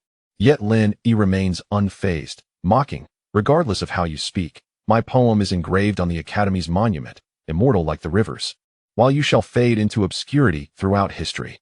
Does this suffice as proof? With a flourish of his sleeve, he exudes elegance. He has no desire to retaliate against these individuals, yet their transgressions have compelled him to respond without reservation. Well said. Your words resonate with depth, while the academy endures. This monument shall stand for millennia, and your verse shall echo through time. Dean Zhengjiqiu trembles, unable to contain his excitement. While the gathered scholars and sages are left in stunned silence, their faces darkening with rage, wishing to suppress Lin Yi through literary means. Lin Yi's verse is commendable, yet it serves to ridicule and mock them. You dare insult us, scholars? Li Wenbo's fury erupts as he steps forward to confront Lin Yi, a glint of malice in his eyes, rallying the other scholars to his side, claiming Lin Yi has insulted them all. Indeed, I speak of every scholar present. Lin Yi calmly nods in acknowledgement. Gasps fill the air, and the scholars, incensed, roll up their sleeves, ready to confront Lin Yi. This is a blatant provocation, they exclaim. One could interpret it as such. Lin Yi concedes. His nature is bold and unyielding. Had he not been so, he would not have confronted the head of Junji Academy so directly. Nor would he have dared to strike the scribe Zhang Shankai within the county office or challenge the magistrate. He possesses an intrinsic spirit of resistance against oppression. A group of scholars is allowed to criticize and humiliate him, yet he cannot retort in kind? This is merely an eye for an eye. Chapter 35. The poetry duel has ignited. The scholars are incensed, their blood boiling from Lin Yi's two taunts, baring their teeth in fury, wishing to devour him whole. Zheng Zhiqiu is momentarily at a loss. He knows Lin Yi is a troublemaker, having stood his ground against He Weijun of Junji Academy. However, he did not anticipate that upon entering his own academy, Lin Yi would offend the entire student body. What a calamity! Xiao Yi no. Su Huaiji senses the immense pressure and steps forward to grasp Lin Yi's arm, shaking his head. They are your seniors. This behavior is inappropriate. Lin Yi replies. There is nothing inappropriate about it. Weakness invites oppression. Why should I tolerate their insults without retort? Su Huaiji hesitates, sighing deeply. While you may retort, you are not their match. A true gentleman knows when to yield. Behaving thus will lead to great misfortune. Rest assured, I know my limits. Lin Yi gently pats Su Huaiji's hand, signaling him to remain calm. Well done, Lin Yi. You enter the academy and immediately assert dominance. Li Wenbo, eager to take the lead, steps forward to confront Lin Yi, stating, very well, you are impressive. Let us engage in a contest. With a grand gesture, Li Wenbo signals for 2 tables to be brought forth and placed before him and Lin Yi. Lin Yi raises an eyebrow, sensing a challenge of talent. Li Wenbo coldly fixes his gaze on Lin Yi, declaring, enough with the pleasantries. You claim to compose poetry effortlessly. Let us see whose verses can inspire greater creativity. Should you lose, according to the traditions of Pingzhou Academy, you shall crawl into the academy. Dean Zheng Zhiqiu contemplates intervening, but, upon realizing it is a literary contest rather than a physical one, he feels reassured and eagerly anticipates Lin Yi's performance. In the current situation, if Lin Yi fails to assert control over the scholars of the academy, he is likely to face arduous days ahead. What if you lose? Lin Yi inquired, directing his gaze towards Li Wenbo. With a hearty laugh, Li Wenbo's demeanor swiftly turned serious. I cannot possibly lose. Lin Yi scoffed, what if? Li Wenbo narrowed his eyes, declaring, there is no what if. Should I lose, you may dispose of me as you wish. Very well. Lin Yi acquiesced, turning to Chun Jinbei in the distance. Master Chun, may I borrow some writing materials? Of course. Chun Jinbei flicked his sleeve, and the writing implements promptly emerged, gracefully landing upon the table before Lin Yi. Ha! How can he call himself a scholar when he lacks even the most basic of writing tools? Can he truly achieve victory in such a state? What scholar does not carry their 4 treasures of the study, ready to capture inspiration at a moment's notice? His defeat is assured. I have heard whispers of a poem from Li Wenbo that is soon to be unveiled, estimated to possess at least 3 do of talent. 3 do of talent? How formidable! The talent embedded in paper and ink is equivalent to 30 jin, the weight of the foremost scholar of Pingzhou Academy. Numerous scholars murmured nearby, their eyes alight with admiration for Li Wenbo. After all, he is one of the 3 great prodigies of Pingzhou Academy, second only to Chun Haoren and Fang Qingxue. Hence, Zheng Zhiqiu's intention to accept Lin Yi as his direct disciple has incited Li Wenbo's resentment, prompting him to seek ways to suppress Lin Yi. The memories of the original owner reveal a method of measuring talent. The heavier the paper, the more talent it contains. So-called 8 do of talent translates to 80 jin of talent, a terrifying weight. Moreover, it is said that the poetry of a 3rd-grade Confucian scholar begins at 1,000 jin per page, impervious to time, and is even more impressive. Upon hearing the whispers of the scholars, Lin Yi felt a stirring within. However, he remained unaware of how many do of talent his own poem contained. On that day at the post station, he had merely inscribed the lines, the talent escaping into the void before he could weigh it. Li Wenbo prepared the ink and, after a moment of contemplation, began to write solemnly on the xian paper. Streams of talent flowed from his fingertips into the ink, swiftly attracting the surrounding energies. The convergence of talent at his pen's tip allowed him to summon the very essence of the heavens and earth as he composed poetry. Lin Yi's earlier remark about the inherent nature of writing was indeed astute. Since the inception of the literary path after the human emperor Fuxi created the world, it has encompassed myriad principles. The combination of words into poetry is inherently judged by the universe, akin to divine decree. When a sage manifests their essence, their left hand upon a book reveals the past of the one being judged. Thus, the notion that man acts, and heaven observes is not without merit. Lin Yi glanced at Li Wenbo and unfurled the xian paper, pressing it down with a jade paperweight, preparing to write. Chun Jinbei, sensing something amiss, promptly advised, Lin Yi, you must infuse your talent into the writing to consolidate the energies of heaven and earth within the ink. Otherwise, they will dissipate swiftly. Thank you for your guidance. Master Chun. Lin Yi nodded slightly. At this moment, he grasped why the talent he summoned earlier had vanished into thin air. He had written directly rather than channeling his talent into the ink. Lin Yi cultivated the talent within him, dipped his brush into the ink, and with sharpened focus, began to inscribe his verses upon the Xian paper. 10 years to temper a sword. At the moment Li Wenbo proposed the poetry duel, the poem naturally surfaced in Lin Yi's mind, igniting within him a fierce determination. His brilliance now shone brightly, just like the poem he was about to compose, articulating his aspirations in perfect harmony with the moment. Very well, brotherly. This poem exhibits tremendous momentum. The energies of heaven and earth envelop you, continuously flowing into your ink. When Brother Chen Haoran previously crafted a piece that resonated with the literary bell, it bore this very essence. Lin Yi's provocation is a path to self-destruction. Even if brotherly falters, Brother Chen will prevail. Truthfully, I cannot believe that a mere 9th-grade novice, lacking literary titles, could compose anything of merit. He might as well prepare to crawl back into the academy. Ha! Numerous scholars whispered amongst themselves, their words laced with disdain and animosity towards Lin Yi. Lin Yi's earlier taunt had undeniably roused their ire. Now, they eagerly awaited Li Wenbo's successful composition, anticipating the satisfaction of witnessing Lin Yi's humiliation. Just then, one scholar exclaimed, "Look, what is that?" pointing at Lin Yi with a face of terror. "What is remarkable about this? Our talent is white, yet his is golden. What is happening? I have never seen such a sight." The other scholars also noticed the anomaly, perplexed, for the concept of how Rand's righteous energy felt distant to them. Golden? Li Wenbo's brow twitched. He had perused many texts, and the notion of golden talent evoked thoughts of something profound.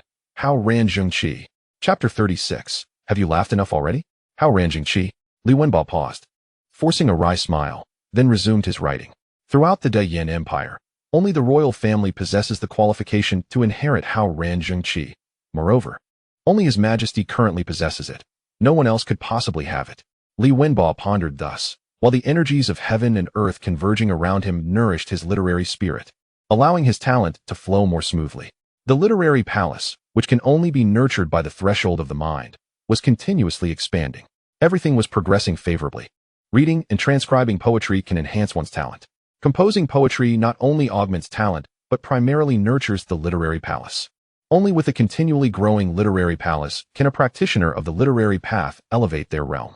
When the literary palace ceases to grow, it indicates that the literary path has nearly reached its zenith. However, under certain special circumstances, a practitioner can still create poetry that surpasses the norm, presenting a chance to further enhance their literary palace. As Lin Yi inscribed his verses infused with How Ran Zhengqi, the atmosphere differed from that at the post station. The energies of heaven and earth did not coalesce. Yet, Lin Yi felt a connection, sensing that the energies were birthed from How Ran Zhengqi, and his characters contained this essence. The extent of talent within the energies of heaven and earth remains uncertain. Whether it is 3 do or 4 do of talent will depend on the quality of his verses. In less than 3 minutes, Lin Yi completed his writing, swiftly sealing the scroll. He then turned his gaze towards Li Wenbo, who was still fervently penning his lines. As a prodigy of the literary path, Li Wenbo's composition was equally impressive, surrounded by the converging energies of heaven and earth, his paper alive with vitality. A smile of confidence adorned his face, accompanied by a sinister smirk. Li Wenbo gritted his teeth, internally mocking, a frog at the bottom of a well. This time I shall show you what an immortal poem truly is. Li Wenbo had made significant progress. This poem would undoubtedly exceed 3 do of talent. Zhang Jiqiu stroked his beard, chuckling lightly.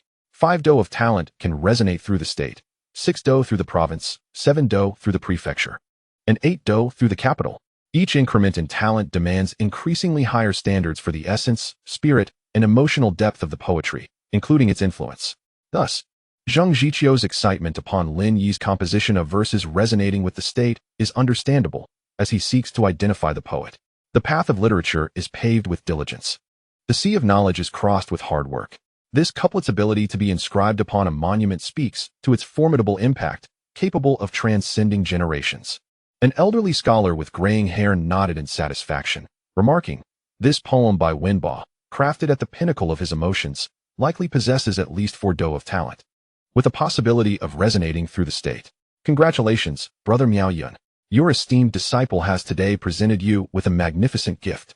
Indeed, if my disciples could compose poetry of such extraordinary talent, I would willingly sacrifice a decade of my life." At the upcoming Sacred Academy conference, should the Holy Lord publicly commend them, it is likely that the One Gong will continue to flourish. Brother Miao Yun is poised to ascend to the 4th rank. The other scholars began to congratulate him, their words brimming with envy. Li Wenbo, a disciple of Zhang Miao Yun, would greatly benefit from composing such remarkable poetry. Not only would the Sacred Academy bestow rewards, but it would also significantly enhance his chances of elevating the One Gong. In fact, if his poetry gains widespread acclaim, he could even secure a prominent position at the State Protectorate Academy. Truly, a paragon of virtue, bringing glory to his ancestors. I appreciate everyone's auspicious words. Zhang Miao Yun was also filled with joy, eagerly anticipating that day, and remarked with a smile. However, even if Wenbo lacks the talent to achieve such heights, the reckless individual the director has brought back today will likely have to crawl into the academy. The scholars nodded in agreement, acknowledging his statement. These students are all their disciples, and Lin Yi's earlier remarks had indeed ignited their ire. Was this not akin to humiliation? They must certainly temper this arrogant young man's spirit. As Li Wenbo put pen to paper, the entire sheet radiated a dazzling white light, infused with talent and the fragrance of literature. This was a manifestation of brilliance. Such abundant talent. Brother Li is truly gifted. This poem is a monumental work, the culmination of Brother Li's efforts, destined to be celebrated for generations. The scholars' eyes sparkled, captivated by the spectacle, their admiration for Li Wenbo growing immensely. At that moment, the Academy's literary bell rang. The scholars and teachers were momentarily taken aback before erupting into joyous applause. The bell has tolled for Brother Li's poem. Truly splendid. Brother Li has become a paragon, destined for eternal fame. As for that reckless individual, let him wait to crawl into the academy. The scholars trembled with excitement, as if they themselves had penned such a masterpiece. It was understandable, for Li Wenbo was, in essence, suppressing the arrogant Lin Yi on their behalf. Director Zheng Zhiqiu regarded Li Wenbo with an approving smile, stating, "Excellent. The talent resonates with the bell. This poem is truly remarkable." Zhang Miaoyan looked at Li Wenbo with a gentle expression and said, "Wenbo, you have performed exceptionally well and brought honor to us all. Thank you for your praise, Director." "Thank you, Master." Li Wenbo replied with a smile, his excitement palpable. His talent resonated at 4 do, surpassing his expectations of 3 do. And astonishingly, it even triggered the literary bell. This was unexpectedly delightful. He never considered reaching the height of talent that could achieve Guanzhou, as composing a poem of 4 do was already an extraordinary accomplishment for him. With 4 do, weighing 40 pounds, he felt confident it could easily overshadow Lin Yi. Throughout the encounter, Lin Yi had merely exuded a golden aura in his brushwork, failing to invoke any celestial talent. It was evident that his poetry was subpar. "Lin Yi, did your poetry fail to stir any response? What is the matter? Were you not so sharp-tongued?" Li Wenbo cast a derisive glance at Lin Yi, his face adorned with mockery and scorn. Perhaps you have exhausted your talent. With your level of skill, could you truly compose an inscription-worthy poem? How absurd. The truth is now clear, Director.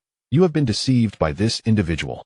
Several scholars stepped forward to deride Lin Yi, while others chuckled quietly, their disdain for him apparent. Zheng Zhiqiu replied sternly, "I am well aware of Lin Yi's capabilities. This inscription-worthy poem is indeed his work, and that is beyond dispute. Furthermore, Lin Yi has already produced a poem of Guanzhou and another of Mingzhou. He need not prove anything further. Everyone disperse. No one can compose another poem of 4 do or more in such a short time." Director Zheng Zhiqiu recognized Lin Yi's defeat, but he understood that Lin Yi's performance was merely a momentary lapse. Thus, he chose to protect him, revealing the truth. Director truly has a sense of humor. Lacking Guanzhou talent and yet boasting of Mingzhou. Director, we are not children. The scholars could not contain their laughter. Some doubled over, unable to stand upright. A few teachers also smiled, surprised that the director could make such a jest, nearly leading them to believe Lin Yi was his illegitimate child. Soon, as Lin Yi remained silent, the laughter began to subside. "Have you laughed enough already?" Lin Yi gazed at the scholars and teachers in astonishment, asking, "Do you wish to laugh a bit more?" Chapter 37. I have a poem. I wonder how many do of talent it possesses. Do you wish to laugh a bit more? Lin Yi's sudden words reignited the crowd's emotions. Presumptuous. Even at death's door, he remains defiant. "Brother Li, let him crawl. I cannot endure this young man's arrogance. Brother Li, compel him to kneel and apologize." They vehemently rebuked Lin Yi, their faces flushed with rage. Director Zheng Zhiqiu and Chun Jinbei could not help but facepalm. Lin Yi's personality was too brazen. Su Huaizhi was utterly taken aback. Seeing the crowd's emotions escalate, Li Wenbo raised his hand, signaling for silence, and fixed his gaze on Lin Yi. I see you do not shed tears until you see the coffin. Come forth, what is the talent of my poem? With a grand gesture, Li Wenbo summoned a scholar forward. The scholar cautiously approached, cradling Li Wenbo's poem. His expression shifting as he declared, it possesses a talent of 4 do, weighing over 40 pounds. Excellent. The scholars erupted in cheers, their faces flushed with excitement. The teachers chuckled softly. Although it did not reach the 5 do level of Guangzhou, 4 do was still a first for the Pingzhou Academy. Bang! As the scholar placed the poem back on the table, he inadvertently dropped the entire sheet, producing a deep sound akin to iron striking wood. The crowd displayed expressions of shock. Indeed, that sound was enchanting. Li Wenbo reveled in the resonance, witnessing the expressions of the scholars and teachers filling him with immense satisfaction. Yet he did not forget his objective, to suppress Lin Yi and earn the director's respect, aiming to be named the director's 3rd direct disciple. So what now? With 4 do of talent, what of your poetry? It must be as light as a feather, I presume? Li Wenbo scoffed, fixing his gaze on Lin Yi.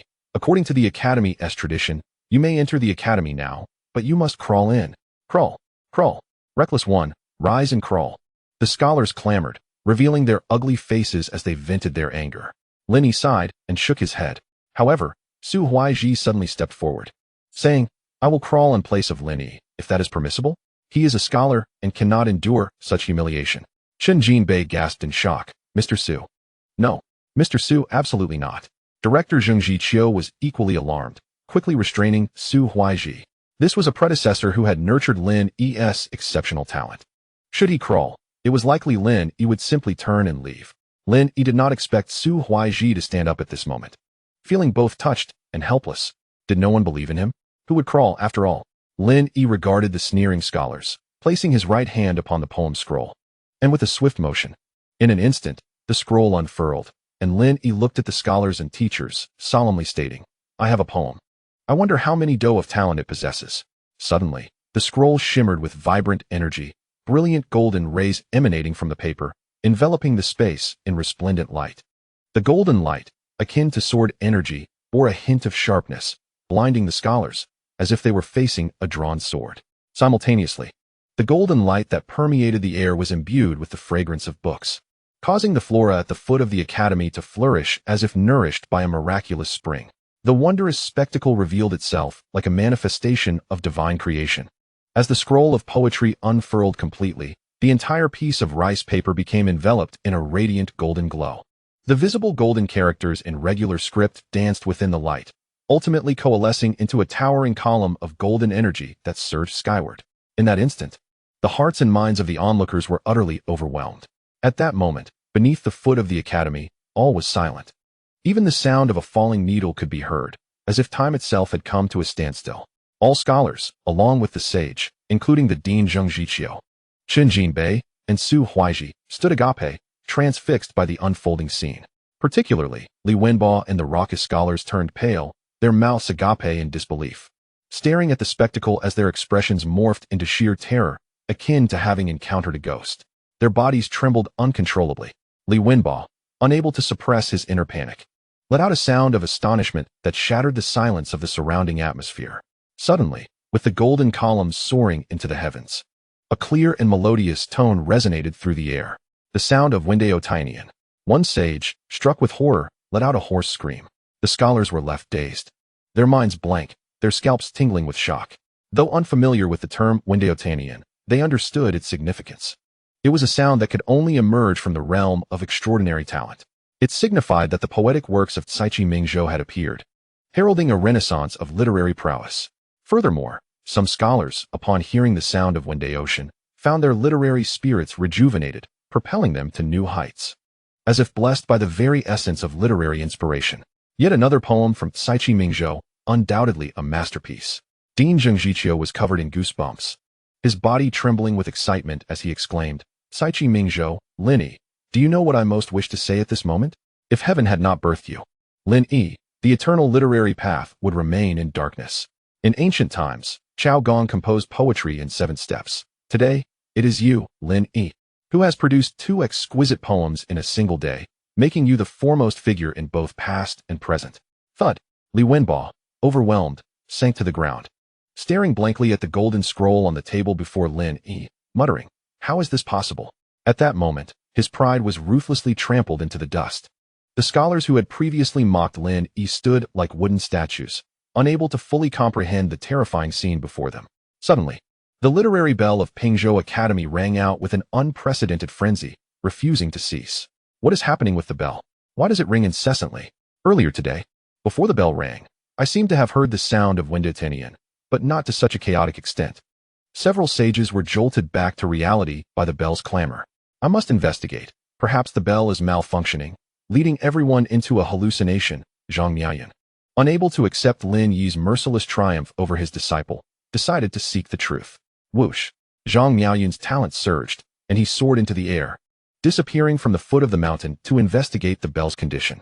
Upon hearing Zhang Miayan's words, Li Wenbo felt as if he had grasped a lifeline, sneering. "The bell is broken. This is an illusion. It cannot be Caiqi Mingzhou. It cannot be." Fool! Lin Yi cast a disdainful glance at Li Wenbo.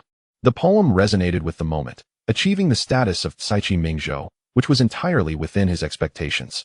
In fact, it was even more fitting than when he faced Dean He Weijun of Junji Academy. Dean Zhengjiqiu solemnly remarked, "What a disgraceful display." Chen Jinbei looked at the dazed scholars and sighed, "What a pity. If only you had heeded the dean's advice, you could have coexisted harmoniously with Lin Yi. Now, look at you." Each one filled with regret. Boom. Suddenly, a resounding noise echoed throughout the mountaintop of the academy, causing Zheng Jiqiu's expression to change dramatically. Accompanied by a piercing scream, a figure plummeted from the void. It was Zhang Miayan, who had just gone to investigate the bell. Chapter 38. The bell exploded. What is happening? Dean Zheng Jiqiu and several other sages hurriedly gathered around. The bell pfft. As Zhang Miayan began to speak, he coughed up a mouthful of blood, his ears bleeding. His face pale as he uttered, "The bell has exploded." The bell has exploded? How could that be? This is a literary treasure capable of sensing the fluctuations of talent within the realm of Jinzhou. Could it be Lin Yi's poem? The scholars were left astonished, especially as a female scholar's hypothesis silenced the crowd once more. The bell is somewhat akin to a seismograph from a past life. It emits sound when there are fluctuations of talent in a certain area, reaching a significant threshold. Lin Yi likely understood this to some extent. He wondered if the bell had indeed been shattered by his poetry. Ha! Dean Zhengjiqiu was initially taken aback, but then he stroked his beard and laughed, saying, "If I am not mistaken, the explosion of the bell is related to Lin Yi. This is a tremendous blessing." Related to Lin Yi? The expressions of the scholars and several sages grew increasingly grim. Uft! Zhang Miayan spat blood again, his entire being in shock. The literary bell of Pingzhou Academy could only bear a limited amount of talent fluctuations. Lin Yi's 2 poems today had invoked such immense talent, combined with the sound of Wendao Tianyan, that if the bell did not explode, it would be a miracle. Zheng Jiqiu was in high spirits. Gazing at Lin Yi with a beaming smile, "Lin Yi, you have truly opened my eyes."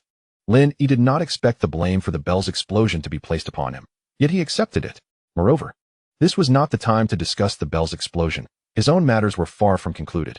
Lin Yi turned his gaze to Li Wenbo, who was slumped on the ground, and asked, "What is the height of my poetry?"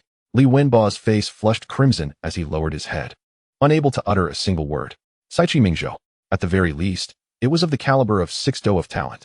Meanwhile, the poetry he had once taken pride in barely reached 4 do. The thought of his previous ridicule of Lin Yi filled him with a burning shame. Climb? This time, it was he who would have to climb back up. Some superior inks could indeed enhance the talent of a poem. At that moment, one sage stepped forward, stating, "Lin Yi's poem utilized Qin Fuzhong's ink. Perhaps the poem itself does not reach the level of Mingzhou, yet with the enhancement of Qin Fuzhong's ink, its talent appears astounding. After all, I have never seen golden talent before. Indeed, I had my suspicions earlier." The other sages nodded in agreement, considering the sage's reasoning quite sound. "Enough," Dean Zheng Jiqiu reprimanded. "As sages, you lack vision to the extent that you cannot even recognize the righteous energy of Howren. Perhaps I should consider replacing you." "What?" The sage who had questioned Lin Yi stood there, dumbfounded. The other sages were also shaken to their core, their hearts racing. Howren's righteous energy? The scholars stared in disbelief, their minds blank in the wake of repeated shocks. Zheng Jiqiu declared, "You should have sensed it earlier. That righteous energy was indeed drawn forth by Lin Yi in the county office." This. The sages staggered backward, their faces filled with astonishment as they looked at Lin Yi, their lips trembling. An overwhelming sense of regret flooded their hearts. Meanwhile, as Lin Yi inquired about the height of Li Wenba's poetry, Chen Jinbei approached, cradling the scroll in his hands. He had not utilized any talent, thus appearing somewhat strained. A scholar without talent is indeed of no use. Chen Jinbei took a deep breath and gazed at Lin Yi, the dean, and the scholars of the academy, solemnly stating, "With talent surpassing 6 do and a weight of 69 jin, we are merely a hair's breadth away from achieving the poetic brilliance of 7 do. What? Merely a hair's breadth away from unparalleled talent? No wonder Wen Zhong would be astounded. The scholars were at a loss for words. Anything they might say would only reveal their own shortcomings and lack of insight. Ah, just a hair's breadth, just a hair's breadth. Dean Zhengjiqiu, in a fit of rage, stomped his feet. If I were to present a poem of unparalleled talent to the Shenyuan, it would surely earn me an even more formidable Wen Zhong and Wen Shu. Chen Jinbei retorted, poems of talent in Mingzhou can also procure a commendable Wen Zhong. I demand to see the poem. Li Wenba stood up from the ground, looking at Chen Jinbei with determination, declaring, I wish to know where I truly faltered. A flicker of pride still lingered in his heart. At that moment, the scholars snapped back to reality, their gazes converging on Chen Jinbei. Eager to discover what remarkable quatrain Lin Yi had composed, Chen Jinbei cast a sympathetic glance at Li Wenba. Are you certain you wish to see it? Yes. Li Wenba gritted his teeth in reply. Zhang Jiqiu struck Chen Jinbei on the head with a light thump, scolding, if I ask you to recite, just recite. What are you keeping us in suspense for? Chen Jinbei inhaled sharply, exclaiming, Dean, is this how you treat the Academy's benefactor? The Academy's literary arts and treasures are yours to ponder. Zhang Jiqiu maintained a stoic expression. Very well, recite it. Thank you, Dean. I shall proceed, Chen Jinbei said, overjoyed. He cleared his throat and recited loudly. 10 years sharpening a sword, its frost blade never tested. Today, I present it to you. Who has grievances to air? As Chen Jinbei's voice resonated, the words on the scroll burst forth in resplendent golden light. The crowd held their breath, their eyes nearly popping from their sockets. This poem? It bore an essence that felt like Lin Yi was mocking the entire assembly of scholars. The meaning was clear. I have sharpened my sword for 10 years. Today, I unveil it. Who dares to voice dissent? The question lingered.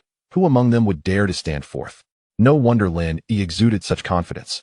It was the steadfast assurance of a scholar.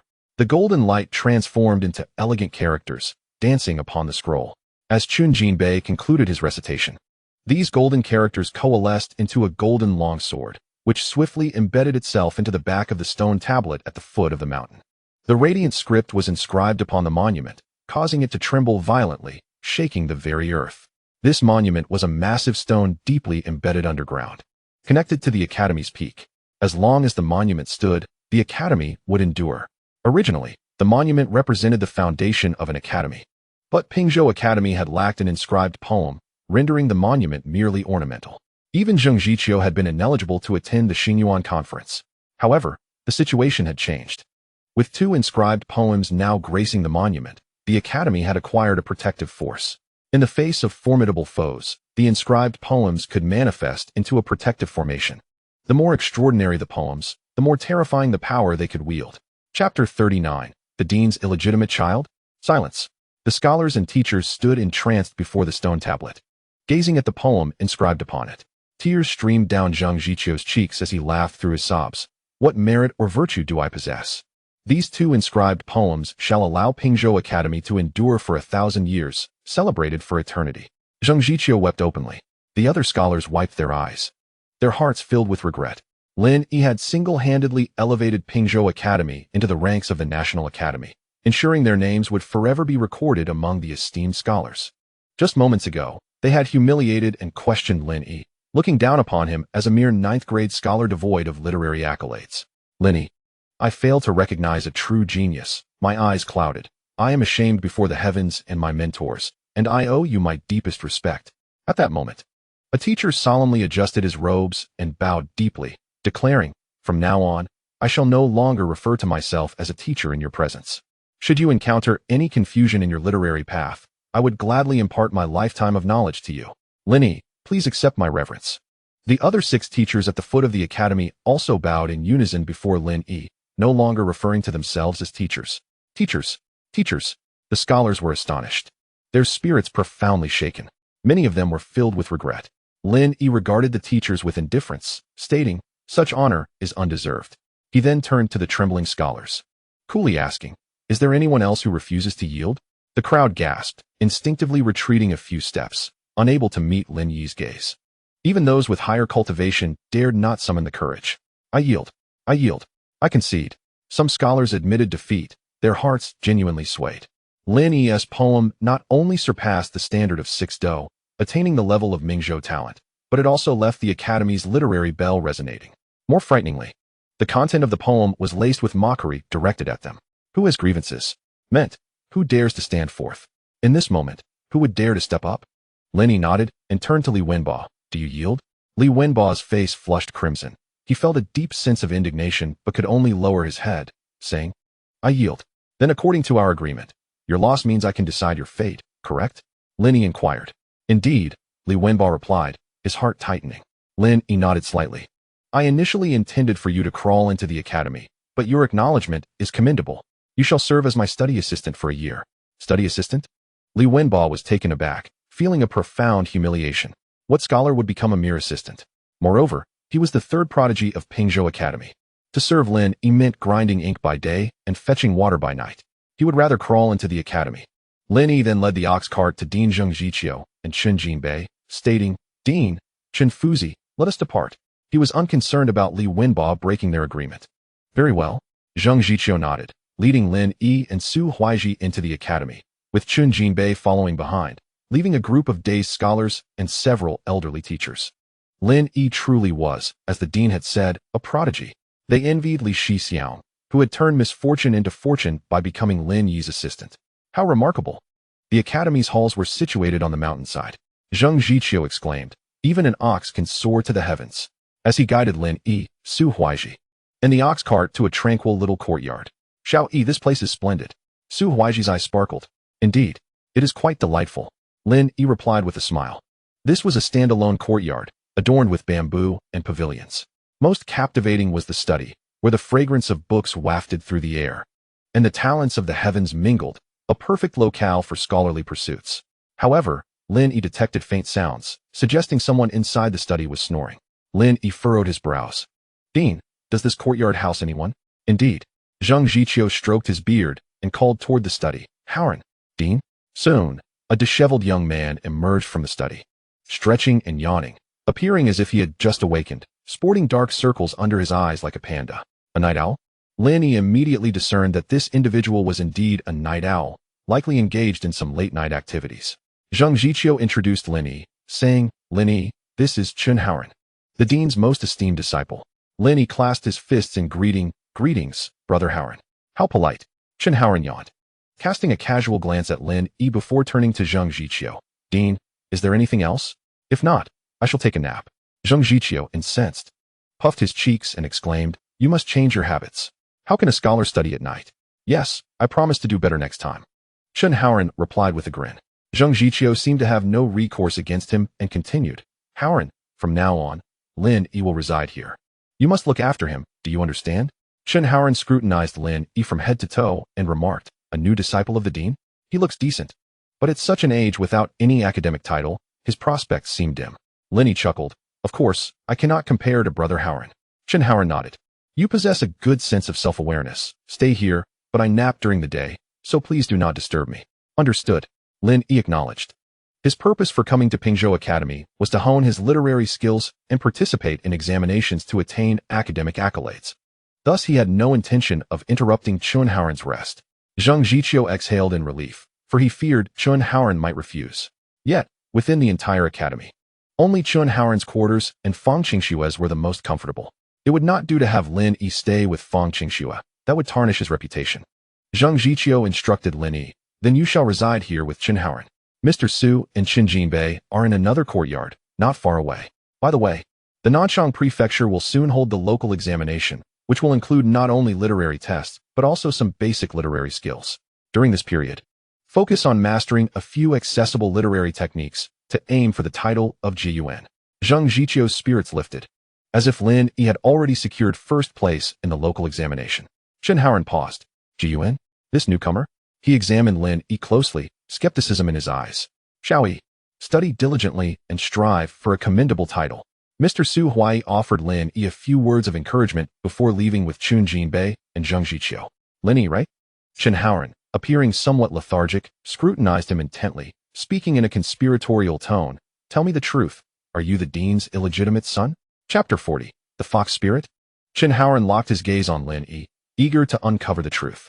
After all, this courtyard was reserved for the most esteemed disciples, and he could easily discern Lin Yi's lack of exceptional talent.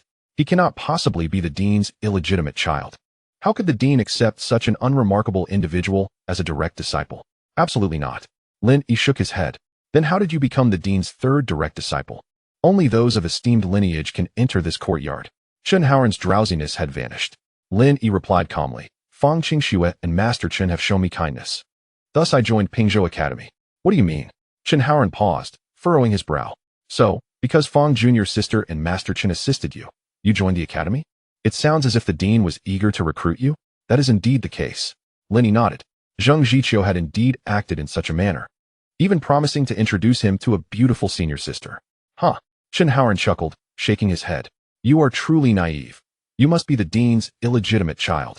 To be frank, your talent is lacking. You have no right to be a direct disciple.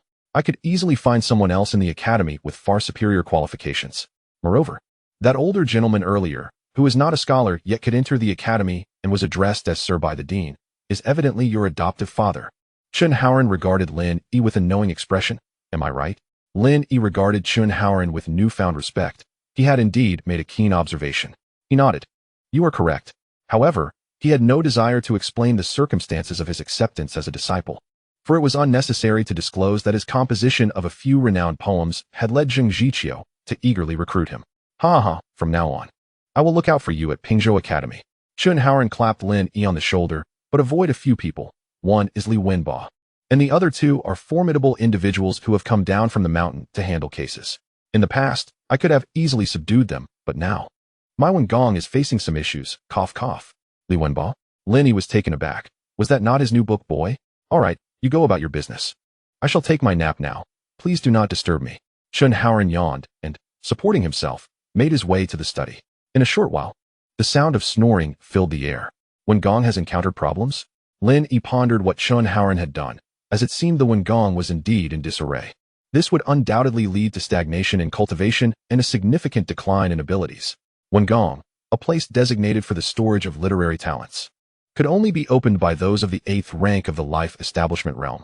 Before it was opened, talent would be cultivated within the literary heart, circulating through the body's meridians to refine one's constitution. However, the amount of talent nurtured in the literary heart was limited. Once the Wengong was established, achieving the 8th rank of life establishment would elevate the stored talent to a new tier, allowing for unfettered expression of literary techniques. Forget it. Lin Yi dismissed the thought and tidied his room before lying down on the bed. Just a few days had passed since he arrived in the Shengwen continent, and so much had occurred, revealing the immense benefits derived from his previous life's poetry. Overall, he held great optimism for the future. As night fell, Chen Haoran, clad in a blue scholar's robe, awoke from his slumber in the esteemed courtyard of the academy. Did I oversleep? I must write quickly, otherwise I shall be tormented by her in my dreams once more. Chen Haoran busied himself in the study, grinding ink and preparing to pen his article. In the 3rd chapter, it is said that on this night, as darkness enveloped the land with thunder and lightning, a scholar en route to the capital for the examination arrived at Lanting Temple. The woman, fair-skinned and beautiful, with a fiery figure, clung to the scholar, seeking him from above and below. The campfire cast her shadow upon the wall, revealing 9 tails. The very fox spirit that had appeared earlier, known for absorbing the essence of scholars for its cultivation. Chen Haoran wrote fervently. Suddenly, a shadow flickered on the floor of the study. A spectral fox figure split from his own shadow and vanished in an instant. At that moment, Chen Haoran felt a wave of relief wash over him, a smile gracing his face. Indeed, if I do not write about the fox spirit, I feel confined. As soon as I do, my Wengong shows signs of restoration. In truth, not all Dao arts are malevolent. At least this fox summoning technique can repair my Wengong without any side effects, aside from inducing slightly tormenting dreams. This fox summoning technique is inherently designed for scholars. Writing articles related to fox spirits nourishes the Wengong. However, practicing Dao arts does infringe upon taboos, so it is best not to let anyone discover it. Fortunately, I only practice at night. Chen Haoran immersed himself in his writing. Meanwhile, Lin Yi, in the midst of sleep, was abruptly awakened by an icy chill, causing him to furrow his brow. Logically, having awakened the heart of literary Dao and achieved the 9th rank of the Qi opening realm, his physical constitution had improved significantly. He should not feel cold in such frigid conditions. The window was closed, and no wind blew inside. Lin Yi glanced at the window, puzzled by the source of the sudden chill. "My lord." Just then, a faint, alluring voice echoed in the room, seductive to the marrow, causing his very bones to tremble. "Who?" Lin Yi's body tensed, as the chilling sensation grew stronger, drawing ever closer to him. Rumors suggest that a 6th-rank Confucian scholar possesses the ability to nurture a primordial spirit within the confines of the One Gong, allowing this spirit to roam freely, unnoticed by those of lesser realms. Lin Yi speculated whether it might be the primordial spirit of a 6th-rank scholar seeking vengeance against him, especially considering the satirical undertones of his recent poem. After all, is it not said that grievances will seek resolution? Now, he finds himself confronted by a scholar. Which scholar could it be? As a learned individual, he should be held in reverence by his peers, yet, engaging in such actions, does he not fear exposure and the consequent disdain from the scholarly community? Lin Yi pondered deeply, striving to maintain an air of courage. From the memories of his original self, he recalled that primordial spirits are, in essence, entities of the Yin nature, often fearful of yang energies. Should he reveal any sign of trepidation now, his adversary would seize the opportunity to invade and devastate his Wengong. Without a Wengong, he could very well lose his life. A sultry giggle echoed throughout the room, emanating from all directions with an eerie undertone. "Young master, you are indeed quite amusing." "I am not merely a scholar." "Then who are you?" Lin Yi inquired. "I am Su Mayor, here to share the wedding night with you." The beguiling voice whispered directly into Lin Yi's ear, perfumed with an alluring essence. Lin Yi's nostrils flared slightly as he mused to himself. Is that an intoxicating scent? It is certainly not the fragrance of books. He abruptly sprang from his bed, realizing that he might have encountered the fabled Yin spirit. The original Lin Yi had perused texts on such matters. The Shenwen continent is not solely inhabited by scholars, but also by those who cultivate the arts of the Tao, including supernatural beings. These practitioners hone their skills in the realm of Yin spirits. Yet, through the shadows illuminated by the moonlight, Lin Yi caught sight of a fox's ethereal figure, adorned with 9 tails. A fox spirit. His scalp prickled in alarm. Not only are there practitioners of the Tao, but also spirits? How could a fox spirit exist here? Lin Yi was perplexed. Such creatures should not appear in an institution of learning, a territory of the human race, rather than the land of myriad monsters. Legend has it that when the human realm is plagued by such spirits, a sage will emerge. The fox spirit's laughter filled the air, and suddenly, the shadow on the wall morphed into a dark silhouette that vanished without a trace. "Allow me to serve you well." "Young master." A chill swept through the room. This is not good. Lin Yi's keen senses ignited a foreboding feeling within him. A spirit capable of manifesting its primordial form is undoubtedly beyond his means to confront, with no avenue of escape. He gritted his teeth and summoned the entirety of his righteous qi. In that instant, his body radiated golden light, illuminating the entire chamber. The brilliance spilling forth through the windows, dazzling against the night. A piercing scream suddenly echoed through the room. Bang! Bang! Subsequently, the furniture was shattered by an invisible force. How could there be righteous qi? The sultry voice diminished to a whisper before falling silent. Lin Yi retracted his righteous qi, breathing heavily, surveying the room. He noted the absence of the 9-tailed fox's shadow, and the chilling presence had completely dissipated. Righteous qi is indeed the nemesis of all spirits and Yin entities. As the texts had accurately described, Lin Yi felt a wave of relief for having maintained his composure. Had he shown any sign of fear, he might have forgotten the lethal impact of righteous qi on Yin entities. But why did a 9-tailed fox appear in the academy? He was baffled. With Zheng Jiqiu and several scholars present in the academy, such a creature should have been unable to conceal itself. It is likely they could not even enter the mountain gate. He resolved to inquire with Chun Fuji tomorrow. Lin Yi deemed it necessary to inform Chun Jinbei of this incident, for the emergence of such beings within the human domain is no trivial matter. Scholars often assert that the paths of the scholarly and the supernatural cannot coexist, referring specifically to demons and the Tao. Did he just sense a wave of exceptionally pure talent? In the small courtyard's library, Chen Haoran paused, scratching his head in confusion. As he lowered his gaze to continue his writing, he was startled to see a golden light sweep across his entire manuscript, erasing every character instantly. What is happening? Suddenly, Chen Haoran coughed up blood, his face paling as he muttered in disbelief. My Wengong is cracked. With that, he collapsed to the ground, unconscious. Meanwhile, in a dilapidated mountain manor in Qian County, Jinju, an emaciated old Daoist, suddenly opened his eyes. He spat out a mouthful of blood, his eyes burning with fury and resentment. Righteous Qi, it is indeed righteous Qi, destroying my Daoist arts and thwarting my grand ambitions. He must perish. The old Daoist crossed his legs in meditation, a frenzied expression crossing his face. The Pingzhou Academy, a minor institution not even recognized in the canon, was to be the perfect furnace for my ascension to the third-rank Yang God realm. All these scholars and teachers were to become my offerings. And now it has all been ruined, completely obliterated. The old Daoist howled at the heavens, his eyes filled with unyielding bitterness. He had meticulously orchestrated a grand scheme, using the Academy's top talent, Chen Haoren, as bait, ensnaring his mind with Daoist arts. By leveraging Chen Haoren's exceptional writing talent, he intended to employ the fox summoning technique to stealthily drain the essence of the entire Academy's scholars, aiding him in attaining the Yang God realm. At that point, he would not only recover from his injuries, but would also experience a significant boost in power. But now, everything lay in ruins. Tomorrow night, I will personally send my primordial spirit to claim your life. The old Daoist's eyes glinted with murderous intent as he closed his eyes, circulating his qi to heal his primordial spirit's wounds. The following morning, the crowing of roosters at Pingzhou Academy signaled the end of Lin Yi's anxieties.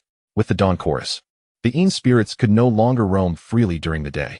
After a sleepless night, Lin Yi awaited the rooster's crow, for it meant his crisis had been wholly averted. As the Yin spirits cannot endure the light, upon leaving his room, he noticed the library still lit, prompting him to rush over. Under normal circumstances, the lights should have been extinguished by now, unless something had befallen Chen Haoren. After the previous night's encounter with the fox spirit, it was plausible that Chen Haoren had also been affected. Upon entering the library, Lin Yi found Chen Haoren sprawled on the floor, blood at the corner of his mouth, and his brow furrowed in concern. Chen Haoren, wake up, Lin Yi urged, shaking his friend's face. Su Mayor, don't go. Chen Haoren mumbled in his sleep, clutching Lin Yi's garment before suddenly awakening with a start. Initially bewildered, he quickly recoiled, taking several steps back, frowning as he regarded Lin Yi. What are you doing? Why are you in the library? I told you not to disturb me. Lin Yi did not respond to the rebuke, but instead inquired, what were you just saying? Su Mayor. The nine-tailed fox had introduced herself as Su Mayor the previous night. You are still too young to understand. Don't ask so many questions. Chen Haoren's gaze darted, deliberately avoiding the topic. Very well. Lin Yi regarded Chen Haoren intently, but chose not to press further, though he remained vigilant. It was evident that Chen Haoren was aware of the fox spirit, yet he chose to conceal it, hinting at some underlying intrigue. All right, you may leave now. Chen Haoren finally relaxed, then turned to Lin Yi and said, how about this? You seem quite clever. I happen to need a book boy. If you become my attendant, you could share in a portion of my talent. If anyone bullies you in the academy, I would sense it immediately. With dark circles under his eyes, he smiled at Lin Yi. Although you are the illegitimate son of the dean, I doubt he will provide you with much assistance, as he too fears gossip. Lin Yi gazed at Chen Haoren in astonishment, feeling somewhat speechless. One can indeed be narcissistic. However, encountering someone as narcissistic as Chen Haoren is indeed a first. No need for that. Lin Yi shook his head and stood up, preparing to leave. It's fine. Take your time to consider, Chen Haoren said, unhurriedly offering his counsel. To be frank, you may not fully comprehend the academic environment at Pingzhou Academy. The competition is fierce. If the scholars there learn that you reside in my courtyard, your life may become quite difficult. However, if you become my book boy, it means you will have a strong backing, residing in the esteemed courtyard, and they would dare not voice any objections. Lin Yi paused, glancing back at Chen Haoren before shaking his head and departing from the study. Oh, this illustrates how crucial the perspective of scholars can be. They often fail to seize the opportunities that come their way. Chen Haoren sighed, adjusted his scholar's robe, and then stood up, yawning and preparing to return to his room for sleep. Knock, knock. At that moment, someone knocked on the courtyard door.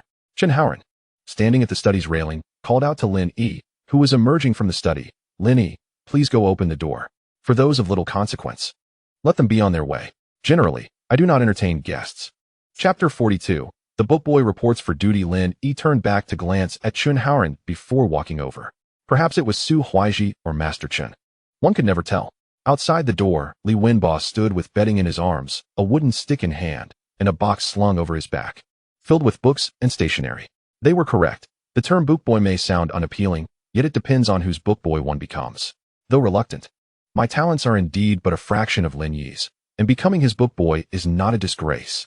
After all, having composed 2 memorial poems, he is bound to achieve greatness, and many scholars at the Academy have expressed a desire to become Lin Yi's book boy. Knock, knock. Li Wenbo continued to knock on the door. He had learned from the headmaster that Lin Yi resided in the esteemed disciples' courtyard. Thus, to better serve as Lin Yi's book boy, he decided to move in. Creak, it's you. Lin Yi opened the courtyard door, only to find Li Wenbo, who was carrying a bucket and had a box on his back. The box was the traditional bamboo container used by scholars preparing for exams, filled with stationery and books, an essential for any scholar. Lin Yi surmised Li Wenbo's purpose for coming and expressed surprise. I thought you might back out.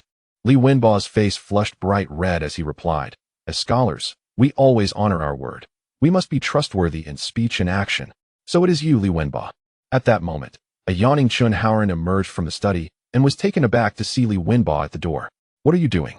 Have you brought all your belongings? Chun Haoren was greatly surprised. By the looks of it, Li Wenbo appeared to be preparing to move into his esteemed courtyard. What could this mean? Could it be that Li Wenbo had distinguished himself among the many scholars and become the headmaster's favored disciple?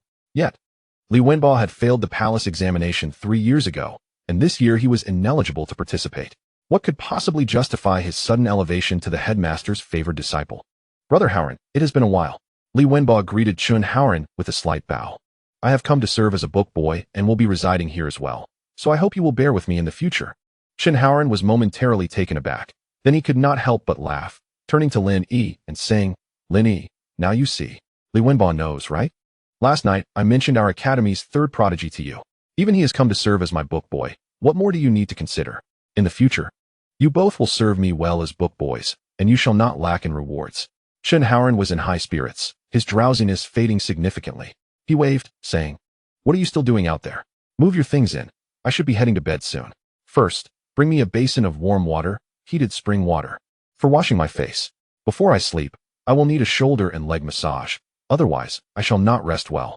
With that, Chun Haoren turned and walked toward his room. Since his scholarly status had been undermined, his authority among the Academy's scholars had diminished, and even those he once could command, like Li Wenbo, now seemed hesitant to face him. However, unexpectedly, his lingering influence still held some weight, as Li Wenbo willingly stepped forward to serve him.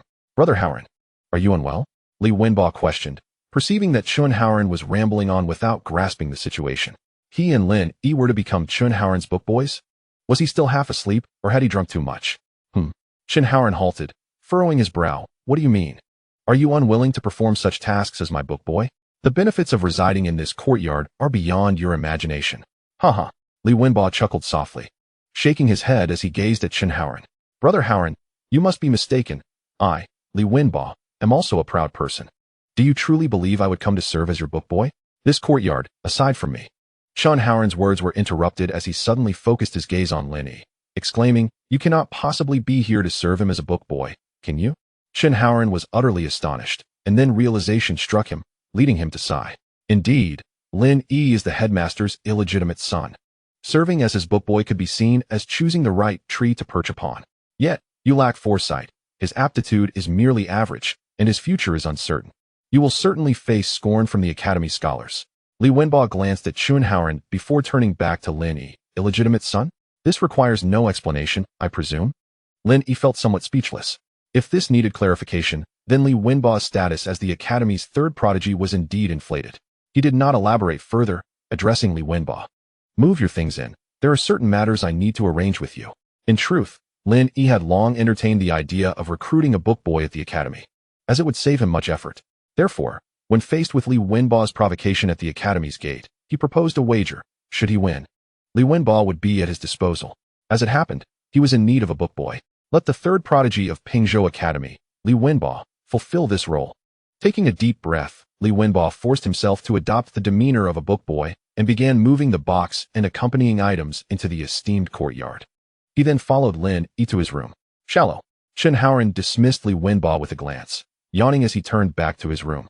His scholarly status had been further compromised, and he would likely need to exert himself even more that night to craft superior writings on the art of fox summoning, thereby hastening the restoration of his status. Lin Yi, I agree to be your book boy, but that does not mean I will attend to your personal matters. Upon entering the room, Li Wenbo declared his boundaries.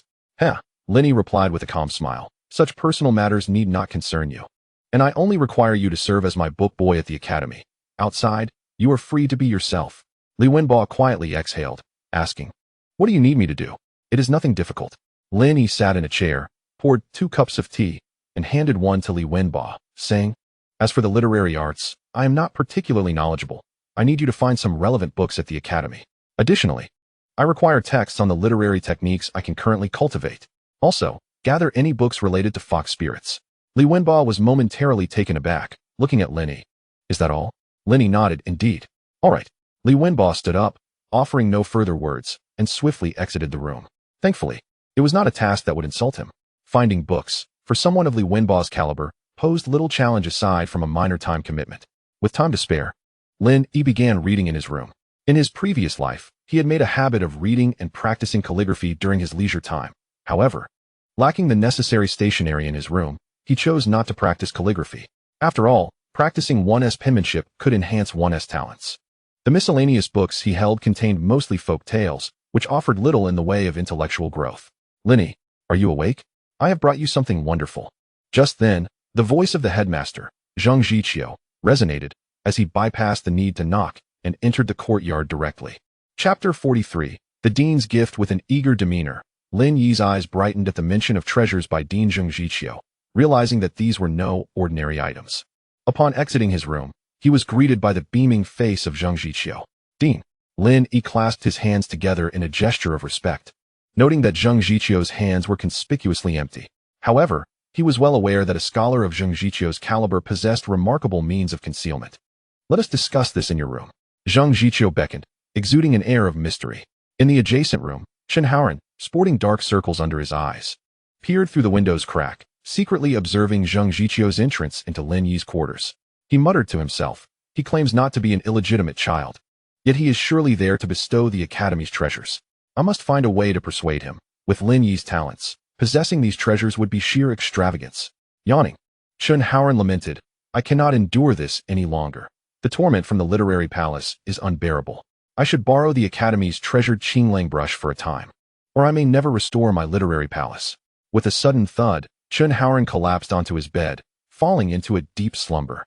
In Lin Yi's room, curiosity sparkled in his eyes as he asked Zhang Zhiqiu, What treasures have you brought me, Dean? Zhang Zhiqiu stroked his beard thoughtfully, a smile gracing his lips. He swept his sleeve across the table, and in an instant, a dazzling array of the 4 treasures of the study appeared: brush, ink, paper, and inkstone. Behold, Zhang Zhiqiu said earnestly, I have brought you the academy's prized possessions. Prized possessions? Lin Yi gazed at the brush, ink, paper, and inkstone, puzzled, as they seemed rather ordinary at first glance. However, upon closer inspection, the green brush exuded a unique texture, adorned with intricate patterns and occasionally emanating a hint of talent. The ink, too, was extraordinary, flecked with gold dust and shimmering with a faint glow, as if infused with vitality. The inkstone appeared to be crafted from beast bone, intricately carved with the outline of an animal, perhaps a wolf. The paper, while appearing somewhat mundane next to these items, still possessed subtle distinctions from ordinary Xian paper. At first glance, these treasures seemed unremarkable, yet upon closer examination, each item revealed its exceptional nature. Lin Yi surmised that these items were indeed treasures, far beyond what an ordinary scholar might possess. To his astonishment, Zhang Zhiqiu had brought not 1, but 4 such treasures. Are these truly for me? Lin Yi asked, incredulous. Indeed, you see their worth, do you not? Zhang Zhiqiu's eyes sparkled with pride. These must belong to the realm of treasures, correct? Lin Yi nodded. Exactly. And they are not merely ordinary treasures, Zhang Zhiqiu explained, stroking his beard once more. Treasures are classified by rank, reflecting the essence of heaven and earth, the essence of the sun and moon. This brush, known as the Qinglang brush, is the academy's most prized possession. Zhang Zhiqiu's expression grew serious as he continued. Over a century ago, a Qinglang king terrorized the South Xiang prefecture, wreaking havoc and spilling blood. It was only after a few esteemed scholars stepped in that the beast was finally subdued. You see, within every demon lies a treasure. And this Qinglang king was a formidable foe, a half-step to the second rank in the realm of demon immortals. After its demise, its hide was crafted into 4 brushes, each ranking at the earth level.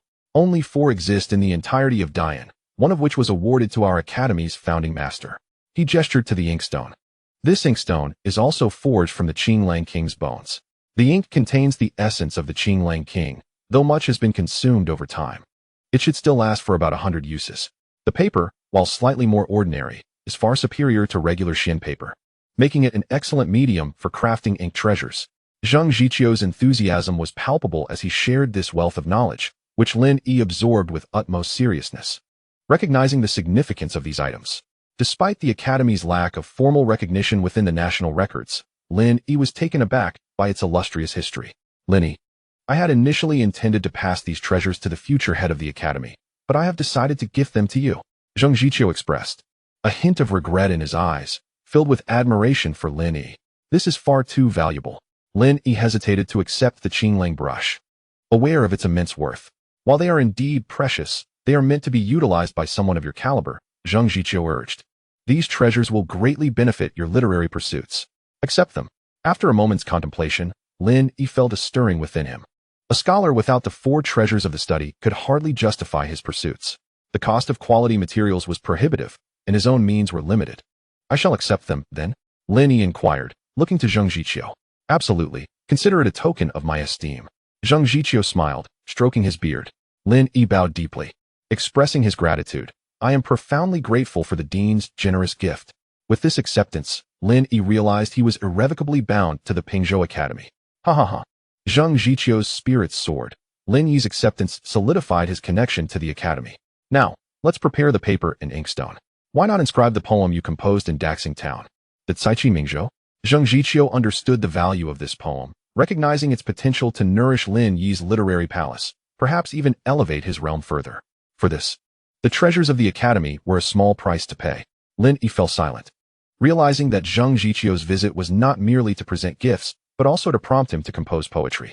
Fortunately, the poem had already been published, sparing him the need for new compositions.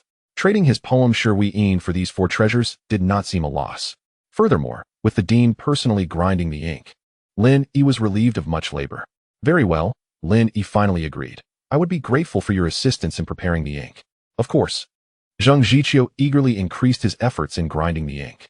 Chapter 44. With my pen, I write the poem of the sages before long. Zhang Jiqiu had prepared the ink, carefully placing the inkstone before Lin Yi. The palm-sized stone held ink flecked with gold dust, the essence gently pulsating. Lin Yi glanced at Zhang Jiqiu, a wry smile appearing on his lips. Dean, you have come well prepared. Haha. Zhang Jiqiu chuckled awkwardly, then spoke earnestly. You have discerned my intentions. To inscribe your Caiqi Mingzhou poem using ordinary materials would be an affront to its brilliance. Only treasures of the earth level are worthy of such a poem. A poem that can resonate with the essence of the world deserves nothing less than the finest tools, ensuring its immortality. Although Lin Yi currently does not possess the 8th rank Liming realm, rendering him incapable of transforming his poetry into treasured calligraphy, even a poem of remarkable talent, paired with literary treasures, can serve a similar purpose. In crucial moments, it can manifest the power of his intellect. For instance, when Lin Yi utilized these literary treasures to inscribe the verse of the poem Jianku, it could indeed be considered a piece of treasured calligraphy, capable of embodying the might of his talent in battle. Lin Yi nodded slightly, recognizing that the poetic works of the sages from his past life truly deserve to be carried by literary treasures. With the Qinglang brush in hand, he began to write. As the righteous energy surged to the tip of the brush, he seemed to hear the howl of a wolf, invigorating his spirit. The flow of righteous energy became increasingly smooth. Is this a benefit? It enhances one's focus. Lin Yi was pleasantly surprised. This literary treasure was indeed extraordinary, far surpassing the brush of Chen Fuzhong by countless measures. Forged from the depths of the mountains, unscathed by the flames of fierce fire. Even if my bones shatter, I fear not, for I wish to leave a pristine legacy in this world. Lin Yi immersed himself fully, his brush dancing across the page, flowing like clouds and water, quickly transcribing the contents of Shui Yin.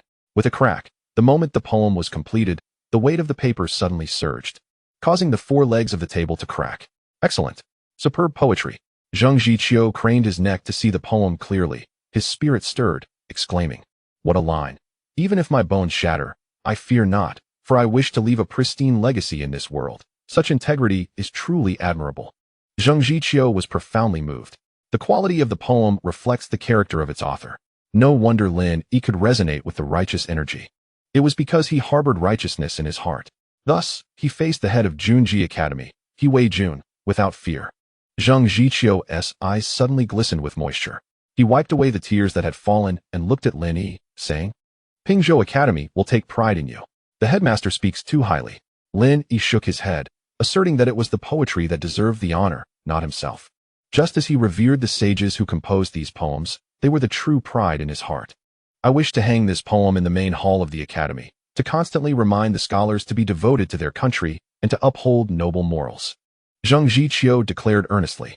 Initially, he had considered keeping the poem to himself, but now he felt unworthy. It should be displayed in the main hall, allowing all scholars and teachers to see it at a glance. Lin Yi remained silent, bowing in respect to Zhang Jiqiu. If this poem were to be privately kept by Zhang Jiqiu, he would feel he had wronged the authorship of such a piece. Only the works of past sages could shine brightly in the Shunguan continent, enduring for millennia, thus honoring these creations. He would feel honored, as if standing alongside those sages, using his pen to inscribe the words of the wise, ensuring the spirit of the poetry endures forever. Perhaps this was the very purpose of his arrival in this world. Lin Yi mused quietly. Having traversed here, the memories of these poems seemed etched into the depths of his soul, indelible. It felt as though he had come to carry the will of those sages. Seeing Lin Yi bow deeply, Zhang Jiqiu knew he had made the right choice. He helped Lin Yi to his feet, speaking earnestly, Lin Yi, your talent must not be buried. In these tumultuous times, with malevolent forces rising, you must strive diligently. And one day, you must enter the Shengyuan. Lin Yi was momentarily taken aback. He knew some history. The prominence of literary practitioners was not solely due to their mastery of talent. Another reason was their mission to protect countless lives of the human race. The Shengyuan. Why was it called the National Guardian Shengyuan? It was because the literary practitioners trained there genuinely embodied the mission of safeguarding their homeland, slaying demons, and protecting humanity. Indeed, Lin Yi nodded decisively. Zhang Jiqiu patted Lin Yi's shoulder with satisfaction, then, shedding his solemnity, smiled at Lin Yi, saying, Then, may I take this poem with me for now? Lin Yi replied with a smile, Of course. Zhang Jiqiu chuckled. Gathering the scroll of Shi Hui Yin and cradling it in his arms, he added, By the way, this morning, Li Wenbo inquired about where you reside. He should be coming to serve as your attendant. Should you have any needs, feel free to command him. The Academy's literary books are at your disposal for practice. In truth, Li Wenbo, along with the scholars and teachers of the Academy, were not ill-intentioned. Scholars tend to be earnest. He worried that the events that transpired at the foot of the Academy yesterday might impact Lin Yi's view of the scholars and teachers at Pingzhou Academy. I understand. Lin Yi nodded. Zhang Jiqiu felt relieved and, clutching the Shi Hui Yin scroll, left the small courtyard with a spring in his step.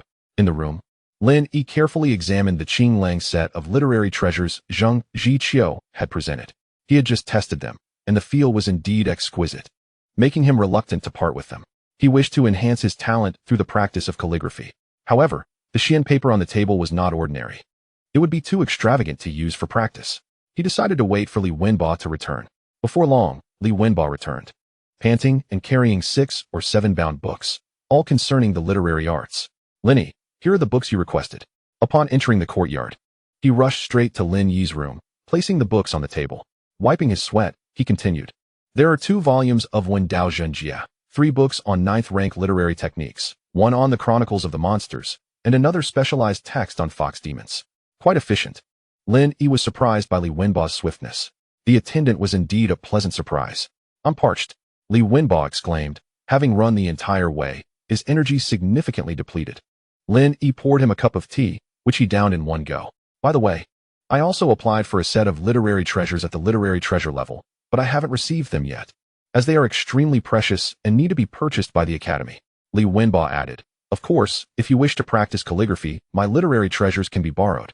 The Moon Stage literary treasures are limited to only 3 sets in the entire Academy. He emphasized that his literary treasures were of the Moon Stage, highlighting his status within Pingzhou Academy, aiming to ensure Lin Yi did not underestimate him. Excellent, Lin Yi praised. Li Wenbo smirked. Well, considering I'm the 3rd in the Academy, to be honest, if it weren't for fulfilling our agreement, I wouldn't be your attendant. You understand? I understand. Lin Yi nodded. So, a year from now, you will regain your freedom. Agreed. Li Wenbo sighed in relief, then did not pursue the topic further. A year is a brief span for scholars. Lin Yi subsequently picked up a thick book, its cover titled Wen Dao Zhenjie, and began to read intently. This book elaborated on the literary arts, detailing everything from the Emperor Fushi's creation of the heavens to the kindling of the fire of literary arts by the fireman, and the establishment of the 9 realms of literary arts by the 9 great pioneers. The text provided extensive documentation on these subjects. Lin Yi became engrossed, deepening his understanding of the literary arts. In summary, the enhancement of talent for scholars was not drastically different from his previous life. Improving knowledge equated to enhancing talent. Reading was about engaging with the texts of sages, while writing was about crafting the words of the wise. The ultimate goal was to elevate one's talent, albeit at a notably slow pace. However, composing poetry and prose could significantly accelerate the enhancement of talent. The more exceptional the poetry and prose, the greater the increase in talent.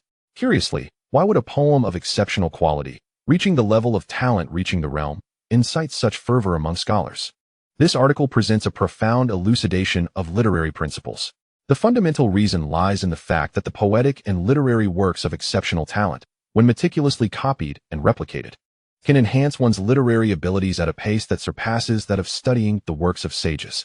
This is because the texts of sages, from their inception to the present, are merely reproductions, far removed from the original manuscripts, resulting in negligible improvement in one's abilities. In contrast, freshly composed poetry and prose are imbued with vibrant new energies, akin to the process of replicating authentic masterpieces. The speed of improvement is thus self-evident. Furthermore, there exists a certain probability that poetry and prose of extraordinary talent can purify the literary essence of readers. Those who experience this will be blessed by the literary way, a phenomenon referred to as when Daoist. Works of exceptional talent can undoubtedly cleanse the literary essence of readers, enabling them to ascend to even greater heights. However, it has been over a century since such literary works of extraordinary talent have emerged. The text further states, in the world, talent is measured in 10 do. Sages occupy 9 do, while scholars possess merely 1 do. This implies that those with 9 do of talent are sages, while those with 8 do are considered sub-sages. In the Daoist dynasty, apart from the sovereign of the state of tranquility, who achieved the 2nd rank of the literary way a century ago with the composition of the work Xinhua, there have been no sub-sages since. A talent measuring 9 do signifies that the entire nation can hear the literary heavenly sound, heralding the arrival of a sage. The auspicious sign of the sage's emergence is likened to purple chi arriving from the east for 100,000 miles, with radiant clouds enveloping 300 provinces. Lin Yi, upon witnessing the celestial phenomena heralding the sage's appearance, could not help but recite them. He felt his literary heart tremble with immense shock.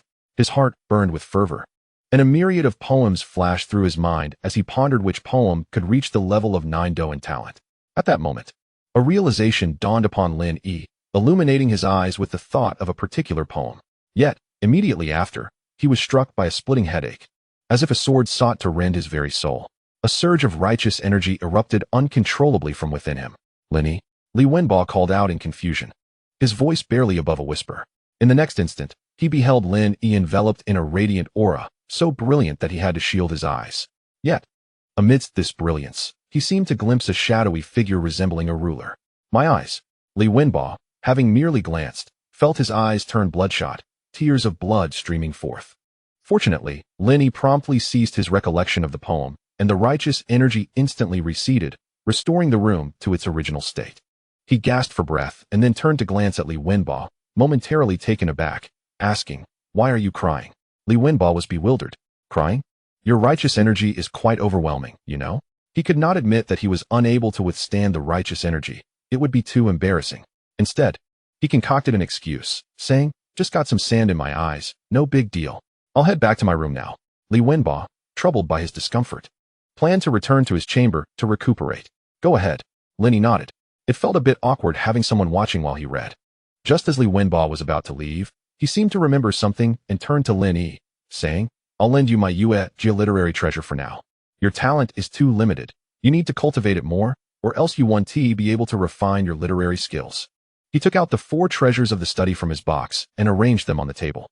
Given Lin Yi's current 9th grade awakening realm, Li Wenbo felt rather diminished acting as his scribe and hoped for Lin Yi to quickly elevate his cultivation to avoid being ridiculed. Lin Yi set aside the book and looked at Li Wenbo, saying, "No need. I already have my own." "Have your own?" Li Wenbo was taken aback, then glanced at the desk where indeed, he spotted the 4 treasures of the study. However, he shook his head with a smile, saying, "You don't understand. Ordinary 4 treasures have minimal effect on enhancing talent. With my Elegies treasure as assistance, your progress will be significantly accelerated. Let me collect them for you." "It's a sure thing." Li Wenbo approached, not waiting for Lin Yi to explain, and prepared to sweep the Qinglang set aside. Yet, as soon as his hand touched the Qinglang brush, he found he could not lift it at all. Li Wenbo was bewildered, pondering if the brush had somehow adhered to the table. He then pulled with all his might. Crack! The sound of his finger cracking echoed. "Damn it!"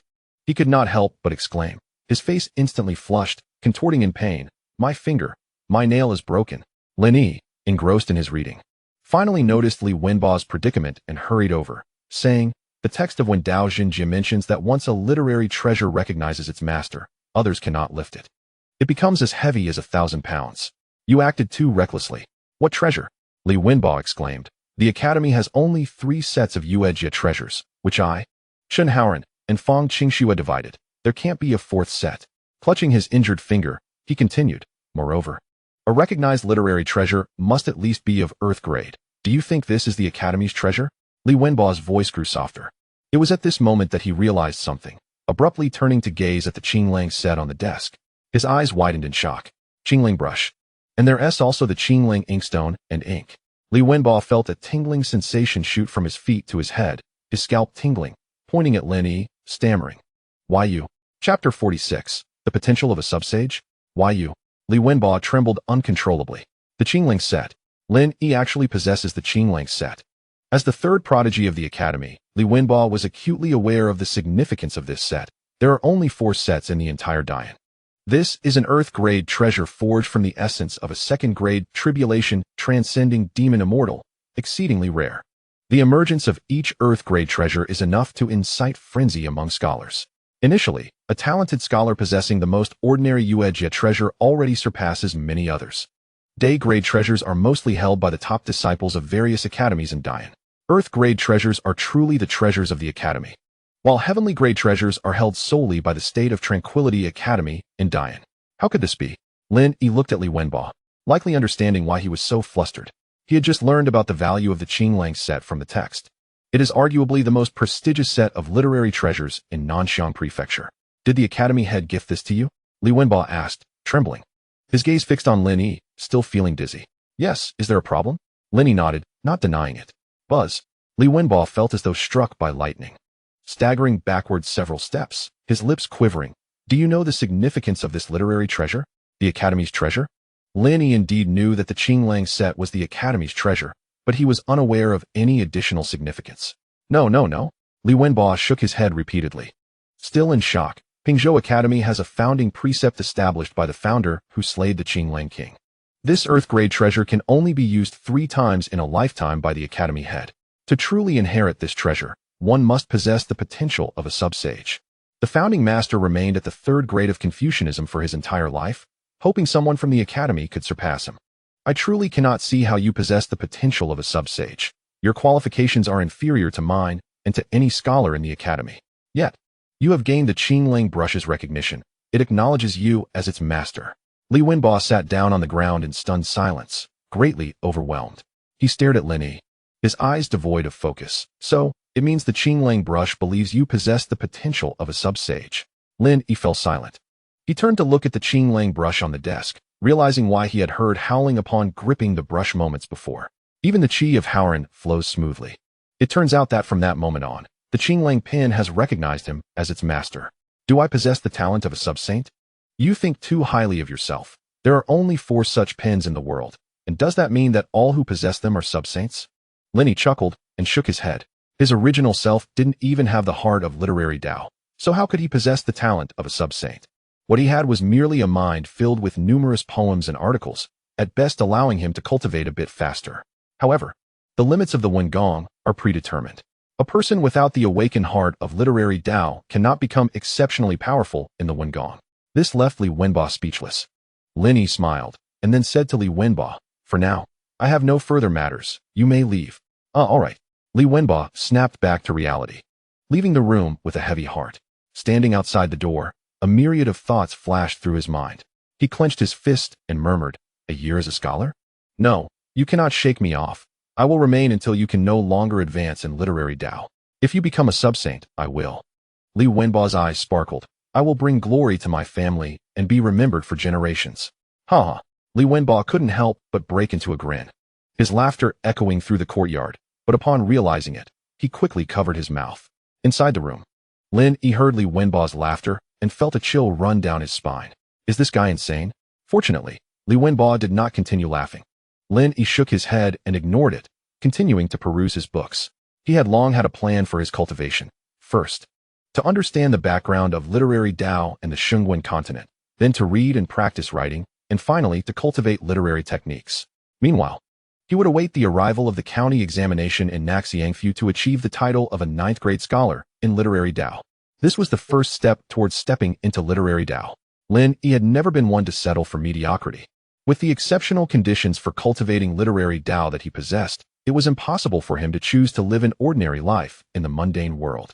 He yearned to witness the pinnacle of this world. The scenery there must be breathtaking. As evening descended, Lin Yi, having finished reading the book Kun Yao Chuan, turned his attention to a tome that recorded the fox demons. He browsed through it carefully, and soon his brow furrowed. A 9-tailed fox corresponds to a 2nd-grade demon immortal? On par with a subsaint?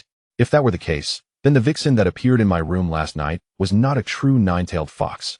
If it were truly a 2nd-grade demon immortal, even with my heresies, I would undoubtedly perish.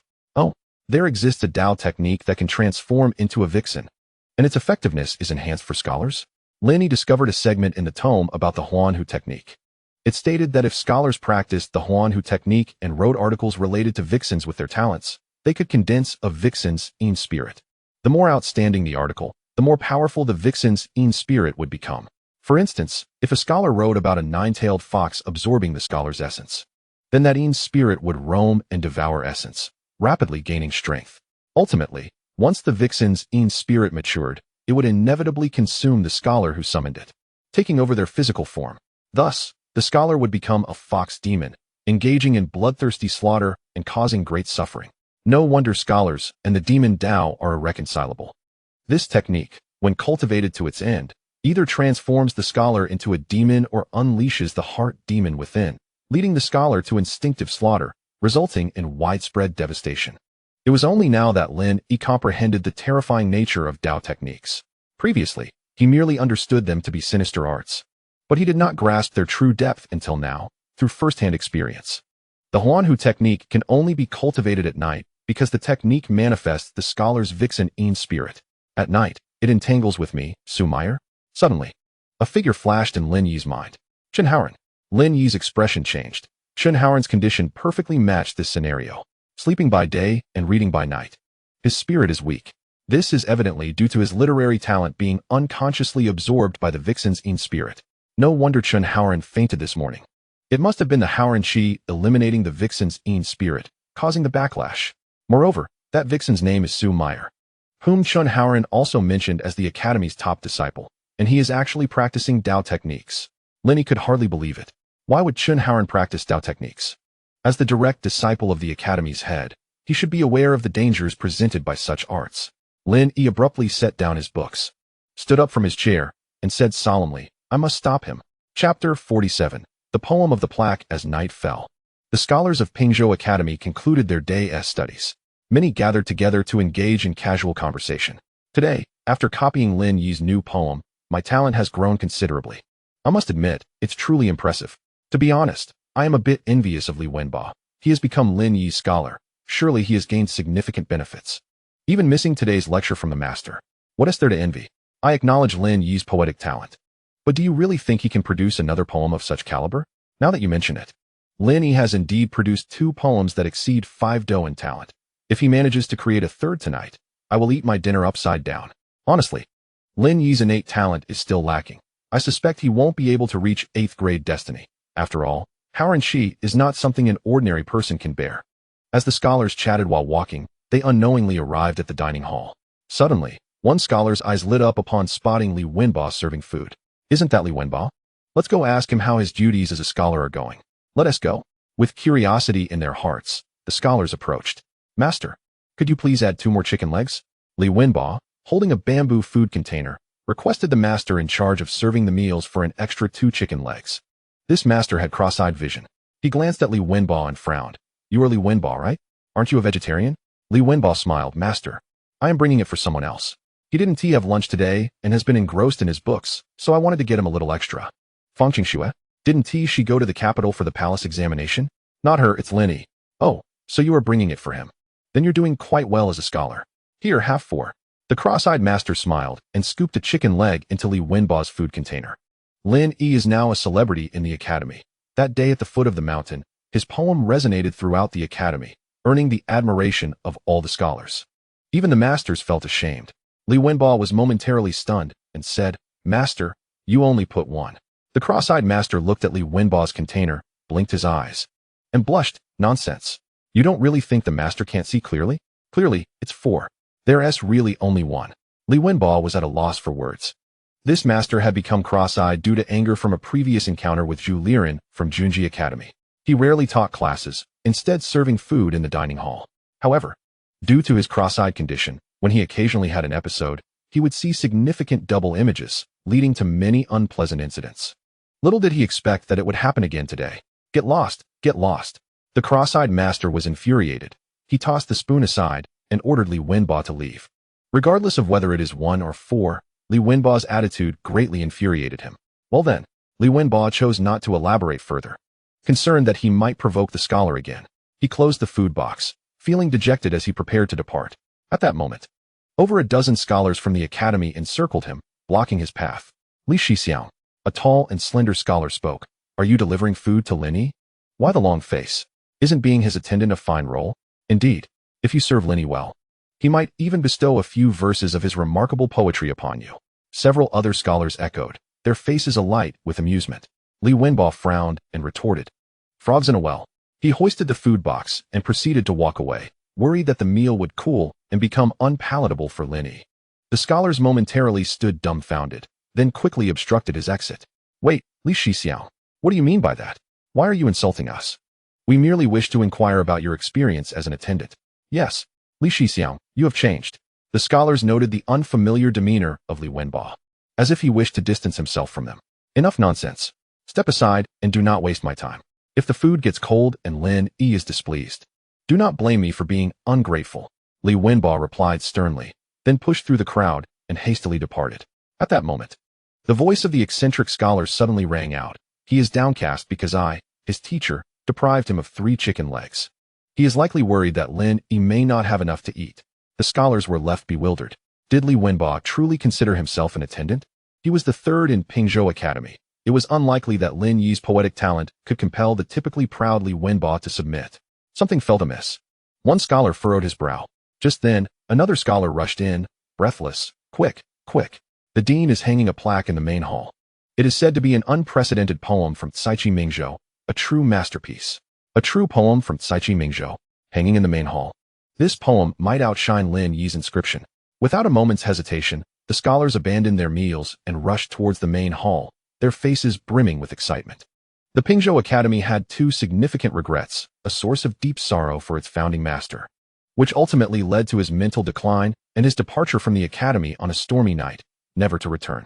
These 2 regrets were the inscription poem on the stele and the plaque poem in the main hall. To their astonishment, within just a few days, both of these regrets had been addressed. Lin Yi was to be commended. Yet, the significance of the plaque poem far surpassed that of the inscription poem by several magnitudes, as it had to be a true work written by a master of the earth-level literary treasures, and it must exceed the caliber of 6 Do in poetic skill. Furthermore, the poem should serve as a moral reminder for the scholars. All 3 conditions were indispensable. Additionally, the inscription poem resided on the literary stele at the academy's entrance, while the plaque poem was displayed prominently in the main hall. All scholars could gaze upward and receive constant reminders from the poem, rendering its significance profound. Who was the esteemed predecessor that gifted the plaque poem to the dean? This was indeed a true work of earth-level literary treasure. Our opportunity has arrived. Should this esteemed poet visit the academy in the future, we must prostrate ourselves in reverence. Absolutely. Let us hasten to see. The scholars' faces flushed with excitement. For them, this was indeed a monumental opportunity. Chapter 48. Do you wish to meet this esteemed predecessor? The plaque poem? It is indeed the plaque poem. Li Wenbo overheard the scholar's words and halted, his expression a mix of conflict. If I go to see the plaque poem, the food will grow cold, leaving Lin Yi with an unfavorable impression. However, if I miss the plaque poem, I shall regret it for a lifetime. With determination, Li Wenbo grasped the food box and rushed toward the main hall of the academy. He did not wish to live with regret. The main hall was grand and majestic, illuminated by flickering candlelight. Countless scholars gathered here, their eyes fixated on the plaque above, their breaths quickening. They understood that the plaque bore the poem, a source of nourishment from the literary brilliance of Caiqi Mingzhou, an unparalleled opportunity. From this moment forth, Pingzhou Academy could truly stand alongside Junji Academy and Qingping Academy. Unfortunately, the plaque poem was concealed beneath a red cloth. They had yet to discover the essence of the poem that was deemed worthy of being a plaque poem.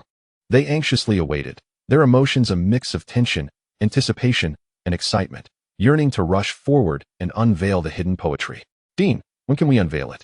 The disciples can hardly contain their eagerness to witness the true essence of the plaque poem. Some scholars, unable to endure the wait, took the initiative to inquire. Zhang Zhiqiu chuckled, stroking his beard. The unveiling of the plaque poem holds great significance. When the time is right, it will be revealed. Everyone, remain calm. Yet, deep within, he too was immensely excited. This was an event of profound significance for Pingzhou Academy, worthy of being recorded in its history. If the founding master were still alive, he would surely be pleased. Zhang Zhiqiu thought to himself, his eyes brimming with tears. Once upon a time, Pingzhou Academy held a modicum of prestige in Jinju. But from now on, it would stand in equal regard with Junji Academy and Qingping Academy, gaining renown throughout Nanxiang Prefecture. All of this was thanks to Lin Yi. He was the one who altered the fate of Pingzhou Academy. The scholars exclaimed, "The scholars have arrived. Teacher Chen, Teacher Li." At that moment, the scholars soon gathered, and all bowed in respect. Even the teachers had come. The unveiling must be imminent. Quickly, the time must be near. I can hardly bear the anticipation. The atmosphere in the main hall surged, and the scholars counted down the moments, their eyes glued to the red cloth-covered plaque. The time has come. Soon, Zhang Zhiqiu calculated the moment and solemnly announced it. At the same time, two bursts of literary energy shot toward the knots holding the cloth. With a rustling sound, the red cloth slid away from the plaque. A profound silence enveloped the surroundings. All scholars and teachers widened their eyes, staring intently at the plaque suspended in the main hall, holding their breath. Simultaneously, the poem inscribed on the plaque finally came into view. A stir rippled through the crowd as they fixated on the plaque poem. Streams of pure celestial energy surged from all directions, converging around the plaque, filling the air with the fragrance of literature. Instantly, the scholars felt invigorated, a sense of clarity and comfort enveloping them. Indeed, I knew it. Teacher Chen smiled slightly. This plaque poem was the very work that Lin Yi composed during his confrontation with He Weijun, the dean of Junji Academy, crafted in 3 stanzas. Forged through 1,000 strikes from deep within the mountains, unperturbed by the flames that burn like commonplace.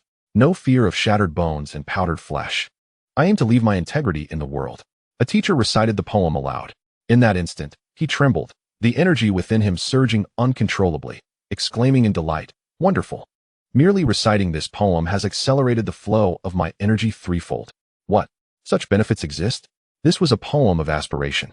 Reciting the plaque poem could enhance one's literary skill, clarifying the mind, and significantly speeding up the flow of energy. What a remarkable line. No fear of shattered bones and powdered flesh. I aim to leave my integrity in the world. We scholars must embody such noble sentiments. The scholars were filled with fervor, deeply contemplating the essence of the poem. They clenched their fists, their faces flushed, as if ready to embark on a journey for integrity, even if it meant shattering their own bones. This is the profound power of poetic resonance. The talents of heaven and earth converge, enveloping the entire academy's main hall as though it were ensnared in a grand formation of intellect. Every individual feels invigorated, as if they are immersed in a sacred institution that has been preserved for millennia. Zhang Zhiqiu observed the reactions and expressions of the crowd, stroking his beard with a gentle smile. His choice was indeed correct. While possessing this poem privately would greatly benefit him, utilizing it as an inscription carries an even more extraordinary significance. Director, who composed this inscription? Is he from the Nanxiang Prefecture? As I recited the poem, I felt an uplifting power and wished to pay my respects to this esteemed predecessor. A scholar stepped forward, his demeanor solemn, profoundly moved. I too wish to behold the true visage of this predecessor. This inscription will accompany my entire academic journey. He is, in essence, my master, and I must show him the utmost reverence. An increasing number of scholars rose, their gazes fervent, eager to glimpse the countenance of this esteemed figure.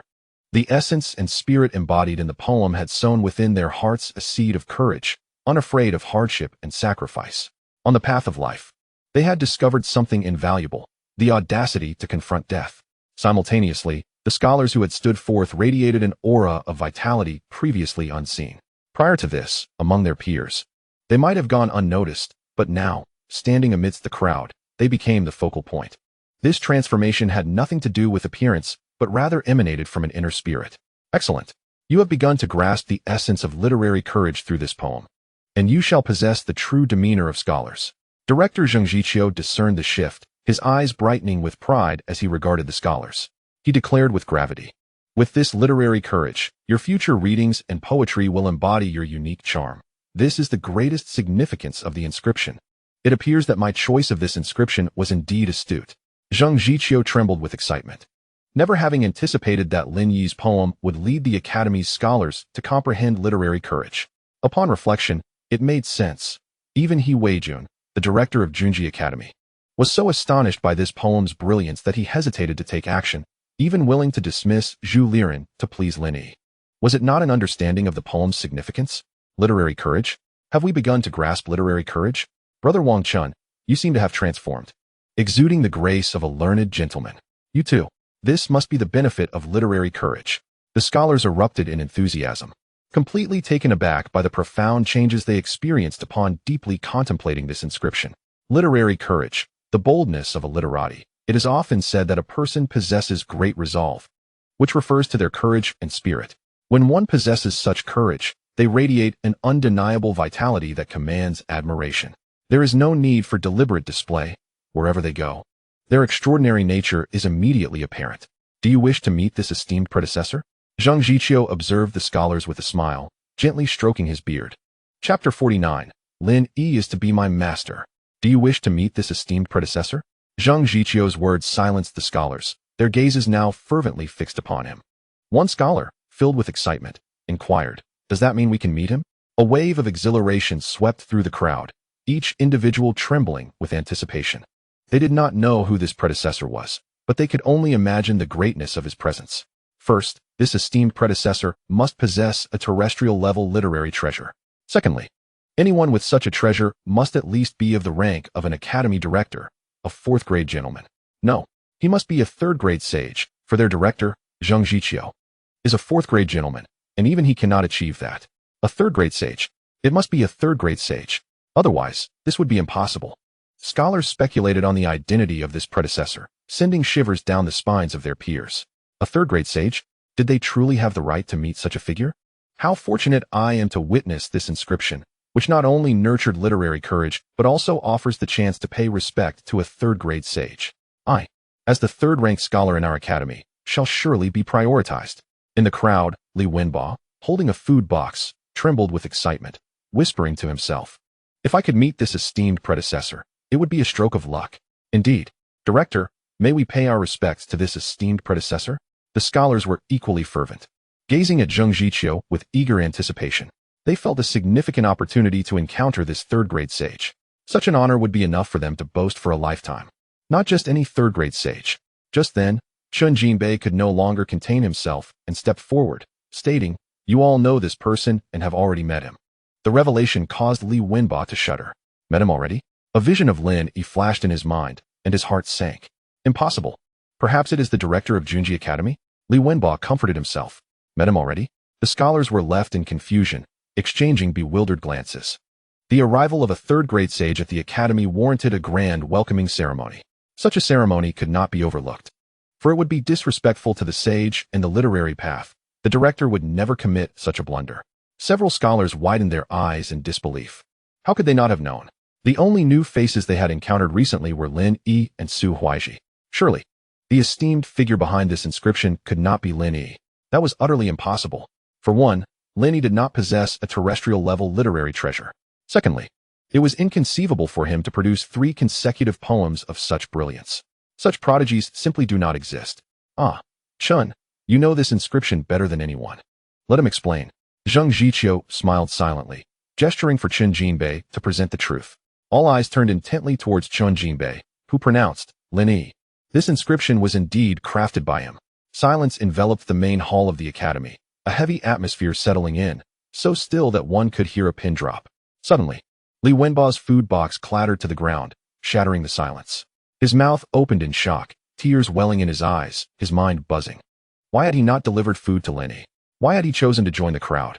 Would he regret this for a lifetime? No. It was precisely because he had come that he now regretted it eternally. Moments later, impossible. A pale-faced scholar stepped forward, the first to deny the claim, explaining, "Our understanding of literary courage stems from the inscription's terrestrial-level literary treasure. We admire Lin Yi's poetic talent, but if Chun says this inscription is his, I cannot agree." Exactly. Lin Yi is merely an apprentice of the 9th rank, without any literary achievements. How could he have claimed ownership of a terrestrial-level literary treasure? Absurd. Chun Jinbei. This joke is not amusing at all. Others, having regained their composure, echoed their disbelief. No one accepted that this inscription was crafted by Lin Yi. Impossible. Absolutely impossible. An inscription requires a terrestrial-level literary treasure to be penned, and on that basis alone, Lin Yi can be dismissed. Li Wenba could not help but laugh, even to the point of seeming somewhat deranged. Haha, what is it, Li Wenba? What are you laughing at? It seems this bookworm has lost his mind. The laughter from Li Wenba sent chills down the spines of the other scholars, who found his sudden outburst unnerving. Chun Jinbei gazed at Li Wenba. You are all mistaken. Li Wenba crouched down, retrieving the food box, and with trembling hands, opened it under the watchful eyes of the crowd. Upon discovering the meal was intact, he let out a long sigh of relief. The scholars exchanged bewildered glances, utterly perplexed by Li Wenba's unusual behavior. At that moment, Li Wenba loosened his scholarly robe, cautiously wrapping the food box to keep it warm, and addressed the scholars. Our academy's treasured artifact, the Qinglang pen, has recognized Lin Yi as its master. As his words fell, a brief silence ensued, followed by an explosive uproar throughout the academy's main hall. Every scholar and teacher was struck with a chill, their skin prickling in disbelief. The Qinglang pen has acknowledged a master? It is Lin Yi? Did the academy's ancestral teachings not dictate that only those with the potential of a secondary sage could claim such a title? This is impossible. The scholars and teachers were astounded, unable to fathom the truth of the matter. Pingzhou Academy possessed a treasure of earthly rank, usable only 3 times in a lifetime by the headmaster, and only a disciple with the potential of a secondary sage could rightfully wield it. This meant that Lin Yi possessed such potential. They each turned to look at Headmaster Zheng Zhiqiu with trepidation. One teacher stammered, "Headmaster, is what Li Wenba and Chen Fuzi said true?" "Indeed." Zheng Zhiqiu nodded seriously, stating, "The poem inscribed on the plaque was indeed composed by Lin Yi using the Qinglang pen, and it has recognized him as its master." "What?" "It has recognized not just the Qinglang pen, but also the Qinglang inkstone and Qinglang ink as well." The scholars and teachers felt their hairs stand on end, trembling with astonishment. A wave of exhilaration surged through them. The mere acknowledgement of the Qinglang pen was already staggering. Now, to learn that both the inkstone and ink had also been passed down to Lin Yi was beyond comprehension. There was still time. It was not too late. Li Wenba felt dizzy, neglecting his own dignity as he clutched the food box and stumbled towards the main courtyard of the direct disciples. At that moment, he truly acknowledged Lin Yi's brilliance. 2 poems carved on steels and 1 poem inscribed on a plaque were merely a reflection of Lin Yi's power at the 9th rank of enlightenment. What about the 8th rank of destiny? The 7th rank of benevolence? The 6th rank of the scholar? The 5th rank of virtue? Perhaps, in his lifetime, he would witness Lin Yi's extraordinary talent manifest in poetry, even resonating at a national level. It was indeed Lin Yi, truly Lin Yi. I am convinced. I am utterly convinced. Today, he has allowed us to comprehend the essence of literature. Just as we previously stated, Lin Yi must be our master, deserving of the respect of 3 kneeling and 9 bowing. In a group of 3, there must be a teacher for me. Lin Yi must be our master. The scholars, witnessing Li Wenba's emotional outburst, instantly recognized the immense potential of Lin Yi. They disregarded everything else and hurriedly followed Li Wenba to pay their respects to Lin Yi, who had enlightened them in the realm of literature. Chapter 50. As a book boy, I am a failure excellent. Headmaster Zheng Zhiqiu stroked his beard with a smile. Initially, he had some concerns that bestowing the treasured artifact upon Lin Yi might provoke protests from the scholars and teachers of the academy. However, it seemed he had overthought it. These scholars recognized Lin Yi's worth and potential. Anyone who cultivated a good relationship with him would undoubtedly reap unforeseen benefits in the future. As the saying goes, When one person attains enlightenment, even their chickens and dogs ascend to heaven. Headmaster, is it truly appropriate to bestow such a treasured artifact? Teacher Zhang Miaoyun approached, frowning slightly as he looked at Zheng Zhiqiu. After all, Lin Yi cultivates the righteous energy. Given his humble origins, he may not be able to bear such weight. Even achieving the 8th rank of destiny might be beyond him. What does it matter if the Qinglang Pin recognizes him? He harbored some resentment. His most valued disciple had not only become Lin Yi's book boy, but had also disregarded his own esteemed status within the academy to ensure Lin Yi's food box remained warm. This was a disgrace to his reputation. Of course, he could only blame the headmaster for granting the treasured artifact to Lin Yi. Zheng Zhiqiu looked at Zhang Miaoyun with a furrowed brow. What do you mean inappropriate? Unable to achieve the 8th rank of destiny? Do not view Lin Yi through the lens of ordinary people. Have we not already been shaken by his brilliance? Zhang Miaoyun was momentarily speechless. Chun Jinbei interjected, Brother Zhang. To be frank, Lin Yi has a high probability of becoming the holy son of the Sacred Academy next year. What? How could that be possible? Several teachers stared at Chun Jinbei, their eyes nearly bulging with shock. He has passed the inquiry of the Holy Master. Chun Jinbei did not elaborate further, but the implication of his words was clear to the teachers present. They exchanged glances, their expressions shifting dramatically, their minds reeling with astonishment. The Holy Master of the Sacred Academy had long transcended the mundane world, seldom casting his gaze upon humanity. Yet, Lin Yi had managed to attract the Holy Master's attention and was subjected to inquiry. For this reason alone, he qualified to participate in next year's Holy Assembly. With Lin Yi's poetic talent, it was not inconceivable that he could shine brilliantly at the assembly, potentially becoming the Holy Son. Zheng Zhiqiu stroked his beard, chuckling lightly. Zhang Miaoyun smiled bitterly. I must admit, I do not possess the foresight of Wenba. If Lin Yi becomes the Holy Son, then Wenba will truly leap through the Dragon Gate. Brother Zhang, your disciple possesses remarkable opportunities. Congratulations. Other teachers chimed in with their well wishes. Feeling embarrassed, in the main courtyard of the direct disciples, Lin Yi had moved a chair to sit at the entrance, his gaze fixed intently on Chun Haoren's door. He was waiting for Chun Haoren to summon the fox with his words tonight, determined to stop him at all costs. Creak. Just then, Chun Haoren opened his door and stepped out, stretching and turning to meet Lin Yi's gaze. He frowned and asked, Why are you sitting at the door at this late hour? Nothing much, just enjoying the moonlight. Lin Yi smiled at Chun Haoren, inquiring curiously, By the way, Brother Haoren, what book are you reading so late at night? Naturally, the sacred texts. Chun Haoren replied earnestly. He paid no further attention to Lin Yi and prepared to head to the small academy's study. Then, as if remembering something, he turned back to Lin Yi, saying, Since you have nothing to do, help your senior brother with some tasks. I will teach you 2 literary techniques later, so you will have some means of self-protection when you venture out for studies. What tasks? Lin Yi asked, intrigued. Fetching food. Chun Haoren replied drowsily, yawning.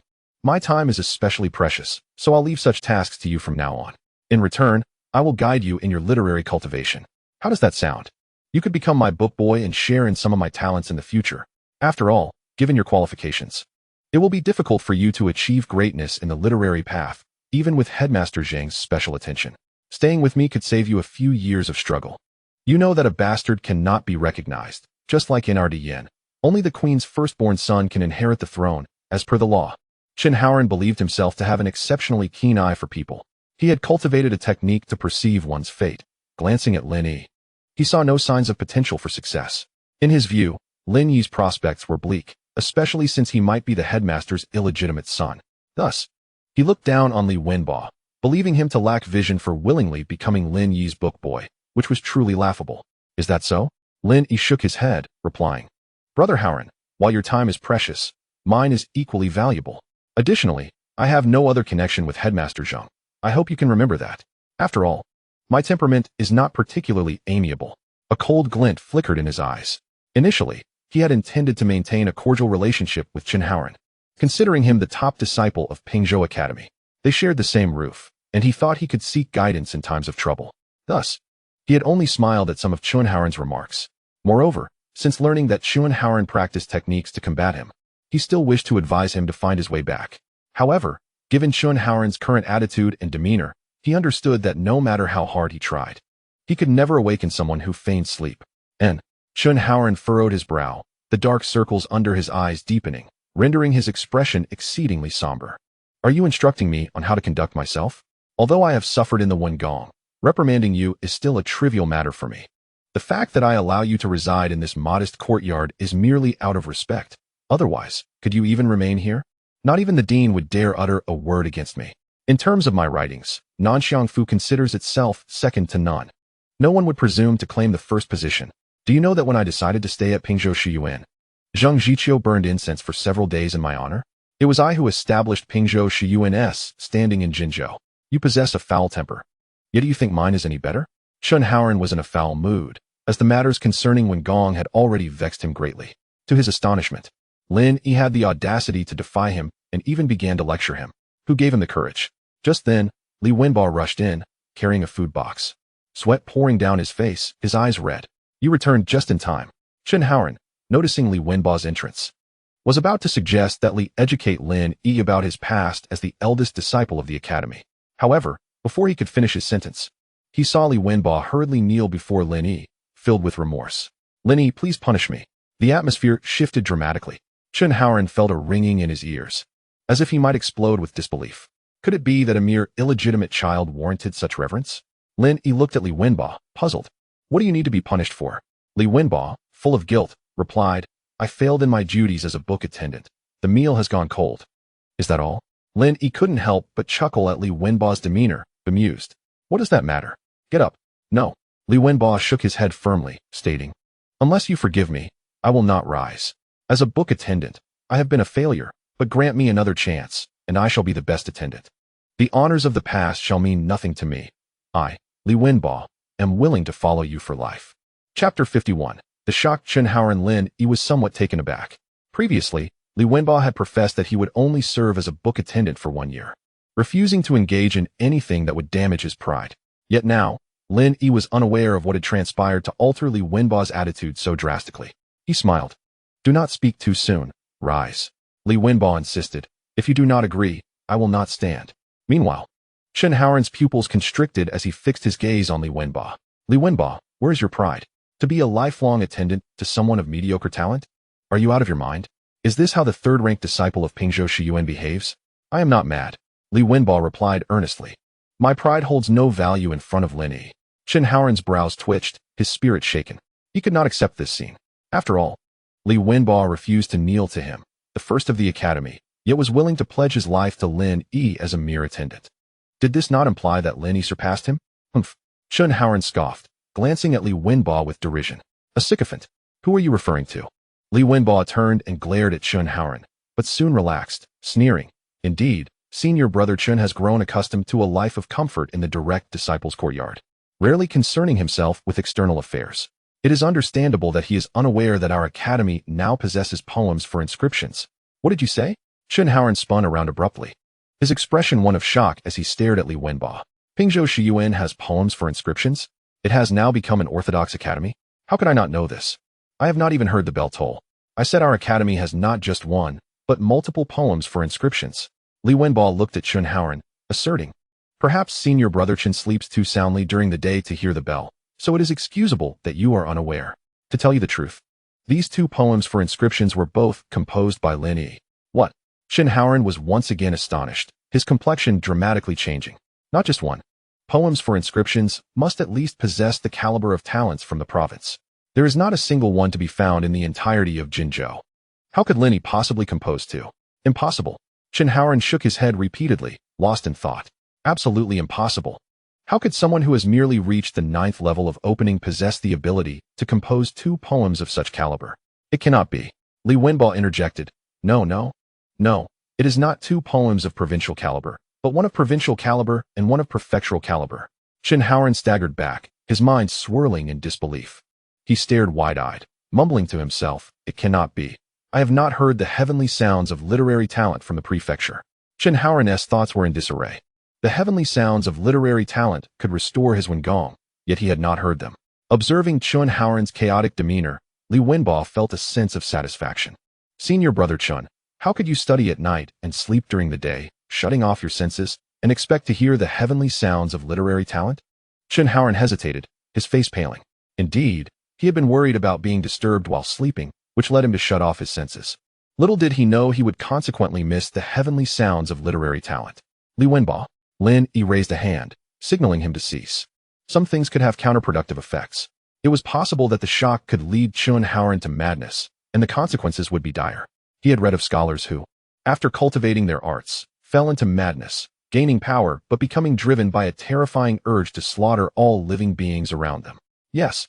Li Wenbo felt a warm familiarity at hearing Lin Yi call his name, his face flushed with excitement, and he ceased to provoke Chun Haoran. However, the look he cast at Chun Haoran was filled with defiance, as if to say, what of it? What is wrong with being an attendant to Lin Yi? Lin Shi, Lin Shi, Lin Shi. Suddenly, the voices of numerous scholars echoed outside the direct disciples' courtyard, each shouting Lin Shi as they rushed into the courtyard. Chun Haoran felt as though his scalp might burst, his eyes widening in disbelief as he looked towards the entrance, trembling uncontrollably. What are you doing? Chun Haoran's voice trembled as he numbly stared at the 70 or 80 scholars who had charged in. Lin Shi? Why do they address Lin Yi as Lin Shi? The key is that Lin Yi is even younger than them. Typically, in such circumstances, it would only be if they had gained some enlightenment from Lin Yi that they would address him thus. Senior brother Chun. So it is Brother Haoran. The scholars bowed to Chun Haoran, and one of them said, Brother Haoran, we have come to pay our respects to Lin Shi. If we have disturbed you, we beg your pardon. At this moment, Lin Yi was equally bewildered. Lin Shi? First, Li Wenbo kneels and admits his faults, claiming he failed in his duties as a book attendant. Now, within less than a minute, the academy scholars have arrived, shouting Lin Shi's name, all looking excited. What is going on? Everyone. Lin Yi was about to urge everyone to calm down and stop provoking Chun Haoran, but before he could finish his sentence, the scholars lifted their robes and performed the formal 3 kneels and 9 kowtows before him. Lin Shi, your poems for the inscriptions have enlightened me in the ways of literature. You must be regarded as my master. Lin Shi, you must be regarded as my master. You must be regarded as my master. The scholars declared solemnly, their eyes devoid of any ulterior motives, not flattery nor ingratiation, but a gesture of the highest respect. Chun Haoran, already in a state of turmoil, was utterly bewildered upon hearing the scholars address Lin Yi as Lin Shi. How could this be? Chun Haoran muttered in disbelief. How can there be poems for inscriptions? This requires the endorsement of literary treasures. Could it be that Zheng Zhiqiu lent the Qinglong brush to Lin Yi? For a poem of prefectural caliber, one would need at least the talent for prefectural poetry. Chun Haoran felt dizzy, his body nearly unable to maintain its balance. He cast a glance at Lin Yi, his fists clenched so tightly that his nails almost pierced his flesh, gritting his teeth in disbelief. How could this seemingly mediocre individual possess such poetic talent? His divination technique could not be mistaken. Absolutely not. Meanwhile, Lin Yi urged, get up quickly. There must be some misunderstanding here. I did not compose any inscription poem. Wang Chun, ranked 4th in the academy, looked Lin Yi in the eye and said, the exquisite quatrain you wrote with the Qinglong brush has been turned into an inscription poem by the dean, now proudly displayed in the main hall of our academy. We have greatly benefited from it, gaining insight into the literary spirit of scholars, all thanks to you. You should be regarded as our master. As our master. As our master. The scholars, filled with heartfelt emotion, teared up, and only after performing the ritual of 3 kneelings and 9 prostrations did they rise. Bowing deeply to Lin Yi once more. Chapter 52. The clash of Dao techniques and inscription poems. It dawned on Lin Yi that the dean's intention to hang Shi Yin in the main hall referred to the inscription poem. At that moment, he experienced a profound shock, momentarily at a loss for words. Upon his arrival at Pingzhou Academy, he had faced provocations from these scholars. Under pressure, he had compelled them to acknowledge him with his poem Jianku. Now, because of the inscription poem Shi Yin he had written, they hailed him as their master. Their sincerity was undeniable. Perhaps, as Dean Zheng Zhiqiu had said, these scholars were not inherently bad, they simply took their pursuit seriously. I previously mentioned that I wrote poetry merely to express my emotions. If you can derive insights, it is a testament to your own wisdom. Lin Yi's gaze swept across the scholars, and he chuckled lightly. It's quite late. You should head back now? In truth, Lin Yi felt elated. The poems of the sages from his past life could shine brightly here, and he was happier than anyone else. This was a source of pride for the Huaxia nation. We want to see more of you, a female scholar said, her cheeks flushed. Her voice was soft, yet it resonated with the others. Lin Yi, somewhat helpless, replied. Then feel free to watch. At the foot of Pingzhou Academy, a gaunt old Daoist, leaning on a cane and clad in tattered robes, appeared. His eyes were shrouded in shadows as he glanced up at the brightly lit academy buildings, a sinister smile curling his lips. Tonight, the old Daoist would unleash a massacre. With a thud, he struck his cane against the ground, causing a fissure to erupt, stretching towards the inscription stone at Pingzhou Academy. In an instant, the stone shimmered with light, the crack being forcefully quelled. Oh, the old Daoist raised an eyebrow, sensing a fierce wind approaching as he looked at the inscription stone standing at the foot of the mountain. Not good. The old Daoist was alarmed, swiftly performing a somersault and retreating 300 meters, only feeling the sharpness dissipate once he exited the academy's bounds. Pingzhou Academy actually possesses an inscription poem? The old Daoist's expression darkened. With an inscription poem, Pingzhou Academy qualified for inclusion in the Sacred Academy's records, thereby gaining substantial resilience against risks and providing protection for the scholars of Daoist. As Dao techniques were not recognized by the sacred literature continent, they were naturally rejected by the literary path. Gaining entry would prove challenging. However, the inscription poem was only beginning to manifest and had not fully integrated with Pingzhou Academy. It would not deter the old Daoist. The old Daoist sneered repeatedly. He promptly sat cross-legged, forming hand seals. A wisp of green smoke emerged from behind his head, and a translucent figure, resembling him, rose into the air. It was his Yin spirit. Of course, he preferred to refer to it as his Yuan spirit. The old Daoist Yuan spirit, when unleashed, could kill without a trace. Tonight, he would refine the entirety of Pingzhou Academy. The old Daoist Yin spirit grinned maliciously as he gazed towards the academy, murmuring, "So late, and yet you haven't begun practicing the fox summoning technique to assist me? It seems I must remind you." With a flick of his right hand, a transparent fox spirit shot towards Pingzhou Academy. However, as the fox spirit neared the inscription stone, it suddenly burst forth with golden light, a surge of righteous energy erupting. The fox let out a piercing scream before disintegrating. Little fox, righteous energy? The inscription poem is him. It is him. The old Daoist Yin spirit was enveloped in black smoke, his malevolence surging, the surrounding flora freezing instantly. He charged towards the inscription stone. "I shall see how much weight your inscription poem carries." As the old Daoist Yin spirit passed, the ground was coated in frost. Yet just as he was about to approach the inscription stone, a clear sound of a sword ringing echoed. Following that, a sword of righteous energy, emerging from the inscription stone, pierced through the air towards the old Daoist. Surrounding the sword were golden characters that floated, 10 years to forge a sword. The golden characters transformed into a stream of light, merging into the sword of righteous energy, amplifying its brilliance. The sword's aura was sharp and fierce. What a 10-year forged sword. No wonder the sword energy is so potent. The old Daoist was not greatly surprised. His Yin spirit wielded Dao techniques, drawing the world's spiritual energy to form a massive black hand that grasped at the sword of righteous energy. Heavenly demon hand. With a resounding crash, the clash of righteous and spiritual energies unleashed a torrent of power that swept through the heavens and the earth. The old Daoist Yin spirit, standing with arms crossed, remained unmoved, sneering, an inscription poem, nothing more. Just as the words left his mouth, another sword of righteous energy materialized from the inscription stone. Surrounded by golden characters, frost blade never tested. The golden characters also transformed into light, merging with the sword of righteous energy. Oh, the old Daoist raised an eyebrow, clearly taken aback that the inscription poem contained more than one line. He spoke in a deep voice, "I do not have the time to waste with you." Inscription stone. Heavenly demon domain. The old Daoist unfurled his robe, clouds of black smoke billowing forth from his sleeves, enveloping the entire inscription stone, blotting out the sun. The sword of righteous energy seemed to be under immense pressure, trembling incessantly. The inscription stone's golden radiance flickered once more. Another sword of righteous energy emerged, with golden characters proclaiming, "Today I shall show you closely," which then merged. This was not the end.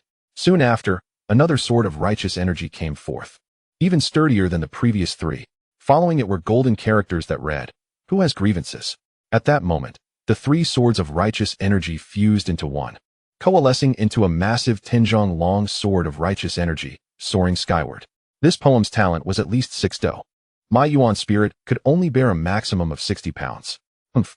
The old Daoist's Yin spirit gasped, just as the soaring sword of righteous energy descended upon him. The fierce sword aura and blazing righteous energy tore through his heavenly demon domain, creating a gaping hole. The righteous sword energy scorched his Yin spirit as if it were basking in sunlight, causing excruciating pain. Damn it! The old Daoist waved his hand, drawing back the black smoke that had been scorched by the righteous sword energy, retreating entirely into his sleeves. The massive sword of righteous energy seemed to have exhausted its power, dissipating into the ether. due to the confrontation between the Yin spirit's Dao techniques and the inscription stone. Coupled with the alerting inscription bell that had already shattered, no one within the academy sensed a thing. Not even Ding Zhengjiqiu had any awareness. The old Daoist life-bound divine ability had been shattered. He had not anticipated that such a lowly academy would possess an inscription poem. The old Daoist Yin spirit swayed like willow catkins in the wind, his expression dark as he glared at the inscription stone, murmuring, "But it will all come to an end." The old Daoist let out a sinister laugh. Yet, in the next moment, his smile abruptly vanished, and the literary monument in his eyes surged wildly at this moment, transforming into a towering mountain of books. The landscape was adorned with a myriad of tomes and volumes, their pages fluttering intermittently, faintly echoing the chants of sages. At this moment, the essence of heaven and earth converged in a tempestuous manner, enveloping the old Daoist shadowy spirit within the mountain of books. Chapter 53. Schoenhauer falls into madness. What kind of poetry is this? That it can form a mountain of books? No, I cannot be trapped here. I refuse to read. The old Daoist found himself on the stone steps of the book mountain, confronted by countless volumes. He understood that in order to break free from this mountain, he must ascend step by step, perusing each tome and listening to the sage's recitations.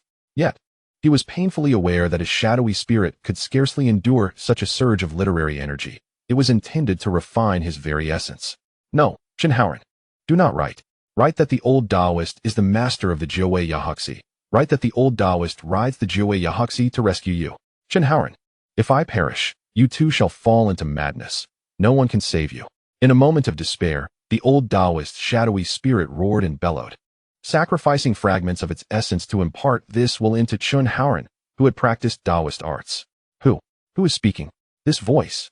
In the secluded courtyard, Schoenhauer suddenly felt a voice arise from thin air, as if someone were conveying a message. The voice seemed familiar. It belonged to the Daoist who had taught him the arts. It must be an auditory hallucination. Do I need someone else to guide my writing? Schoenhauer scoffed inwardly, his attention entirely fixed upon Lin Yi, consumed by intense resentment. He could not process any other sounds, only wishing to suppress Lin Yi. Then, as if struck by a thought, he turned to the scholars of the academy and shook his head, exclaiming, "How absurd! Lin Yi, the bastard child of the dean, claims that the inscription poem is his creation, and you truly believe him? Ignorant fools, where has the wisdom of the sages gone?" Lin Yi frowned. With a swish, the scholars collectively glared at Schoenhauer, hostility evident in their eyes. "Brother Hauren, what do you mean by that? Are you insulting our master? Our master cannot be insulted. I will call you Brother Hauren one last time and demand you apologize to our master." Wang Chun, ranked fourth in the academy, glared at Schoenhauer with righteous indignation. Though his cultivation was inferior to Schoenhauer's, he still possessed the courage to confront him over Lin Yi's insult. Moreover, it was common knowledge that Schoenhauer's literary palace was damaged. No one truly regarded him as a threat. Li Wenbo spoke sternly. "Schoenhauer, you are but a frog in a well, utterly ignorant. How can you question Lin Yi's talent? You." Schoenhauer spat blood in fury, his complexion devoid of color, appearing ghastly pale. "You think you can bully Schoenhauer because of his damaged literary palace? Very well, this is simply splendid." Schoenhauer pointed at each of them, declaring, "Li Wenbo, Wang Chun, Su Yunwen, I will remember you all. You are truly foolish. The inscription poem requires the support of earthly literary treasures.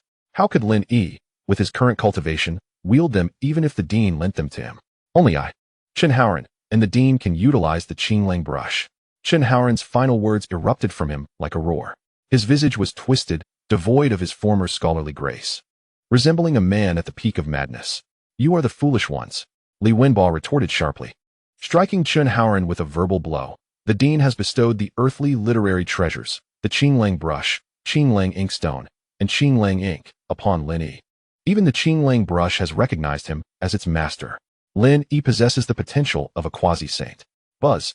Thud. Thud.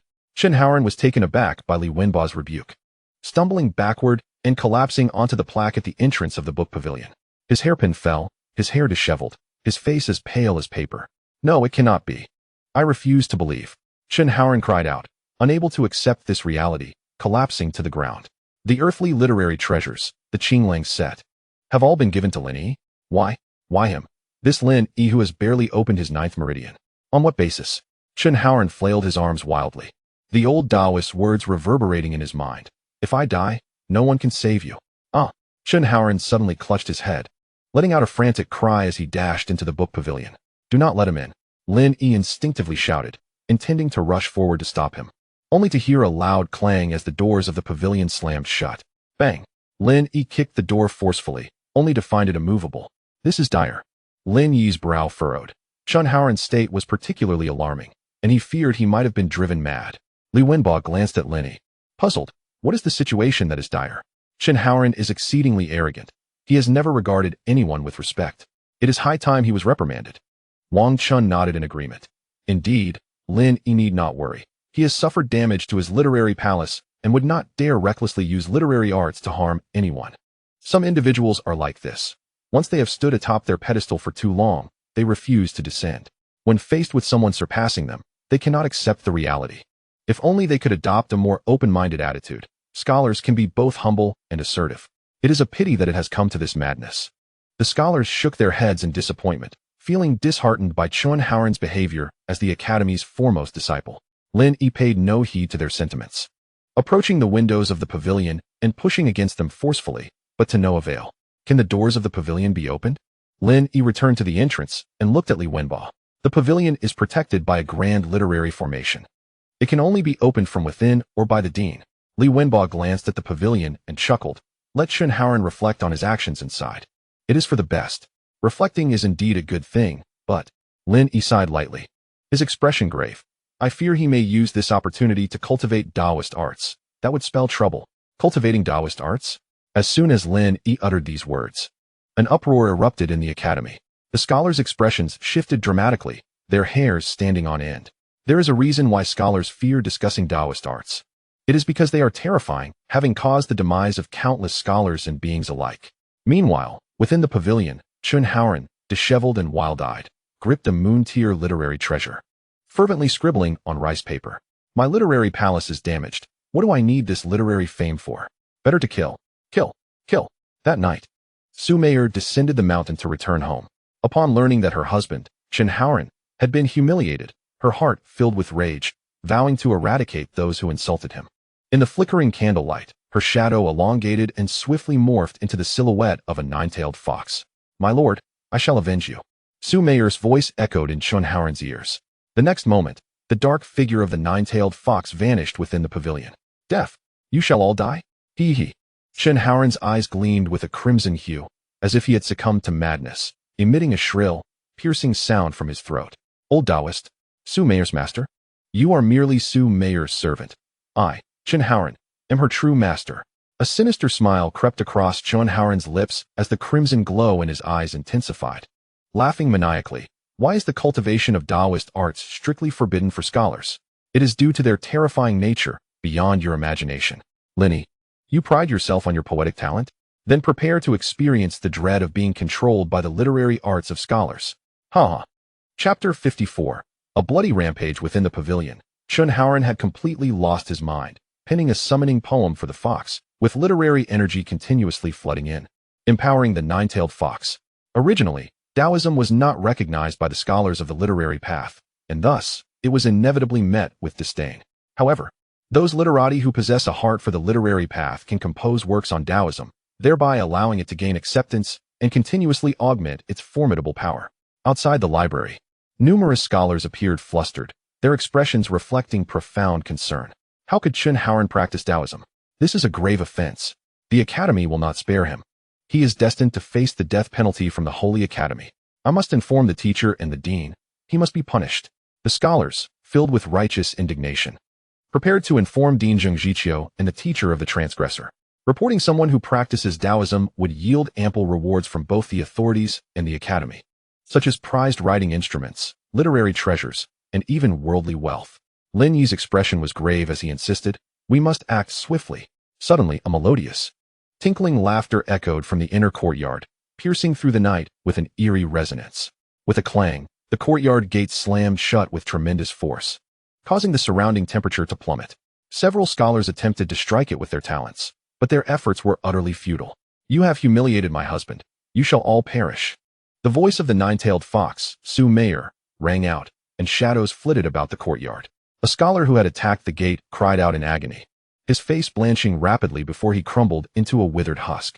Inshun, It is a 6th grade Yin Shun of Taoism. Husband, she is Chen Haoran's wife? This is disastrous. Climb over the wall and inform the dean and the teacher. We cannot contend with a 6th grade Yin Shun unless they intervene, otherwise we are doomed. The scholars were thrown into disarray, panic-stricken and trembling. The Yin Shun represented a level of power achievable only by a 6th grade practitioner of Taoism, and they were utterly incapable of resisting it.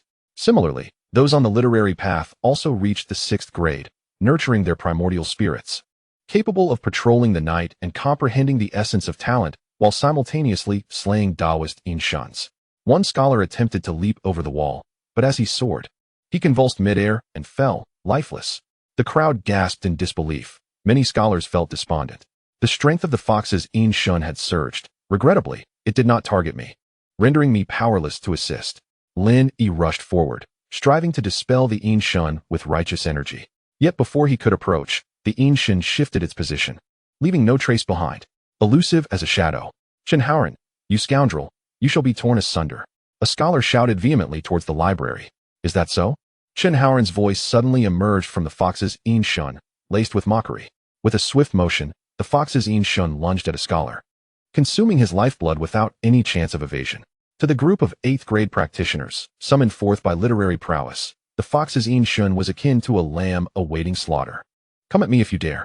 Lin Yi stood resolutely in the center of the courtyard, his posture unwavering, keenly observing the movements of the fox's Yin Shun. No need to rush.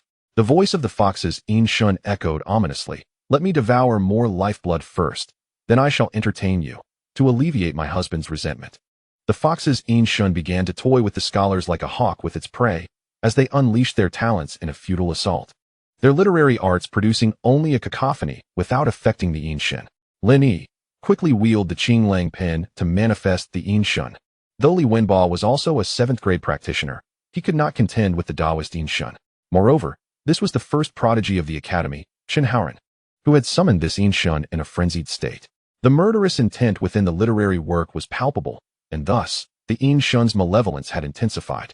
The key to breaking the impasse lay in Lin Yi employing a terrestrial-grade literary treasure to compel the Yin Shun to reveal itself, which might grant them a fighting chance. I have not cultivated literary arts. Lin Yi shook his head, then appeared to have an epiphany, inquiring, can literary treasures counter the Yin Shun? He had perused the true teachings of the literary path. Literary treasures refer to authentic works of poetry and prose, but only those of the 8th grade realm could produce them. Simply put, poetry and prose composed with talent that could manifest the might of the literary path qualify as literary treasures. However, Lin Yi possessed a terrestrial-grade literary treasure, and his poetry, inscribed with righteous energy, could be considered a literary treasure despite not reaching the 8th grade. Odes for stone tablets and inscriptions indeed fall within the category of literary treasures, capable of showcasing formidable literary might at critical moments.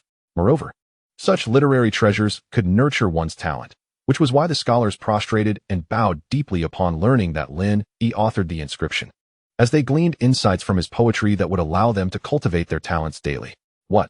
Can you truly compose poetry of such caliber? Li Wenbo was taken aback. Those not of the 8th grade realm would need at least 5 do of talent to achieve the level of literary treasures in poetry and prose. 8th grade practitioners only required 3 do. Yet, Lin Yi's demeanor suggested he could indeed craft poetry of 5 do caliber. Stop dawdling. Just tell me if you can or cannot. Lin Yi spoke sternly. If we delay further, it will not only be a few scholars in peril, but everyone. Yes.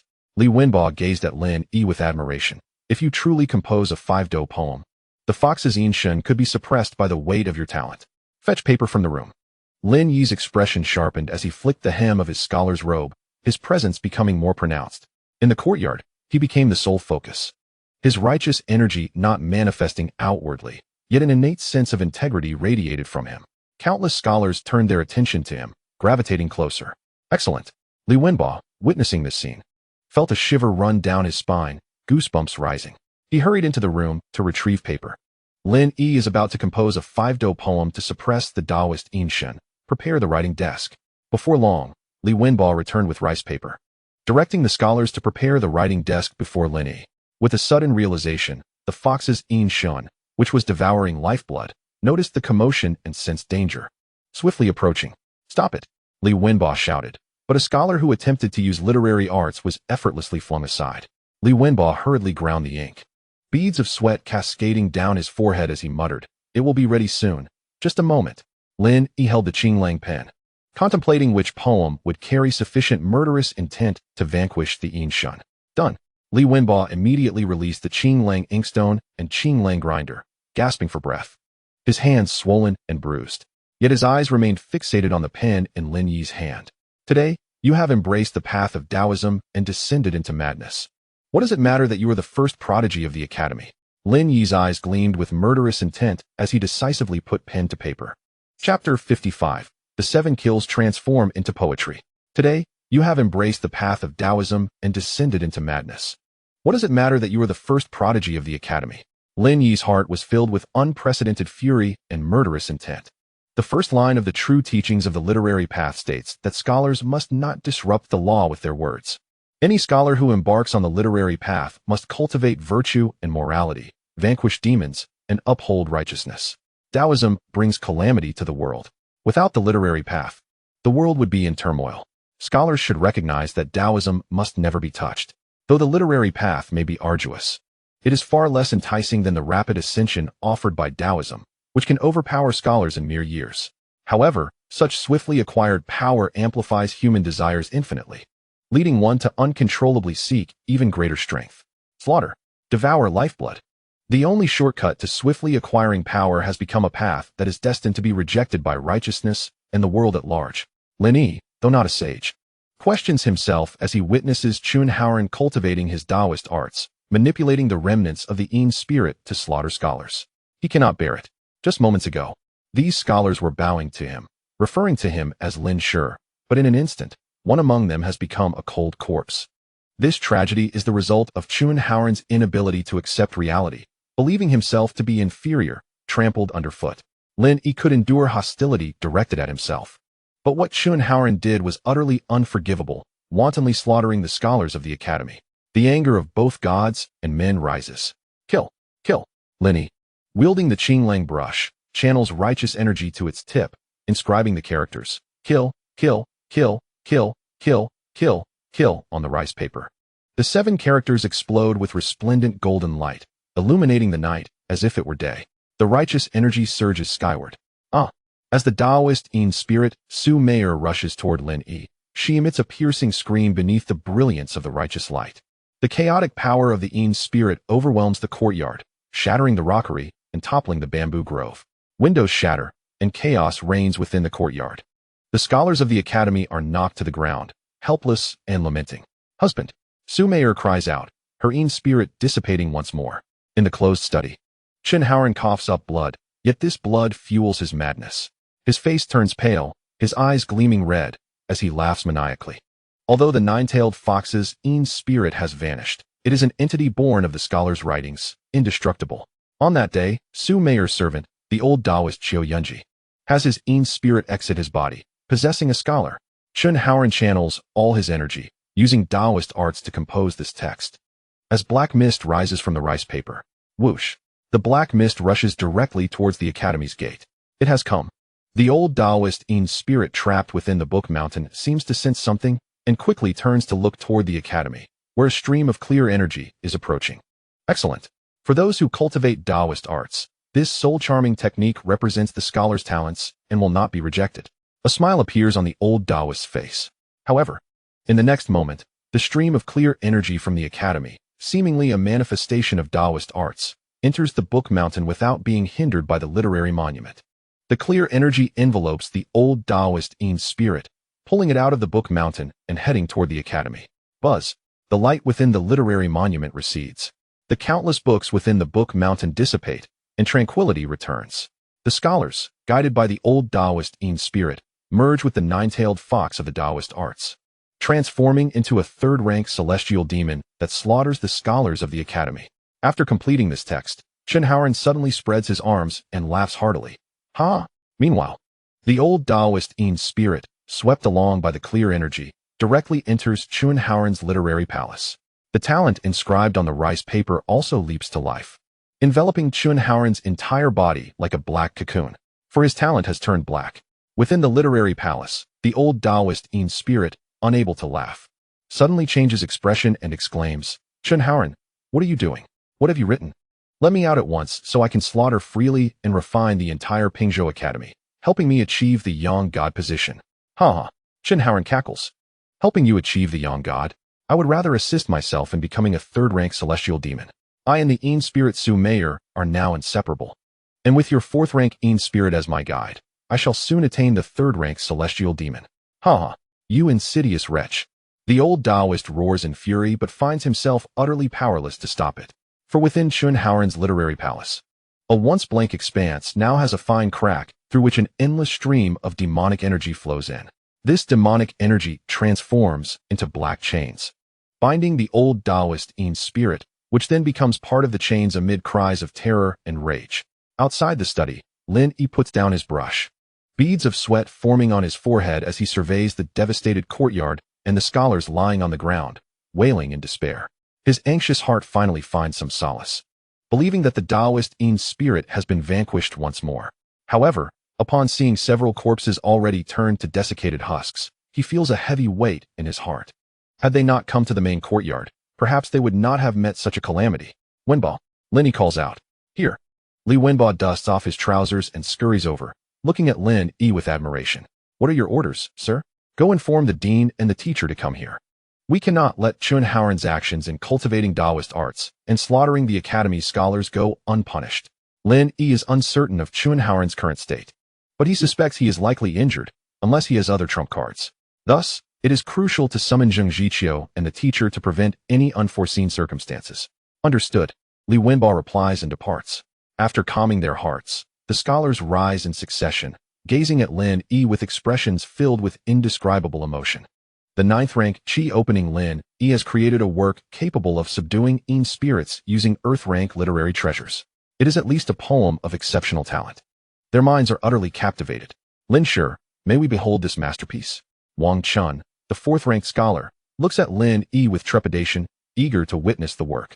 This could not only enhance their own talents, but might also provide insights beneficial for their cultivation. Lin Shi, thanks to your swift response, this Earth-rank literary treasure has vanquished the Yin spirit. Might we glimpse this poem? The other scholars also express their fervent anticipation, their eyes fixed on Lin Yi. Eager and impatient. Chapter 56. The Rules of Literary Tao, Nothing More. Very well. Lin Yi nods and gestures for the scholars to approach. This is not a complete poem. Merely a line from the 7 Kills poem. 7 characters of kill. In that moment, he was indeed consumed by rage. Chen Haoran's actions were an affront to both heaven and humanity.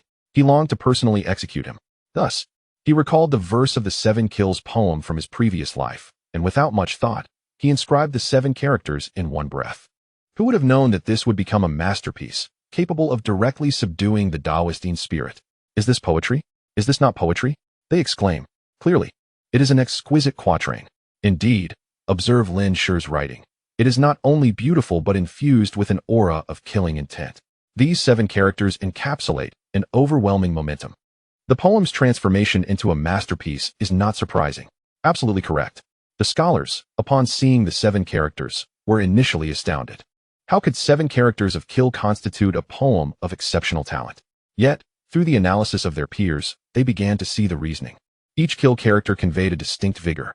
Accumulated, the entire essence aligns, making the transformation into a masterpiece entirely reasonable. Lin Yi fell silent. Remarkably, these scholars have spun a narrative from thin air, yet it does possess a semblance of truth. Perhaps it was indeed that he first envisioned the 7 Kills poem in his mind before inscribing the 7 characters, his emotions channeled into that singular moment, thus birthing the masterpiece that subdued the Yin spirit. Just then, the voice of Dean Zheng Zhiqiu echoed as he rushed into the courtyard, his face pale with urgency. Chen Haoran is the Academy's foremost disciple.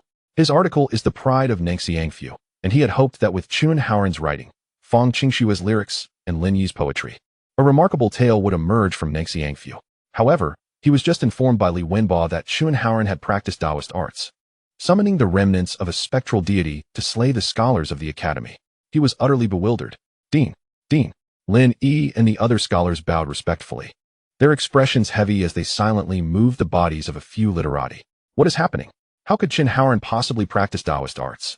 Meanwhile, other masters entered the Academy and were met with the sight of the scholars assembling the corpses. The few teachers were momentarily stunned, their faces paling. Buzz. Zheng Jiqiu and the other masters felt a tremendous shock, their minds buzzing as if struck by a hammer. Outrageous. Zheng Jiqiu was furious. A murderous aura suddenly manifesting on his face as he rasped, "How dare Qin Haoran be so audacious? For an academy to establish itself in Dayan, it must uphold its mission, guarding against Daoist practices, monitoring whether scholars engage in such arts. There is zero tolerance for those who practice Daoist arts. They must be slain upon discovery. Any academy that tolerates practitioners of Daoist arts will face the wrath of the Holy Court, leading to the annihilation of the entire institution." Zheng Jiqiu hurried towards the library, his heart heavy, yet still holding a glimmer of hope. Perhaps Qin Haoran had not truly practiced? Maybe he was merely under the control of malevolent forces? At this moment, appealing to the academy, Qin Haoran might still have a justification. Zheng Jiqiu placed his right hand on the library door, channeling his energy, and in no time, he broke through the protective array. Creak. The door swung open. Lin Yi, along with Li Wenbo and the other masters and scholars, turned their gazes toward the library. Lin Yi instinctively grasped his Qinglang pen, regardless of the circumstances. The Earth-tier literary treasure combined with Haoran's righteous aura was undoubtedly a significant weapon for him. Inside the library, Qin Haoran stood with his back to Zheng Jiqiu. His white scholar's robe stained with ink, long hair cascading down, hands clasped behind him. His fingers rhythmically swayed, as if brewing something. "Qin Haoran." Zheng Jiqiu sensed something was amiss. Qin Haoran appeared too composed. He spoke in a deep voice. "I ask you, have you practiced Daoist arts?" "Yes," Qin Haoran calmly replied, no longer displaying madness. "What of it?" Zheng Jiqiu was nearly overcome with rage. "What of it? This is a blatant violation of the heavenly principles. It is utterly unacceptable." Zheng Jiqiu took a deep breath, looking disappointedly at his once proud disciple. "Surrender willingly." "Huh." Qin Haoran chuckled, shaking his head. He slowly turned around. His previously haggard appearance replaced by a strange charisma. His face was marked with blue veins, lips tinged with purple, yet he emanated an indescribable calmness. As if he were wholly unafraid of Zheng Jiqiu. The saying that a bookish person is utterly useless was not erroneous, even after millennia of suppression. The literary path had not changed. Qin Haoran approached Zheng Jiqiu with hands clasped behind his back, shaking his head and sighing. "Din Zheng. Consider the slow cultivation of the literary path. Everyone is constrained by the literary palace and finds it difficult to ascend to the pinnacle of literary mastery. What a pity. However, Daoist arts are different.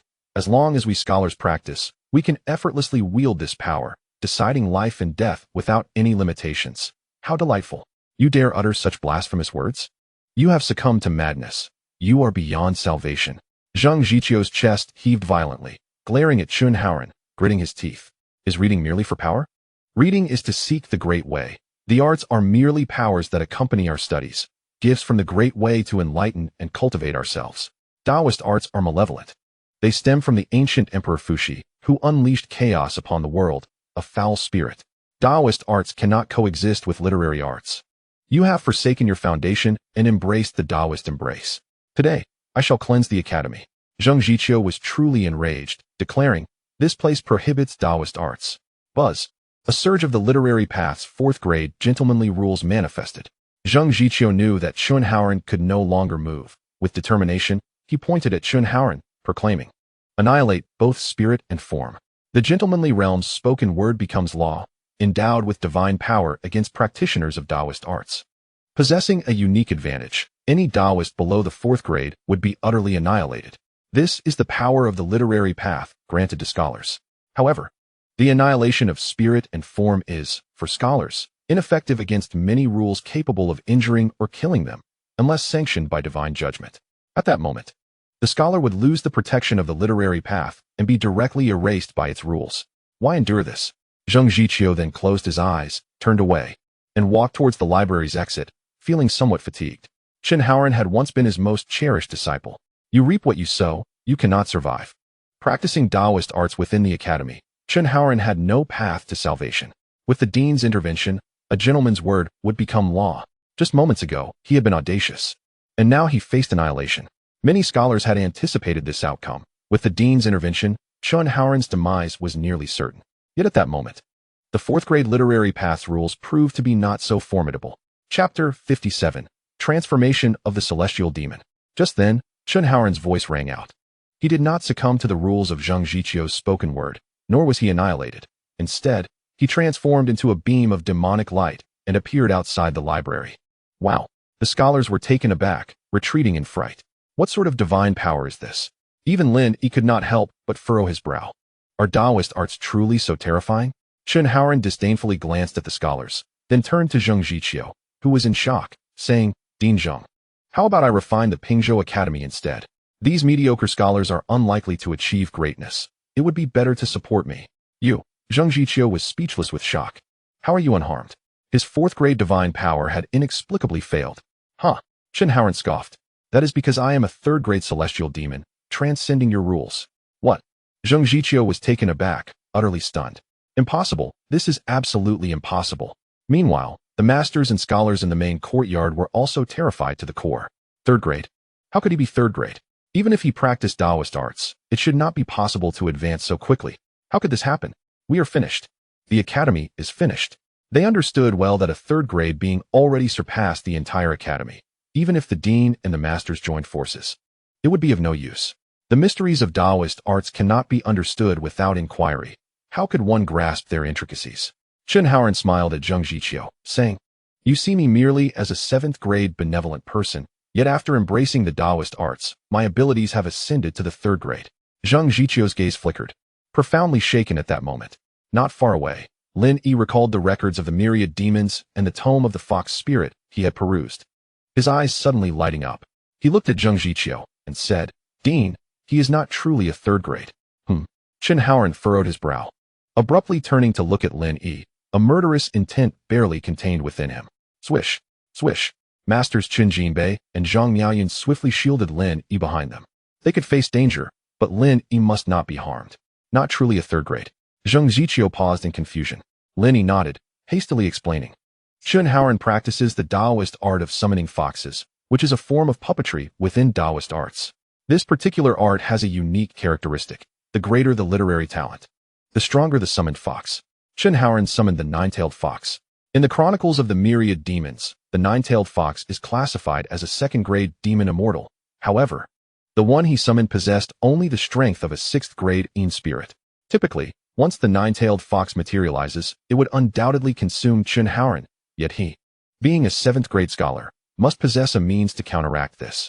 It is conceivable that he could employ a written work as a medium to forcefully merge the Yin spirit of the nine-tailed fox. Perhaps even incorporating the very essence that imparted him the Dao techniques into the text for consumption. This summoning technique is akin to puppetry, requiring a powerful Daoist to control it from the shadows. Yet this Daoist clearly underestimated Chen Haoran's cunning. Lin Yi articulated his analysis with remarkable speed. His deductions were based on insights gleaned from the Chronicles of Myriad Demons and the records of fox spirits. Under fully conducive conditions, a transition from 7th grade to 3rd grade could indeed be achieved. This exemplifies the formidable nature of scholars who practice Dao techniques, rendering even practitioners of such arts to feel inferior. The gathered scholars gazed at Lin Yi in astonishment, utterly taken aback that he, a newly initiated member of the academy, could deduce Chen Haoran's transformation process. You are truly remarkable, Li Wenbo remarked, his eyes fixed on Lin Yi. He began to comprehend why Lin Yi had been studying texts related to fox spirits. He had already discerned Chen Haoran's practice of Dao techniques and meticulously analyzed all potential scenarios. Scholar, he mused, this is the essence of true scholarship. Li Wenbo's admiration for Lin Yi deepened, and it became clear why Lin Yi possessed such poetic talent. Indeed, as the dean had stated, the literary path is not solitary. After a moment of contemplation, Zheng Jiqiu also grasped the situation. He looked at Lin Yi with a sense of pride, his heart devoid of sorrow. With Lin Yi's presence, what need was there for Chen Haoran? Was it not you who received the Dao techniques from the demon practitioner Qiu Yunji appearing in the Jinzhou region? Zheng Jiqiu fixed his gaze on Chen Haoran, stating, initially, the dean instructed you to investigate the whereabouts of Qiu Yunji alongside 2 other disciples, yet you returned early for recuperation, indicating you were already ensnared by Qiu Yunji's influence during that time. You possess talent but have strayed into the demonic path. If you were to divulge Qiu Yunji's whereabouts, surely the rewards would be substantial. Alas, it is too late now. Zheng Jiqiu exhaled, for while a pseudo-3rd grade is not bound by the regulations governing 4th grade scholars, it remains a mere imitation. Collaborating with several 5th grade virtuous scholars, subduing Chen Haoran would pose no challenge. Esteemed scholars, form the formation.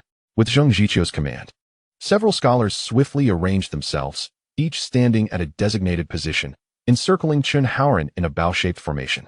Zhang Jiqiu's position resembled that of an arrowhead within this formation, poised to unleash a thunderous assault upon the possessed Chen Haoren. Ha ha! Chen Haoren could not contain his laughter. Turning to Lin Yi, he exclaimed, "You are quite impressive. Truly impressive, to have deduced even this. I had underestimated you all along. But what is your knowledge change? What of the pseudo-third grade? Today, I shall harness the essence of all the scholars of Pingzhou Academy to achieve my true third-grade yang spirit. I wonder what it feels like to have the blood and flesh of a scholar imbued with righteousness." With a thunderous roar, Chen Haoren unleashed a surge of demonic energy that soared into the heavens. Beast! Zhang Jiqiu seethed with fury and, in that moment, struck out. A talisman of the Sun-tier literary treasure flew from his sleeve, tracing arcs in the air. The essence of his talent stirred the heavens, and suddenly, ancient characters transformed into a colossal character for kill, coalescing into a massive sword of talent aimed at Chen Haoren. Quickly retreat. The scholars urged Lin Yi and Li Wenbo to withdraw. The tremendous sword of talent descended like a bolt of lightning through the night, nearly flattening the entire academy. A fierce gust of energy swept through, causing Lin Yi and the others to wince in pain. Indeed, a commendable gentleman's sword. But do you truly believe this could slay me? Chen Haoren bellowed. Transform, celestial demon. Spitting blood, he roared, his form leaping into the air, enveloped in a tempest of demonic energy that shrouded the entire academy. Subsequently, 7 or 8 of his phantoms appeared in the void, converging into his body. In an instant, Chen Haoren's form underwent radical transformation, his physique swelling as 7 foxtails sprouted from his back. Soon, he had morphed into a towering celestial fox demon, standing 8 meters tall and howling at the moon. The scholars of the academy, witnessing this spectacle, were rendered speechless, collapsing in shock. It is over. Concurrently, within the 2 major academies of Nanxiang Prefecture, the sound of bells echoed incessantly. In that moment, He Weijun, the dean of Junji Academy, and He Wancheng of Qingping Academy, both soared into the air, their gazes fixed upon the direction of Pingzhou Academy, their expressions shifting dramatically. The demonic energy from Jinzhou is overwhelming. Is this the aura of a third-grade celestial demon birthed from a scholar practicing Dao techniques? They were both struck with a sense of dread. Pingzhou Academy and Nanxiang Prefecture are doomed. He Weijun and He Wancheng were filled with alarm, their eyes betraying a hint of despair. A third grade? Is this a recurrence of the Qingling demon incident from over a century ago? Yet, back then, there were 4 third-grade scholars in Nanxiang Prefecture, whereas now, we have merely 3 fourth-grade gentlemen from our 3 academies. The emergence of a third-grade celestial demon within Nanxiang Prefecture was, in essence, an impossibility, especially one born from a scholar's Dao practice. It was because any scholar with a heart for the literary path must enter an academy. Otherwise, cultivating would be utterly unattainable. Without literary titles, breaking through was exceedingly difficult. Thus, the 9th-grade scholars participate in provincial examinations, the 8th grade in the national examinations, and the 7th grade in the palace examinations, passing these assessments to receive the divine guidance of the sacred academy, thereby obtaining literary titles and ascending the ranks of the literary path. Without entering an academy, all was for naught. Given that scholars must enter an academy, should they practice Dao techniques, it is nearly impossible to remain undetected. Most are discovered in their budding stages and summarily executed. It is rare for a scholar to reach the level of a third-grade celestial demon after practicing Dao techniques. This matter must be reported to the Sacred Academy without delay. He Weijun, not daring to delay, swiftly descended from the void, heading to his study to compose a memorial regarding the emergence of a third-grade celestial demon in Nanxiang Prefecture. Soon, the document transformed into a streak of light and vanished into the void. It must reach the academy. May it not be too late. He Wancheng from Qingping Academy also penned a memorial detailing the emergence of a third-grade celestial demon in Nanxiang Prefecture and dispatched it directly to the Sacred Academy. As an academy recognized by the Sacred Academy, their primary role is to cultivate scholars while also monitoring the scholars within their domain. They bear the responsibility of eradicating the 3 malevolent paths of demons and sorcery. When faced with malevolent entities they cannot contend with, reporting to the academy for assistance becomes their sole recourse. Otherwise, if they falter, the consequences would be catastrophic, and they could not evade responsibility. Meanwhile, in the capital city at the Zhenghua Sacred Academy's stargazing platform, an elderly man with long brows and a white beard, initially gazing at the starry sky, suddenly felt a stirring in his heart and turned his gaze to the mortal realm. His expression darkened as he extended his hand to the void, revealing a vision of the stars. In the southern expanse, a wisp of demonic energy intertwined with the essence of talent swirled ominously. A third-grade celestial demon? A scholar practicing Dao techniques has turned into a demon? The elder furrowed his brow and lightly stamped his right foot. Zhong Zijing. In an instant, a tall, slender man clad in a scholar's robe appeared on the stargazing platform, looking bewildered. Zhong Zijing, one of the 7 disciples of the Sacred Academy's master, held the 5th rank and was known for his literary prowess and poetic obsession. Master. Upon regaining his composure, Zhong Zijing immediately bowed in respect, asking, "May I inquire why the esteemed teacher has summoned me?" At that moment, the old man, filled with poetic inspiration, commanded silence. He then continued, "A third-grade celestial demon has appeared in Nanjingfu, transformed from an erudite. You must journey there. After resolving this matter, seek out a scholar of righteous spirit and inform him that if he can attain the 8th grade, he may come to see me next year." Zhong Zijing squinted, nodding in affirmation. Understood. Go. The old man waved his hand dismissively. Before Zhong Zijing could utter another word, he was unceremoniously sent out of the stargazing platform. The old man sighed softly, murmuring, "Those who cannot compose poetry should not pretend to be poets." Shortly thereafter, the old man casually pinched the air, summoning 2 missives from thin air, originating from the heads of the 2 prestigious academies in Nanjingfu. He glanced at them briefly before they vanished from sight. Both missives mentioned a scholar named Lin Yi, who was presumably the one they referred to.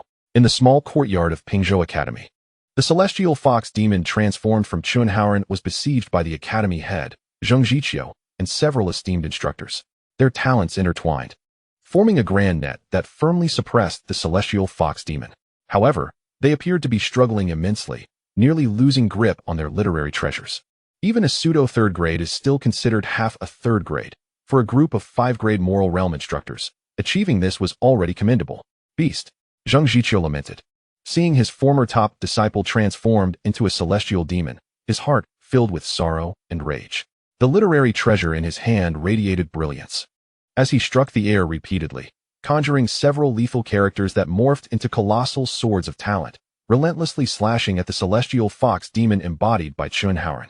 Yet, the celestial fox demon's skin was as resilient as iron. The colossal swords inflicted little harm, merely causing discomfort. However, this provoked a fierce killing intent within Chunhaoren. His eyes ablaze with crimson light. He raised his head, slowly rising from his subdued position. "This is bad. We cannot contain it." Chun Jinbei and the other instructors were struck with fear, their pens slipping from their grasp, sent flying away. Each of them coughed up blood, their talents dissipating. "What are you still doing?" Chun Jinbei struggled to maintain his composure, glaring at the onlooking scholars of the academy. The scholars hesitated momentarily, then seemingly understood. As someone shouted kill, instantly, nearly 100 scholars rushed forth, shouting in unison. As the clamor of kill resonated, Lin Yi mused, "Shouldn't we be retreating?" Just as this thought formed, Chun Jinbei spat blood once more, cursing, "A bunch of fools. It's to flee, not to charge to your deaths. What are you waiting for? Run, quickly." Although the scholars understood that advancing would lead to their demise, they could not defy the instructor's orders. With the command given, who would dare disobey? Gritting their teeth, they pressed on. Upon learning that the instructor had ordered their escape, their survival instincts surged forth, and they desperately fled down the mountain. Li Wenbo instinctively wanted to flee as well, but upon seeing Lin Yi remain stationary, he became alarmed and exclaimed, "Sir, our Pingzhou Academy is doomed. The instructor and the head are merely stalling for time. We should escape as far as we can. We cannot get away." Lin Yi shook his head, a hint of bitterness on his face. "Rather, we should devise a way to eliminate Chunhaoren." Despite his modest strength, he was determined to resolve this matter. Perhaps his greatest reliance lay in the poetry and literature of the sages from his previous life. If it proved useful, he would write a dozen pieces if need be. He was resolute. Li Wenbo urged, "Sir, this is beyond what a great scholar can resolve. We should flee. As long as the Green Mountains remain, we need not worry about firewood." Unless he trailed off, having recognized Lin Yi's potential and the promise of his future. Yet if Lin Yi were to perish here, everything would be in vain. Unless what? Lin Yi's eyes brightened as he suddenly turned to Li Wenbo. No one could escape. Just then, the 7 freed celestial fox demons displayed sinister expressions, leaping lightly to pounce upon several scholars. They then opened their mouths, drawing an essence, which flowed into their bodies like a torrent. Chunhaoren's voice escaped the celestial fox demon's lips, laced with pleasure. "This sensation is truly delightful." Lin Yi's heart sank. He clenched his fists and gazed at Li Wenbo. "Unless what? Be clear." Do you think we can outrun Chenhaoren? Chapter 59. The Manifestation of the Literary Tablet, Sir. Have you not finished reading the book I brought you? Li Wenbo inquired, unable to pull Lin Yi away. There were still several chapters on the topic of the fox demons left unread. Lin Yi shook his head in response. That's right. Li Wenbo nodded. If you had read it, you would know. Chenhaoren cultivates his path through literature, having transformed into a third-grade celestial demon, relying solely on his writings. Once his works are broken, his demonic form will shatter, and his spiritual essence will cease to function, reverting him to his original state. However, do you know that Chenhaoren ranks second in literary prowess in Nanjingfu, with no one daring to claim the first? The head and the instructors recognized the need to break the deadlock, but they could not produce works superior to Chenhaoren's. Thus I say, either a third-grade great scholar must personally come to suppress him, or a piece of writing must surpass Chenhaoren's. Li Wenbo spoke rapidly, though Lin Yi could not catch every word. Nevertheless, he grasped the essence. A piece of writing must outshine Chenhaoren's transforming work. Lin Yi's heart raced with excitement. There was hope. Pingzhou Academy had a chance. He declared, Wenbo, prepare the paper and ink. All right. Li Wenbo instinctively nodded, believing they were preparing to flee, only to find Lin Yi commanding him to set up for writing. What are you planning, sir? Li Wenbo gasped, astonished as he gazed at Lin Yi. Sir, do not tell me you not only compose poetry, but also write prose. Somewhat, Lin Yi replied calmly, urging Li Wenbo to hurry. He sought a suitable spot to write, as the entire small courtyard was on the verge of becoming a ruin from the clash of talents. Buzz. All right, let us give it our all. As a bookkeeper, Li Wenbo began to gather the writing materials, paper, ink, and an inkstone. Meanwhile, the academy head and several instructors, witnessing Chenhaoren devouring the essence of the academy scholars, exerted their utmost effort to halt Chenhaoren's assault. Each one suffered severe injuries. Just as Pingzhou Academy was beginning to flourish, was it truly destined for ruin? Zheng Zhiqiu found himself in a daze. His dreams of a bright future were ruthlessly shattered by the scene before him. Chenhaoren, it is all your fault. You ungrateful disciple. Zheng Zhiqiu, devoid of his usual playful demeanor, felt rage swelling within him. The brilliance of his literary knowledge had all gone to waste. Today, even if it meant dying, he would cleanse the sect. With red-rimmed eyes, he unleashed his talent, his right hand dancing as he wrote fervently. The energies of heaven and earth rapidly converged, coalescing into a book before him. With a spurt of blood, he directed it toward the book, which instantly radiated a dazzling light, illuminating the entirety of Pingzhou Academy. Forbidden Technique. Blood Book. The head had invoked a literary forbidden technique at the cost of his lifespan. The instructors were taken aback, tears streaming down their faces. The invocation of such a technique would shorten the life of a scholar. This was not merely a reduction of a few years, but would strip away the additional lifespan that scholars inherently possessed, at least a full 60 years. This meant that once Zheng Zhiqiu employed this forbidden technique, he would possess only the lifespan of an ordinary person, with but one opportunity to invoke it in his lifetime. At this moment, the fleeing scholars of the academy, sensing the light that erupted behind them, turned back along the mountain path. They beheld the esteemed dean, standing amidst the void, bathed in the radiance of talent, resembling a full moon, as he gradually pressed the forbidden blood script towards the celestial fox demon, Chenhaoren. Dean, Dean, Dean. The scholars wept, kneeling on the mountain path, bowing in reverence to Dean Zheng Zhiqiu. We shall not flee. We vow to share the fate of the academy. Chenhaoren, having entered the path through talent, had yet to manifest the divine presence of the literary monument. Thus, we shall stain it with blood, invoking the literary monument to reveal its sanctity. With Lin Shi's 2 poems inscribed upon the monument, even if it merely wounded Chenhaoren, it would still be a triumph. Let us proceed. The scholars, with tears in their eyes, felt no fear, only determination. They gathered before the literary monument at the foot of the mountain. Each one bit their fingertips, staining the monument with their blood, their expressions resolute, their talents swirling around them as they proclaimed in unison, Student Wang Chun, Student Zhou Boli, Student Zhang. One by one, the scholars declared their names, resounding. Please, literary monument, reveal your sanctity, vanquish demons, and bless our Pingzhou Academy. Please, literary monument, reveal your sanctity, vanquish demons, and bless our Pingzhou Academy. The literary monument, a natural stone of heaven and earth, absorbed the spiritual essence of the cosmos. And under the nurturing of the Academy's talent, it transformed into a literary monument.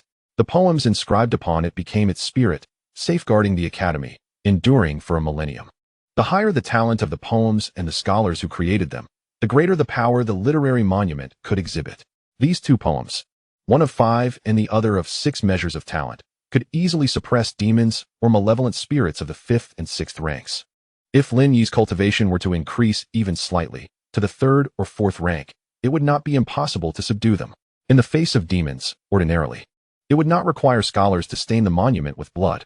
However, since Chunhaoren had entered the path through talent, the monument considered him a half-scholar, thus refraining from manifesting its divine retribution.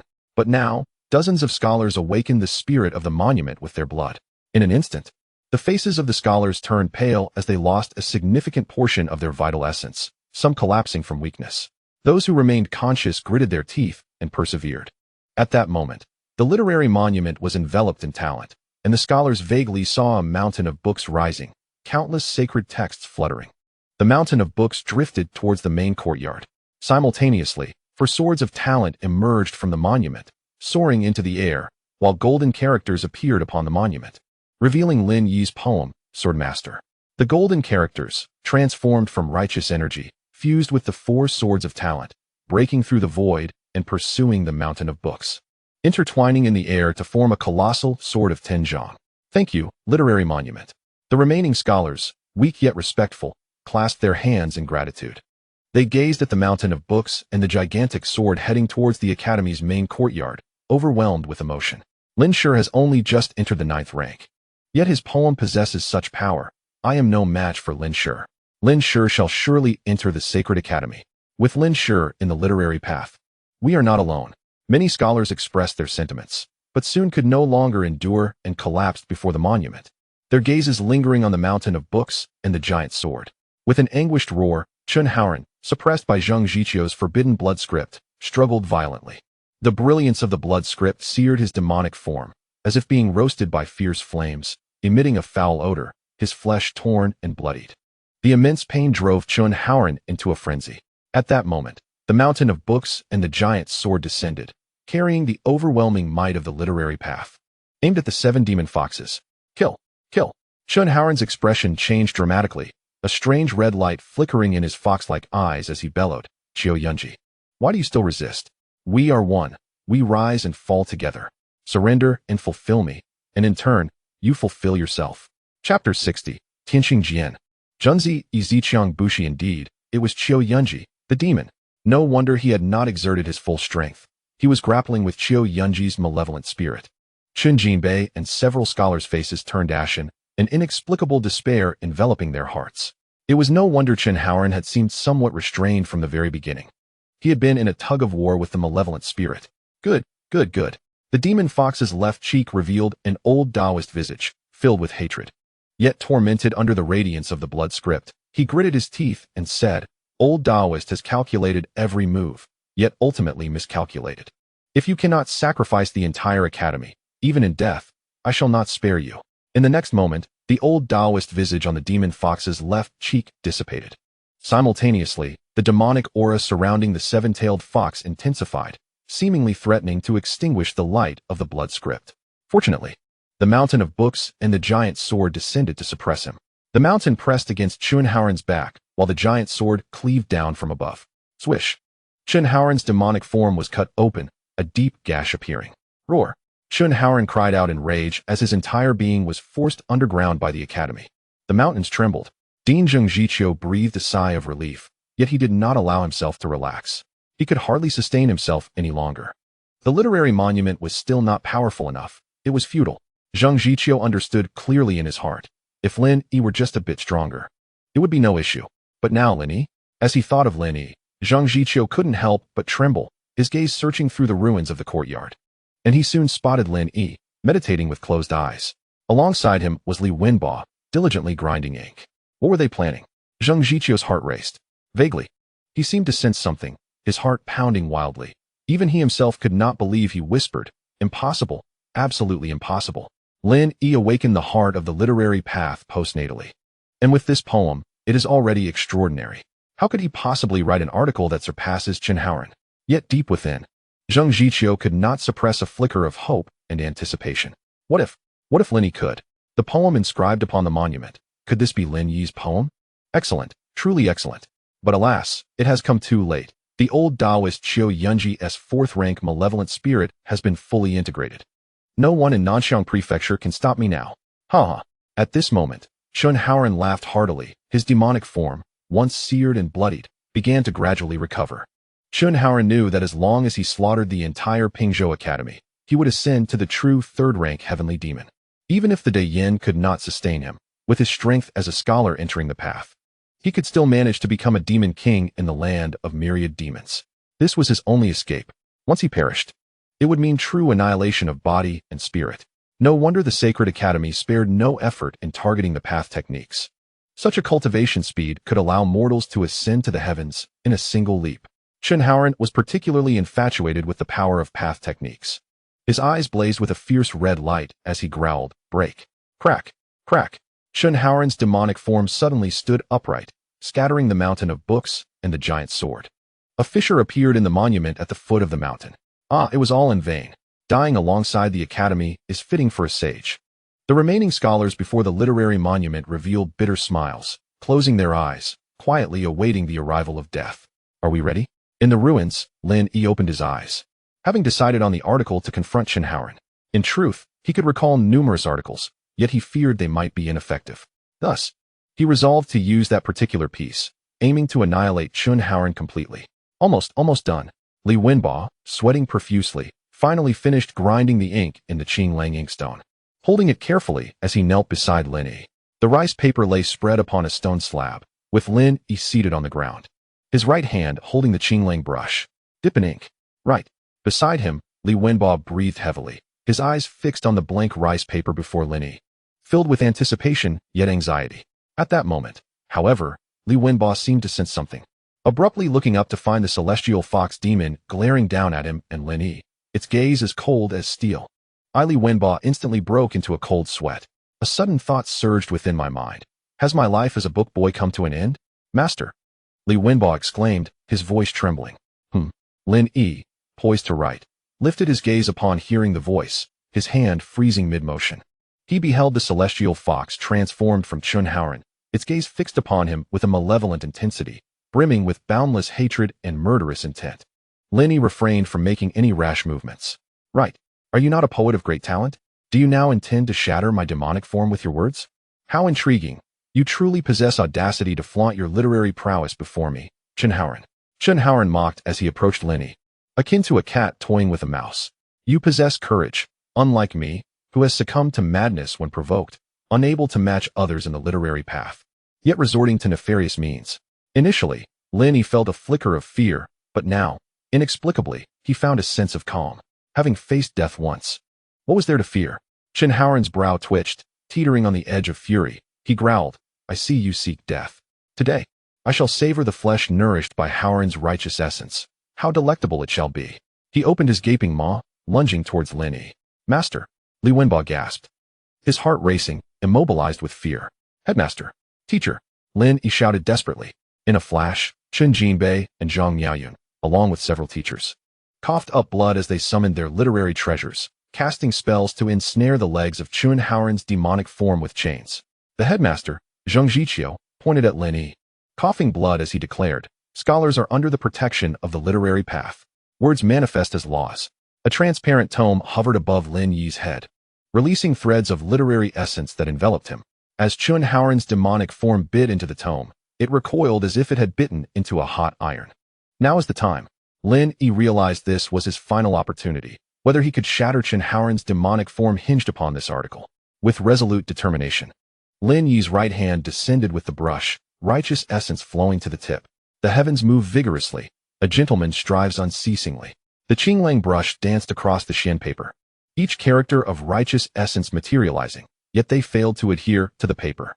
Instead, they floated away, suspended in midair, swirling with an indomitable, indescribable aura. Lin Yi remained undeterred by this bizarre phenomenon, continuing to write. The earth is yielding. A gentleman bears great virtue to support all. As Lin Yi's righteous essence flowed through the brush and ink onto the Xian paper, just as he prepared to pen the next line, an excruciating headache struck him, as if his very soul was being drawn out. The Qinglang brush slipped from his grasp, falling onto the Xian paper and spilling ink everywhere. He realized he could not complete the writing. Panic began to rise within him. Yet at that moment, alongside the birth of Lin Yi's article, an immense transformation swept through the heavens and earth. The floating golden characters coalesced into symbols, manifesting as the hexagrams of the Qian and Kuan. What is this? Zheng Jiqiu, coughing blood, stared blankly at the golden characters hovering from Lin Yi's brush, witnessing them transform into two distinct symbols, seemingly harboring boundless power. Evoking a sense of trepidation within him, he even faintly heard the chanting of sages, causing his damaged literary palace and body to gradually recover. Indeed, the article Lin Yi penned was an excerpt from the Zhou Yi, and he believed that these lines alone were sufficient to shatter Chun Haoran's demonic form. Furthermore, Lin Yi, having perused the true understanding of the literary path, knew that the laws of this world were intriguing. Poetry, prose, and art could all transform into treasures of ink. Just as Zheng Jiqiu and he Wanqing clashed in magical combat, whatever a painting depicted would materialize. Thus, what might occur if he inscribed this passage from the Zhou Yi? Perhaps it would manifest as the Bagua. Regrettably, he found himself unable to write the subsequent 6 lines, preventing him from witnessing the emergence of the Bagua diagram. Nevertheless, even with just these 2 characters, Chun Jinbei and the other teachers, alongside Li Wenbo and Zheng Jiqiu, all sensed an overwhelming aura. The essence mingled with Lin Yi's righteous qi felt solid as a mountain, as though it embodied the very essence of heaven and earth. Is that all? At your 9th grade cultivation, you are no different than an ant in my eyes. Writing an article? How much ink can you possibly possess? Chun Haoran scoffed, his massive demonic form glancing at the Qian and Kuan hexagrams. Suddenly, with a thunderous bang, his demonic body seemed to be pressed down by an invisible mountain. Collapsing onto the ground, unable to move, a profound terror enveloped him completely. What is happening? His eyes were filled with fear and confusion. Unable to comprehend the source of this power, he was, after all, a 3rd-grade celestial demon. Chapter 61. The birth of purple qi from Qian and Kuan. Zheng Jiqiu's expression changed, staring in astonishment at this scene. A 3rd-grade celestial demon was actually suppressed. What article is this? He pondered. Lin Yi, too, felt an overwhelming shock. He had anticipated that his selected excerpts from the Zhou Yi would evoke some phenomena in the Xingguan continent, but he never imagined the power would be so immense. Something is amiss. Lin Yi mused internally. I merely wrote 2 lines. The remaining hexagrams were left unwritten, insufficient to constitute a complete article. Yet this alone can suppress a 3rd-grade celestial demon? This defies logic. If 2 lines of remnants can subdue a 3rd-grade celestial demon, what need is there for me to cultivate the literary arts? He recalled the pain of his soul being drawn away earlier, suddenly feeling this scene was eerily familiar. When the head of Junji Academy, He Wei-jun, had summoned divine judgment, he had once experienced a separation of soul. Later, the residual thought of the sage struck him with the sage's ruler, returning his soul. Could it be related?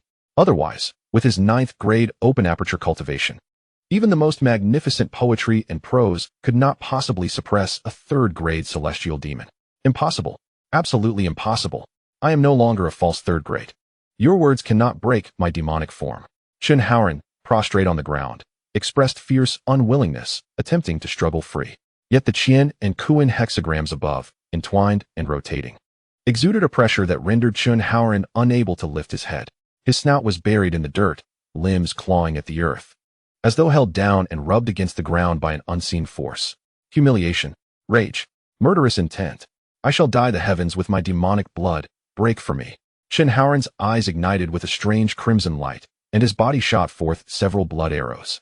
The blood, steeped in demonic energy, transformed into a dark green hue, forming clouds of demon mist that obscured the stars and moon. As Chun Haoran's demonic form rose once more, he had truly attained the 3rd grade.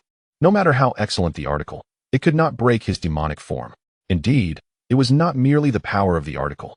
Someone had intervened from the shadows. Lin Yi only fully discerned that the power of the Qian and Kuan hexagrams alone was insufficient to suppress Chun Haoran's demonic form when he saw Chun Haoran rise. That aura felt akin to the essence of Mingzhou. It was the unknown force hidden within the Qian and Kuan hexagrams that had secretly aided him. Who could it be? Was it the elder who questioned him about the nature of righteousness? Or was it due to the sage's residual thought striking him on the head with the ruler? He recalled how Zhu Liren's ink treasure had transformed into a sword of literary essence and pierced him without cause. There was certainly a mystery here. Unexpectedly, I find that you possess some skill. Very well, since that is the case, I shall savor the essence of Haoran Jingqi. Chun Haoran let out a manic laugh, his cold gaze seeming to strip Lin Yi of his skin. tearing him apart piece by piece. Lin Yi felt the hair on his body stand on end. Amidst Chun Haoran's malevolent grin, he trembled, shattering several chains that bound him, and lunged towards Lin Yi. Master, Li Wenbo, still reeling from the shock, was once again rendered speechless by the unfolding scene. Lin Yi, Zhang Jiqiu felt stars burst before his eyes, almost losing his footing, and extended a finger towards Lin Yi, attempting to cast a spell. Yet, as he opened his mouth, he spewed forth a mouthful of blood, his spirit waning further. Fellow scholars, protect Lin Yi with your lives. Good. What does it matter if we risk our lives? Our Pingzhou Academy stands on the verge of producing a sage. Death holds no fear. Qin Jinbei and several scholars recognized Lin Yi's boundless potential. They did not want this promising talent to perish. Unlike them, who had reached the limits of their literary path, Lin Yi's journey was just beginning. With a whoosh, several scholars stood firm, their brushes sketching in the air, channeling the last remnants of their energy to form a protective array. They did not forget to glance towards Dean Zhang Jiqiu, in unison declaring, Dean, with the words of a gentleman, send Lin Yi off. Good, good.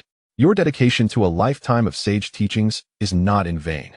Zhang Jiqiu gazed upon this scene with a sense of relief, struggling to steady his trembling legs, pointing at Lin Yi. Why? How long have we known each other? This is not worth it. Lin Yi stared blankly at the scholars standing before him, as well as Dean Zhang Jiqiu, his eyes moistening with emotion. He had only met these scholars by chance and was not their disciple. His bond with the dean was not particularly deep either. Yet it was Chun Fuses whom he felt gratitude for. Now, however, they were willing to sacrifice their lives to protect him. Lin Yi understood that his debts extended beyond just Chun Fuses and Fang Qingxue. He owed the entire Pingzhou Academy. Beasts. Lin Yi's eyes glistened with unshed tears as he rebuked sharply, releasing his Haoran Jingqi without reservation, bathing in a golden radiance. The heavens are strong, and a gentleman should strive ceaselessly. The earth is vast, and a gentleman should be benevolent. At that moment, the world resonated with the sound of chanting, as if a sage were reciting scriptures. Simultaneously, a brilliant light erupted from the Qianquan diagram above Lin Yi, a wisp of purple energy ascending from it. Such flamboyance. Chun Haoran's hoarse voice erupted as his massive demon form soared towards Lin Yi. Zhang Jiqiu, in a state of frantic urgency, began to cough violently, his face flushed. Pointing at Lin Yi, scholar, endure. It's over. Chun Jinbei and the other scholars closed their eyes, realizing that it was too late. Li Wenbo buried his head in the dust, overwhelmed. Come. Lin Yi did not retreat an inch, thinking to himself, unfortunately, the stage of this world is about to close before I have even taken the stage. How unsatisfying. This was supposed to be an era where the verses of the sages could shine brilliantly. At that moment, however, he heard a particularly familiar voice. It seemed to be the remnant voice of a sage, manifested when He Wei Jun sought divine judgment. Lin Yi's eyes brightened as he suddenly looked up. He noticed a large ruler materializing from the wisp of purple energy in the Qianquan diagram. The sage's ruler. Lin Yi recognized the true essence of the literary path and understood that the ruler in the sage's right hand was an artifact for admonishing scholars and punishing evil. With a swift motion, the sage's ruler emerged from the purple energy, striking Chun Haoran's forehead.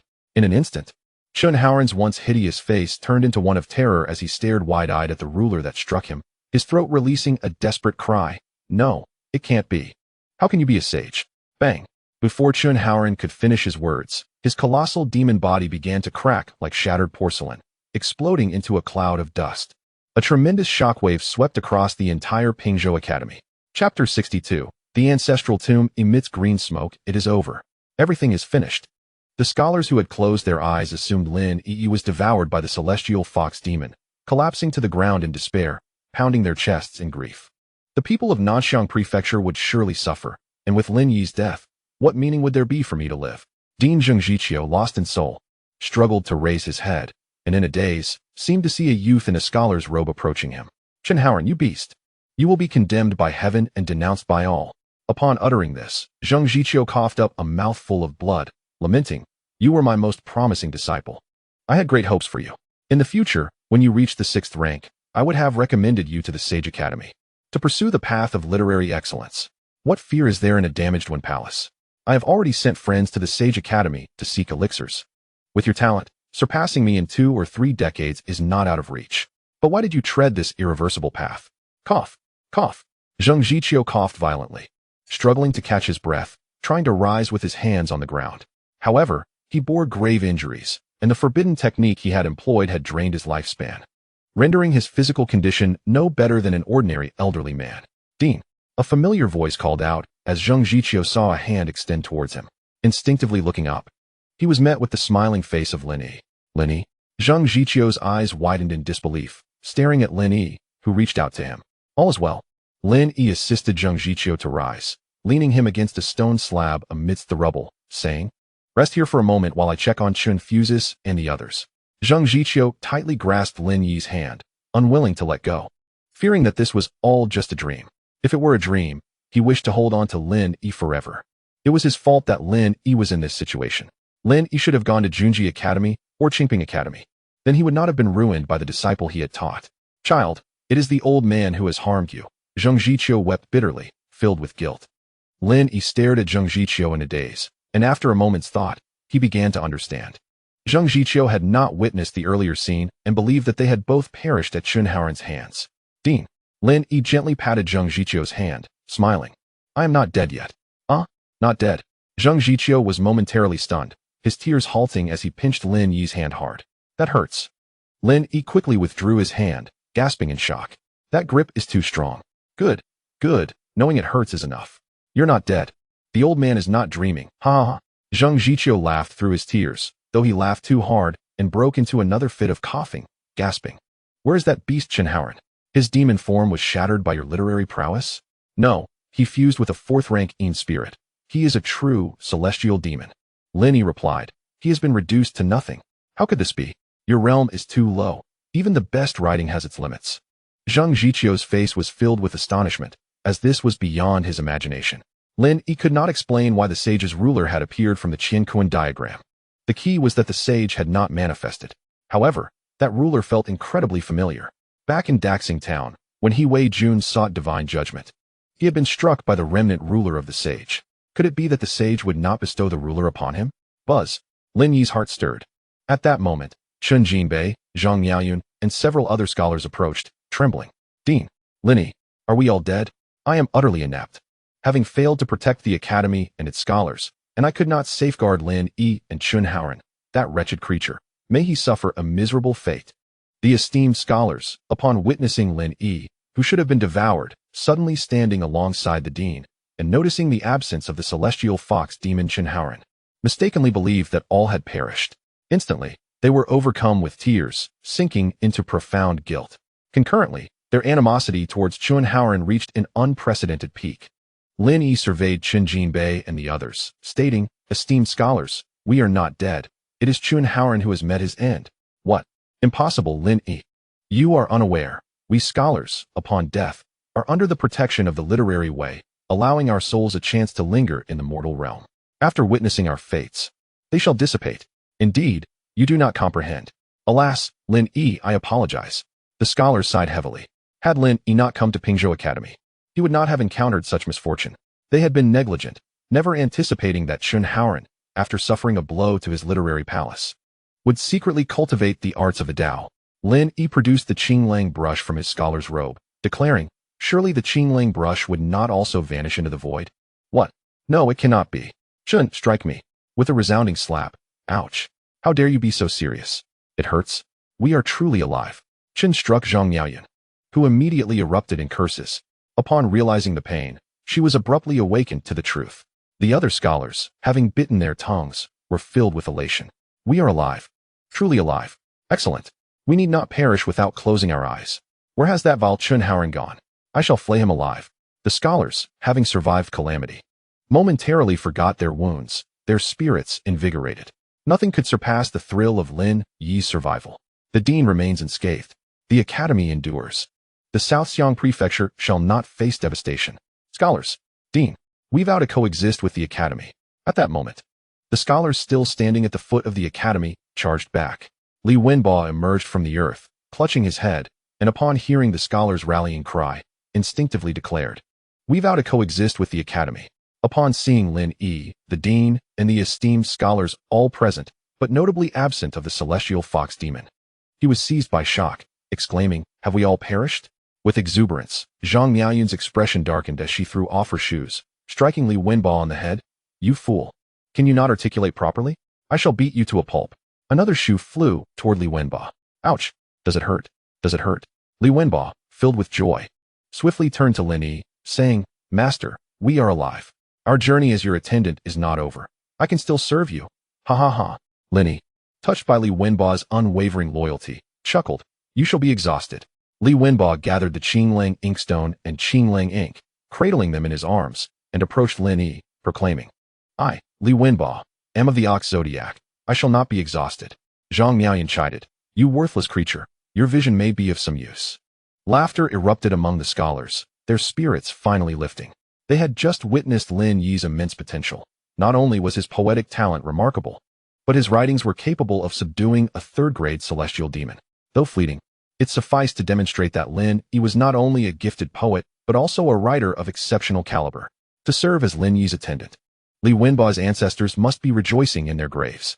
In the blink of an eye, the crisis at Pingzhou Academy was resolved. Dean Zhengjiqiu felt a deep sense of relief, yet his heart ached at the sight of the academy reduced to ruins. Another substantial expense awaited. Chun, attend. Here. Chun Jinbei, aware of the dean's intentions, stepped forward. Your injuries are minor. Select a few capable scholars, tally the numbers, and manage the affairs for those who sacrificed themselves for the academy. Zhengjiqiu, though weary, solemnly instructed, grant them a grand burial. Understood. Chun Jinbei nodded in acknowledgement. He then selected several individuals from the returning scholars and withdrew. The scholars bore heavy hearts. Some had reddened eyes. For among those devoured by Chun Haoran were some of their disciples. Lin Yi sighed internally. Had he remained unremarkable at Pingzhou Academy, perhaps Chun Haoran would not have succumbed to jealousy and madness. Master, it is not your fault. That arrogant Chun Haoran has always looked down upon others, unable to tolerate anyone surpassing him. Li Wenba observed Lin Yi's unusual demeanor and whispered, Today, everyone has come to express their gratitude for your poetic inscription, which he disregarded. This led to his mental collapse. In truth, he is prideful and narrow-minded. Scholars who cultivate the arts of the Tao often share this disposition. Lin Yi regained his composure. Nodding slightly, your sentiments are appreciated. Li Wenba smiled, concerned that Lin Yi might overthink. Dean Zhengjiqiu then turned to Lin Yi, his expression softening, and instructed Li Wenba. Li Wenba, take Lin Yi to rest. Yes, Dean. Li Wenba complied, turning to Lin Yi. Master, leave this to the Dean and the scholars. Let us retreat to my quarters and recuperate. You must prepare for the literary examination. Very well, but please refrain from addressing me by name. Lin Yi was indeed fatigued. The 2 lines from the selected text of the I Ching had nearly left him utterly drained. Understood, Master. Li Wenba continued to insist on his address, leading Lin Yi away. Zhengjiqiu and the other scholars settled on the ground, each retrieving the inscriptions they had copied from the stone tablet, reciting them to restore their energies. The path to knowledge is paved with diligence. The sea of learning is boundless, and one must endure hardship. When is the literary examination? Lin Yi inquired as they descended the mountain. On the 8th day of next month, Li Wenba replied. Thus, Master, time is of the essence. Fortunately, the 9th grade literary skills are not overly challenging and can be mastered with ease. Time was indeed pressing, and Lin Yi nodded slightly. He was somewhat acquainted with the content of the literary examinations from the books Li Wenba had procured. The difficulty of the examination was not high. There were only 2 mandatory components. 1. A subject personally set by the Southxiang Prefecture's education official, requiring responses in poetry and prose, akin to a thematic essay in a past life, with the quality of the answers determining the scores. The other, of course, was the assessment of literary skills. For scholars devoid of the literary Tao, their examinations starkly contrasted with those of literary practitioners. They primarily focused on commentary, inquiries into meaning, miscellaneous writings, and strategies, aimed at selecting talented scholars for service to the court and governance. There was a clear distinction between this and the admission of literary practitioners into the Holy Academy. This was why the government had no authority to intervene in the affairs of the Academy, just as the Academy refrained from meddling in governmental matters, unless concerning those with the heart of the literary Tao. Furthermore, literary practitioners, when attending the capital for the imperial examinations and palace trials, faced additional assessments in the arts, music, archery, equestrianism, and calligraphy. Upon understanding the examination criteria for the literary, imperial, and palace trials, Lin Yi contemplated the significance of achieving the top 3 honors, first in the local examination, first in the imperial examination, and first in the palace examination. It is noteworthy that throughout the history of the Dian, Any individual who managed to achieve this trifecta of excellence was invariably of at least the caliber of a great scholar, a figure of profound distinction. Achieving this milestone would pave a smoother path for him in the future. Meanwhile, just outside the city of Yunzhou in the South Xiang Prefecture, Huijun, the dean of Junji Academy, emerged from the void, his eyes filled with astonishment. The demon's aura has vanished? He had prepared himself for death, attempting to restrain the third-grade demon while awaiting assistance from the Holy Academy. However, as he passed through the borders of Yunzhou, that malevolent energy inexplicably dissipated. It was not a mere concealment. It had been utterly extinguished. How could a third-grade great scholar be annihilated in the South Xiang Prefecture? What an extraordinary event Huijun has never encountered before. The scholarly practitioners cultivating Daoist arts and turning into demons is truly terrifying. Even the inscriptions in the academy cannot serve as a warning or exert proactive suppression. Once a crisis erupts, it leads to untold suffering for the living. It is nearly impossible for anyone to react in time. Moreover, this is a third-grade great demon. Who could possibly withstand it? Suddenly, a thought struck Huijun, causing his heart to tremble. After a long moment, he shook his head and smiled bitterly, saying, "Indeed, since he chose to transform into a mortal, how could he not have made some preparations? Ha ha ha, a third-grade celestial demon, in the presence of a quasi-saint. It would merely be a matter of a flick of the finger. With 2 months until Lin Yi's provincial examination, waiting seems impractical. Why not seize this opportunity to pay a visit?" Huijun's eyes lit up, a smile gracing his lips, his heart brimming with excitement. Since the celestial demon has already been dealt with, he could use this incident to visit Lin Yi at Pingzhou Academy. Surely, that would not be an issue. However, at that moment, Huansheng, the dean of Qingping Academy, emerged from the void, his forehead glistening with sweat, anxiety etched across his face. Upon seeing Huijun laughing in such a dire situation, he could not help but erupt in anger. "Dean He, how can you still find the time to laugh? I sensed you lingering here from afar." The appearance of a third-grade celestial demon in Nanxiang Prefecture is a calamity of monumental proportions. If this is not handled properly, both of our academy deans will be awaiting punishment from the Holy Academy. The deprivation of titles is minor. At worst, one would merely lose their position as dean. However, if the essence of culture is shattered, it would mean being reduced to the status of an ordinary citizen. The most severe consequence would be facing the judgment of the saints of past generations. Is there no alternative to laughter but tears? Huijun, hands clasped behind his back, rolled his eyes at Huansheng, replying indifferently, "You should assess the situation yourself. Is the aura of that demon still present?" "What do you mean?" Huansheng began to question, but, upon sensing the surroundings, was abruptly struck dumb. Where has the demonic aura gone? Has it hidden itself after slaughtering the entire Pingzhou Academy? No, that cannot be. Huansheng shook his head. The aura of the demon has been erased from this world. If it were merely hiding, there would be traces left behind. What has transpired at Pingzhou Academy? Is it possible that a third-grade Confucian scholar is concealed there? The third-grade demon has been eradicated, so we need not worry unnecessarily. Let us depart. Huijun, lacking interest, appeared ready to return home. Chapter 64. Selling poetry to bury scholars? Since there is no longer any issue, it is indeed unnecessary to linger while awaiting support from the Holy Academy. Huansheng nodded in agreement. Upon finishing his sentence, his lips moved slightly, and he vanished from the spot. To visit Lin Yi for such a fortunate event, why would it concern you? Huijun mused silently. Seeing Huansheng return home lifted his spirits, and he too vanished from the location. When he reappeared, Huijun suddenly felt a sensation. Turning to look not far away, his expression darkening. "Huansheng, did you not return to the academy?" Huansheng was equally surprised, flicking his sleeve and responding sternly, "Aren't you here as well?" "With nothing to do, I thought I might take a stroll, since I am already out." "Where are you heading?" Huijun scrutinized Huansheng. Having guessed his destination, he was undoubtedly heading to Pingzhou Academy. Otherwise, their paths would not have crossed. Given the maximum distance one could teleport through spoken command, what concern is it of yours? Huansheng initially intended to converse amicably, but Huijun's dark expression displeased him. "I already know where you are going. Pingzhou Academy, right?" Huijun shook his head, chuckling lightly. "Surely, you do not believe there is a third-grade Confucian scholar at Pingzhou Academy? To be frank, there is not.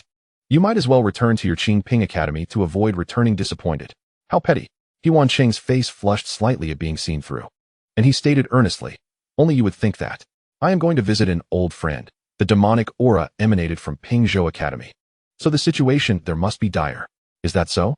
Huijun nodded in approval. As the saying goes, true feelings are revealed in times of trouble. Coincidentally, I am quite curious about the depth of your feelings for Dean He and Dean Zheng. I wish to take a look. With a flash, He Wei Jun vanished from the location. You old fool. He Wan Cheng cursed inwardly, pondering. Without a third-grade Confucian scholar present, how can one suppress that third-grade celestial demon? Old fool, do you think you can deceive me? Not a chance. With a flick of his lips, He Wan Cheng departed from the scene. Meanwhile, arriving at Nanxiang Prefecture from the Holy Academy in the capital, Zhong Zizheng had journeyed tirelessly and finally reached his destination. He stamped his foot lightly, calling out, He Wei Jun of Junji Academy, come forth to meet me. Clad in a red scholar's robe, Zhong Zizheng stood with hands clasped behind him, patiently awaiting his visitor. By his estimation, in less than 10 seconds, He Wei Jun would receive his message and come to see him. 3 minutes later, not here? Could he have gone to exterminate the demons? But where could the demons be? Zhong Zizheng furrowed his brow. With his right palm open, he unfolded a map, infusing it with his energy, causing towns and mountains to spring to life upon the paper. A third-grade celestial demon? Nonsense. There is no trace of demonic energy. My teacher must be mistaken. As Zhong Zizheng entered the lower level of Nanxiang Prefecture, he found no signs of demonic energy. The demon hunting map also revealed no anomalies. Well then, it is a good opportunity to get some fresh air. Zhong Zizheng opened his left palm, revealing another exquisite map, his energy making it come alive. A particular location radiated brilliant light. Good, excellent. To think such talent exists in Little Nanxiang Prefecture. I must witness it firsthand. Instantly, Zhong Zizheng lost all interest in investigating the celestial demon, preferring instead to forge friendships through poetry. He was inherently a poetry enthusiast. Had it not been for his teacher confining him to the Holy Academy, he would have traversed the vast landscapes, engaging with fellow scholars through poetry. Now that he had a rare opportunity to venture out, he was determined to discover whether there were any talented scholars in Nanxiang Prefecture. Indeed, there were. Remarkably talented. No, my teacher said to seek out a scholar with righteous spirit. But never mind. I shall first make a friend. However, I must not reveal my identity or expose my prowess. Zhong Zizheng smiled faintly, stowing away the 2 exquisite maps, and took a step forward, vanishing from the inner city of Nanxiang Prefecture. At Pingzhou Academy in Jinzhou, following the incident with the celestial fox demon, the atmosphere had grown considerably somber. Numerous rooms stood empty, and the sound of students reciting their lessons was absent. In the dean's study, Chun Fuzi knocked on the door, his heart heavy. Come in. Zheng Zhiqiu's voice rang out, and Chun Jinbei entered, bowing respectfully. Dean, the casualty figures have been compiled, including the losses to the academy. Zheng Zhiqiu's heart tightened. He feared the worst. The academy might have suffered significant casualties, and the losses could be overwhelming. As an academy yet to be registered with the Holy Academy, Pingzhou Academy received no support whatsoever. The only thing it had to offer was the opportunity for scholars to pursue literary titles. Moreover, the funds and resources left by the founding ancestor had nearly been exhausted. Speak. Zheng Zhiqiu steeled himself, looking intently at Chun Jinbei. Chun Jinbei's expression was grave as he pulled out a ledger from his sleeve. His tone heavy. 56 injured, 23 deceased. Zheng Zhiqiu's body trembled, his face turning pale as he stood frozen, murmuring, 23. A quarter of Pingzhou Academy's scholars had perished just like that. They were all exceptional scholars of Diyan, a rarity in 1,000. Each one was a promising youth of Pingzhou Academy. Continue. Zheng Zhiqiu struggled to suppress his inner grief. Chun Jinbei spoke earnestly. The main teaching building has been destroyed, reduced to rubble within a 100-meter radius. The estimated cost for reconstruction is 80,000 taels of silver. The cost of constructing the main teaching building back then was over 50,000 taels, and just the formation of the study pavilion was nearly 20,000 taels. That was an expensive formation artifact. Furthermore, the small courtyard occupies a considerable area, featuring rockeries, flying ponds, and bamboo groves with pavilions, which indeed comes at a hefty cost. So high? Zheng Zhiqiu's complexion paled further. The academy's remaining resources were already scarce, and now they faced a considerable financial burden. He inwardly cursed, "Damn you, wayward disciple. I was blind to your talents. What good is it to write well when you act like a beast?" Chun Jinbei, noticing Zheng Zhiqiu's silence, continued. To provide a proper burial for the academy's scholars, along with their posthumous compensation, and to rebuild the direct lineage courtyard, we will need to prepare around 310,000 taels of silver. Most of these scholars do not come from ordinary families. From the moment the academy admitted them, we promised certain compensatory measures. After all, The academy nurtures scholars, and once they enter the sacred academy, each slot brings a reward of 200,000 taels. However, since the establishment of Pingzhou Academy, only 7 have entered the sacred academy, which is quite meager. I understand. Zhang Jiqiu nodded, appearing to age a few years in an instant as he pondered where to procure the 310,000 taels of silver. Suddenly, an idea struck him, and he asked, "What is the price of the poetry and literary prints from Caiqi Mingzhou at Duobao Pavilion?" Principal, the academy wouldn't possibly be. Chen Jinbei was taken aback. Given the recent losses of so many scholars, if the academy could not even afford proper burials and compensations, it would surely dishearten many. Zhang Jiqiu helplessly nodded. Yes, the inner treasury holds only a few tens of thousands of taels. Chen Jinbei shuddered, speaking earnestly. How could we sell Caiqi Mingzhou's poetry? Even the prints are not permissible. If Lin Yi knew, he would certainly be displeased. I will speak to him and ask for his assistance with the academy. Zhang Jiqiu felt a flush of embarrassment. Lin Yi had just joined the academy and had already contributed 2 poems for memorial stones and 1 for plaques. His exceptional talent had nearly drawn the envy of Chun Haoran, who had tried to harm him. Now, to seek his help felt somewhat awkward. Sighing, Chen Jinbei said, "Even if we consider the poetry from Caiqi Mingzhou at a rate of 10,000 taels per do of talent, that amounts to 60,000 taels. If you personally take on the printing, with your additional talents as a 4th-rank Junzi, it could be valued at 120,000 taels for a single piece. However, to sell the printed copies, specialized paper must be used, and each poem can only be printed once. Any further prints lose all their essence." Chen Jinbei added, "If it's an authentic piece, the price could soar to 100 times that of Caiqi Mingzhou's poetry, reaching 1,000,000 taels per do, totaling 600,000 taels. Chapter 65. Difficult to speak 120,000 taels? 600,000 taels? Zhang Jiqiu could not help but draw a sharp breath. A single piece of Caiqi Mingzhou's poetry equated to 30 disciples who had entered the sacred academy. What use was there in nurturing scholars? If they could properly serve Lin Yi, perhaps he would pen another piece of Caiqi Mingzhou's poetry, and would Pingzhou Academy still lack funds?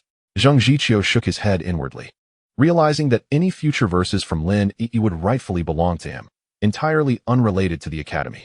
Returning to his thoughts, Zhang Jiqiu rubbed his temples and retrieved a key from his sleeve, tossing it to Chen Jinbei. "Use the silver from the inner treasury to provide proper burials for these scholars. I will find a way for the compensations later." Understood. Chen Jinbei accepted the key and exited the principal's study. Sighing helplessly, Zhang Jiqiu stored away the copying scroll and also left the study. In a small courtyard at the foot of the mountain, within a room, Lin Yi felt the vast righteous energy within him drained, seemingly unable to recover in the short term. He shook his head with a bitter smile. He could no longer sense any righteous energy within himself. As if he had fallen into a deep slumber. It could only be said that the power exhibited by the Zhou Yi in this world was overwhelmingly formidable, leaving not a single drop of righteous energy. With his current strength, he was not permitted to reproduce it entirely. If he had attempted to do so forcibly, he could have faced utter annihilation. However, the appearance of the saint's ruler from the hexagram left Lin Yi particularly puzzled. The text on the path of literature clearly states that the ability to request a saint's judgment is a skill of the 4th-rank Junzi, strictly for determining the guilt of scholars, and that it would never invoke the intervention of a saint. Yet, the saint's ruler, which had led to Chun Haoran's demise, seemed to indicate otherwise. Lin Yi rubbed his temples, recalling some unresolved confusions. One was the scene he witnessed in the county office's demon hall when the Daoist arts were stolen. Another was during the request for a saint's judgment in Daxing town, when he felt as if his soul had left his body, lightly pulled by the remnants of the saint's presence. The third was the saint's ruler, condensed from the purple energy within the Qian and Kuan hexagrams. Why ponder so much? Just focus on your training, and eventually, all will be revealed. Lin Yi resolutely dismissed these distractions. At that moment, Li Wenba entered the courtyard, excitedly shouting, "I found the 3 dusty volumes of literary techniques from the ruins." Literary techniques. Lin Yi's eyes brightened. He had yet to examine the 3 volumes that Li Wenba had delivered to the direct lineage courtyard. Li Wenba entered the room, grinning at Lin Yi, panting slightly, "Master, these 3 volumes of literary techniques were my reliance when I secured first place in the Southxiang Prefecture's county examination. If you practice, I should be able to estimate your rating based on your performance. No wonder you were eager to search for those 3 volumes in the ruins." Lin Yi smiled at Li Wenba. This was indeed fortuitous. With Li Wenba, the former top scholar of the Southxiang Prefecture, supervising him, Lin Yi could ascertain whether his literary techniques were up to par and whether he stood a chance at first place. Hey, after all, We are uncertain about other literary techniques, but with your outstanding talent, we need not worry about the literary exam. As for the practical exam, with me assisting you, you will undoubtedly secure first place in this year's county examination, Li Wenbo declared confidently, patting his chest. Perhaps I lack any innate talent for literary techniques. Lin Yi replied with a smile. He certainly aspired to achieve first place in the county examination, as it would signify a perfect first step on the path of literature. Failing to secure first place would mar his journey and limit the resources available to him. Not a chance. Li Wenbo placed the volumes on the table and continued, Master, focus on your training. The academy has many matters to address, and I must assist. Lin Yi fell silent, turning to Li Wenbo to inquire. What is the status of the academy's casualties? I will join you in helping. Although the scholars had perished at Chunhaoren's hands, a significant part of the blame lay with him. Had they not come to pay their respects, perhaps they would not have provoked Chunhaoren and faced such peril. The principal instructed Master to rest well. Li Wenbo's eyes glistened with unshed tears, forcing a smile. The casualties weren't too severe, and there isn't much to worry about. So rest assured. Lin Yi fixed his gaze on Li Wenbo, speaking sternly, Speak. Li Wenbo trembled slightly, biting his lip. That wretch Chunhaoren killed 23 people. I suspect his sudden demise was divine retribution. Bah! Li Wenbo spat on the ground, venting his pent-up anger. As for how Chunhaoren had met his end, no one knew. Everyone had been too immersed in their relief at surviving the disaster. With so much to manage afterward, Lin Yi had been called away to rest by the principal, leaving no opportunity for inquiry. 23. Lin Yi's body shook, his hands clenched tightly under his sleeves. Chunhaoren's death at the hands of the saint's ruler was far too lenient a punishment. Lin Yi. At that moment, Principal Zheng Ziqiu entered the room. Master, I must attend to my duties. Li Wenbo recognized that the principal had pressing matters and left the room. Now, he had completely embraced his role as Lin Yi's attendant, adhering to the proper conduct of a servant. In the future, should benefits arise, he would not forget this reliable companion. Lin Yi thought silently as he rose to greet Principal Zheng Ziqiu. Zheng Ziqiu encouraged Li Wenbo outside the courtyard before directly entering Lin Yi's room. Director. Lin Yi bowed respectfully. There is no need for such formalities in the absence of outsiders. Zheng Ziqiu waved his hand slightly, signaling Lin Yi to take a seat. It is indeed unfortunate that such an incident occurred so soon after your arrival at the academy. It must be quite a spectacle for you. He sighed softly. Chunhaoren, my eldest disciple, nearly brought ruin upon the entire academy, jeopardizing Pingzhou Academy itself. Is that not a farce? Not at all. Lin Yi shook his head and replied. Who would have imagined that a scholarly individual would delve into the arts of Taoism? I have been overly indulgent. Zheng Ziqiu regretted his past leniency and turned his gaze toward Lin Yi, his heart conflicted, hesitating to speak. Lin Yi, about that. Lin Yi looked at Zheng Ziqiu, knowing that the latter was under considerable pressure and wishing to alleviate some of that burden. Director, please do not hesitate to say what is on your mind. Li Wenbo has already informed me of the casualties. I will not refuse to assist in any way I can. Good, good. Zheng Ziqiu's tears began to flow, and he wiped his eyes with his sleeve. Looking at Lin Yi and saying, Lin Yi, the old man truly has a request, but it is rather difficult to articulate. He could not contain his sorrow, showing his emotions openly before Lin Yi. Chapter 66. Assist the old man. Lin Yi was momentarily taken aback. Could this old fellow be seeking to exploit his poetry? Although he wished to do something for the deceased scholars of the academy, his own repertoire of poems was limited. Each poem he offered would diminish his collection. Lin Yi displayed a troubled expression and said, as a disciple, I fear my abilities are insufficient. It would be quite difficult for me to produce poetry of the caliber you seek. No, no. Zheng Ziqiu quickly waved his hand in denial, somewhat flustered. That is not what I meant. I simply wish to make rubbings of your 3 poems to auction at the Duobao Pavilion in Nanxiang. I understand this request is quite audacious, but I must be honest with you. Our academy is currently unable to afford the reconstruction or provide compensation for the deceased scholars. Zheng Ziqiu's voice diminished as he struggled to express his thoughts, looking at Lin Yi with hopeful eyes. With a determined bite of his lip, he added, Lin Yi, could you assist the old man? Let me make rubbings of your poetry to sell, and when Fang Qingxue receives her reward upon joining the Sacred Academy, I shall return the favor to you. Rubbings? Lin Yi understood what this entailed. The Wen Dao Xinjie mentioned that any poem of exceptional merit has the right to be rubbed. Such rubbings would capture a tenth of the essence of the original work. They could aid scholars in understanding and enhancing their abilities. If they were works of the sages, the contained merit would be particularly formidable. Even copies would carry the essence of the original. This explains why scholars revere the sages, Without their poetic legacies, the existence of scholars today would be unthinkable. This is a form of heritage. Lin Yi, I know this request is quite bold. After all, associating poetry with monetary gain can feel like sacrilege. Zhang Jiqiu sensed Lin Yi's silence and grew anxious. These poems belonged to Lin Yi, and the decision rested solely with him. He could not resort to clandestine rubbings. What an unusual request, Lin Yi exhaled, nodding. The 2 poems on the stele, along with the poem for the plaque, you may make rubbings of them whenever you wish. As he spoke, Lin Yi's demeanor grew serious. Those scholars of the academy were innocent. They sacrificed themselves for the academy's sake, and it is only right that they receive a proper burial. The academy must not leave their families without hope.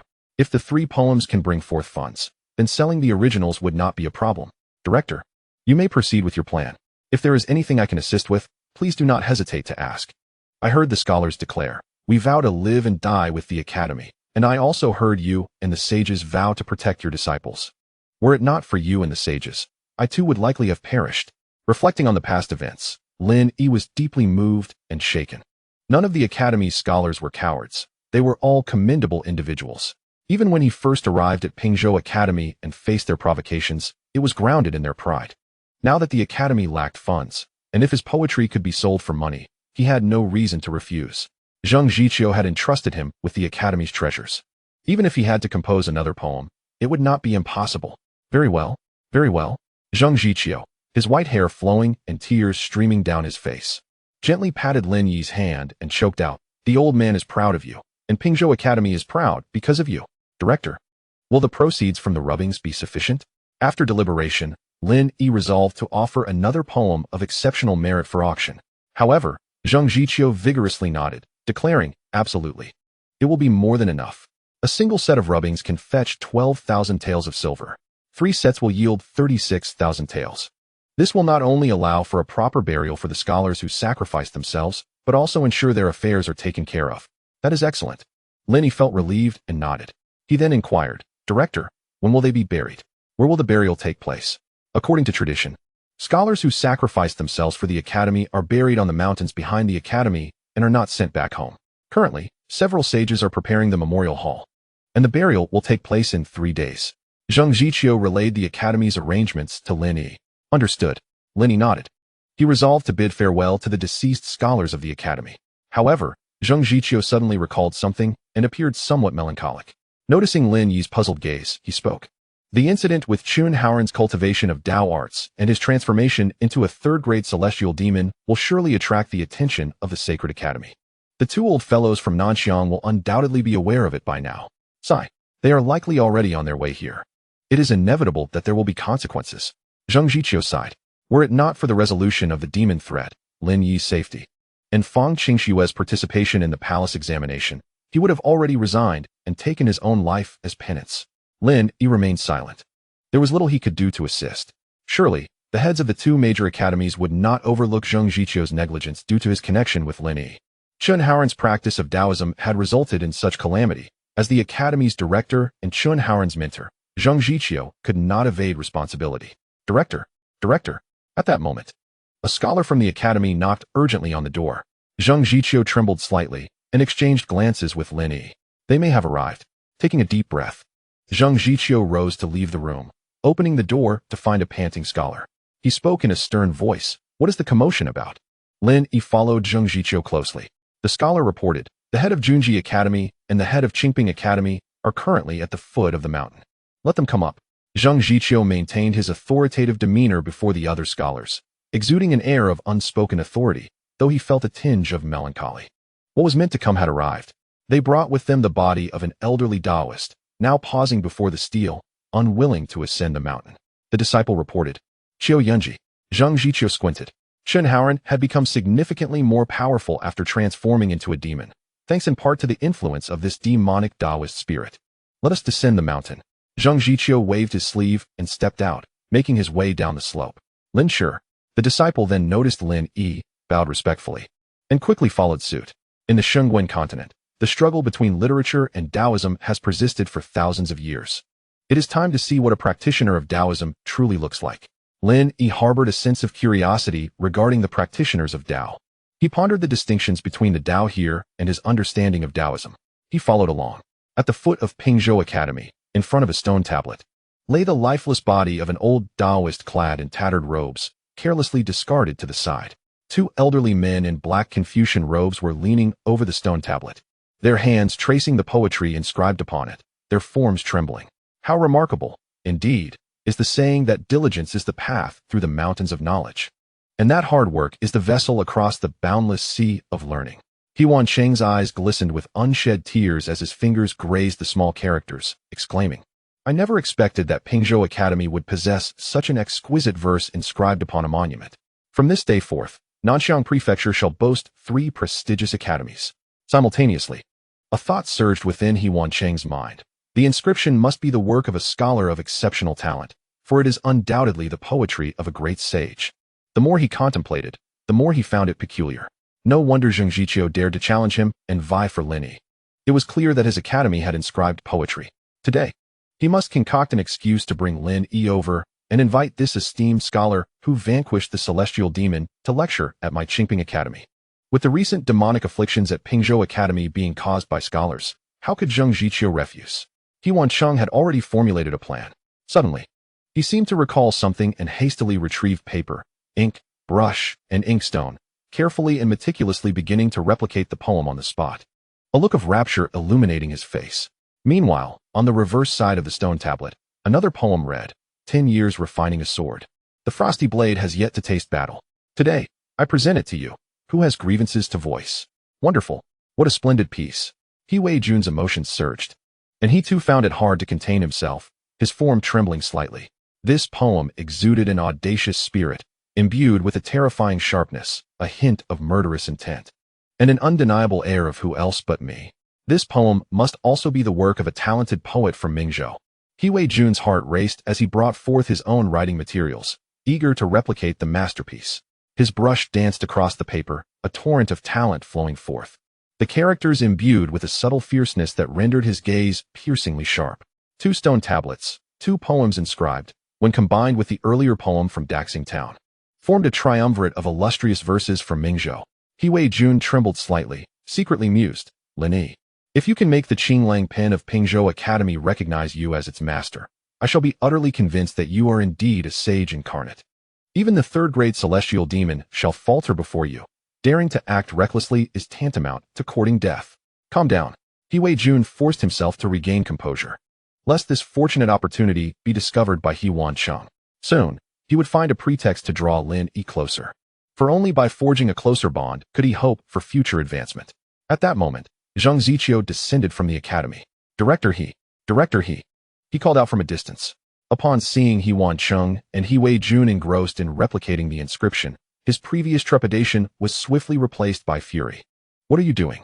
What is this disgraceful act? The inscribed poetry is a treasure of my academy.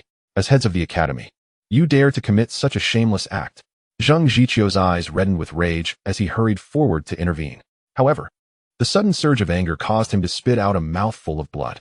He Wei Jun and He Wancheng had initially intended to ignore Zheng Ziqiu, considering that his academy had scholars engaging in Daoist practices, thus bearing a sense of guilt. Little did they expect that Zheng Ziqiu, in his fury, would vomit blood, prompting them to halt their writing, fearing for his health. Humph. He Wei Jun's face flushed, and he retorted coldly, I am merely replicating. This is not an act of tracing. Furthermore, the inscribed poetry is meant for scholars to admire. Instead, it is you, Zheng Ziqiu, who bears the blame. For your academy harbors practitioners of Daoist arts, nearly leading to disaster. Previously, a prodigy from his academy, Zhu Liren, had stolen Daoist techniques, causing him to lose face before Zheng Ziqiu and He Wancheng.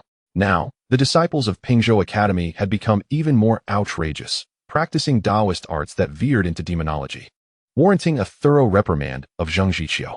He Wancheng nodded in agreement. It is fortunate that a great sage presides over your academy. Otherwise, calamity would surely have ensued. Indeed, I have been remiss, Zheng Ziqiu conceded, but how does this relate to Director He's replication of my academy's inscribed poetry?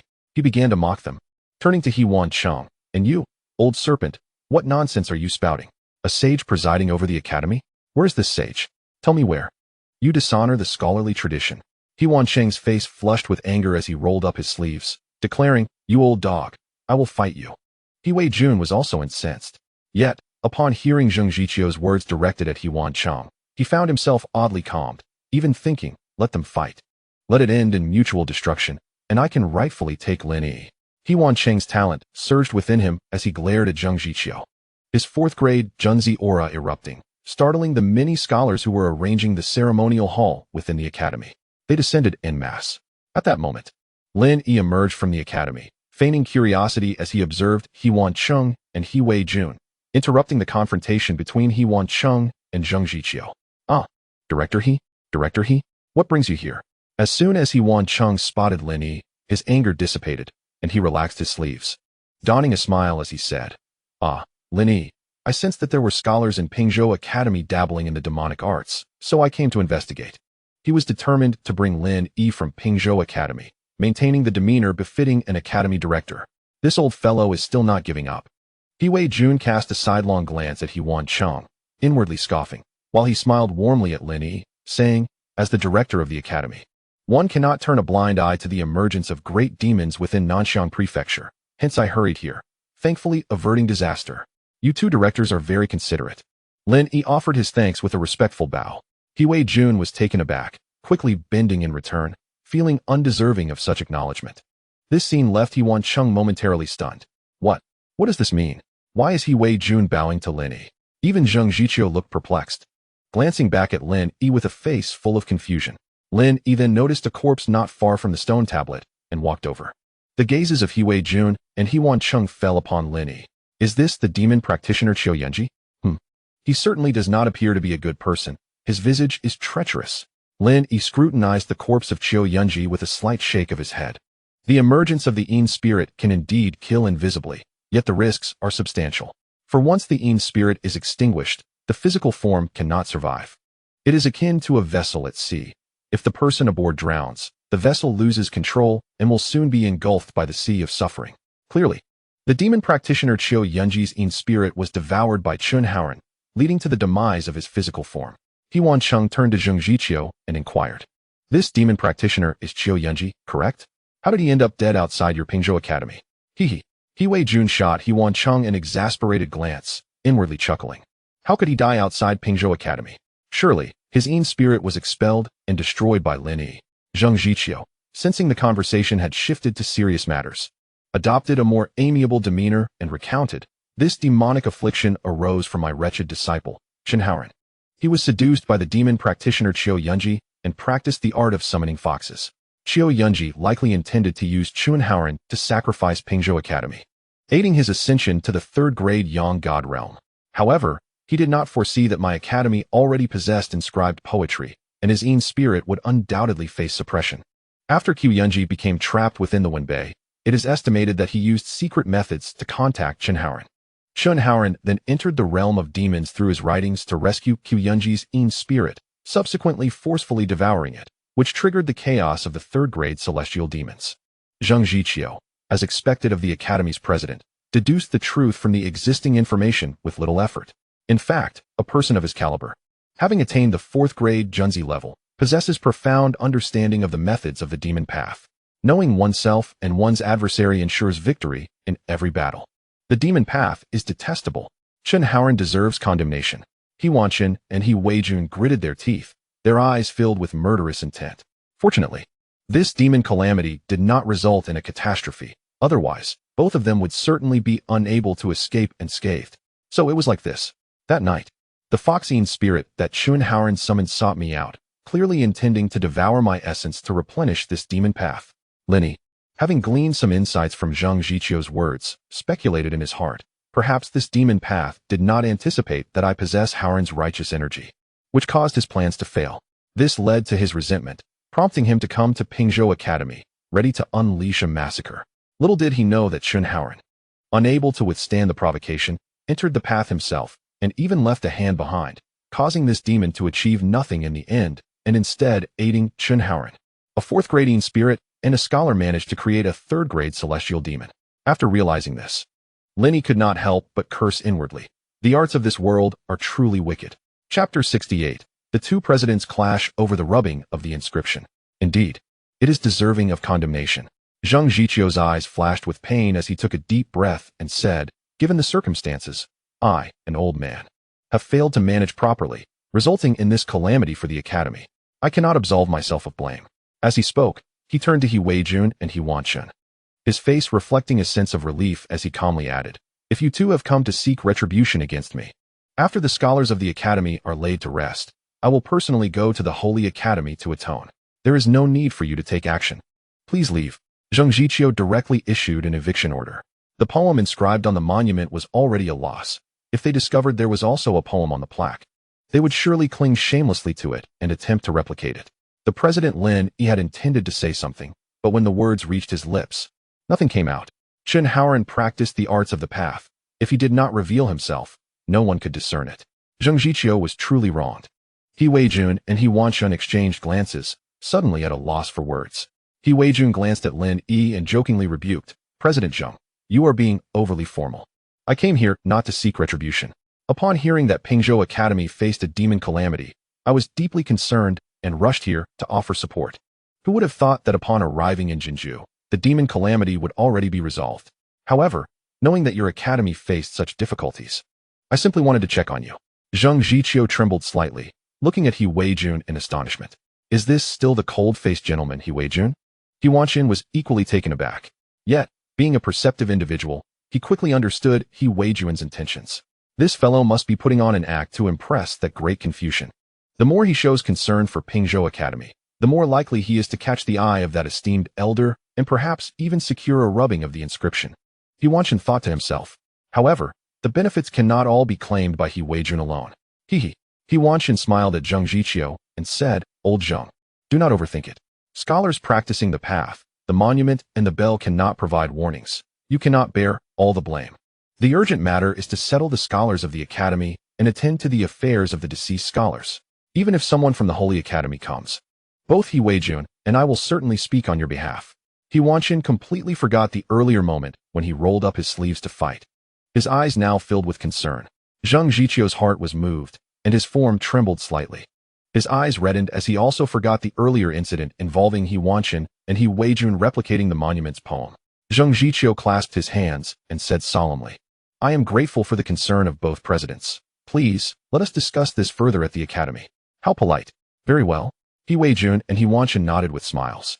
However, they showed no intention of leaving. Zheng Jiqiu paused for a moment and questioned, "Why are both presidents not departing?" He coughed lightly and said, "The truth is, I initially intended to ascend the mountain directly, but I was captivated by the poem inscribed on your academy's monument and felt immense admiration. Therefore, I wonder if it would be possible for me to obtain a rubbing?" This old fellow, I guessed correctly. He Wanshun inwardly cursed and quickly interjected, "President Zheng, I also find this inscription poem to be astonishing upon my first encounter. I wish to take a rubbing of this poem back to Qingping Academy for our scholars to ponder. What do you think?" Zheng Jiqiu's face instantly flushed bright red. Damn it, these two old fellows feign concern, but their true intention is to steal the inscription poem from his academy. However, he could not expose them. It is a cardinal sin to slap someone's face. Otherwise, it would lead to a deadly feud. Zheng Jiqiu found himself in a dilemma and said, "It is not that I am unwilling. Rather, the academy is currently dealing with a demon calamity, and there is still much to be done regarding the reconstruction and the affairs of the deceased scholars. Therefore, I intended to personally take the rubbing and auction it at the Duobao Pavilion." Zheng Jiqiu spoke humbly. "I would appreciate it if both presidents would not make it difficult for me. Moreover, you have already replicated one auction." He Weijun was taken aback, unable to suppress his indignation. This is simply a waste. How could Lin Yi's inscription poem be sent to such a place for monetary exchange? Vulgar. Utterly vulgar. He Weijun spoke candidly. "President Zheng, do not even mention auctioning it at the Duobao Pavilion. For these two inscriptions, name your price. I will personally take the rubbing. And there will be no need for you to lift a finger. Since it is all for sale, it would be better to sell it to him. And he would handle the rubbing personally, sparing Zheng Jiqiu the effort." Zheng Jiqiu's eyes lit up. This is wonderful. His cultivation has not yet recovered, and it would take time to make the rubbing. Since He Weijun is willing to do it personally and can sell it for a good price, why not take advantage of it? It is feasible, but I must inquire.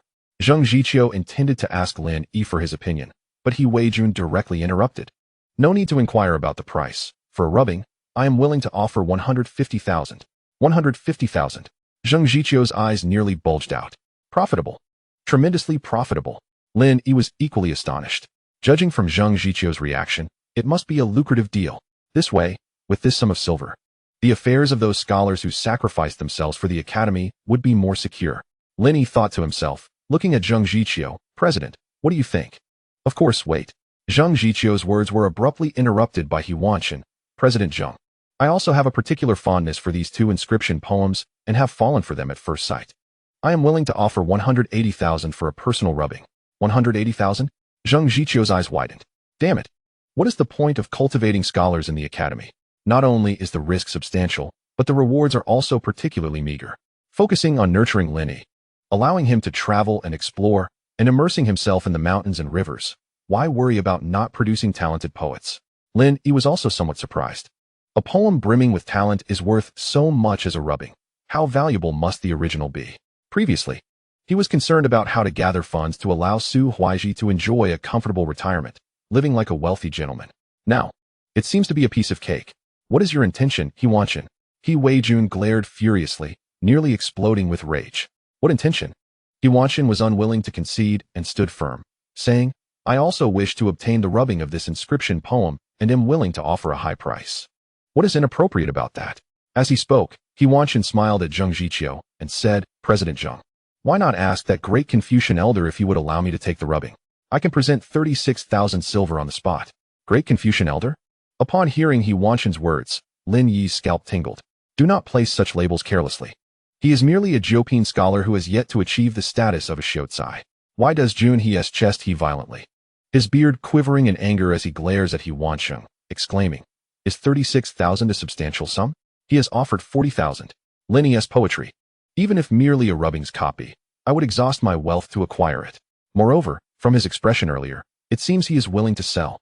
There is no doubt. I must secure it. Chapter 69, Great Scholar, give a nod. 40,000.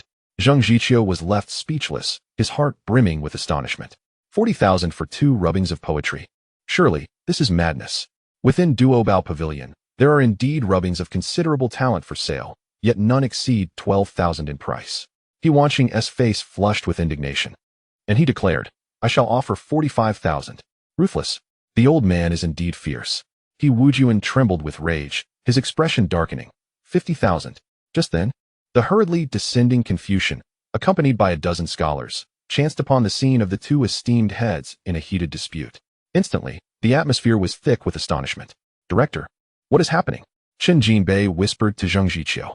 Zhang Jiqiu, with a wry smile, responded, They are quarreling over the rubbings of the inscription poem, and have already bid up to 50,000 taels. What? Chen Jinbei was rendered speechless, quietly muttering. Even if it is an inscription poem, it is merely a rubbing. How can it be worth such a sum? Zhang Jiqiu nodded, saying, We cannot allow them to continue arguing. It might escalate into a fight.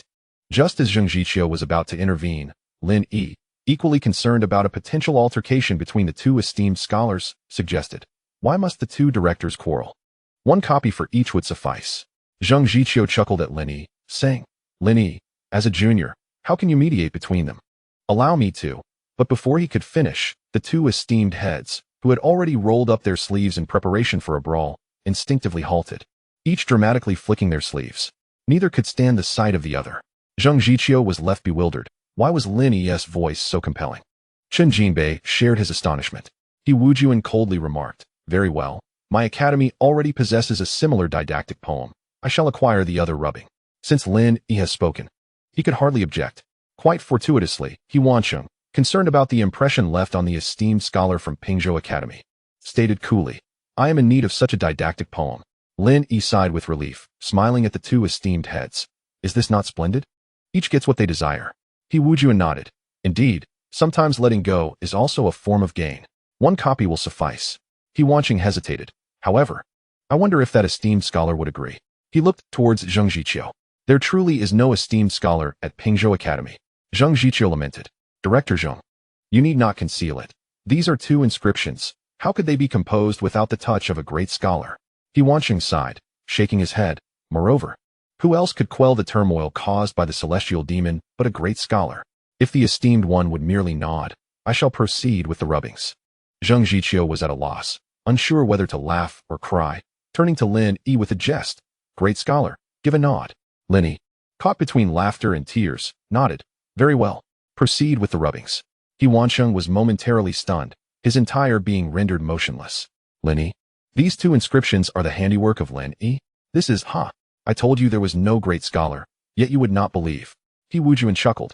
He promptly retrieved a blank rubbing book from his sleeve and began to rub the inscription on the stone tablet. The rubbing book is an essential tool for scholars, second only to the four treasures of the study. After all, during travels, one might encounter poetry or prose that remains untranscribed. The process is not difficult. One merely needs to place the rubbing book over the text and channel the essence to extract the spirit contained within, imprinting it onto the rubbing book. Li Wenbo was filled with excitement. If even the heads of the two great academies were so fervent about Lin Yi's poetry, then his decision to serve as Lin Yi's attendant was undoubtedly the wisest choice of his life. He leaned closer to Lin Yi, whispering, "Master, you are bound for greatness now." Lin Yi shook his head. These funds will be used for the reconstruction of the academy, and for the scholars who sacrificed themselves for it. Li Wenbo fell silent, feeling a wave of guilt wash over him. Soon, He Wujuan finished the rubbings, feeling a profound sense of satisfaction. He carefully stored the rubbing book and presented Lin Yi with 25 yen gold notes, saying, "Lin Yi, please sign. Each note is worth 10,000 taels." Lin Yi accepted the gold notes solemnly. "On behalf of the fallen scholars of the academy, I express my gratitude to Director He. It is my duty." He Wujuan chuckled lightly, knowing that this rubbing book must be treasured. It would surely be of great use in the future. Gulp. He Wansheng swallowed hard, his gaze toward Lin Yi transformed, filled with regret. Had I made more effort in Daxing Town, my Qingping Academy would have flourished. No. I must find a way to invite Lin Yi to study at Qingping Academy. If he could leave behind even one or two poems, how remarkable. Regaining his composure, He Wansheng addressed Lin Yi. "Lin Yi, you have truly impressed me. I shall take that rubbing of the inscription poem." With that, he hastily leaned over the stone tablet to commence the rubbing. After completing the rubbing, He Wansheng did not hand the gold notes directly to Lin Yi, but instead passed them to Zheng Zhiqiu. Upon seeing Lin Yi nod approvingly, Zheng Zhiqiu happily accepted them. "Brother He, you are too generous. Come. Let us discuss this further at the academy." After securing the gold notes, Zheng Zhiqiu was in high spirits, even altering his address for He Wansheng. After all, no one wishes to turn down wealth. Zheng Zhiqiu then turned to Chen Jinbei, stating, "Master Chen, seal the corpse of that demon, Qiu Yunji. Once the scholars have been laid to rest, I shall take this demon's remains to the Holy Academy to plead for forgiveness." Yes, Chen Jinbei complied. Though his heart was heavy, the director's plea for forgiveness at the Holy Academy would surely have dire consequences. Perhaps even retirement would be a distant dream. Lin Yi has pledged all the proceeds from the sale of the rubbings for the academy. What then of his own studies? Concerned that Lin Yi might face financial strain in his scholarly pursuits, Li Wenbo approached him and whispered, "Master, what if we sold the rubbings of the inscription poems as well? There are numerous expenses in studying, and we have fortuitously encountered two generous patrons." "That may not be appropriate," Lin Yi mused. "After all, they may not even desire them, as rubbings are not inherently precious. Let me test the waters." Lin Yi nodded slightly. Rubbings are not original works, and the essence they contain is extremely limited. Retaining them within the academy serves little purpose. If they could be exchanged for money, it would surely be beneficial, though there is a fear that He Wujuan and He Wansheng might not be interested. Esteemed heads, Lin Yi has another rubbing of an inscription poem he wishes to sell. Li Wenbo smiled at He Wujuan and He Wansheng, asking, "Would you like it?" What? He Wujuan and He Wansheng's eyes widened in shock, their bodies trembling involuntarily. An inscription poem? Only a poem infused with the essence of the Earth-grade literary treasure could be deemed an inscription poem. Has Lin Yi claimed the Earth-grade literary treasure? Chapter 70. The Poem of the Academy. The Pen of the Academy. I want it. He Wujuan and He Wansheng almost spoke in unison. The inscription poem would undoubtedly adorn the main hall of the academy. He Wujuan's eyes sparkled with realization. Without a second thought, he darted toward Pingzhou Academy. That old rascal. He Wansheng cursed inwardly, saying, "At this moment, I am in the main hall of the academy." Yet, He Wansheng remained rooted in place. No movement? Indeed. At this very moment, I am in the main hall of Pingzhou Academy. At that moment, He Wansheng finally managed to invoke his power, vanishing from before the stone tablet. Go to the main hall of the academy, and prevent them from fighting." Zheng Zhiqiu, unable to wield the Wenda rules and expand his form, swiftly darted towards the main hall of the academy. "Master, they," Li Wenbo exclaimed, his face a mask of astonishment, glancing at Lin Yi. Why are they acting so recklessly? Lin Yi was equally perplexed, questioning, is it because the Earth Grade 1 Bao has recognized its master? Do I possess the potential of a sub-saint? Li Wenbo paused for a moment, then earnestly nodded. Indeed, otherwise it makes no sense. Lead the way. Without hesitation, Lin Yi allowed Li Wenbo to guide him directly to the main hall of the academy. Several scholars and teachers promptly followed suit. In the main hall, a fierce clash erupted as He Weijun and He Wanqing fought mid-air. Their talents surged, shattering tables and chairs into dust. You, He Wanqing, just moments ago declared one poem would suffice, yet now you seek to vie with me? Are you declaring war on Junji Academy? He Weijun's expression was grim, intent on securing the imprint of the poem from the plaque. His heart raced with excitement. As he had anticipated, Lin Yi had indeed gained recognition from the Earth Grade 1 Bao, confirming Lin Yi's status as a true sub-saint. An original poem from a sub-saint, even in its imprinted form, was an invaluable treasure. I must acquire it. I am willing to go to war with Qingping Academy to obtain it. You madman. Who wants to declare war with you? He Wanqing felt a twinge of anxiety. Is it necessary to go to such lengths for an imprinted poem? If this challenge were to reach the Sacred Academy, the Lord would surely reprimand us severely. He Wanqing gritted his teeth, demanding, give me a reason why you want this imprinted poem. Why should I tell you anything? He Weijun retorted, refusing to divulge Lin Yi's secret to a third party. This was a fortune he intended to enjoy alone. Fine, if you won't speak, then I won't relent. He Wanqing, initially considering retreat, sensed a hint of opportunity in He Weijun's demeanor. Then let us fight first. He Weijun unleashed his Wenbao brush from his sleeve, swiftly sketching a character that materialized into a great cauldron, hurtling towards He Wanqing. Come at me, I'm not afraid. He Wanqing's temper flared as he conjured a similar character with his Wenbao brush, transforming it into a colossal cauldron of Tinzhong, charging forward to meet He Weijun's attack. The clash resounded throughout Pingzhou Academy, with powerful energies sweeping through, causing the 28 pillars of the main hall to crack. The ground creaked ominously as debris fell in showers. Stop fighting. If you lose, you'll be severely injured. If you win, you'll face financial ruin. It's not worth it. Zhang Jiqiu rushed over, witnessing the main hall on the verge of collapse, his face turning pale. Is this truly necessary? Can't we discuss this calmly? Moreover, this poem was composed by Lin Yi. If he refuses, can you really force it from him? Zhang Jiqiu urged. Damn it, this is my Pingzhou Academy. If you wish to fight, take it to Qingping Academy or Junji Academy. Yes, yes. He Weijun suddenly realized, awakened by Zhang Jiqiu's words. This is Lin Yi's poem. If Lin Yi is displeased, that would be counterproductive. No more fighting. He Weijun immediately withdrew his power, landing gracefully, arms crossed, casting a sidelong glance at He Wanqing. He Wanqing felt a wave of relief, but was left with even more questions. Why did this old man seem to transform whenever he heard Lin Yi's name?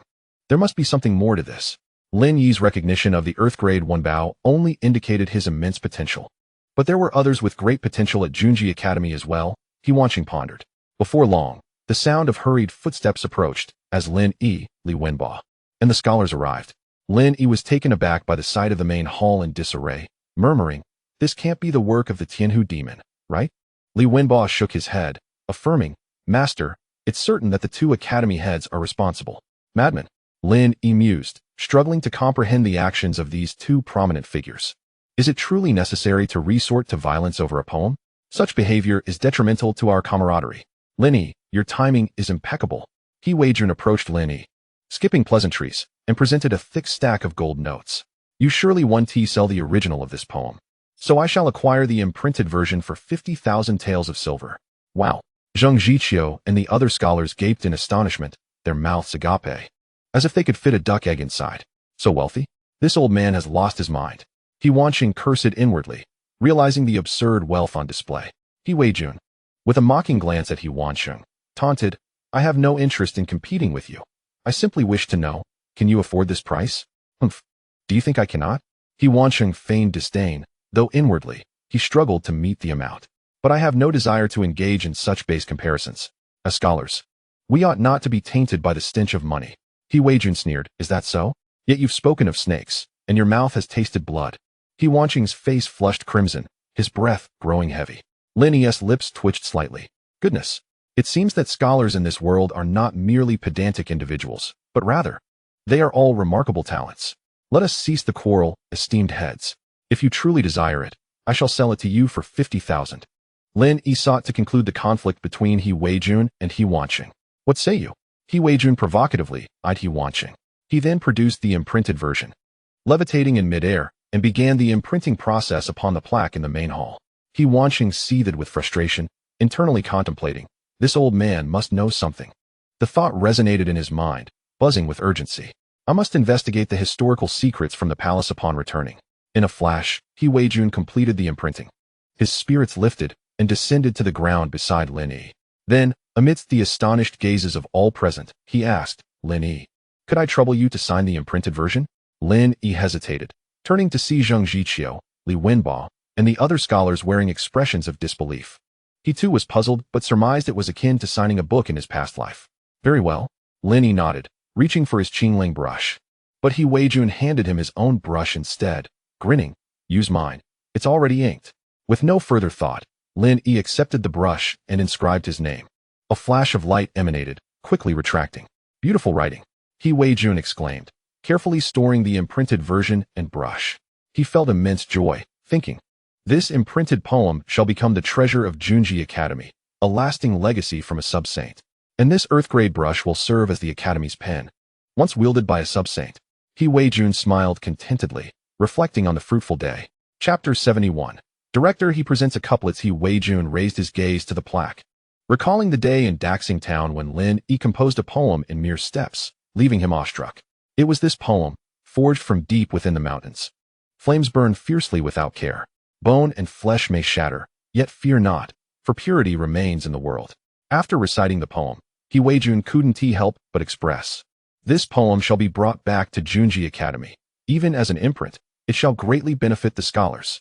He Wanqing looked to Lin Yi, requesting, though the imprinted version may be beyond my reach, might I be permitted to make a copy? This exquisite poem, even silently read a few times, can stir the heart profoundly and likely nurture literary talent. I wish to take a copy back for the scholars of Qingping Academy to ponder. Of course, Lin Yi had no objections. To be able to disseminate the poetry of our revered ancestors, allowing scholars to pay homage, is indeed a commendable endeavor. Thank you. He Wanqing expressed his gratitude, bowing respectfully to the dean, Zheng Zhiqiu. At that moment, the atmosphere in the main hall was warm and harmonious. Suddenly, footsteps echoed from outside, and Chen Jinbei hurriedly entered, exchanging glances with several scholars. Zheng Zhiqiu inquired, is the corpse of that demon sealed properly? It has been frozen.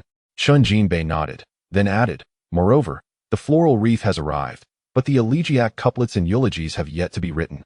So I must trouble several scholars to assist. Elegiac couplets and eulogies? Zheng Zhiqiu paused, his expression grave. Indeed, we cannot overlook this. Esteemed scholars, I implore you. I cannot do that. The scholars, including Zhang Miaoyun, appeared flustered. While they were capable of composing poetry, crafting elegiac couplets was beyond their expertise. Zheng Zhiqiu's countenance darkened, and he chastised, if you cannot even write elegiac couplets, what kind of scholars are you? Those who sacrificed for the academy were your disciples. Can you not express genuine sentiment? He Weijun and He Wanqing stood in the main hall, and the ignorance displayed by these scholars left Zheng Zhiqiu feeling utterly humiliated. His face darkened with frustration. The scholars lowered their heads, feeling ashamed. It is understandable that you, who have studied the classics, may not be familiar with this. However, I, Junji Academy, have previously petitioned the Sacred Institute for several elegiac couplets to honor the deceased scholars. Today, I shall assist Pingzhou Academy in composing two. He Weijun turned to Zheng Zhiqiu, speaking earnestly. He intended to showcase his willingness to help before Lin Yi. Zheng Zhiqiu was moved and bowed in respect to He Weijun, exclaiming, what a noble deed, Dean He. Lin Yi was also touched and silently bowed in acknowledgement. Upon receiving Lin Yi's bow, He Weijun felt a shiver run down his spine and quickly said, there is no time to lose. Let us proceed at once. I also wish to pay my respects to those scholars who sacrificed themselves to vanquish the demon. Let us go. Zheng Zhiqiu commanded Chen Jinbei. Leading the way, Chen Jinbei walked ahead, followed closely by Zheng Zhiqiu, He Weijun, and a number of scholars and academicians. This old man is quite peculiar. Elegiac couplets are no ordinary couplets, especially those meant to commemorate scholars, which must possess artistic flair and evoke profound sentiments, akin to treasured calligraphy. He Wanqing observed the retreating figure of He Weijun, astonished, silently thinking, this is indeed a priceless gesture. This miser cannot possibly be so generous. Dean, he should hurry and begin his drafting. The younger generation has many pressing matters to attend to. Lin Yi wished to follow and pay his respects, hoping to see if he could compose a few elegiac couplets as a tribute to the Academy's scholars. However, since He Wancheng had not yet drafted the poem for the memorial plaque, he found himself unable to leave. Let us go for now. We can draft upon our return. He Wancheng shook his head. He had some suspicions regarding Lin Yi's identity and understood the weight of priorities. Lin Yi slightly cupped his hands and said earnestly, Dean He, you are most considerate. As the head of another academy, He Wancheng's presence at the morning hall was both respectful and appropriate. The memorial for the deceased scholars was set up in a clearing on the hillside of the academy, where numerous scholars were busily engaged. Since the deceased scholars had been drained of their essence by the celestial fox demon, Chun Hao Ran, their bodies were not preserved, but rather cremated and stored in urns. The scholars prepared the memorial tablets, placed atop the urns, inscribed with their names and achievements. Within the morning hall, 20 to 30 urns were arranged, imparting a profound sense of heaviness. Upon entering, Zheng Zhiqiu's eyes immediately reddened, tears streaming down his face. My dear sons, he cried out in anguish, his tears flowing freely. The other scholars, moved by the scene, began to weep and choke back sobs. The cries grew louder, evoking sorrow in every listener. Lin Yi stood outside the morning hall, his heart weighed down with grief. He vaguely remembered the faces of these scholars, who had bowed before him in the small courtyard, venerating him as Lin Shi. In the blink of an eye, they were now eternally separated. Lin Yi's hands, concealed beneath his scholar's robe, clenched tightly. Had he possessed sufficient strength at that time, he could have undoubtedly thwarted Chun Hao Ran's transformation into a demon. After the funeral, he resolved to devote himself entirely to cultivation. Never had he yearned for power as he did now. He Wei Jun, upon entering the morning hall, was also deeply affected. 23 urns. 23 scholars. The demon must be punished. He Wei Jun gritted his teeth, a murderous intent flickering in his eyes, before solemnly bowing before the 23 memorial tablets to express his condolences. You were all exemplary. Wang Chun, as the senior brother, rose from his kneeling position in the morning hall to assist He Wei Jun. Following this, He Wancheng also approached to pay his respects, with Wang Chun aiding him.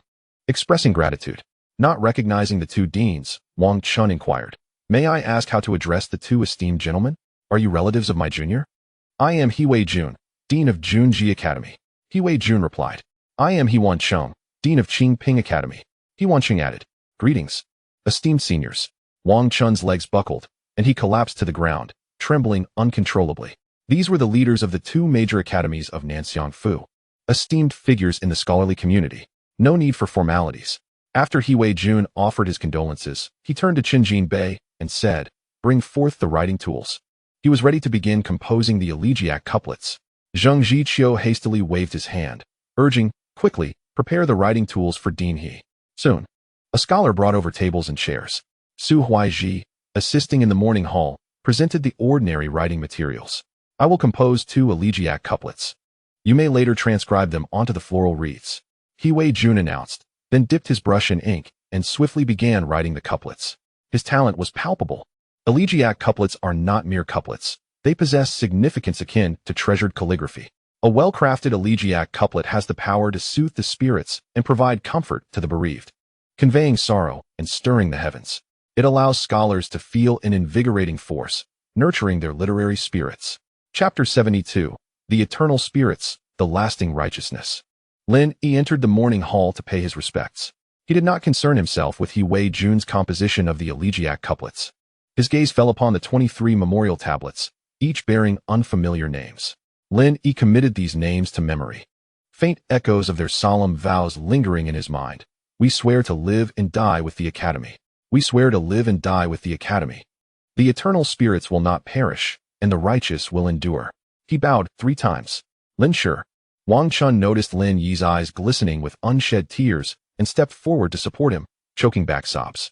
Lin Yi gently patted Wang Chun's hand and said, The deceased are gone, yet the living remain. Buzz. Wang Chun's eyes widened in shock, his body trembling violently, his literary spirit stirred. Lin Yi approached his adoptive father, Su Huaizhi, who nodded in acknowledgement. At that moment, He Wancheng, Zheng Zhiqiu, and several scholars surrounded He Wei Jun. It is done.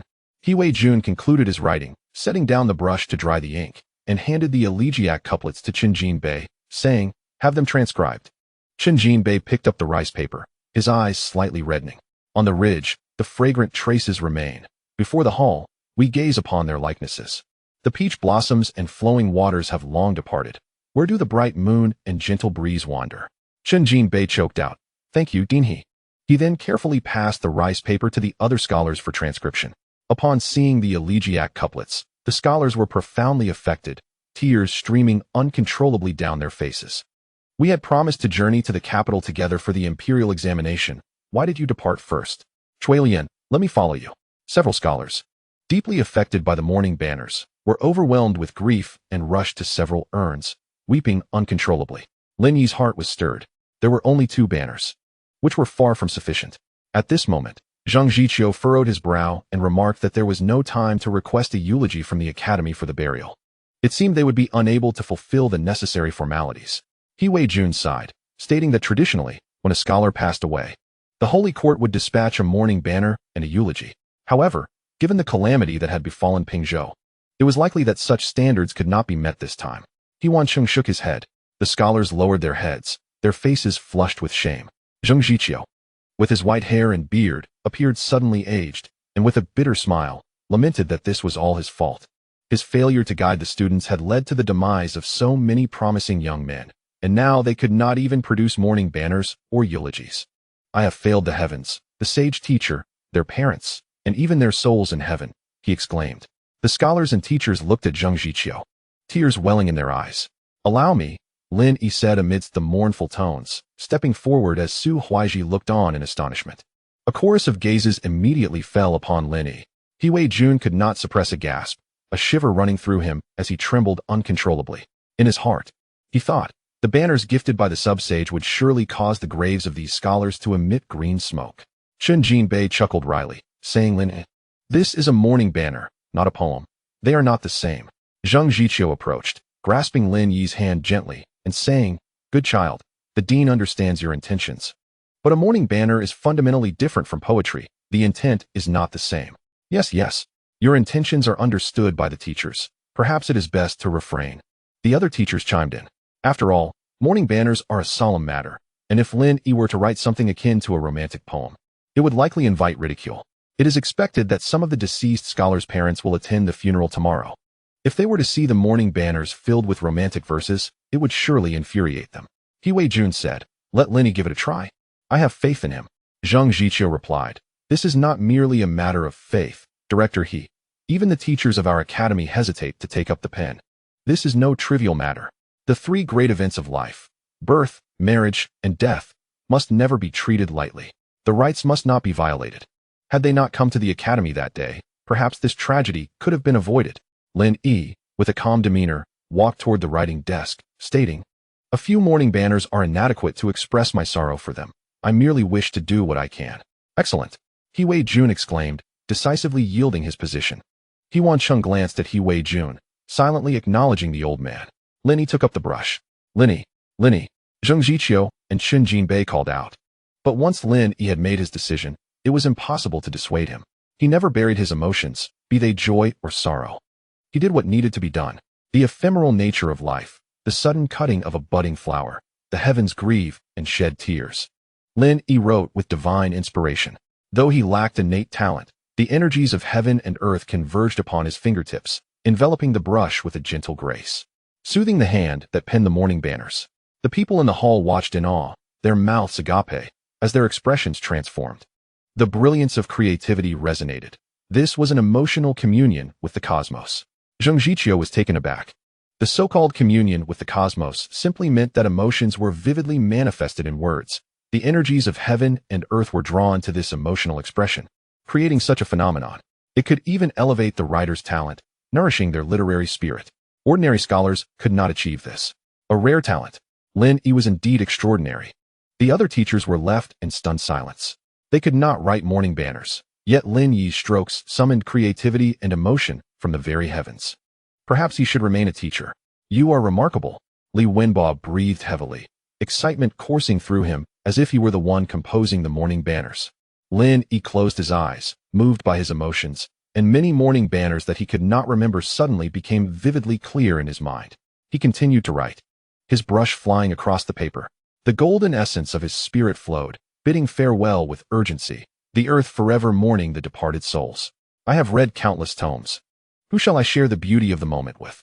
Thankfully, great literature transcends the universe, yet my ambitions remain unfulfilled in this vast world.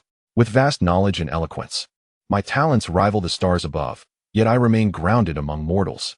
Lin Yi's writing grew increasingly swift, the morning banners materializing in his mind with greater clarity. Each one resonated perfectly with his current state of mind, all mourning the loss of his fellow students. His right hand trembled slightly. Were it not for the gentle caress of the heavenly energies, it would have been impossible to compose these several pieces in one breath. The onlookers in the hall were utterly astonished, their mouths agape in disbelief. They even sensed a subtle quiver among the spirit tablets in the hall. No, it was the urns shaking.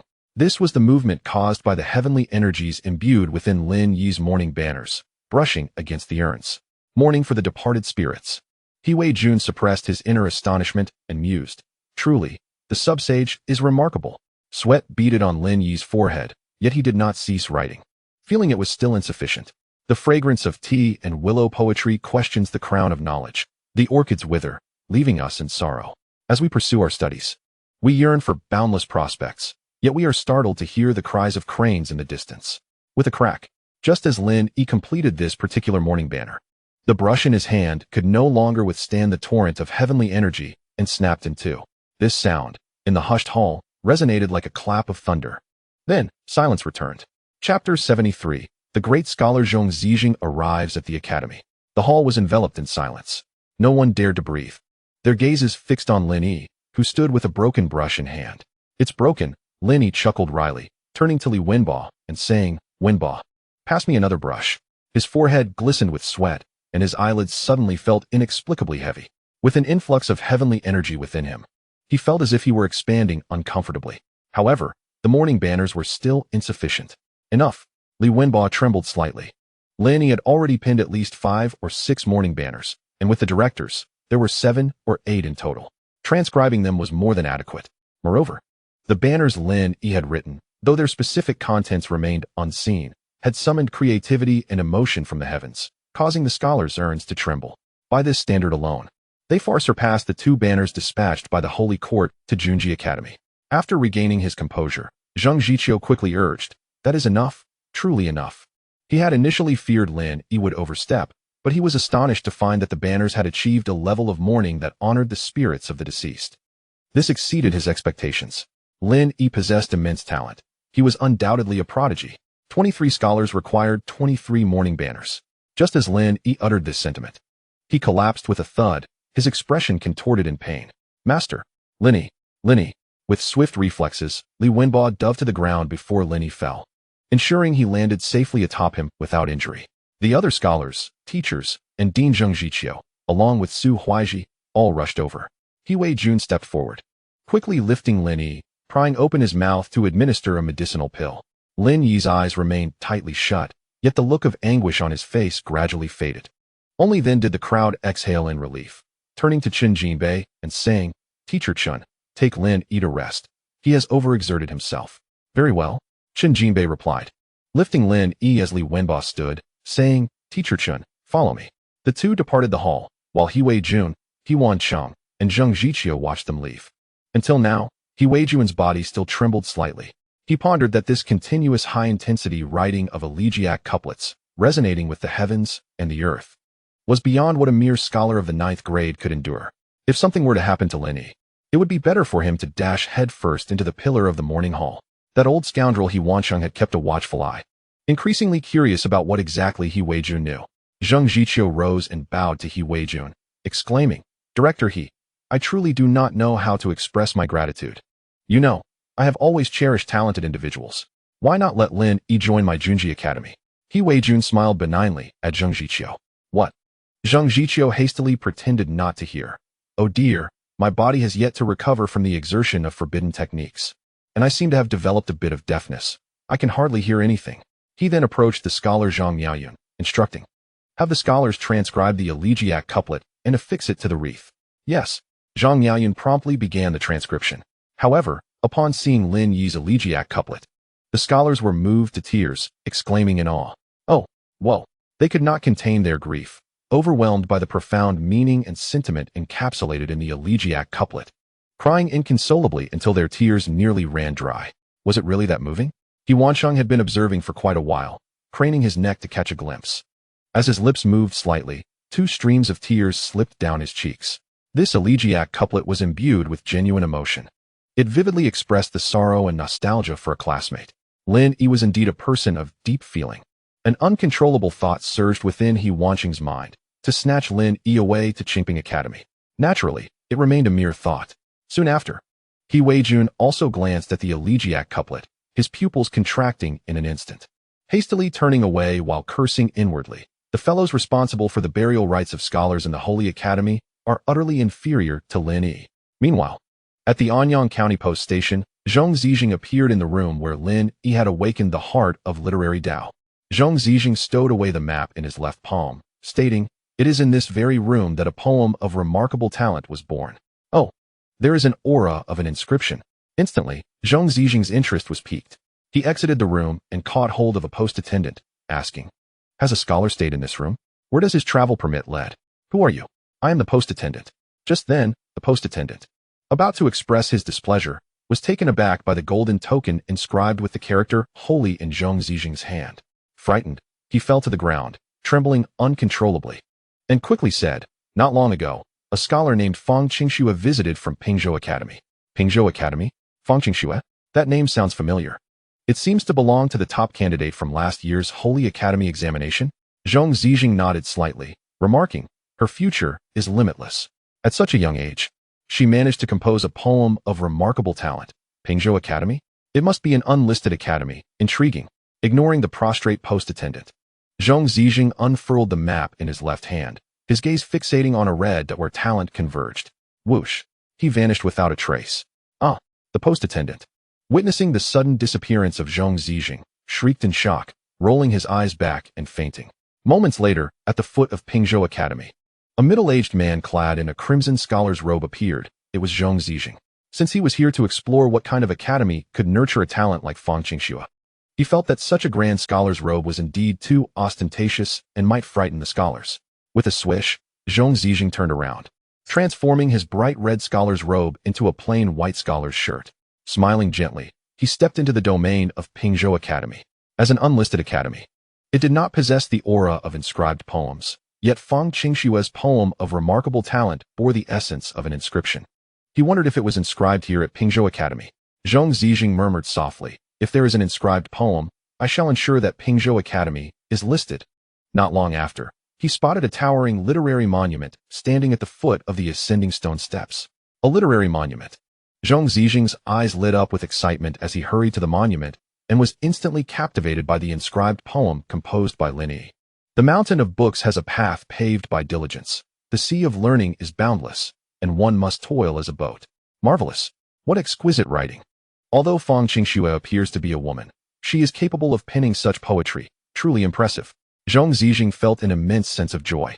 For someone like him, who is passionate about poetry, encountering a poem of remarkable talent is a tremendous fortune, especially one that aligns perfectly with his tastes. As a third-grade grand scholar, he wholeheartedly resonated with the saying that diligence is the only path to scholarly success. Even the ancient sages spent their entire lives in study, comprehending the universe before achieving the pinnacle of their craft. Chapter 74. This talent may not suffice. The poem is exquisite, and the characters are beautiful. Zhong Zijing smiled broadly, exclaiming, "Inexpressibly marvelous." With hands clasped behind his back, he prepared to ascend the mountain, but his peripheral vision caught a glimpse of a crack in the literary monument. "The monument is cracked?" Zhong Zijing's smile faded, and he murmured, "The literary monument has shown its divine presence, yet it lacks the power to suppress it. Could it be?" Swish! He flipped his right hand, revealing a map of literary treasures, his eyes widening. The turmoil of celestial demons is occurring at Pingzhou Academy. Resolving the chaos of demons, the literary monument's contributions are undeniable. This poem is indeed excellent. Zhong Zijing's heart stirred. He then discovered what seemed to be another inscribed poem on the back of the monument. Another? If there are 2 inscribed poems, then Pingzhou Academy would have 2 slots for the conference. The Sacred Academy holds a holy gathering every year, and the heads of all listed academies in the entire Daoist must attend unless special circumstances arise. However, if an academy possesses 2 or more inscribed poems, it can increase its corresponding slots. This not only reflects optimism regarding the future of the academy's scholars, but also signifies the Holy Academy's acknowledgement of the institution. For scholars, being able to listen in person to the teachings of a lesser sage is a tremendous honor, akin to the common folk witnessing the current emperor of Daoist in the Fontaine Hall. Zhang Zijing circled to the back of the monument, immediately feeling a surge of brilliance. Oh, he flicked his sleeve, suppressing this brilliance and focused on the verses inscribed on the monument, his expression shifting slightly. 10 years tempering a sword. The frost blade has yet to be tested. Today I present it to you. Who among you has grievances? What a splendid quatrain. At the very least, it reflects a talent of 6 Do from Mingzhou. The handwriting is identical to the scholarly poem from earlier, both crafted by Fang Qingxue. Zhang Zijing's heart trembled as his fingers brushed over the inscription, stating solemnly, Fang Qingxue is likely to be the top scholar in this year's palace examination. At 20 years old, 2 poems from Mingzhou signify a grand scholar's potential, a candidate for the sacred woman. Thereafter, his attention returned to the inscribed poem, chuckling softly. This poem is indeed intriguing. It carries a sense of pride. Next time I encounter her, I must engage her in conversation. Just then, several scholars descended from the academy and spotted Zhang Zijing before promptly calling out, What do you think you are doing? This is the literary monument of Pingzhou Academy. Outsiders are prohibited from transcribing or copying. My apologies. Zhang Zijing grinned, stepping back a couple of paces, addressing the scholars. You are disciples of Pingzhou Academy, are you not? I am. You are a family member who received a letter. Come to pay your respects, right? One disciple interjected. Pay my respects? Zhang Zijing speculated that Pingzhou Academy must have faced turmoil with demons, resulting in the demise of several scholars. He then thought that since he was here to explore the depth of Pingzhou Academy, it would be fitting to also pay his respects to those scholars who perished amidst the chaos. Yes, Zhang Zijing nodded. In this remote corner, he decided it was best not to reveal his identity, lest he disturb the scholars of Nanxiang Prefecture. After all, as a disciple of the Sacred Academy, his status was too exalted for the scholars. It was likely that the heads of the other 2 major academies in Nanxiang Prefecture would travel great distances to pay their respects. Sucheng, please take this family member to the academy's morning hall for condolences, and also arrange accommodations. Wang Chun instructed the scholar beside him. Certainly. A young scholar stepped forward and said to Zhang Zijing, Uncle, please. Thank you for your trouble. Zhang Zijing nodded slightly and followed the scholar up the stone steps of the academy. In a small courtyard near the foot of the mountain, Li Wenbo sat at the bedside, gently fanning himself. Upon noticing Lin Yi suddenly waking, he hurriedly asked with concern, Master, you are awake. Are you feeling better? I am fine. Lin Yi shook his head and then said, The couplets are still insufficient. I will write a few more for you to deliver. He attempted to rise from the bed, but as he sat up, he felt dizzy. Master, that is quite enough. Li Wenbo quickly stepped forward to support him, saying, Any one of those couplets would suffice to honor the heavens and the spirits of the departed. Perhaps they have already seen your couplets and wish for you to take no further risks. That is truly enough. After a scholar's death, if they have not cultivated their Yuan Shan, there exists a certain probability that their soul lingers in this world. However, souls are invisible to all, even to those scholars of high realms who have cultivated their Yuan Shan. Yet, according to legend, when buried, the emotionally resonant couplets and eulogies have a significant chance of allowing the departed soul to manifest, enabling them to see their loved ones one last time and peacefully transition to the afterlife. Of course, this is merely a legend. Lin Yi sighed. This was not mere sentimentality, but a profound respect for the deceased. As fellow scholars of the academy, the echoes of their calls of Shifu Lin still linger in his ears. After their passing, how could he be reluctant to write a few couplets? When they are buried, I will accompany them once more, Lin Yi declared. Very well. Only then did Li Wenbo breathe a sigh of relief, looking at Lin Yi and saying, Master, please rest well. Your writing of those couplets has filled your internal energy to the brim. You must still participate in the local examinations to attain your degree and ascend to the 8th rank of the life establishment realm. Otherwise, if you continue to write poetry and prose, your health will surely deteriorate. Lin Yi nodded and stated, After this matter is settled, I will master the literary arts and then set forth to the capital of Nanxiang Prefecture. Li Wenbo smiled and replied, The timing will be just right. If you ascend to the 8th rank and cultivate the Wengong, you will no longer need to worry about your talents overflowing. Lin Yi remarked, The 8th rank of life establishment is a significant hurdle. The 8th rank requires scholars to make grand aspirations, primarily to read for the benefit of the common people, to study to vanquish demons and monsters. Genuine feelings resonate with the literary path, and thus the Wengong naturally comes into being. However, the righteous chi of the heavens is different. Establishing life is not so simple. Li Wenbo was silent for a moment before smiling and saying, "For you, master, it will surely be no problem." Lin Yi smiled in return. Li Wenbo did not disturb Lin Yi's rest any longer, standing up and saying, "Then master, please take care, I will go down to assist. Later, I must receive those relatives who come to pay their respects." Very well. After Li Wenbo left the room, Lin Yi donned a Confucian robe and stepped outside to catch some fresh air. Occasionally, cries echoed from the mountain, filled with sorrowful melodies. In this poignant moment, Lin Yi was suddenly inspired. Fallen leaves from trees in a foreign land, a solitary lamp in the cold night. Excellent. An excited voice, tinged with delight, called out as Zhong Zijing hastily approached. The guiding scholar quickly exclaimed, "Uncle, you are going the wrong way. The morning hall is this way." Lin Yi turned to see Zhong Zijing approaching, sizing him up. Indeed, a person of notable appearance, skilled in poetry, and still young. Quite admirable. Zhong Zijing, a poetry enthusiast, felt an immediate fondness upon hearing Lin Yi recite the poem.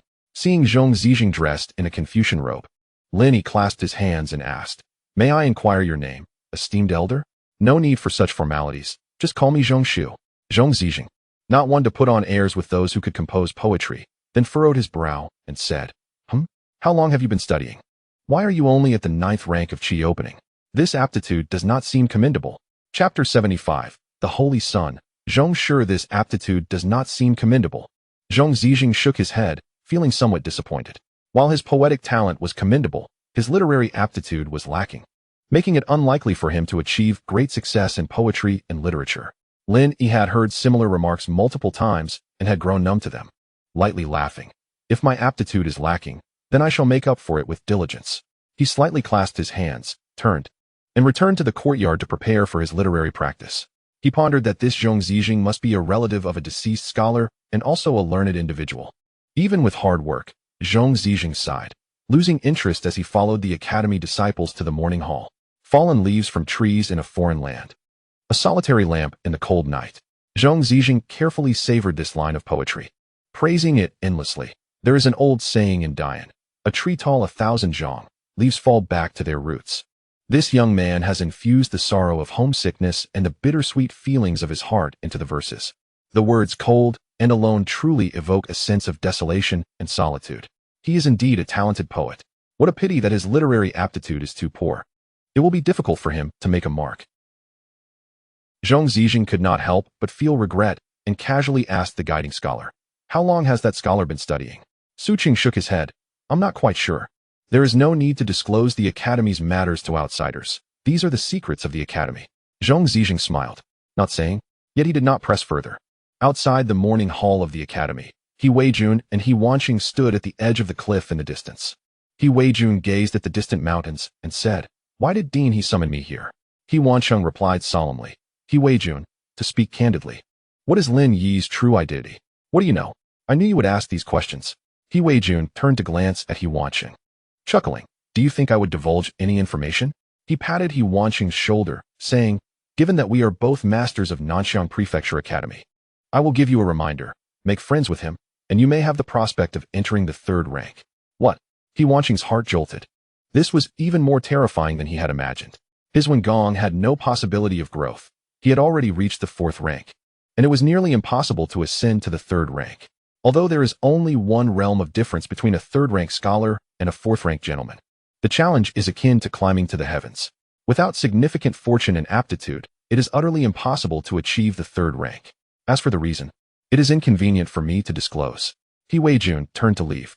Just then, he seemed to see something, his figure jolting, rubbing his eyes, and quietly exclaiming, "No way? This. What is so? He Wanqing followed his gaze and instantly felt his legs weaken, his speech faltering. He nearly fell from the edge of the cliff. Phew! He gasped for breath, staring blankly at Zhong Zijing, who appeared outside the morning hall. How could Zhong Shi personally come to Pingzhou Academy? With the demonic aura dissipated, he had no reason to visit. He Weijun was uncertain about Zhong Zijing's purpose for coming. but speculated that perhaps Lin Yi's status as a sub-saint was related to the Holy Academy? My goodness, this is a tremendous opportunity right before our eyes. He Weijun did not linger and quickly approached Zhong Zijing. He Wancheng, not daring to delay, brushed off the dust from his clothes and hurried after him. Shoo! Zhong Zijing had long noticed the two and shook his head, signaling them not to reveal his identity. He Weijun and He Wancheng halted, exchanging glances. Since Zhong Shi personally came to pay his respects and wished to keep his identity concealed, it indicated that he was not here for punishment. But what could be his purpose? Do I still need to elaborate? He Weijun whispered. He Wancheng nodded, indicating his understanding, feeling greatly shaken. For Lin Yi's sake? Yes. It must be for Lin Yi. As for why, does it truly matter? What matters is to cultivate a friendship with Lin Yi. The future will reveal the outcome. Zhong Zijing entered the morning hall, paying his respects as a relative of the deceased scholar, kneeling before Wang Chun, who was sobbing inconsolably. Zhong Zijing stepped forward to support him, gently patting his hand. Take care. He then stepped aside, feeling quite heavy-hearted himself. 23 scholars, vanishing without a trace, signifies not only a loss for the Shenyuan, but also a lament for the literary path. Master Lin excels not only in poetry, but also in crafting an epitaph that stands as a remarkable testament to his artistry, stirring the heavens and embodying profound sorrow for the fallen spirits. Do you see my swollen eyes? My tears have run dry, yet I cannot help but weep. May the spirits of these junior scholars, in the afterlife, perceive our deep remembrance through Master Lin's epitaph. Poetry? Epitaph? Just as Zhong Zijing was about to depart the morning hall, he heard a number of scholars nearby diligently transcribing something. Mourning for the fallen spirits? Who is this Master Lin? There is no such person in the Xingyuan's funeral hall. Doubts began to arise in Zhong Zijing's mind. While writing an epitaph is indeed an art, to evoke such emotions that resonate with the heavens and mourn the spirits. Only a few old-timers in the Xingyuan's funeral hall could achieve such a feat. Moreover, his poetry is exceptionally good. I cannot believe it. Zhong Zijing approached to scrutinize two epitaphs. Though I have read countless tomes, to whom shall I speak of fleeting moments? And with scholarly prowess akin to a dragon soaring. Yet he remains steadfast as the star that fell to earth. Upon reading, Zhong Zijing felt an immediate emotional impact, with signs of redness around his eyes. However, he quickly suppressed his feelings, marveling inwardly at the exceptional literary talent displayed in the epitaph. Who is this Master Lin? After the friends of the deceased had offered their condolences, they were invited to stay at the guest house until the burial the next day. At that moment, the principal, Zheng Jiqiu, approached Zhong Zijing. You are the principal? Zhong Zijing inquired. I am Zheng Jiqiu, the principal of Pingzhou Academy. I feel deeply remorseful regarding this calamity that has befallen our academy, Zheng Jiqiu admitted, overwhelmed with shame and fearing that the friends of the deceased might suddenly cause trouble. Zhong Zijing replied, there is no need for you to blame yourself, Principal Zheng. Once the Xingyuan conducts a thorough investigation, a decision will be made. What? Zheng Jiqiu was momentarily taken aback. Why does a friend of a scholar involve the Xingyuan? Is he attempting to humiliate me, Zheng? What I mean is, the Xingyuan will not forget the deaths of these scholars. Zhong Zijing wished to keep his identity concealed. He had come merely to observe what was unique about the academy that could nurture someone like Fang Qingxue. The poetry was unexpectedly exquisite. Investigating the cause of the demonic affliction at Pingzhou Academy was not his task. You are quite thoughtful.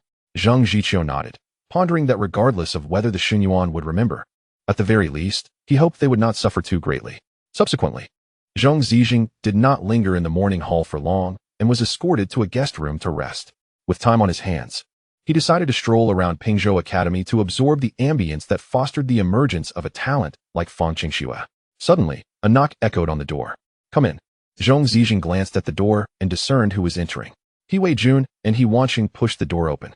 As soon as they laid eyes on Zhong Zijing, they immediately knelt on the ground, bowing their heads and proclaiming, Student Jun Jishu, Principal He Weijun of Qingping Academy, pays his respects to Holy Son Zhong. Chapter 76, The Three Realms of Literature and Art. Rise. Zhong Zijing sipped his tea, gazing at He Weijun and He Wancheng as they stood up. Your contributions were indispensable in resolving the demonic affliction in Nanxiang Prefecture, both of you. Holy Master. He Weijun began to speak. But Zhong Zijing furrowed his brow and interjected, Do not interrupt my speech. He Weijun and He Wancheng immediately fell silent. Zhong Zijing continued. Upon my return to the Xingyuan, I shall accurately report your merits. Furthermore, my visit is not solely for this matter, and please do not disclose my identity to anyone. Zhong Zijing relished traveling across various regions, mingling with literary talents. For him, identity was more of a burden. Once his identity was revealed, friends he had once been close with would either kneel or bow upon seeing him, thus losing the essence of their prior connection. Understood. Understood. He Wei-jun and He Wanqing responded in unison, exchanging glances without much surprise. They were well aware that Zhong Zijing was not there merely for the demonic affliction. Otherwise, he would have arrived as the fifth holy son of the academy. The concealment of his identity undoubtedly pointed toward his intention regarding Lin Yi. Now, what was it you wished to say earlier? Zhong Zijing set down his teacup, directing his attention to He Wei-jun. What I wanted to convey is that the resolution of this demonic affliction was not solely due to our efforts, He Wei-jun stated. Zhong Zijing was momentarily taken aback, then furrowed his brow. Why did you not mention this sooner? You instructed us not to interrupt your speech, Holy Master, He Wei-jun replied. Zhong Zijing fell into silence, his lips twitching slightly, then spoke sternly. Then how was the demonic affliction resolved? The strength of a scholar transformed into a third-grade celestial demon cannot possibly rival that of a true third-grade sage. Without your assistance, could Zheng Jiqiu of Pingzhou Academy handle it alone? He Wanqing, you tell me. Zhong Zijing's gaze shifted to He Wanqing, as he seemed to harbor a dislike for He Wei-jun. He Wanqing swallowed hard and said, Pingzhou Academy is currently in mourning. It is not convenient to inquire about this matter. After the burial tomorrow, I will provide you with a detailed account. Previously, he suspected that a sage was stationed at Pingzhou Academy, but now it appeared otherwise. The resolution of the demonic affliction must involve other individuals. Zhong Zijing nodded, peering through the teacup at the two of them. You may leave for now, and remember, do not disclose my identity. We understand.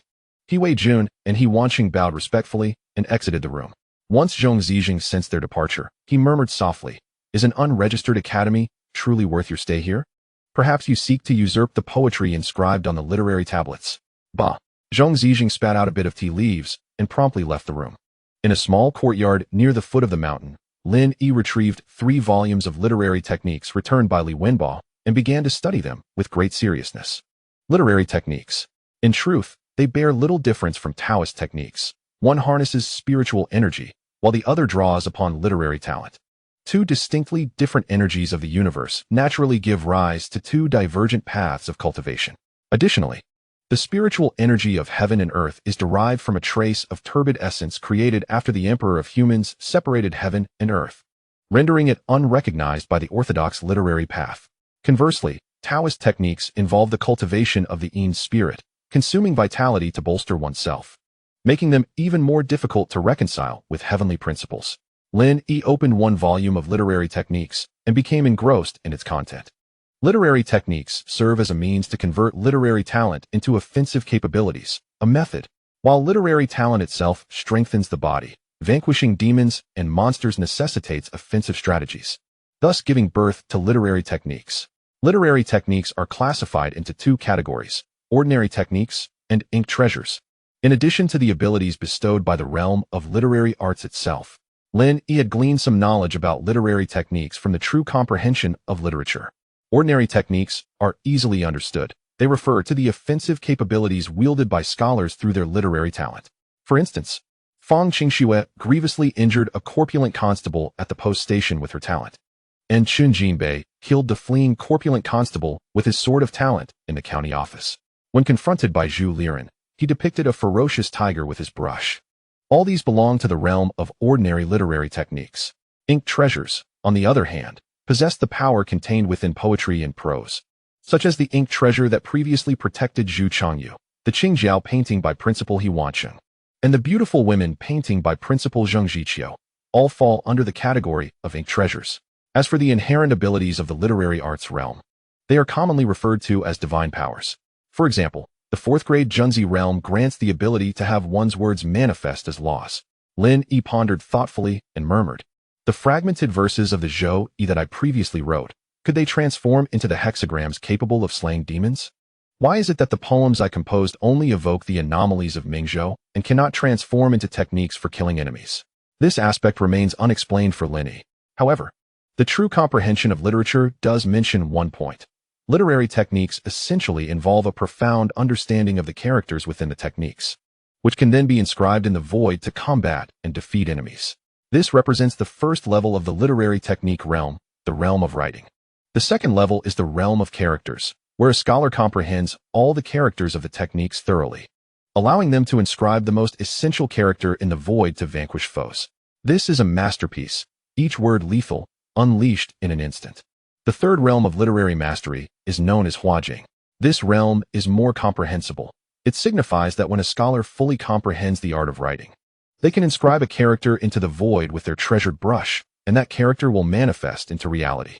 For instance, if one writes the character for mountain, it will transform into an actual mountain that descends with great force. The greater one's strength, the more substantial the mountain, and the mightier the impact.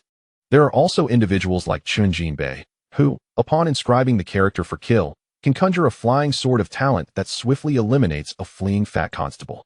Ultimately, the efficacy depends on the literary technique being cultivated. However, for a scholar to elevate a literary art to the realm of huajing, one must possess extraordinary literary talent and engage in constant contemplation and practice. Lin Yi smiled wryly, pondering whether he had inadvertently reached the third realm of literary mastery with the two fragmented lines from the Zhou Yi. He shook his head, abandoning such fantasies. After all, where could such genius be found in the world? Lin Yi commenced his study of the first literary work, seeking to grasp the profound meanings within literary art. Luan Yufei Hua is an entry-level, 9-rank literary technique of area attack, which, upon deployment at the first layer of writing realm, causes one's talent to transform into characters that scatter like chaotic rain. Remarkably, with just 20 characters, a water technique was born. Lin Yi retrieved his Qinglang brush, channeling the overflowing talent within him, and inscribed the contents of Luan Yufei Hua into the void. Each character materialized in standard form, and upon completion, Lin Yi swept the air with his brush. Suddenly, these characters, transformed from his talent, shot towards the wall like scattered beans. The sound of impact echoed as 20 holes the size of steel balls appeared instantly on the wall. Was this success? The first realm of literary mastery? Lin Yi was taken aback.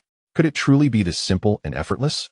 It certainly did not align with the arduous descriptions found in literary texts, which state that achieving the first layer of literary mastery within 15 days is an extraordinary feat. Lin Yi mused to himself about how long he had awakened his literary spirit. Could he truly be considered one in a million? Perhaps the 9-rank literary techniques were indeed this straightforward. Victory in the provincial examination was assured. Chapter 77. Are you Lin sure? Lin Yi's spirits were high. Regardless of how simple the 9-rank literary technique was, it remained a requisite for the provincial examination. Grasping it so swiftly was undoubtedly a positive development. In his time, Li Wenbo had achieved first place in the provincial examination, and his literary mastery must have at least reached the second layer of the character realm.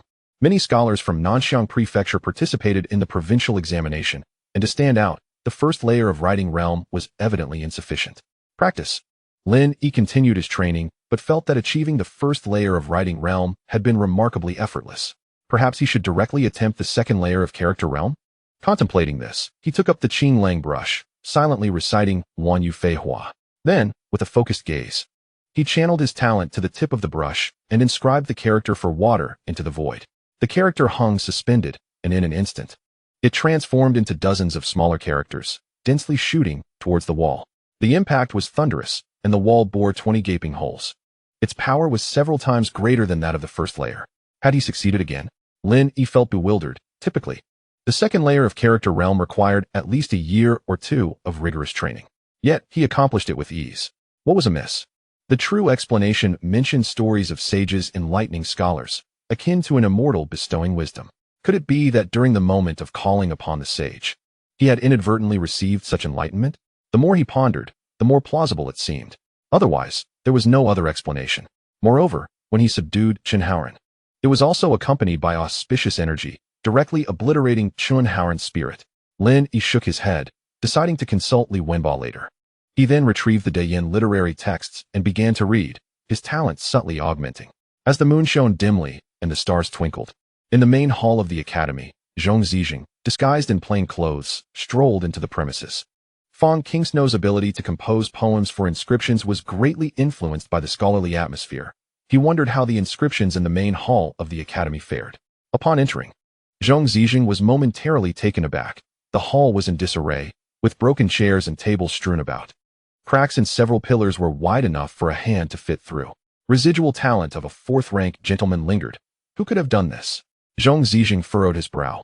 Looking up at the plaque hanging in the hall, and suddenly felt a shiver run through his body. He stared at the inscription upon the plaque, his entire being tingling. What a powerful line. Fear not the shattering of bones, for I shall leave my purity upon this earth. This poem is capable of nurturing literary courage, guiding scholars to adopt righteous attitudes in life, fostering a spirit of fearlessness that can inspire them. Zhong Zijing exclaimed multiple times in admiration, his eyes shining brightly. This poem, with its simple and natural language, free from embellishment, uses metaphor to convey profound meaning, with a concise and fluid style, exuding immense emotional resonance. This was the handwriting of Fong Qing Snow, a prodigy, a rare talent of a millennium. If the Sane Academy could acquire such a woman, how could one worry about the literary arts failing to shine brilliantly? He hoped the emperor would not allow such talent to enter the Hanlin Academy. She ought to be in the Saint Academy, serving as a model for scholars across the land. Zhong Zijing was emotionally stirred, his form trembling slightly. It had been years since he had encountered such literary brilliance, and he felt deeply affected. A genius, a rare talent, the fortune of the literary arts. As a third-rank scholar, Zhong Zijing had long mastered the art of emotional restraint, never easily exhibiting extraordinary actions or behaviors. However, since arriving at Pingzhou Academy, he had lost control of his emotions on multiple occasions, unable to contain himself. What of Fong Qingsnow's handwriting? A model for all people? That was no exaggeration.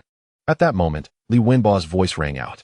Zhong Zijing frowned slightly, turning to see Li Wenba and several scholars hastily entering the main hall, their expressions unfriendly. Ah! Zhong Zijing chuckled inwardly, yet before he could speak, Li Wenba, visibly displeased, remarked, Sir, while you may be a relative of the Academy scholars, this is a place of great significance. I kindly ask you not to wander about. As a scholar, you should be aware of the Academy's rules. Do not disturb the peace. Li Wenba glanced at the inscription, silently relieved that it had not been stolen. Zhong Zijing shook his head, chuckling softly. No one had dared to speak to him in such a manner before. He found it somewhat amusing and replied lightly, Well, it seems I have been reckless, dear sir. I shall take my leave. He turned to exit the hall, while Li Wenba and the other scholars glared at him, their expressions akin to having swallowed something foul. The inscription within the academy had been scrutinized by an outsider. How vexing. Senior brother, this man has gazed upon Lin Shi's inscription, should we? One scholar made a gesture across his throat. No. Li Wenba chided softly. He is a friend of the deceased disciple. Is this how we should conduct ourselves? Just then, Zhong Zijing, having already left the hall, suddenly reappeared before Li Wenba and the others, exuding an overwhelming aura. Ah! Li Wenba and the other scholars were taken aback. The speed of his approach was astonishing. Simultaneously, the pressure emanating from Zhong Zijing instilled a sense of trepidation in them. This man was not ordinary. The scholar who had suggested the violent gesture turned pale, glancing anxiously at Li Wenba. Fool! Could someone of this age truly be simple? Li Wenba cursed inwardly, but, as the fourth-ranking scholar of the academy, he steeled himself and stepped forward. Sir, the inscription holds immense significance for the academy. Outsiders must not pry. And you have already overstepped your bounds. Li Wenba shielded the scholar behind him, coldly fixating on Zhong Zijing. As it was indeed Zhong Zijing who had breached the decorum first.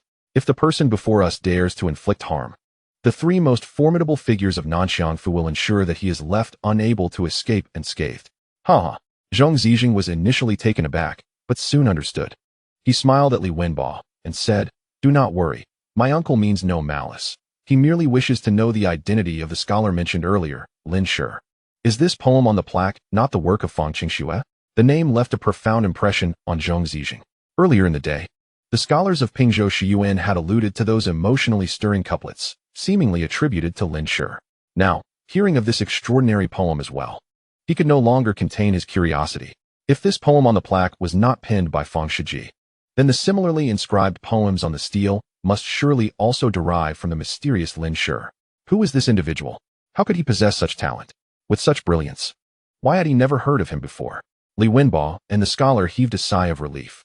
Indeed, this poem on the plaque was not crafted by Shiji Fong. Li Wenba nodded, his expression solemn as he declared. Rather, it was composed by Lin Shi. Coincidentally, I am. Li Wenba intended to build up his emotions.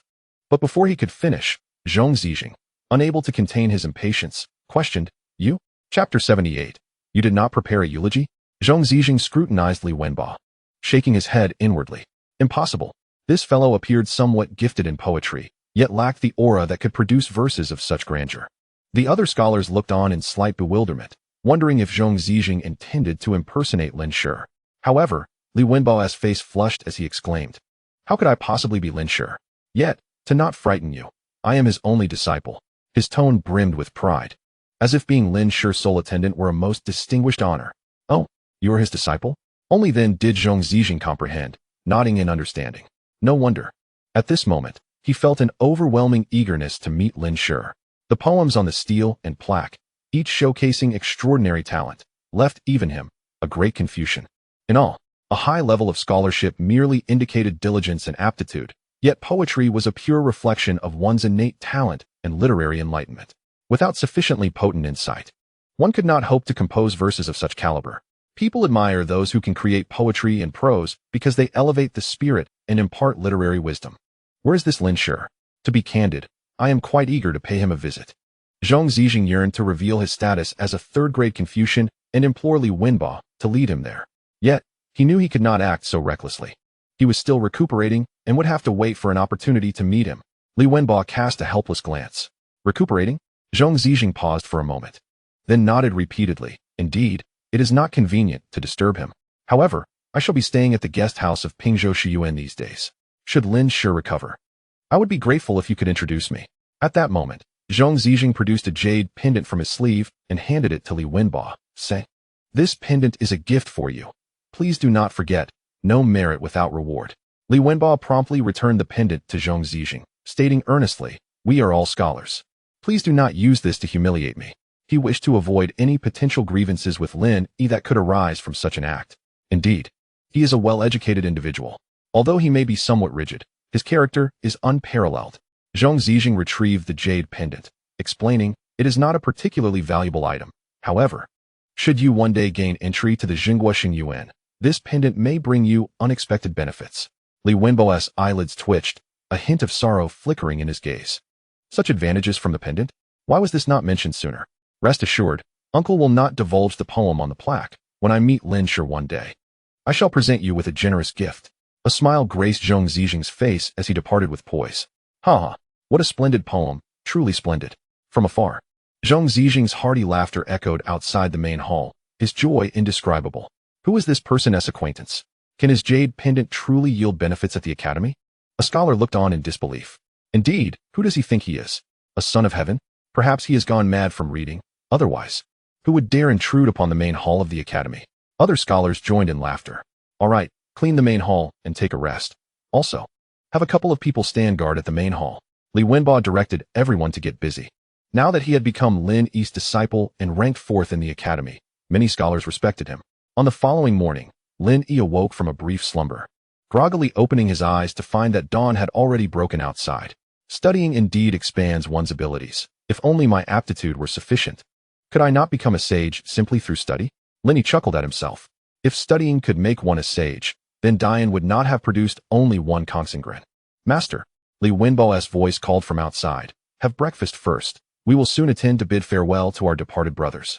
Lin Yi closed his book, the smile fading from his face, replaced by a heavy heart. Soon after, Li Wenbao entered the room carrying a food box, offering rice porridge and 2 steamed buns. "You have worked hard." Lin Yi nodded at Li Wenbao. "Master, it is my duty as your disciple." Li Wenbao smiled at Lin Yi, feeling immensely satisfied. Enduring hardships now, enjoying blessings later.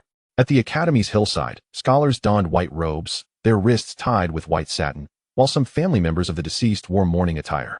Dozens of floral wreaths were raised by the scholars, creating a sea of white. The sound of weeping filled the air, lamentation echoing far and wide. 23 urns containing ashes, held by 23 scholars, bore the names of the departed. The bereaved families stood nearby, choking on their sobs, mourning as the white-haired sent the black-haired away. The morning breeze was cool, and the scene was heart-wrenching. "Is Lin Yi not here?"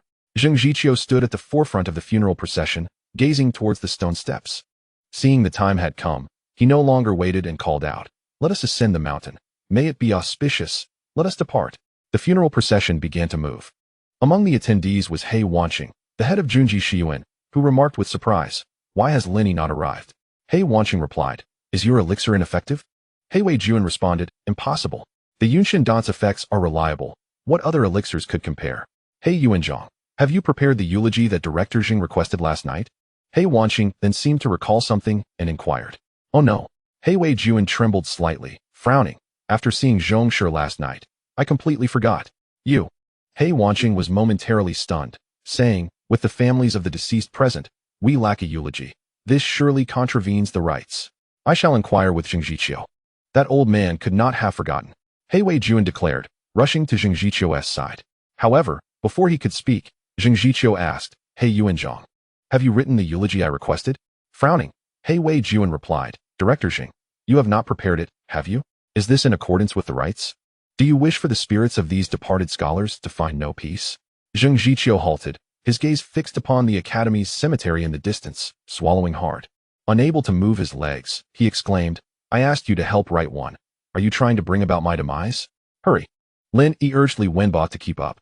Having just learned that time had passed, he had scarcely eaten breakfast, and hurriedly pulled Li Wenbo along. Last night, my dedication to studying was so intense that I missed the appointed time. The procession halted. Li Wenbo, upon noticing the funeral procession heading towards the Shuyuan cemetery, breathed a sigh of relief. Let us go. Lin Yi did not linger and quickened his pace towards it. He had promised to accompany these scholars on their final journey, and he could not go back on his word. He had even prepared a simple eulogy, hoping that these unexpectedly deceased scholars could find peace. In dying, scholars placed great emphasis on rituals and propriety, especially concerning funerals.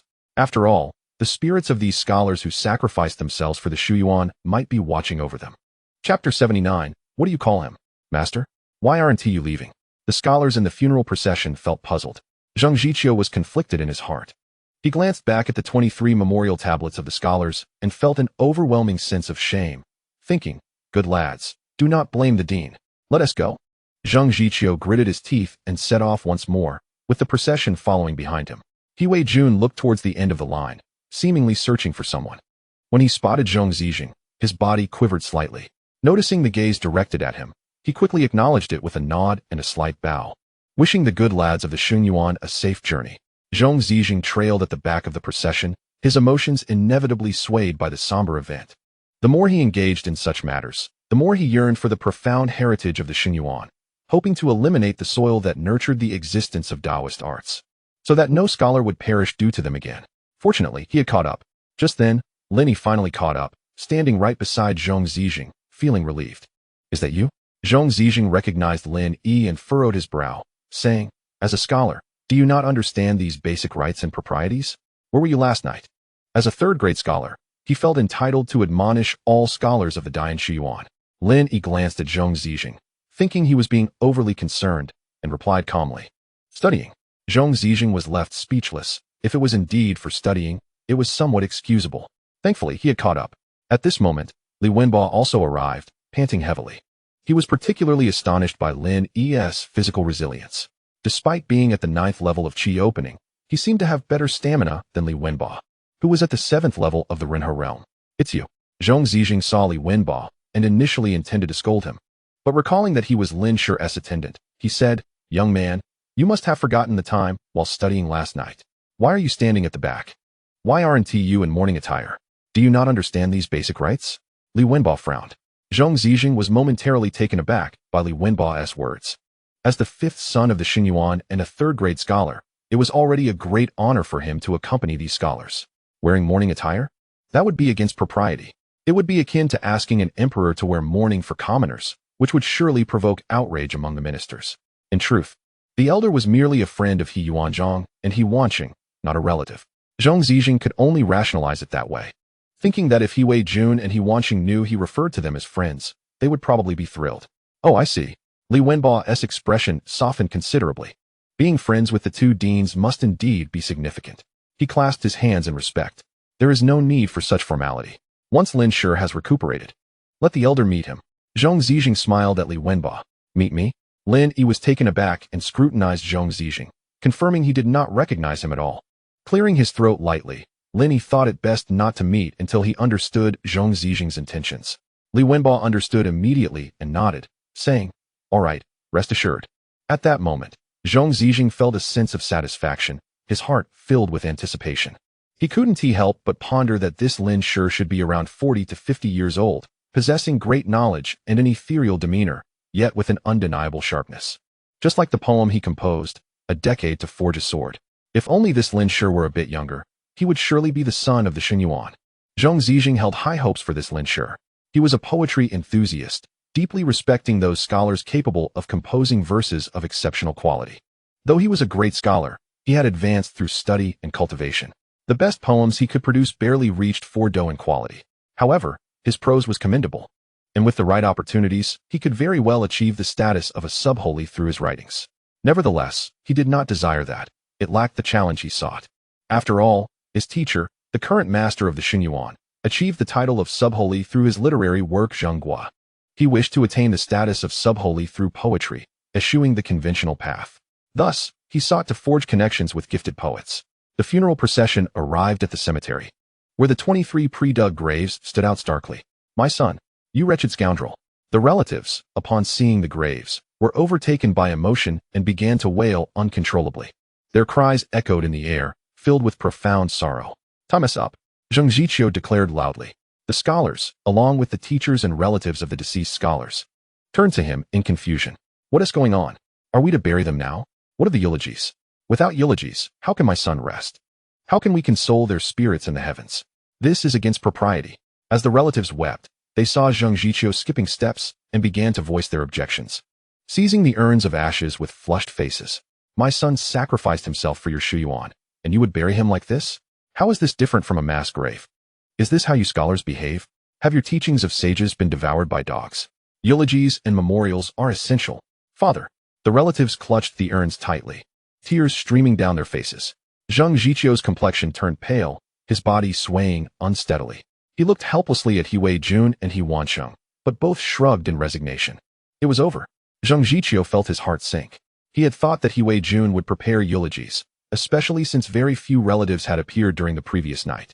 He assumed that if there were eulogies, it would be more formal, and if there were none, he could say a few words to commemorate these good lads of the Shuyuan. There was no need for excessive formality. After the burial, he could compensate the relatives. However, he never anticipated the relatives of these scholars would insist on eulogies and memorials. Zheng Ziqiu could understand their perspective. They had arrived in this world with great fanfare, and their families surely wished for them to depart in the same manner. It was only natural. Yet, he was utterly unprepared. What is going on? Zheng Ziqiu hasn't he even prepared eulogies or memorials? What kind of dean is this? Zheng Zijing exclaimed in anger. This is a violation of propriety. He felt that if the Pingzhou Shuyuan did not handle this matter well, even if there were poems inscribed on a monument, they would never be recorded in the Xinyuan. "Old man, if you're so capable, why don't you handle it?" Li Wenbo shot an annoyed glance at Zheng Zijing. Zheng Zijing had initially intended to retort that he had no expertise in such matters, but managed to restrain himself and changed his words. "This is not the field of expertise for the elder. But what your Shuyuan is doing is wrong, violating propriety." The dean is confused. Lin Yi, having perused the true interpretations of literature, had some understanding of the funeral rites for scholars. Therefore, he had specifically prepared a eulogy in advance, yet he was dismayed that the dean had overlooked it. Shaking his head, Lin Yi realized that at this critical moment, he had no choice but to step in. He stepped out from the procession and walked towards the cemetery, proclaiming in a clear voice, "Time is up. Let us commemorate the noble spirits and console the departed." Suddenly, a multitude of gazes converged upon Lin Yi. "Very well, very well." Zheng Ziqiu was momentarily taken aback, but upon seeing the scroll in Lin Yi's hand, he swiftly understood. His body trembled with excitement, and his anxious heart finally found solace. Yet, at that moment, he could not help but shed tears. At this critical juncture, it was unexpectedly Lin Yi who came to his rescue. Truly an extraordinary stroke of fortune. "Sir," Li Wenbo exclaimed, momentarily taken aback. Zheng Zijing's heart jolted. Abruptly turning to Li Wenbo, "What did you just call him?" "Sir, this is the term a scholar's attendant uses to address their master." Chapter 80, The Return of the Soul. "What did you just call him?" Zheng Zijing felt a stirring within. In that fleeting moment, he recalled the scene from their first encounter with Lin Yi. Fallen leaves, foreign trees, a solitary figure beneath the cold lamp. This was a line of poetry recited by Lin Yi, which remained etched in his memory. At that time, he had deemed Lin Yi's talents lacking and held little hope for him. Yet at this moment, he yearned to confirm whether the sir referred to by Li Wenbo was indeed the Lin Shi mentioned by the bachelor of Pingzhou Academy. "Uncle, are you not asking a question you already know the answer to?" Realizing he had let something slip, Li Wenbo chose not to conceal the truth any longer. Pointing at Lin Yi, "Look, the Lin Shi you wish to meet is none other than him." "What?" Zheng Zijing was utterly stunned. The poetry inscribed on the memorial stone and plaque originated from this youth he had previously underestimated, lamenting his lack of prospects. Yes, it was he. The one he had dismissed as lacking talent, whose diligence perfectly aligned with the phrase on the memorial stone regarding academic diligence. Zhong Zijing's heart echoed with astonishment. Leaving no room for doubt, he turned to Li Wenbo, incredulously asking, "He can also compose lyrics? Is poetry and couplets insufficient to encompass your talents? He does not spare even lyrics?" Huh. Li Wenbo cast a disdainful glance at Zhong Zijing, replying, "Not only lyrics, my master can craft prose that rivals poetry in quality." What? Zhong Zijing was bewildered. He felt a tingling sensation surge from his feet up to the crown of his head. His mind raced, not content with mere lyrics. He also excels in prose. Clad in a pristine scholar's robe, Lin Yi strode towards the cemetery. Though youthful, his stature was remarkably imposing. The assembled scholars and the bachelor regarded him with solemn expressions. This was Lin Shi, the prodigy responsible for the inscription of the memorial poetry. They felt a mix of anxiety and trepidation. Would he be able to conjure a eulogy as effortlessly as he had crafted the previous couplets that had moved the heavens? He Wei Jun chuckled lightly. I had anticipated such a scene. There is nothing he cannot resolve. He Wancheng fell silent. Meanwhile, Lin Yi approached Zheng Zhiqiu. With a voice trembling slightly, Zheng Zhiqiu whispered, "Lin Yi, you have saved the academy. You have saved me. How could the dean have forgotten such an important matter?" Fortunately, the disciple had also prepared a version in advance. Lin Yi began, "This is not a trivial matter. It concerns the principles of propriety. I initially intended to ask Dean He for assistance, but who knew?" Zheng Zhiqiu's face flushed with embarrassment, and he quickly stepped aside, saying, "You will handle the eulogy." Lin Yi fell silent, surprised at how swiftly Zheng Zhiqiu had withdrawn. "Who are you? What gives you the authority to represent the dean? Can you even recite the eulogy?" shouted a voice filled with skepticism. "You inexperienced boy, do not mislead us with empty words. Yes, I have heard that eulogies can summon the deceased soul to reappear. If you fail to achieve this, we shall not relent. My son cannot be laid to rest this way. He will not find peace."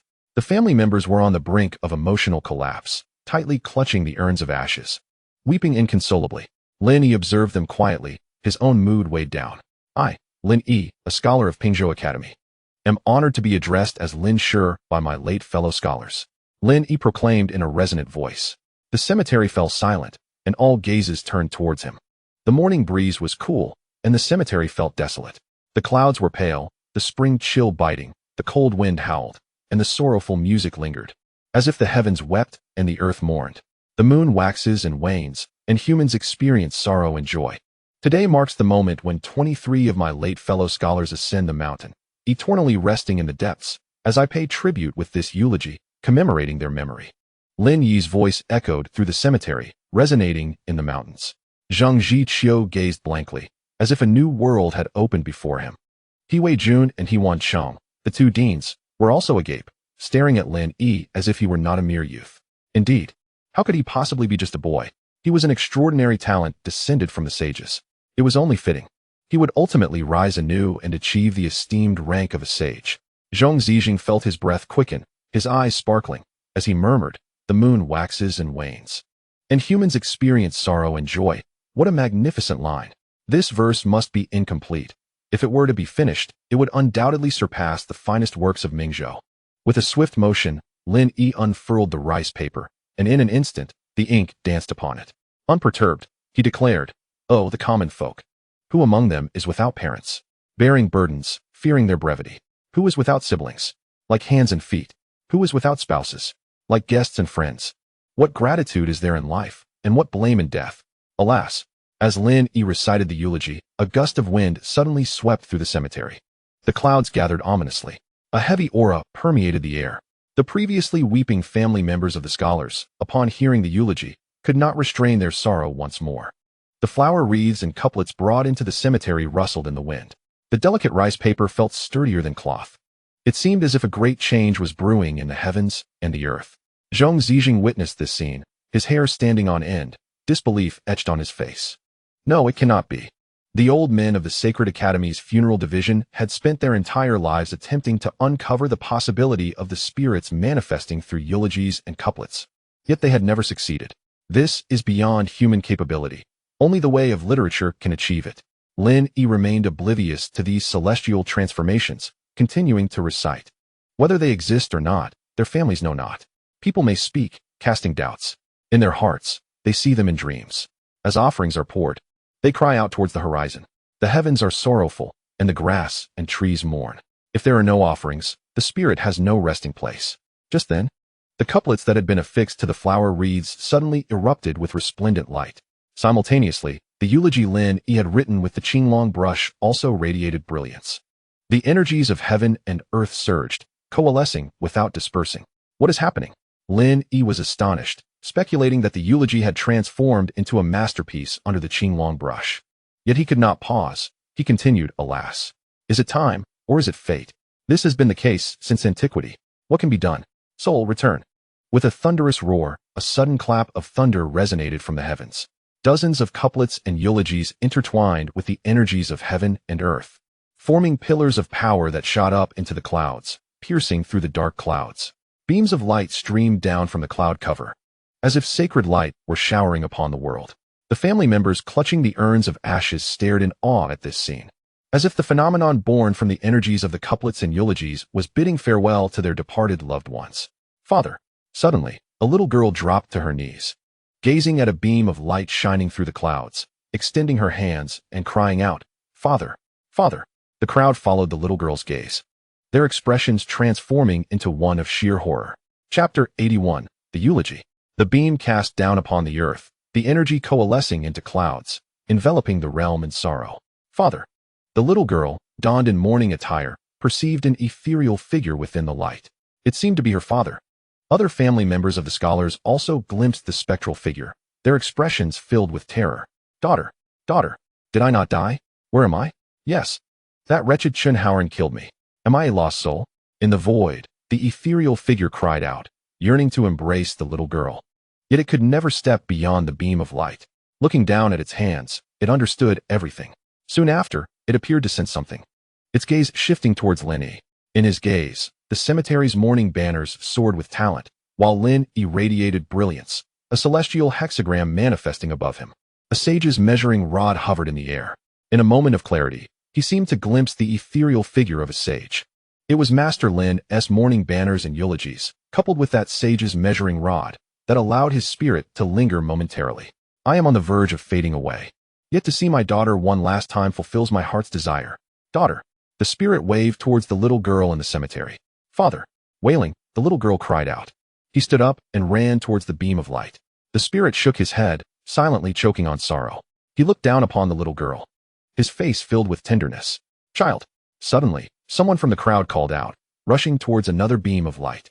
Within that beam, a phantom clad in a scholar's robe materialized. It was the deceased bachelor from the academy. Mother. Mother. The bachelor's spirit cried out in profound sadness. Yet he understood the futility of his calls. Kneeling in the void, he silently lamented. Mother, I have been unfilial. Brother. Sister. An increasing number of souls found their loved ones within the beams of light, a total of 23 spirits. They had truly manifest in the mortal realm. The heavens wept, and the earth mourned. He had indeed succeeded. The mourning banners and eulogies resonated with the cosmos, truly allowing the heroic spirits to reappear in the world. The legend was true. If those old fools from the Sacred Academy knew that a 9th grade scholar had accomplished this, they would surely go mad. Zhang Zijing felt utterly astonished. His mind was blank, his expression dazed. He was overwhelmed with excitement, internally shouting, Unprecedented, unprecedented. This is the return of heroic spirits. The resonance of mourning banners and eulogies aiding the literary path. A sage? No. Perhaps something even higher. He Wancheng's mouth hung slightly agape, as no words could convey the shock within him. He merely stared blankly at the scene. Lin Yi, he is a disciple of the Pingzhou Academy. Haha. I die without regrets. Zhang Zhiqiu wept profusely. Even if the sage were to grant him death now, he would have no regrets. Fang Qingxue, if it were not for your initial intervention, how could Lin Yi have joined the Pingzhou Academy? You are the primary contributor. Chen Jinbei could no longer contain his excitement, proclaiming, and I, as a humble scholar, am the second contributor. Li Wenbo displayed unrestrained joy, gazing at Lin Yi with admiration, thinking, ha, he lives as a master in life, and he will be a spirit in death. What has transpired? Upon finishing the eulogy, Lin Yi looked up to see 23 beams of light descending from the clouds. Within the beams were the souls of the deceased scholars from the academy, astonishingly returning to the mortal realm. Lin Yi quickly comprehended the situation.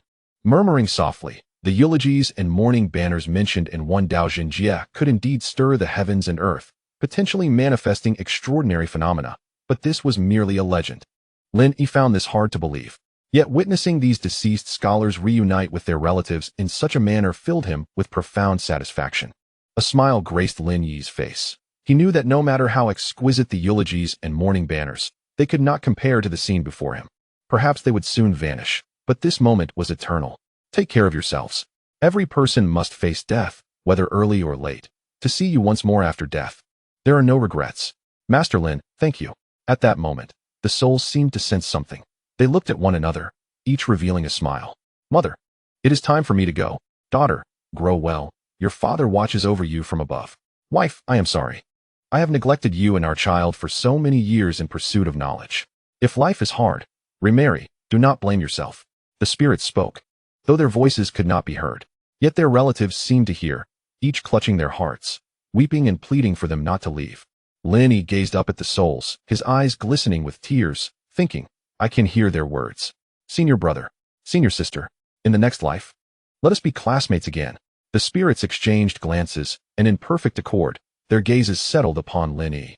At that moment, everyone raised their heads, watching the scholars' heroic spirits as they seemed about to depart forever. Master Lin, thank you.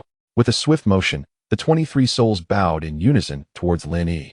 All present in and around the cemetery, Zhong Zijing, the principal, the scholars, and the mourning relatives, were left astounded, speechless before the spectacle. They looked to Lin Yi as if he were radiating brilliance. Lin Yi nodded slightly, then seemed to recall something, proclaiming, Today, we shall open the dragon's mouth and gently invite the great Feng Jun.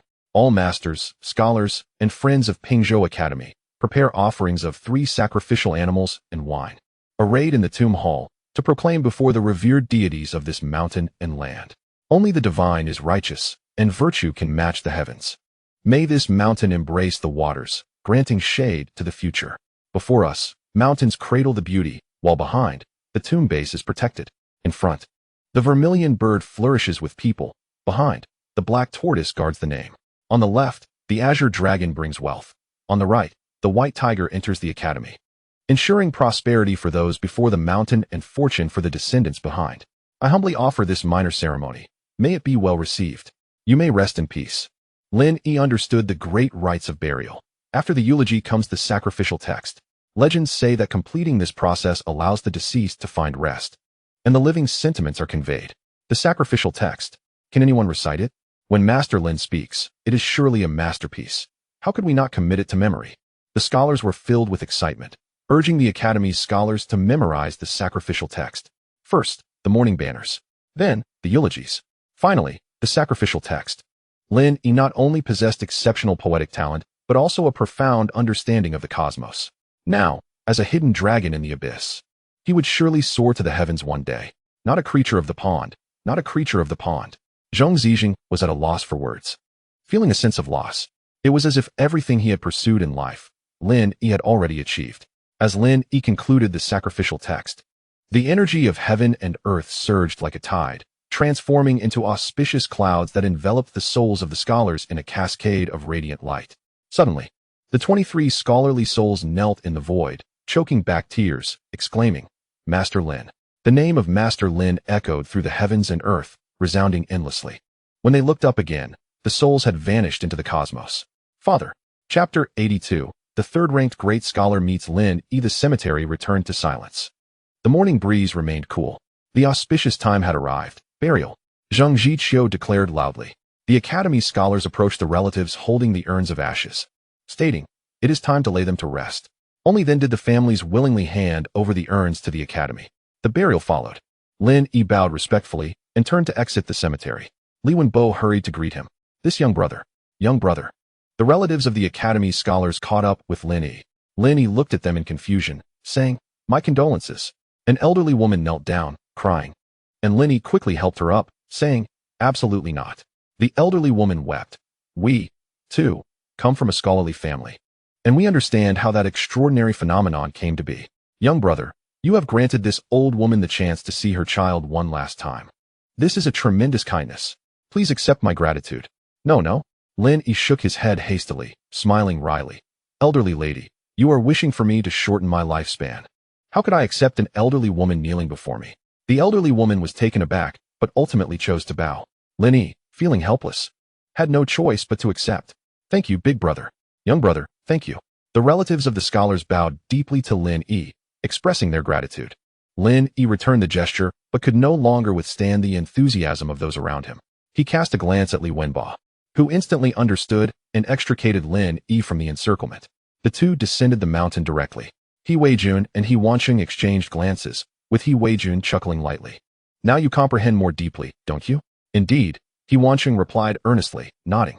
You were right. Befriending him might truly lead to breakthroughs. Yet, He Wanqing pondered inwardly. What use is this opportunity to me? My daughter. At this thought, a smile crept onto He Wanqing's lips. Master Lin, how did you achieve this? In the small courtyard near the foot of the mountain, Li Wenbo looked at Lin Yi with anticipation. This is truly remarkable. Initially, I thought the couplet was Lin Yi's moment of brilliance, but then the elegy emerged. I believe the elegy was the pinnacle of his talent. Yet the memorial text followed suit. The anomalies in nature and the support of literary Dao confirm what the dean stated. With Lin Yi, the literary Dao is not solitary. Lin Yi shook his head, stating, I truly do not know. It just flowed out, and I recited it, and there it was. He spoke the truth. He had assumed that in this world of literary Dao, poetry and prose would invoke changes in the celestial energies. To his surprise, anything related to words and talent could stir the energies of heaven and earth. If not for the abundant energies within him, he would not have gained so much. Lin Yi mused. Is this all? His talent is astonishing. He can achieve such results with ease. Li Wenbo appeared despondent, feeling as if he was merely a pretender of the 7th rank. Suddenly, a knock echoed at the courtyard door, followed by the voice of Zhong Zijing. Lin Yi, is it convenient for us to meet? Zhong Zijing's emotions were tumultuous. He had never anticipated that Lin Yi, whom he had deemed without prospects, would turn out to be the master Lin. The 3 poems of Mingzhou, a couplet, an elegy, a memorial text, each worthy enough to make scholars of the Holy Academy feel abashed. Such a talent was destined to be a son of the Holy Academy. The impressive righteous aura, in Lin Yi's presence, it was insignificant. Zhong Zijing, thinking of Lin Yi, naturally recalled the task assigned by his teacher, to find the scholar possessing the impressive righteous aura. Yet, he felt no interest now. Lin Yi found this perplexing. Hadn't this elder previously claimed he had no future? Why then did he wish to meet him now? Li Wenbo, do you know why this elder wants to see me? Lin Yi inquired. He is a friend of Dean He and Dean He. His status must not be trivial. He could be from another academy. Li Wenbo chuckled lightly. Thus, his visit is likely for the poems for the stele and plaque. Lin Yi nodded slightly, then stood to open the door. Sir, please take a seat. Li Wenbo exclaimed in shock, quickly adding, must you handle such matters personally? What use is there for me as a book boy if that is the case? I might as well find a stone to end it all. A book boy must hold value to remain. I am at a loss with you. Lin Yi sighed. Hee. Li Wenbo grinned and stepped outside to open the door. Regardless, I am merely a 9th rank scholar, while he is a senior. Lin Yi understood this well. He prepared 3 teacups and poured tea, awaiting Zhong Zijing's entrance. In this world, where literary Dao is revered, no matter how many poems and prose one possesses, one cannot instantly become a peak master of Diyan. Excessive pride leads to inevitable downfall.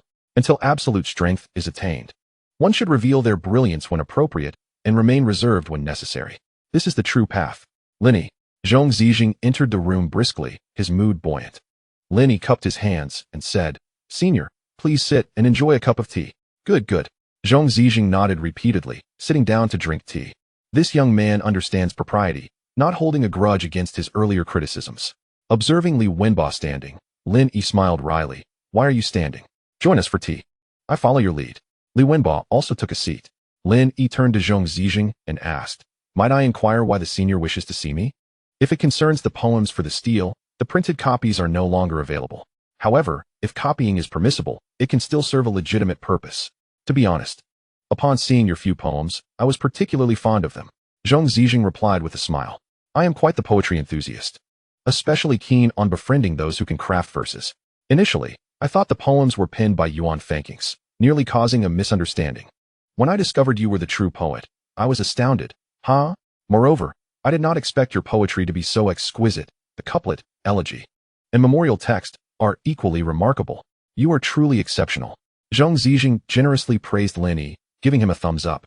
A third-rank scholar venerating another in such a manner had never occurred throughout history. Lin Yi was indeed the first. You flatter me, senior. Lin Yi chuckled. Zhong Zijing then drained his tea, fixing his gaze on Lin Yi, and said earnestly, Lin Yi, if you had the opportunity to enter the Holy Academy without going through the provincial examination, the national examination, or the palace examination, would you be willing? Lin Yi had no particular reaction, yet Li Wenbo was so shocked that his teacup fell to the ground, shattering into pieces. I apologize. I was too excited.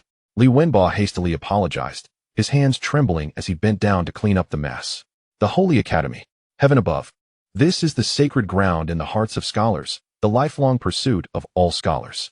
Should Lin Yi enter the academy as his book boy, he would ascend alongside him. Quickly agree. My ancestors would be proud. Li Wenbo internally screamed. Chapter 83. Refusing entry to the Holy Academy. Entering the Holy Academy? Lin Yi truly did not anticipate Zhong Zijing would suddenly pose such a question.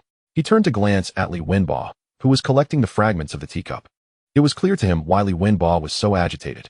For scholars, entering the Holy Academy is an honor. In fact, it is the ultimate goal of all scholars. The provincial examination, national examination, palace examination, each step brings one closer to the sacred ground, fueling the late-night study sessions of scholars. What connection does this elder have with the Holy Academy? Lin Yi did not respond directly, but sought to understand the basis of this assertion. Zhong Zijing paused briefly, then replied, a great scholar from the Holy Academy is a friend of mine. I can assist in recommending you. As he spoke, he looked at Lin Yi with eager anticipation. Li Wenbo thought to himself, incredible. He is friends with a great scholar. I hope I did not leave a bad impression. Lin Yi did not ponder for long. He poured a cup of tea for Zhong Zijing and said, thank you for your kind offer, senior. Entering the Holy Academy is indeed a pursuit for us scholars, as it represents recognition of one's talents and abilities. However, it is precisely for this reason that I must decline. Undoubtedly, entering the Holy Academy would grant me access to greater scholarly resources and superior mentorship. But I prefer to rely on my own efforts to test my capabilities, rather than resorting to connections. Lin Yi politely declined Zhong Zijing's proposal. Zhong Zijing was taken aback, struggling to believe his ears. A refusal. Lin Yi had actually turned down the opportunity to enter the Holy Academy. Countless scholars dream of this, as it marks the true beginning of their ascent. Entering the Holy Academy means studying the works of sages, mastering unparalleled literary skills, and vanquishing demons. Zhong Zijing stated earnestly, Lin Yi, please reconsider. My friend in the Holy Academy would surely grant this favor. Lin Yi smiled. I have given it considerable thought, senior. Zhong Zijing grew anxious. Why are you being so foolish? Ask your book boy how he would react to such an opportunity. Li Wenbo earnestly proclaimed, I shall return to my hometown's Linyuan to observe which grave emits green smoke, and then inform my parents that it is our ancestral tomb. Lin Yi and Zhong Zijing exchanged bewildered glances. Let the senior grant him the opportunity, Lin Yi suggested. Grandfather? A buzzing sensation enveloped Li Wenbo's head, his eyes instantly reddening with emotion, wishing he could bow to the ground. From that moment, he resolved to devote himself to Lin Yi. No, he must not get carried away. Just as Li Wenbo was about to kneel in gratitude, he quickly realized the impossibility of the situation. This elder could not recommend him because he valued Lin Yi's talent. With tears in his eyes, Li Wenbo anxiously gazed at Lin Yi, exclaiming, Grandfather, you cannot abandon me. I refuse to go to Xingyuan. I only wish to stay by your side. Lin Yi looked at Li Wenbo in astonishment, silently acknowledging his loyalty. Zhong Zijing regarded Li Wenbo with newfound respect, then rose and said, Lin Yi, the elder shall not pressure you. I will remain at Pingzhou Academy for the time being. Should you change your mind, feel free to inform me. The elder took his leave. The more one pushes, the more adverse the effect may become. Zhong Zijing resolved to adopt a different approach. Take care, senior. Lin Yi rose to see him off, while Zhong Zijing sighed and shook his head as he departed the courtyard. Grandfather. As soon as Zhong Zijing left, Li Wenbo widened his eyes and fixated on Lin Yi. That is the National Sacred Academy. Why didn't you accept? Lin Yi responded, if I were to agree, I might not survive until next year. Li Wenbo's face turned pale with fear. Lin Yi chuckled. To enter the Sacred Academy, one must at least pass the palace examination, which requires a minimum of a 6th-rank scholar status. As a mere 9th-rank novice, what do you think would happen to me there? I need not elaborate further. Lin Yi was confident that Li Wenbo would comprehend. I do not understand. Li Wenbo shook his head, perplexed. You see, Lin Yi continued, everyone harbors jealousy.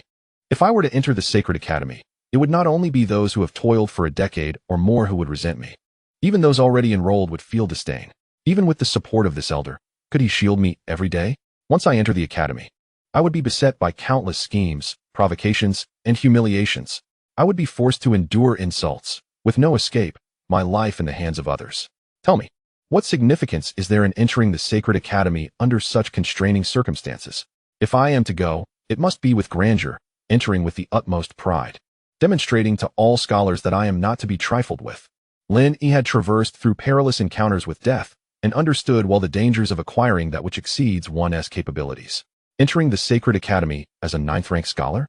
One might as well rush in only to find oneself frozen in death. After reflecting on Lin Yi's words, Li Wenbo shuddered and said, "Grandfather, you are absolutely right.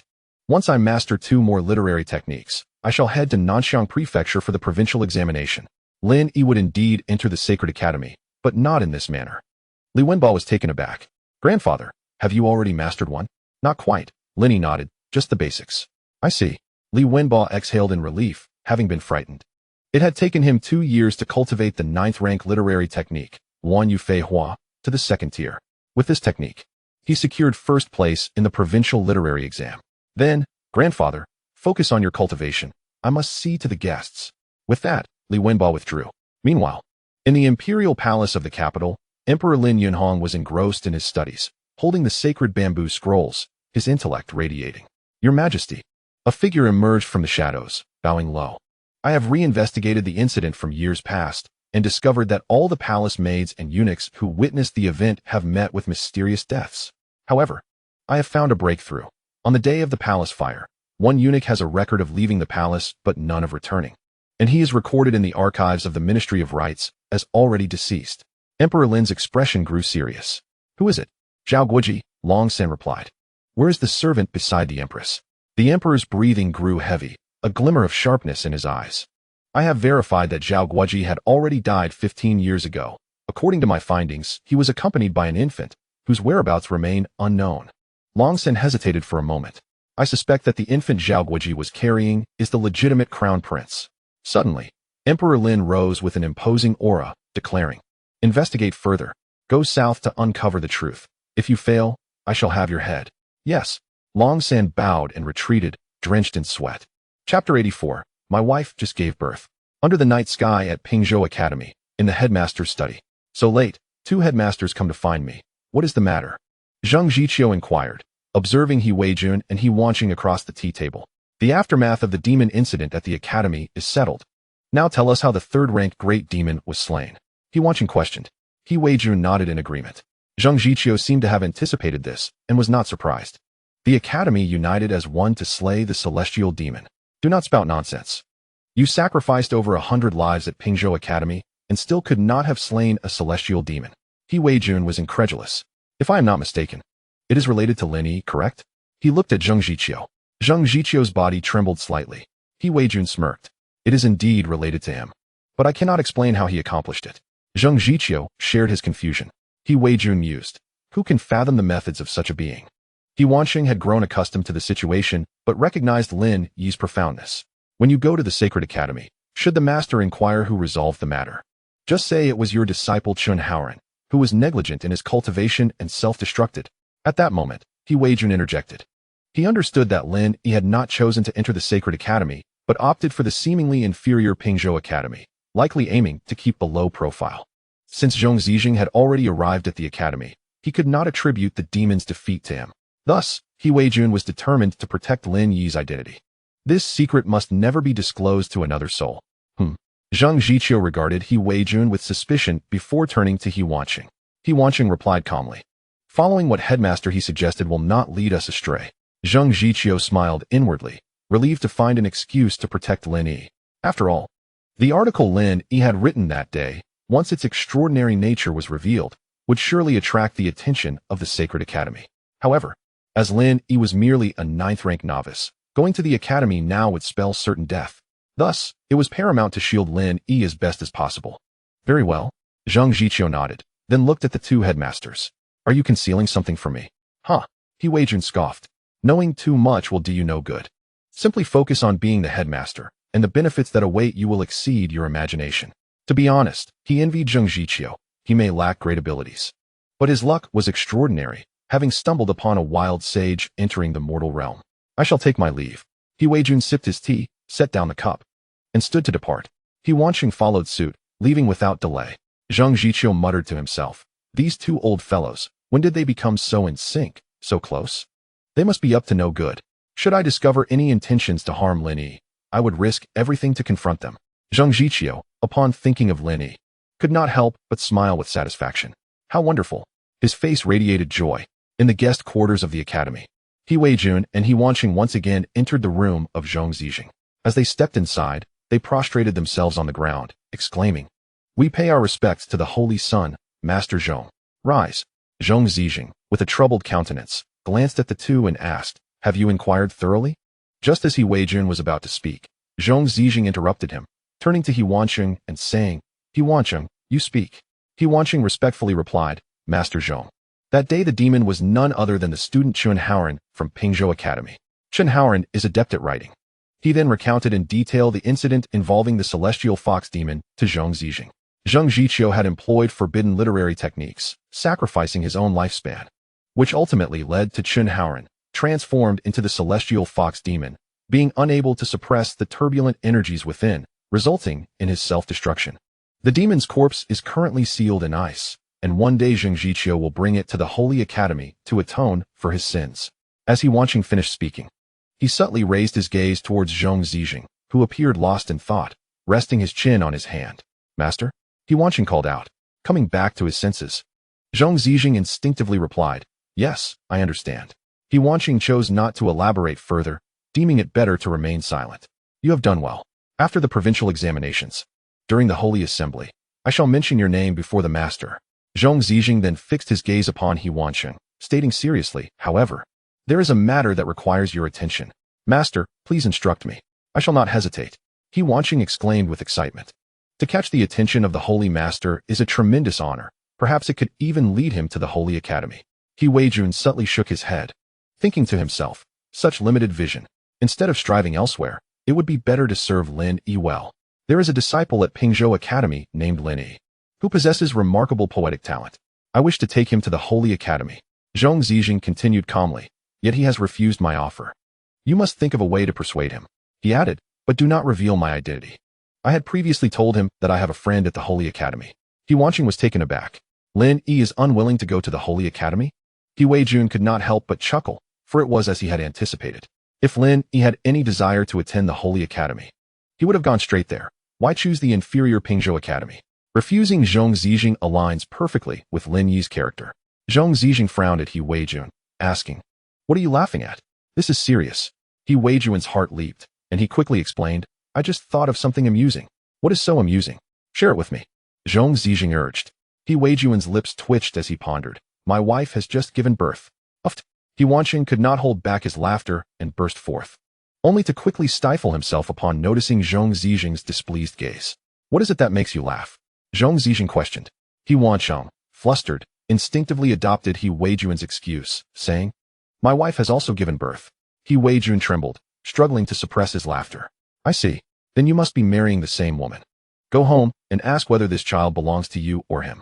In an instant, beads of cold sweat trickled down the foreheads of He Weijun and He Wanqing, and they both lowered their heads. Lin Yi is a talent, and I do not wish to see such talent wasted in Pingzhou Academy. Zheng Zhiqiu continued without punishing them. The place where he can truly showcase his talents is the Holy Academy. If you too can persuade him, there will be rewards from the Holy Academy. Do you understand?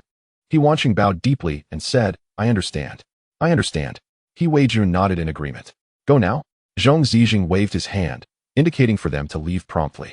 After the two directors departed, Zheng Zhiqiu spoke to himself in the room, saying, "Lin Yi, the opportunity has been presented to you. You must learn to seize it. After all, that scholar with righteous spirit possesses greater potential than you.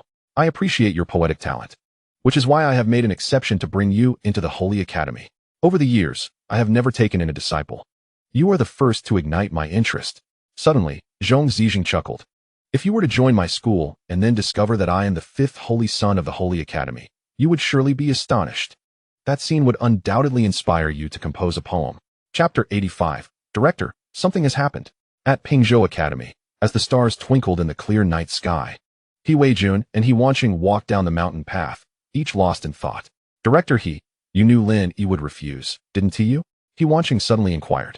Indeed. He Weijun nodded. Furrowing his brow, He Wanqing remarked, then no matter how we persuade him, it will be of no use. This fellow does not seem like a scholar at all. He has no interest in the Holy Academy. Why should we even try? He Weijun raised an eyebrow and glanced back towards the guest quarters. If Lin Yi were to go to the Holy Academy, we would completely lose this golden opportunity. I fear that if Lin Yi does not remember our kindness, our time at Pingzhou Academy would be in vain. He Weijun halted, turning to He Wanqing. Do not think about the rewards from the Holy Academy. They are mere illusions. If you believe Master Zhong's verbal promises will entice you, then go ahead and persuade him. But do not regret it later. With that, He Weijun turned and left. Director He Wanqing was greatly shaken and hastily pursued, saying, You refuse to tell me what secrets Lin Yi holds, yet you say there are opportunities. How can I navigate this? Are you standing with the Holy Academy or with Lin Yi? He Weijun directly questioned. He Wanqing's expression faltered, his heart conflicted. After a moment of decision, he gritted his teeth and declared, I stand with Lin Yi. Good. He Weijun replied solemnly. We are the two leading directors of Nanxiang Prefecture, powerful enough to shield him from all. Remember, Lin Yi must grow within Nanxiang Prefecture and feel our care for him. Therefore, we should not persuade Lin Yi to go to the Holy Academy, but rather encourage him to leave Master Zhong's sight swiftly. After all, the provincial examinations are next month. He should set off immediately. A fierce glint flashed in He Weijun's eyes. The Holy Academy? I truly disdain going there. For the Holy Master does not regard me. It would be better to place my hopes on Lin Yi. He Wanqing, gritting his teeth, nodded in agreement. All right. Let us go. Without hesitation, He Weijun strode quickly towards Li Wenba's residence. Reading 10,000 volumes of books and traveling 10,000 miles, day after day. Diligently studying the sage's texts, without understanding the outside world. Such learning is of little use. Lin Yi set down his books. Rising from his room, he gazed up at the sparsely dotted stars in the night sky, feeling a twinge of melancholy. Pingzhou Academy felt too small, now reduced to merely dozens of students. It resembled a single class from his past life. Although he could freely browse through books and engage with literary techniques and ink treasures, such rote study held little significance. Lin Yi. At that moment, the slightly ajar courtyard door was pushed open, and He Weijun entered with a smile, saying, So late, gazing at the stars? He Wanqing followed him in with a smile as well. What brings them here? Lin Yi was taken aback, wondering what business they could have with him. Yet he greeted them respectfully. Greetings, esteemed directors. Do not stand on ceremony. He Weijun feigned a stern expression before revealing a smile. Lin Yi, the provincial examinations are next month. The journey to the capital is long. You must begin preparing early. He Wanqing nodded. This pertains to your literary achievements and the advancement of your literary realm. It cannot be taken lightly. What guidance do the esteemed directors have? Lin Yi clasped his hands respectfully. He took the provincial examinations seriously. Although he had only recently traversed into this world, his cultivation realm was merely at the 9th grade. Far from impressive, He Weijun smiled slightly and said, I have heard that someone wishes to recommend you to the Holy Academy. Indeed, there is such a matter. Lin Yi nodded thoughtfully, pondering whether they had come to persuade him. What are your thoughts? He Weijun replied earnestly, You must understand that throughout history, no scholar has not yearned for the Sheng Yuan. Everyone studies and cultivates with the hope of one day entering the Sheng Yuan to listen to the teachings of the sages. Not interested. Lin Yi responded with a faint smile, shaking his head. If I haven't even learned to walk, how can I venture into a place that requires running? That would be a hardship for a junior. In his previous life, he had read countless sayings of the sages. Could they possibly surpass the teachings of the Yisheng from the Zhen Guosheng Yuan? Ha ha ha, what a splendid metaphor. He Weijun laughed heartily, thinking to himself that Lin Yi was even disinterested in the teachings of the Yisheng. Look at that. Is Lin Yi not a sage descending into the mundane realm? However, there is someone of significant standing in your academy who has taken a liking to your poetic talent and specifically requested to take you under his wing. What will you do? He Weijun shifted to the main topic. Beside them, He Wanqing was fully alert, ready to support He Weijun at any moment. I have already declined. Lin Yi stated. It is futile. Once this person has made up his mind, not even 10 oxen could pull him back. I suspect that in a few days, if you still refuse, he will forcibly take you away. He Weijun sighed. To speak candidly, while the Sheng Yuan is admirable, with your current literary and martial cultivation, going there would only bring you harm. Lin Yi began to feel skeptical. What did He Jun mean by that? Why was he showing such concern? At this moment, He Sheng also spoke up. Lin Yi, as a scholar of Nanxiang Fu, I truly do not wish for you to go to the Sheng Yuan at this time. How about this? You leave the Pingzhou Academy and participate in the provincial examination instead. Honestly, leaving now is not too early. He Jun nodded in agreement. Indeed. If you depart from the Pingzhou Academy, he will not be able to do anything to you. Over time, he will give up. In the future, when you gain admission to the Sheng Yuan through your own merit, would that not be more glorious? Relying on backdoor connections to enter the Sheng Yuan? Frankly, I look down upon that. To be honest, saying all this, I also have my own selfish motives. I am hoping that Nanxiang Fu can produce an exceptionally talented prodigy, so that both I and director he can share in the glory. He Jun's face flushed with embarrassment as he stroked his beard and laughed. He Sheng joined in the laughter, his face slightly reddening, seemingly a bit shy. Having selfish motives is only natural. If one were to advise me against going to the Sheng Yuan without any ulterior motives, that would be abnormal. Lin Yi mused to himself. It turned out they wished for him to leave Nanxiang Fu through the provincial examination, allowing them to gain accolades for nurturing talent and bask in the glory. Now, embarking on the journey to take the provincial examination seemed like a commendable approach. After all, he had already grasped much of the literary and martial arts. Lin Yi indeed felt a twinge of temptation. He had been troubled by the monotony of life at the academy, and it would be better to explore the outside world instead. Furthermore, it would help him avoid being forcefully taken to the Sheng Yuan by Zhong Zizhong, which could lead to dire consequences. I will consider it, Lin Yi replied, not immediately stating when he would leave. Even if he were to depart from the academy, he did not wish to be led by He Jun and He Sheng. His path was one he intended to tread on his own. Very well. He Jun nodded. Then rest early. Director He and I will take a stroll. We just happened to see you in the courtyard and exchanged a few words. We shall take our leave now. Hee.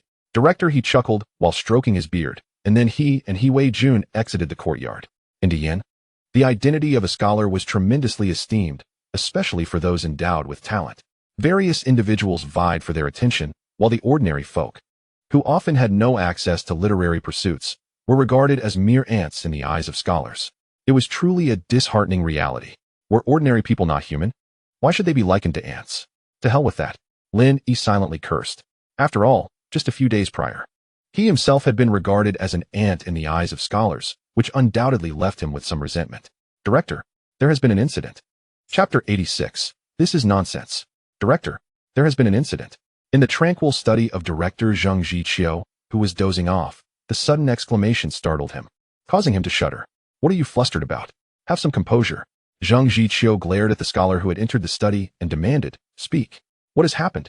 The scholar, beads of sweat forming on his forehead, presented an ordinary letter. A letter from the state government? Zhang Zhiqiu's heart sank as he glanced at the panicked scholar and asked, Have you read the letter? Yes. The scholar replied nervously. Zhang Zhiqiu, filled with suspicion, opened the letter, and his body trembled as his face turned pale. 2 more have died. Buzz. Zhang Zhiqiu felt as if the world were crumbling around him. Just recently, he had buried 23 scholars from the academy, and now 2 more had perished. Lindong County is also under the jurisdiction of our Pingzhou Academy. Damn it. Another case of scholars practicing the Tao. Angered, Zhang Zhiqiu gritted his teeth and exclaimed, These scholars practicing the Tao are truly worthless. When faced with a setback, they cannot improve their strength and instead choose the path of the Tao, unaware that it leads to ruin. Get Chen Fuzi here. He hasn't fully recovered from his injuries. Zhang Fuzi is also unavailable. He is even more severely injured. Li Fuzi is no good either. He too is injured. Zhang Zhiqiu mentally reviewed all the capable instructors available in the academy and found there was no one he could rely on, causing a wave of despair to wash over him. Among the entire academy, only Lin Yi and Li Wenbo were relatively unscathed. A 7th-rank Renja could indeed be useful. Thinking of Li Wenbo, Zhang Zhiqiu instructed the scholar, Bring Li Wenbo here. Yes. The scholar promptly withdrew. Before long, Li Wenbo entered the study with a food box, looking puzzled. Disciple pays respects to the director. Director, Lin Yi has been studying diligently, so I warmed up some food for him to take over.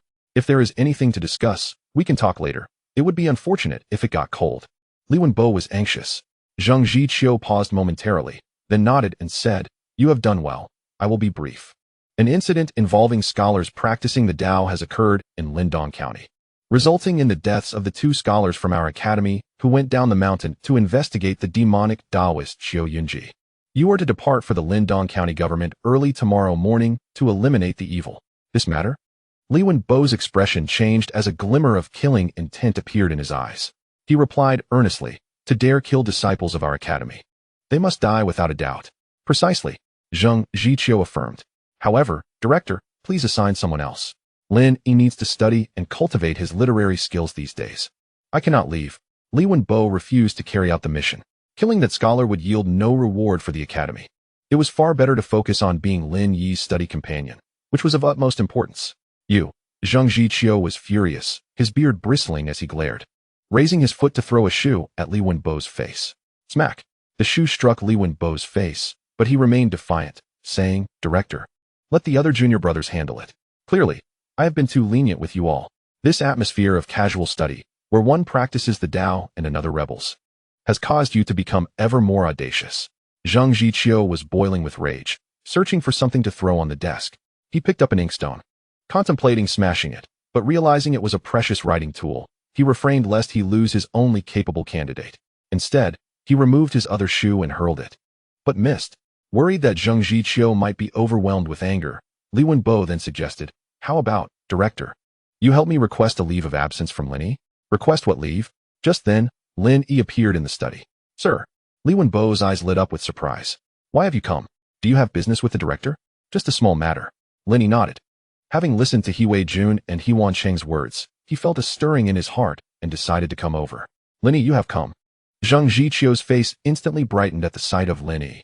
He rushed barefoot to pour tea for Lin Yi, saying, Sit, please sit. Li Wenbo stood there in a daze, watching the scene unfold. As soon as Lin Yi sat down, Zheng Zhiqiu began to ask after his well-being, saying, Lin Yi, you have worked hard during the day, writing eulogies and memorials. I must thank you for helping the director out of a tight spot. Moreover, I never expected that you, my young friend, possess such remarkable talent. The couplet and the eulogy resonate deeply, evoking profound emotions, as if the spirits of those learned scholars have been summoned back to the realm of the living. Alas, the dean has wept all his tears dry. Zheng Zhiqiu wiped the corner of his eye and then curiously turned to Lin Yi, asking, by the way, what brings you to see the dean? Is it for some literary works and ink treasures? Oh, must you come all this way for such trivial matters? Just have Li Wenbo fetch them. The time wasted on this back and forth is considerable. You should focus on your studies in preparation for next month's provincial examination. Li Wenbo. Lin Yi forced a smile and finally interjected after Zheng Zhiqiu finished speaking. The truth is, I intend to descend the mountain tomorrow to participate in the provincial examination. What? What? Zheng Zhiqiu and Li Wenbo both jumped up in astonishment. This is sheer folly. You've only just entered the academy a few days ago. What could you possibly have learned to achieve good results? Zheng Zhiqiu said sternly, the dean has high hopes for you. You are destined to achieve great success in the future. Hurry back and study. Lin Yi was resolute, stating, I have already mastered the 9th grade literary techniques. The practical examination poses no challenge, and I am confident in the literary examination. He was driven by the fact that there was little left for him to learn. He was a man of great ambition, unwilling to ever pause in his pursuits. What good is it to grasp literary techniques if one cannot apply them? Zheng Zhiqiu frowned, saying, at most, you can only recite the literary pieces. You cannot even reach the first layer of the literary realm. You will definitely be at the bottom in the provincial examination. If others find out that the prodigy from Pingzhou Academy, who has produced the verses of Mingzhou, is a good-for-nothing without even a basic literary realm, where will the dean's dignity go? Young man, you cannot rush the cultivation of literary techniques. 2 months is indeed a bit hasty, but with my guidance, it should be manageable. Li Wenbo also voiced his concerns. You cannot rush the provincial examination. Matters concerning your literary path cannot be taken lightly. If you fail this year, you can try again next year, but you will be 2 years older, and your prospects will be even dimmer. The dean's reasoning is sound. Lin Yi nodded and asked, so, if I achieve the 2nd layer of literary realm, can I then participate in the provincial examination? Of course. A scholar who has opened the 9th grade acumen and can cultivate to the 2nd layer of the literary realm is a rarity. You would surely be the top contender in the provincial examination. Zheng Zhiqiu then spoke gently, Lin Yi, my dear disciple, heed the dean's advice. Once you achieve the 2nd layer of the literary realm, I will personally escort you to the capital. Be good. Zheng Zhiqiu earnestly urged, fearing Lin Yi might act impulsively. Chapter 87. When out in the world, You must protect Lin Yi. Lin Yi smiled slightly. What are you smiling about? Zhang Jiqiu paused for a moment, pondered, and could not help but exclaim, don't tell me you've actually achieved the second layer of literary realm already? He was astonished. Quickly, he took a sip of tea to calm himself. Huh. Upon hearing this, Li Wenbo felt his scalp tingle. How could that be? Lin Yi initially thought that the second layer of ninth-grade literary techniques was not particularly remarkable. It seemed childish to boast about such matters. However, the only way for him to descend the mountain was to use the second layer of literary techniques to leave Zhang Jiqiu speechless. But before Lin Yi could speak, Li Wenbo exclaimed, that's impossible. You only started your cultivation yesterday. Uffed. Zhang Jiqiu, who had just taken a sip of tea, sprayed it all over Li Wenbo's face, coughing as he choked. Cough, cough. Zhang Jiqiu regained his composure and glared at Lin Yi. The old man thought you had truly cultivated to the second layer of literary realm. But unexpectedly, you only began yesterday. Go, go, go. It's late. Hurry back and rest. The old man and Li Wenbo have matters to attend to. Zhang Jiqiu was shooing him away. Lin Yi thought that if he did not clarify matters, he would never get off this mountain. So he directly declared, I have indeed cultivated to the second layer of literary realm. Hurry up, get moving, and go sleep. Zhang Jiqiu could not possibly believe him. He did not even give Lin Yi a chance to demonstrate, immediately covering Lin Yi's tea bowl. Now, will you leave or not? Young man, you are the hope of our academy. The dean has high hopes for you. Take this food box back and eat it while it's hot. Li Wenbo handed the food box to Lin Yi and promptly pushed him out. Damn. Standing outside the study hall, Lin Yi could not help but mutter to himself. You don't believe me, do you? He took out the Qinglang pen from his sleeve, intending to make a bold move.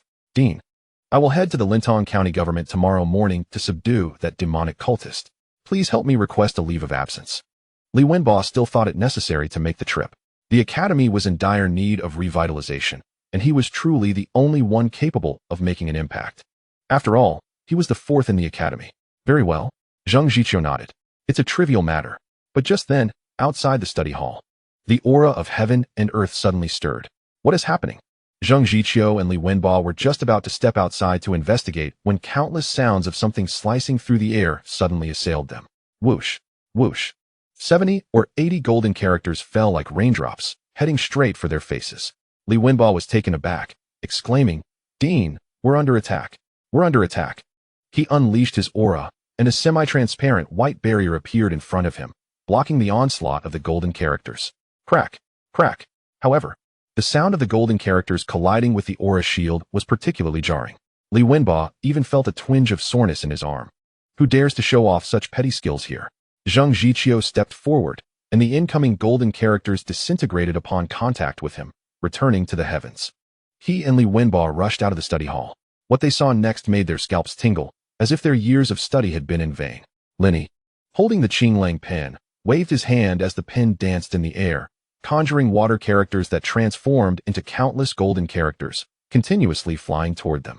The two men stood frozen, mouths agape, rendered utterly speechless. At that moment, no words could express the terror they felt within. Indeed, it was sheer terror. How could such a person exist in this world? He had only begun his literary cultivation yesterday, and today he had already reached the second layer of literary realm. With a stroke of the pen, aura transformed into characters, unleashed in an instant. It was utterly unprecedented. Oh dear. The old man's eyes and expression were truly fearsome.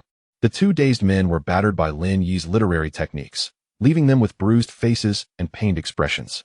They crouched down, grimacing in pain, attempting to withstand literary techniques with their physical bodies. Even though Lin Yi was merely a ninth-grade practitioner, they still suffered.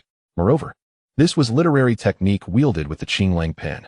Fortunately, they only felt pain. There were no external injuries, given their cultivation levels. However, Zhang Jiqiu's mood shifted from fear to overwhelming joy. Incredible. In just one day, he had cultivated a literary technique to the second layer of literary realm. Such talent was nothing short of monstrous. Marvelous. Simply marvelous. Are you all right? Lin Yi inquired with concern. In truth, he could not be entirely blamed. Zhang Jiqiu and Li Wenbo had been lost in their thoughts. Young man, you truly leave us at a loss for words. Li Wenbo wore a troubled expression, saying, We were thinking it might be better to just find a block of tofu to crash into. As he spoke, tears welled in his eyes. After all, Lin Yi's talent was indeed extraordinary. However, considering that Lin Yi could effortlessly compose the verses of Mingzhou, perhaps it was something they could come to accept. Look at how far you've come. Zhang Jiqiu shot a glare at Li Wenbo, then turned to Lin Yi, tears streaming down his face as he said, "Having lived most of my life, I suddenly find a flicker of meaning in my existence. I must witness your growth." Lin Yi felt goosebumps rise. Zhang Jiqiu's emotional outbursts were excessively sentimental, which he did not appreciate. "Now that I am descending the mountain, I should face no issues, right?" Lin Yi contemplated that if his request was still denied, he would leave a sum of 100,000 taels of silver for Su Huaiji and descend the mountain directly. The old man, despite his reluctance, could not go back on his word. Zhang Jiqiu, being astute, could easily perceive Lin Yi's resolute intent. Rather than forcing Lin Yi to sneak away, it was better to support his decision. However, Zhang Jiqiu's interjection of however made Lin Yi's brow involuntarily arch. Zhang Jiqiu continued, stating that coincidentally, Li Wenbo was to visit the Lindong County office the next day, and it would be prudent for them to travel together for mutual safety. "Director." Li Wenbo turned to Zhang Jiqiu, smiling, "I am but the master scholar. If he is heading to the capital for the provincial examination, how could I not accompany him? Rest assured, once we conclude our affairs in Lindong, I shall accompany the master to the capital. Look at your smug demeanor." Zhang Jiqiu chided playfully. "You have some spirit, but remember not to disgrace Lin Yi in public." Lin Yi's lips curled up slightly. Li Wenbo was indeed an intriguing character. With his objectives fulfilled, Lin Yi performed a respectful bow, saying, "Then I shall take my leave, and I entrust my adoptive father to the director." With that, he picked up his food box and departed. The director also excused himself, and Li Wenbo prepared to leave as well. Zhang Jiqiu, somewhat reluctant, expressed concern, "Go on then." When you are out in the world, Li Wenbo noticed Zhang Jiqiu's apparent concern for him and began to feign emotional distress, wiping away tears. Yet, Zhang Jiqiu's next remark nearly caused Li Wenbo to exclaim in surprise, "Remember to protect Lin Yi well. I shall send a letter to your father later, urging him to prepare for the birth of a younger brother for you." Li Wenbo's expression darkened instantly. The next morning, Lin Yi packed his belongings and, noticing that Li Wenbo had yet to rise, he visited Chen Fuji's abode. There, he fortuitously encountered Chen Fuji enjoying morning tea with Su Huaiji. "What wind has blown you here? Come, come." Chen Jinbei beckoned Lin Yi with a broad smile. Su Huaiji, looking quite sprightly, inquired, "Shao Yi, have you been working hard these days? Are you tired?" "Not at all," Lin Yi replied with a smile as he approached. Having integrated the memories of his previous life, he felt a peculiar closeness to Su Huaiji and thus articulated his purpose for coming. "What? You are planning to descend the mountain to take the provincial examination? There are still 2 months left." Su Huaiji exclaimed in astonishment. "Do you feel confident about the examination?" Chen Jinbei, equally astonished, remarked, "Did the director consent? This is too hasty, far too hasty. You haven't even practiced your literary skills yet." Just as Chen Jinbei was about to say that without practicing literary skills, the provincial examination would be in vain, he noticed Lin Yi had, unbeknownst to him, acquired a brush, which he then used to write the character for water in the air. Instantly, dozens of golden characters coalesced, hovering in the courtyard. With a crash, Chen Jinbei dropped his teacup, staring in shock at Lin Yi, unable to regain his composure for quite some time. "Teacher Chen," Lin Yi called out, and with a wave of his hand, the suspended characters dissipated into the ether. "Ah, your literary skills." Chen Jinbei finally came to his senses, though still somewhat dazed. His mind almost blank. Lin Yi smiled wryly and shook his head, not interrupting Chen Jinbei as he organized his thoughts. He was uncertain why practicing literary skills came so effortlessly to him. It was a mystery he could not articulate. Lin Yi then turned to Su Huaiji and said, "Please take good care of yourself at the academy. Of course, you need not worry about me." Su Huaiji nodded, though a sense of reluctance stirred within him, accompanied by an inexplicable anxiety. He felt a strong premonition that Lin Yi's departure might be permanent. Yet, he understood that a man's ambitions lie beyond, and the Pingzhou Academy was far too small to contain him. The world was his true destination. "Shao Yi, come with me to my room. I have something for you." Su Huaiji glanced at Chen Jinbei before turning and beckoning Lin Yi to follow. How mysterious. Lin Yi thought curiously as he trailed behind. He mused that it might pertain to his origins. According to the memories of his former self, Su Huaiji had adopted him at the age of 3 and had been a struggling young scholar at that time. Chen Jinbei observed Lin Yi and Su Huaiji and murmured, "How secretive." Inside the room, Su Huaiji rummaged through boxes and, from the depths of a small brocade box, produced a half of a blue jade pendant inscribed with the character for wood. Lin Yi thought to himself, "Surely such a cliché cannot pertain to my life." He questioned, "What is this?" "Child, you have now become a scholar and are about to take the provincial examination. I believe it is time this belongs to its rightful owner." Su Huaiji handed the jade pendant to Lin Yi, his eyes slightly glistening. The blue jade felt warm to the touch, and remarkably, as soon as Lin Yi held it, the latent energy within him began to flow effortlessly. Is this a literary treasure? Lin Yi wondered, astonished. How cliché. Su Huaiji gazed deeply at Lin Yi, wishing to engrave his image in his memory. Child, if you recall, the person who entrusted you to me also gave me this pendant, saying that if times grew tough, it could be sold. But this is your possession. How could I part with it? Now that you are a scholar, money is essential for your studies. Should you find yourself short in the future, you may sell this pendant, which could fetch a handsome sum. Take care of it. Su Huaiji gently patted Lin Yi's hand. Lin Yi was utterly perplexed. This pendant had no bearing on his identity. It was merely a piece that could be exchanged for money. You should keep it. Lin Yi insisted, having no need for funds at present, as he had already pocketed a substantial sum from the sale of his poetic works. Naturally, he had also left a few gold tickets with Zheng Zhiqiu for safekeeping, considering Su Huaiji was merely an ordinary man, and it was wise not to flaunt wealth. This belongs to you. Take it. Su Huaiji insisted firmly. Lin Yi understood his adoptive father's stubborn nature. Refusing it would likely earn him a scolding. Thus, he reluctantly accepted the pendant. Su Huaiji, feeling a sense of relief, turned away, suddenly appearing somewhat forlorn, and waved his hand, saying, "Let us go." Lin Yi felt a stirring within him, but found himself at a loss for words, eventually stating, "Once I have achieved success in my cultivation, I shall come back for you." With a bow, Lin Yi resolutely turned and departed. Having made the decision to leave, he resolved not to linger in sentimentality. Before the literary monument at Pingzhou Academy, Lin Yi and Li Wenbo mounted their horses, the latter carrying a large chest filled with writing supplies, books, and scholars' robes. "Master, once we leave, it may be several months before we return," Li Wenbo remarked with a smile. "By then, Master will surely have achieved the rank of an 8th-grade scholar." "Return?" Lin Yi mused inwardly. "If I fall and cannot rise again, then I shall return to retire." Lin Yi, being from another world, possessed an inherent spirit of exploration. The confines of the small Pingzhou Academy were not his stage. "Let us go." Lin Yi urged his horse onwards. Though inexperienced, he had practiced riding a cow briefly and soon found himself adept. Strangely, the horse seemed particularly fond of him. Outside the guest quarters of the academy, He Weijun and He Wanqing approached the room where Zhong Zijing resided. "Teacher Zhong," He Weijun called from outside. In the next moment, the door swung open. Zhong Zijing was at his desk, penning poetry, appearing quite content. "You have arrived?" Zhong Zijing noted, pleased, then turned to He Weijun and He Wanqing, asking, "How did the persuasion go? You two are the heads of the two prominent academies in Nanxiangfu. Your intervention should carry significant weight with Lin Yi." As he spoke, a smile appeared on Zhong Zijing's face. He Weijun hesitated, his words faltering. Zhong Zijing's smile froze, and he inquired, "Have you both made any progress in persuading him? Is he not a scholar? Does he not understand the special invitation from the Holy Academy? When have I ever taken such an interest in someone? It is only because of his poetic talent. This is too good of an opportunity to let slip. I must bring this talented youth to the Holy Academy by any means necessary." Zhong Zijing mused that relying on these two was futile.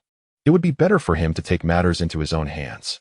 "Saint Master," He Weijun quickly interjected, "we may have rushed our attempts last night. Upon arriving this morning, we discovered that he has fled." "Fled? To where?" Zhong Zijing's eyes widened, his presence radiating an immense pressure. He Weijun and He Wanqing felt an invisible weight, retreating repeatedly while lamenting internally. The chasm between a 4th-ranked Junzi and a 3rd-ranked Aru was as vast as the heavens. "He has already left Pingzhou Academy, and we do not know his whereabouts," He Weijun confessed. "Good, good, good," Zhong Zijing exclaimed several times, his expression a mix of anger and amusement, before sneering, "This lad has some spirit. He dares to run away rather than enter the Holy Academy." Ultimately, Zhong Zijing sighed and waved his hand, saying, "You two need not linger at Pingzhou Academy any longer. You may return.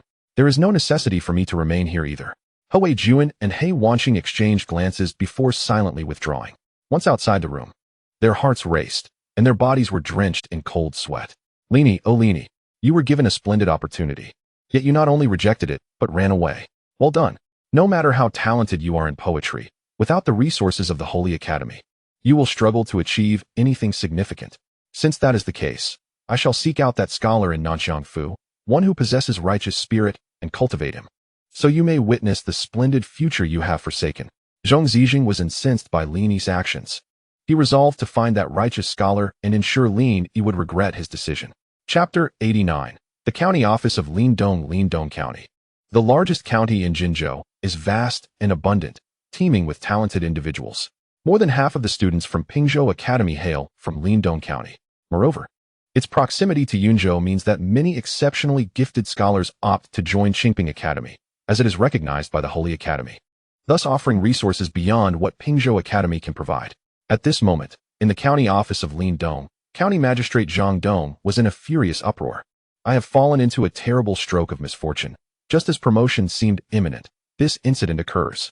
Li Si, how can you call yourself a county constable? The middle-aged man clad in the constable's uniform lowered his head, sweat pouring down his forehead. He was indeed unfortunate. Several murders had occurred in the county, all involving scholars. As the constable responsible for maintaining public order, he could not escape blame. My lord, we cannot be held accountable for the affairs of scholars. Besides, I have been working diligently alongside the scholars of Pingzhou Academy to pursue that rogue. But who could have known? Li Si glanced up at the county magistrate, his body trembling as he continued. Who could have known that those two scholars not only failed to capture the rogue, but also lost their own lives? County Magistrate Zhang Dong's expression darkened, and he spoke in a grave tone. Indeed, while we cannot intervene in the matters of scholars, the deaths of 4 scholars occurring within our county is a gross dereliction of duty on your part as the constable of the Demon Suppression Hall. 2 from Qingping Academy and 2 from Pingzhou Academy. If we do not apprehend this rogue, my future will be ruined because of you. Zhang Dong fixed his gaze on Li Si, his expression softening as he added, a few days ago, I submitted a letter to both Qingping Academy and Pingzhou Academy. I trust that in the coming days, scholars will arrive. When they do, you must assist them in tracking down the rogue and resolving this case post-haste. I will obey. Li Si clasped his hands in respect. County Magistrate Zhang Dong waved his hand in irritation, and Li Si quickly retreated. The Demon Suppression Hall not only guarded against demonic arts, but also maintained public order, under the jurisdiction of the county constable. The constables were all valiant and formidable individuals, their vigorous energy suppressing demonic powers, making it difficult for malevolent spirits to approach. My lord, upon entering the Demon Suppression Hall, Li Si was surrounded by several constables. Where is Zhao Zhongqing? Have the case files been organized? The scholars from the academy will be arriving in the next few days. He must prepare them promptly. Li Si issued commands, seated himself on a chair, and received tea from a subordinate. Others began to massage their legs and shoulders, finally feeling some relief.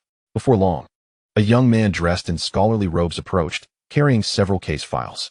My lord, here are the files regarding the recent murders. Very well. You scholars handle this sort of work efficiently.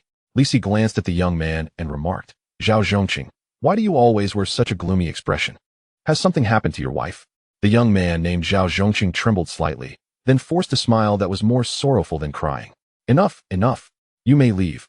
Li Si waved his hand impatiently and casually began to peruse the case files, muttering, what is this character? These scholars are supposedly talented. How can they produce so many characters? My lord, that sentiment is misplaced. No matter how talented Zhao Zhongqing is, he is still your subordinate. Ha ha. Li Wenba, leading a horse, arrived at the entrance of Lindong County Office with Lin Yi. Master, this is Lindong County Office. By the way, County Magistrate Zhang Dong is a scholar who participated in the imperial examination with me, but he later chose to enter the court and has now become the county magistrate. Li Wenba smiled and turned to Lin Yi, saying, after we resolve this rogue, shall we proceed to the capital? Is there any reason we cannot? When it concerns lives? It is no trivial matter. Lin Yi replied earnestly. In truth, he was deeply concerned about the case involving loss of life. Bringing the rogue who killed the scholars to justice would be a great boon for the common people. If the rogue remained free, the consequences would undoubtedly be dire. Lin Yi had studied such matters in the academy. Any scholar who practiced demonic arts would ultimately tread that perilous path, unless they possessed sufficient conscience to choose self-destruction before succumbing to madness. Let us go, Li Wenba declared, seizing the reins from Lin Yi, and added with a smile, Master, I will tie up the horse. You may enter first. Very well. Lin Yi nodded and proceeded into the county office. Young sir, what brings you here? This is a place of official business. Please refrain from disturbing the tranquility of the county magistrate with trivial matters. Upon entering the county office, a tall, thin middle-aged man in a long robe approached, offering a reminder. He examined Lin Yi closely and was startled to realize, a scholar. I am a disciple of Pingzhou Academy. Here regarding the matter of the rogue. Lin Yi calmly replied, please inform your county magistrate. Ah, the middle-aged man gasped, taken aback by the youth of this scholar, and quickly bowed. I am Song Fuguwei, the scribe of Lindong County Office. Please wait a moment. Song Fuguwei dashed toward the back of the county office. Scholar? Lin Yi found the title amusing and shook his head, taking a seat in the main hall of the county office. My lord, he has arrived. Song Fuguwei shouted as he rushed into the backyard. Startled, Zhang Dong adjusted his official hat. Glaring at the out-of-breath Song Fuguwei, what kind of ruckus is this? Who has arrived? My lord, the scholar from Pingzhou Academy has come. Song Fuguwei reported. Zhang Dong immediately sprang from his chair, urging, quickly, notify County Constable Li to prepare the case files. My promotion hinges on the assistance of the Academy's scholar to resolve this case. With that, Zhang Dong hastened toward the main hall of the county office. Master Song Fuguwei hastily rushed to inform County Magistrate Li Si. Is the teacher from Pingzhou Academy here? Hearing this, County Magistrate Li, who was leisurely squinting his eyes in enjoyment, quickly rose and replied, I have little patience for dealing with these scholars. Have Zhao Zhongqing accompany me for the meeting. Zhao Zhongqing, your superior has summoned you to receive guests. Laughter erupted among the constables in the Jinma Hall. I, Zhang Dong, the magistrate of Lingdong County, greet the teacher. Upon entering the main hall of the county office, Zhang Dong immediately spotted Lin Yi, dressed in Confucian robes, and bowed in greeting. However, he soon found himself momentarily stunned. 9th grade Qi opening? Zhang Dong was taken aback. As a 7th grade magistrate, he could discern Lin Yi's cultivation level at a glance. After all, he too was a scholar. Esteemed official, I am not a teacher. Merely an ordinary scholar from the academy. Lin Yi understood Zhang Dong's bewilderment and clarified. Not a teacher? Did Pingzhou Academy send you? Zhang Dong's brows furrowed in displeasure as he responded. Is this how President Zheng treats this demonic incident? You may return. If you fall victim to the demons in Lingdong County, I fear I shall lose my official hat. Chapter 90. Visitors from Qingping Academy. Zhang Dong was seething with frustration. He had written to Zheng Zhiqiu, urging him to send a teacher to quell the demons. Yet, what he received was a 9th grade scholar. What nonsense is this? Deputy County Magistrate Li Si greets the teacher. At that moment, Li Si entered through the side door, bowing toward Lin Yi from a distance. Following him was Zhao Zhongqing, a young man in Confucian robes, holding a scroll of documents. Lin Yi turned to him. The Deputy County Magistrate, akin to a director of public security in a past life, oversaw the constables responsible for guarding the Jinma Hall, including the detention and capture of criminals. I am not a teacher, merely a scholar from the academy. Lin Yi reiterated, shaking his head. Not a teacher? Li Si was momentarily stunned and turned to look at the county magistrate. This demonic incident is no ordinary matter. It is deeply concealed. A mere 5th grade teacher cannot suppress it. The previous casualties among the academy's scholars serve as a cautionary tale.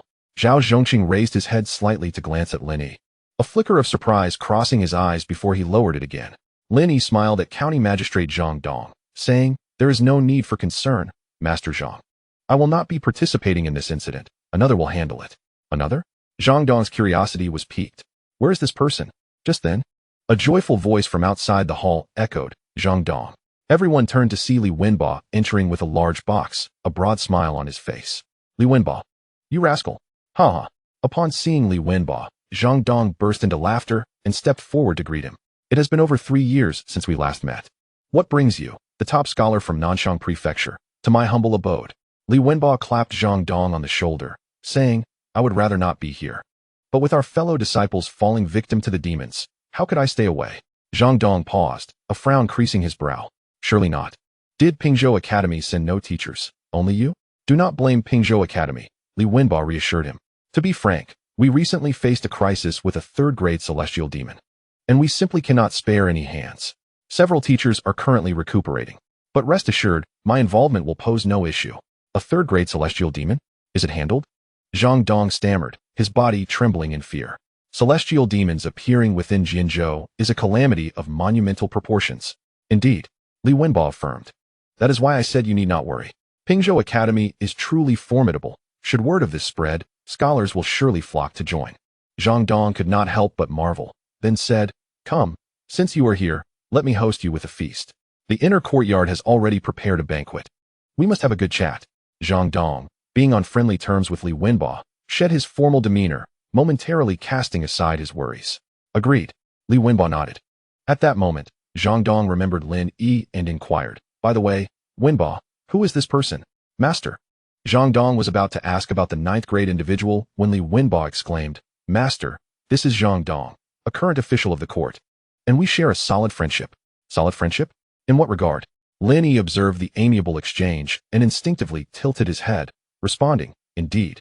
I have just had a brief discussion with Master Zhang. Zhang Dong's mouth fell open, utterly astonished. Is this a jest? You, a 7th grade Renha cultivator, address a youth of lower rank as master? Sir, I find myself somewhat perplexed, the deputy county magistrate Li Si remarked, equally bewildered.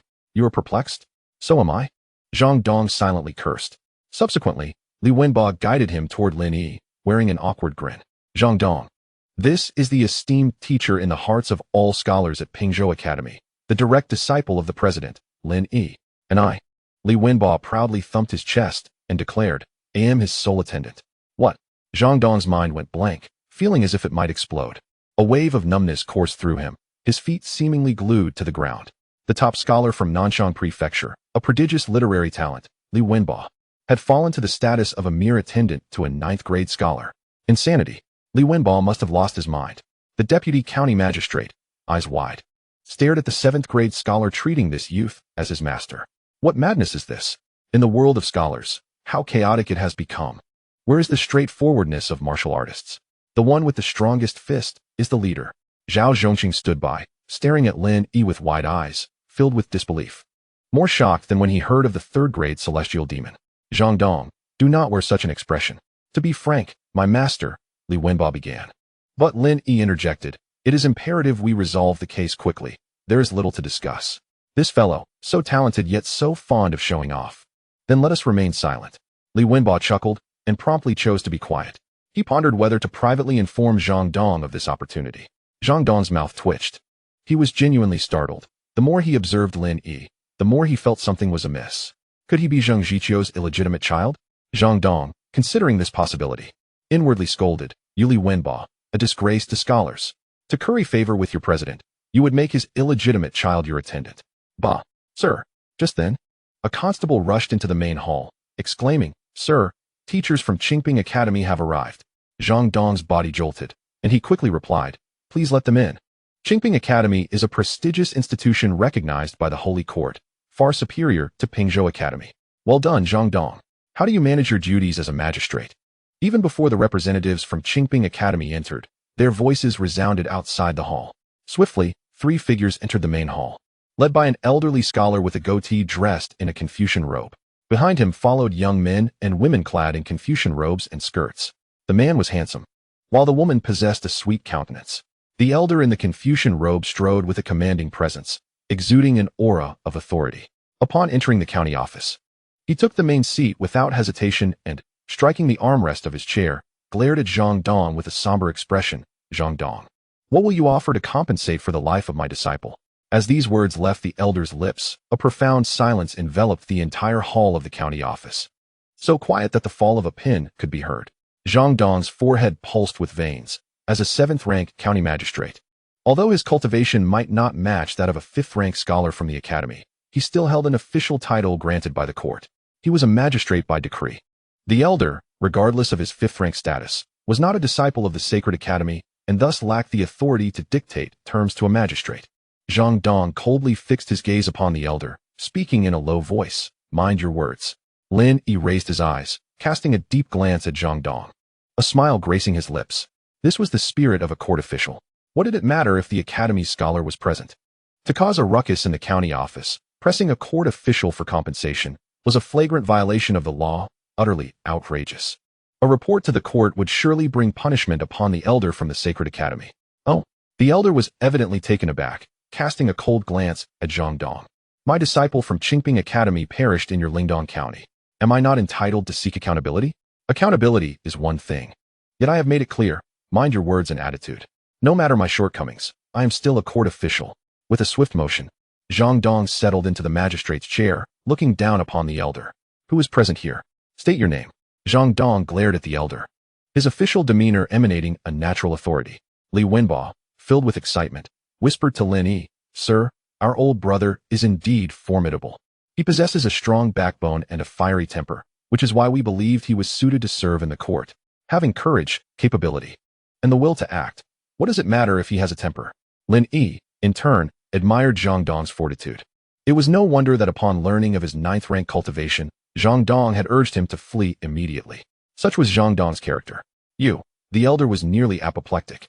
His face flushed with rage as he glared at Zhang Dong, yet words failed to escape his lips. County Lieutenant Lin Yi felt an unusual sense of relief. As a martial man, he had never feared anyone, yet he genuinely feared the magistrate. Master, do not stoop to the level of such a person. A young man beside the elder glanced at Li Wenbo and whispered, the people from Pingzhou Academy are also here. Among them is the successful candidate from a few years back, Li Wenbo. With the strength of this sorcerer, if the master does not take action, this case cannot be resolved. If it escalates to the court, Zhang Dong's official hat will be lost. The elder glanced at Li Wenbo, his anger dissipating significantly. He then turned to Zhang Dong, speaking indifferently, I am Pu Guchang, a scholar of Qingping Academy. Lin Yi could not contain his laughter. Have you indulged in pleasures of the flesh? What a delightful name you have chosen.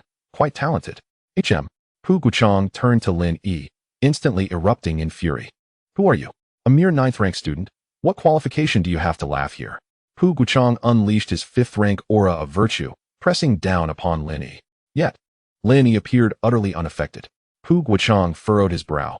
The pressure of his 5th-rank virtue had failed to make a 9th-rank individual kneel. He exerted pressure once more. Lin Yi remained unmoved. At that moment, Lin Yi had discerned Pu Guchang's intent and questioned, Master Pu, are you constipated? Requiring such strength, should you not consult a physician? Laughing out loud, Li Wenbo could no longer contain his mirth. The others in the hall were initially stunned, only to soon join in laughter. The tongue of a scholar can be as lethal as a sword. Li Si mused. Zhao Zhongqing, standing nearby, rarely smiled, casting more than a few glances at Lin Yi. It seemed Lin Yi possessed some hidden talent, as he was not affected by the pressure. Zhang Dong, pondering secretly, could not help but regard Lin Yi with newfound respect. Secretly acknowledging, though a bastard, he possesses a degree of courage. Yu. Pu Guchang trembled with rage, his entire being on the verge of exploding. He had never endured such humiliation. This youth possessed audacity beyond measure. Master Pu, why trouble yourself arguing with a junior? Zhang Dong interjected hastily. Since both Qingping Academy and Pingzhou Academy have sent representatives, our priority must be to uncover the sorcerer lurking within the city. Lord Zhang, there's no need. Pu Guchang rose. Speaking solemnly, to capture a sorcerer, do we need to consult documents? Would that not render me, a 5th-rank scholar of the academy, a laughingstock? As he spoke, Pu Guchang did not forget to glance at Lin Yi and Li Wenbo, sneering, moreover, I have no interest in collaborating with 2 young brats. Depart. With a flourish of his sleeve, Pu Guchang left the hall of the county office, followed closely by 2 scholars. Bang! What nonsense! Is a scholar from the academy so esteemed? Zhang Dong slammed the table in anger, unable to contain himself. Do not let me catch any of your academy's scholars causing chaos. Should that happen, my executioner's blade will show no mercy. It was only then that Zhang Dong's emotions began to settle. He turned to Li Wenbo, stating, Wenbo, let us go drink. I will have the county lieutenant deliver the documents to your room later. Zhang Dong then turned to Zhao Zhongqing, saying, Young Zhao, arrange 2 rooms in the county office for Lin Yi and Wenbo. Yes, my lord. Zhao Zhongqing nodded, standing by. Brother Zhang is considerate. Li Wenbo acknowledged. Then turned to Lin Yi, saying, Sir, let us drink together. I am quite hungry. After a hearty meal, we can work better. Lin Yi replied. You go and drink with Lord Zhang. I shall read in my room for a while. Li Wenbo hesitated. Zhang Dong patted Li Wenbo's shoulder, saying, You, as a student, would dare defy your master's words? Come, it has been years since we last met. We must chat enough to catch up. You may command those in the office as you please. Li Wenbo looked to Lin Yi, asking, Sir, shall we go? Go ahead. Lin Yi smiled and nodded. Subsequently, Li Wenbo followed Zhang Dong to the rear courtyard of the county office, while County Lieutenant Li Si and Clerk Song Fugue hurriedly followed. Scholar Lin. At that moment, Zhao Zhongqing, carrying the documents, approached Lin Yi, bowing respectfully. There are many vacant rooms in the office. Please follow me. Thank you. Lin Yi returned the gesture and followed behind Zhao Zhongqing. By the way, Lin Yi inquired, as a scholar, why are you not at the academy but instead in the county office? Moreover, it seems you hold no official title. In Lin Yi's understanding, a scholar with a heart for literature would either serve in the court to benefit the local populace or enter the sacred academy to delve into the path of literature, acquiring formidable strength to vanquish demons and secure peace. It was quite rare for someone like Zhao Zhongqing, possessing considerable cultivation, to choose to be a minor clerk without an official title. Zhao Zhongqing paused for a moment, then murmured, She has passed away. studying, and cultivating hold no meaning for me anymore. I work in the office to keep myself busy and forget my longing. I apologize. Lin Yi's expression faltered, speaking humbly. No worries. Zhao Zhongqing smiled, leading the way with the documents in hand. Suddenly curious, he asked, Scholar Lin, being merely 9th rank, how did Scholarly become your attendant? I am rather intrigued. He lost a bet to me, Lin Yi replied. Ah, I see. Zhao Zhongqing was somewhat surprised. Li Wenba seemed genuinely content to serve as this attendant, showing no signs of reluctance. Zhao Zhongqing then spoke, so Scholar Lin, you likely will not participate in this investigation. Correct? It is far too dangerous. In truth, this matter should be left to the people of Qingping Academy. Lin Yi shook his head and said, the demonic path wreaks havoc upon the world. No scholar can remain aloof. If you require my assistance, I will not turn a blind eye. He vividly recalled the day when the scholar was laid to rest. Chen Haoran may have slain the scholar, but he obliterated entire families. The most agonizing fate is to lose a beloved one, leaving one solitary and desolate, with nothing but the journey home remaining. Thus, Lin Yi could comprehend the scholar's animosity towards the arcane arts. Once the path is forged, it invariably leads to devastation. Countless families and vibrant lives are extinguished. If one can eradicate the demonic path in its infancy, it must be done without delay. However, your cultivation is too low. Going would be akin to seeking death. Zhao Zhongqing turned to Lin Yi with a smile and said, of course, I do not underestimate you. This is for your own good. He then led Lin Yi into a courtyard of the yamen, stating, Scholar Lin, you shall reside here with Scholarly. Very well. Thank you, Scholar Zhao. Lin Yi replied with a slight bow, glancing at the scrolls in Zhao Zhongqing's arms. After a moment's thought, he called out to Zhao Zhongqing, who was about to leave. Wait a moment, Scholar Zhao. Zhao Zhongqing turned back, looking at Lin Yi with curiosity. Is there something you need assistance with? Lin Yi pointed to the scrolls in his hands and smiled. May I take a look at the scrolls? I wish to see if there are any clues. Certainly. Zhao Zhongqing nodded, handing the scrolls to Lin Yi. The Qingping Academy does not require them. Only Scholarly reads these. Once you finish, simply return them to him. All right. Lin Yi nodded slightly, watching Zhao Zhongqing's departing figure, lost in thought. Why would a scholar, having lost his wife, become so despondent as to abandon his studies and take a position as a minor official in the county yamen? What value does the yamen hold for him? While it may ease his longing, it seems an unnecessary choice. Lin Yi's mind was filled with questions, sensing something amiss with Zhao Zhongqing. There are countless ways to alleviate sorrow, yet he chose to work as a minor official in the yamen, a last resort. In the room, Lin Yi opened the scrolls and began to investigate, quickly discovering the case of the deceased disciple from Pingzhou Academy. A few days prior, several murders had occurred in the county town, one of which involved 2 scholars from Pingzhou Academy found dead in a narrow alley. The cause of death was found to be evisceration, with their hearts removed and traces of arcane energy left at the scene. Due to the city bell not sounding an alarm, it was initially presumed to be the work of a scholar practicing the arcane arts. The greatest advantage of scholars practicing the arts is their ability to evade detection by the Academy's bell, as well as the county's. The absence of blood consumption contradicts the methods of those who practice the arts. Lin Yi had studied relevant texts within the Academy. Practitioners either did not kill or, if they did, it was invariably to consume blood. Furthermore, this was almost instinctual for those who practiced the arts. In Lin Yi's words, it was akin to a state of vampirism or zombification. Lin Yi continued to peruse other scrolls, and his brow furrowed in concern. The pattern remained unchanged. The only difference was the victims, now scholars from Qingping Academy, similarly eviscerated with their hearts extracted. The methodology was identical. This was the work of the same individual. Possessing at least the strength of the 6th rank, Lin Yi closed the scroll and leaned back in his chair, pouring himself a cup of tea and lightly tapping his fingers on the table. Beneath his calm demeanor, a storm of thoughts brewed in his mind. Having a forensic father in his past life, he had absorbed some knowledge through osmosis. Additionally, his deductive abilities were formidable whenever his father casually discussed a case. Lin Yi's insights would often astonish him. Consequently, the police could make the most accurate judgments based on his conjectures, significantly increasing their case resolution rate. Revenge. Lin Yi immediately deduced that this was not the act of a scholar in the midst of practicing the arcane arts, but rather a calculated act of vengeance. It resembled the actions of one like Chen Haoran, who harbored intense self-hatred, compelling him to embrace the demonic path. Chen Haoran, upon entering the demonic arts, would directly consume blood when killing other scholars. Not a single scholar had been eviscerated without their heart being taken. If this were indeed an act of revenge, One need only investigate whether these scholars had conflicts with a particular individual. A smirk crept onto Lin Yi's lips. Such cases posed little difficulty. It was merely that the officials in the yamen had their focus diverted. They were preoccupied with swiftly locating the demonic path's hideout and solving the case to provide an explanation to the academy and the court, rather than analyzing the motives behind the demonic path's killings. One of the most critical pieces of information in solving a case is the motive for the murder. The demonic path is also a scholar practicing the arts. The brutality of their methods indicates a profound motive. This scholar, being formidable upon cultivating the arts, smells the scent of blood, yet refrains from consuming it. This level of self-control is quite remarkable. Concurrently, based on his deductions, Lin Yi surmised this scholar's character. They were likely of a ruthless nature, not one for idle chatter, which posed a bit of a challenge. He must alert Li Wenbo that this demonic path is beyond his capability. Lin Yi rubbed his temples.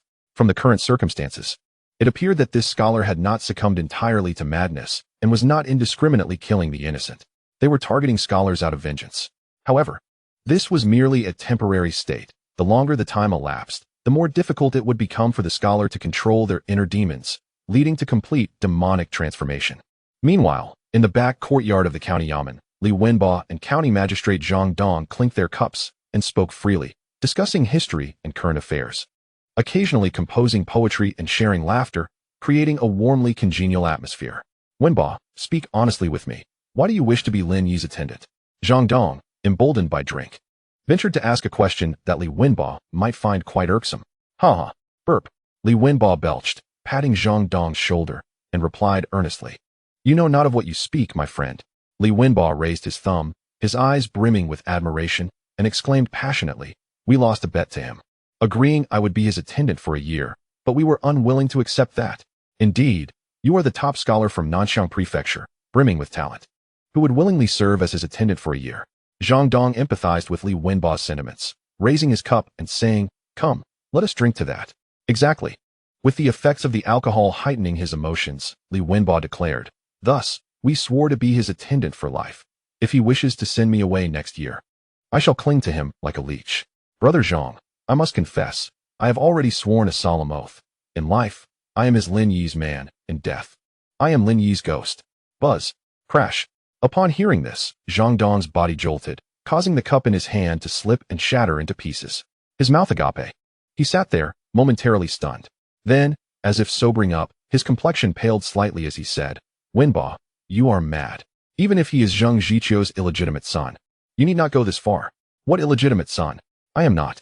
Li Wenbo retorted, like a cat whose tail had been stepped on, his face flushed as he exclaimed. As the saying goes, dragons beget dragons, phoenixes beget phoenixes. How could Director Zheng give birth to an illegitimate son like me? What a dream. If he is not an illegitimate son, then what makes you willing to serve him for life? Have you lost your mind? Zhang Dong, who held great admiration for Li Wenbo's talents, chastised him out of frustration. Duong. Li Wenbo slammed the table, his eyes reddened, and proclaimed, why not? Just because he possesses the talents of a semi-saint. Just because he has composed 2 magnificent memorial poems. Just because his poetry surpasses even Chun Haoren, that demon. Just because he has penned couplets that move heaven and earth, mourning the spirits of the valiant. Burp. Li Wenbo, filled with emotion and intoxication, abruptly sat down in a chair after exclaiming a series of sentences. Zhang Dong, taken aback, stared blankly at Li Wenbo, his body trembling slightly. Indeed, there had been strange occurrences in Jinzhou recently, with the emergence of the literary Daoist sound. He had even inquired with the governor about whether a great scholar was living in seclusion in Jinzhou. Little did he expect that it would be that young lad of the 9th grade Enlightenment realm. Wenbo, you are not deceiving me, are you? Asleep? Regaining his composure, Zhang Dong intended to clarify, but Li Wenbo, belching from the alcohol, had already succumbed to slumber.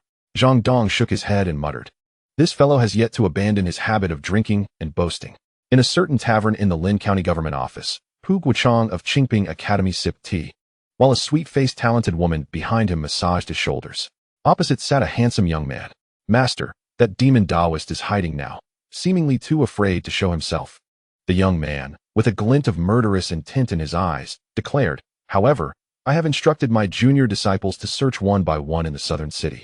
We shall surely capture that Chen Zhongzhao. Excellent. Pu Guochang's eyes gleamed with cold light as he said grimly. I will extract his heart to honor the spirit of my adopted son, Pu Gua. With a loud crack, Pu Guochang crushed the teacup in his hand, his body brimming with murderous intent. I shall personally oversee this. The young man stood, clasped his fists, bowed, and then withdrew. After the young man departed, Pu Guochang seized the hand of the woman behind him. Sensing her gentle body tremble, a flicker of desire appeared in Pu Guochang's eyes. Master's disciple. Pu Guochang turned and lifted the woman, carelessly tossing her onto the bed and beginning to undress her roughly. The departing young man, hearing the sounds from upstairs, scoffed. This old fellow knows how to have fun. No wonder he produced someone like Pu Gua. So many female disciples at the academy do not attend. Yet he prefers to toy with others' wives. Now he has kicked a hornet's nest. The young man left the tavern and arrived at a certain residence within Lin County. Brother Qian, Brother Qing Shu.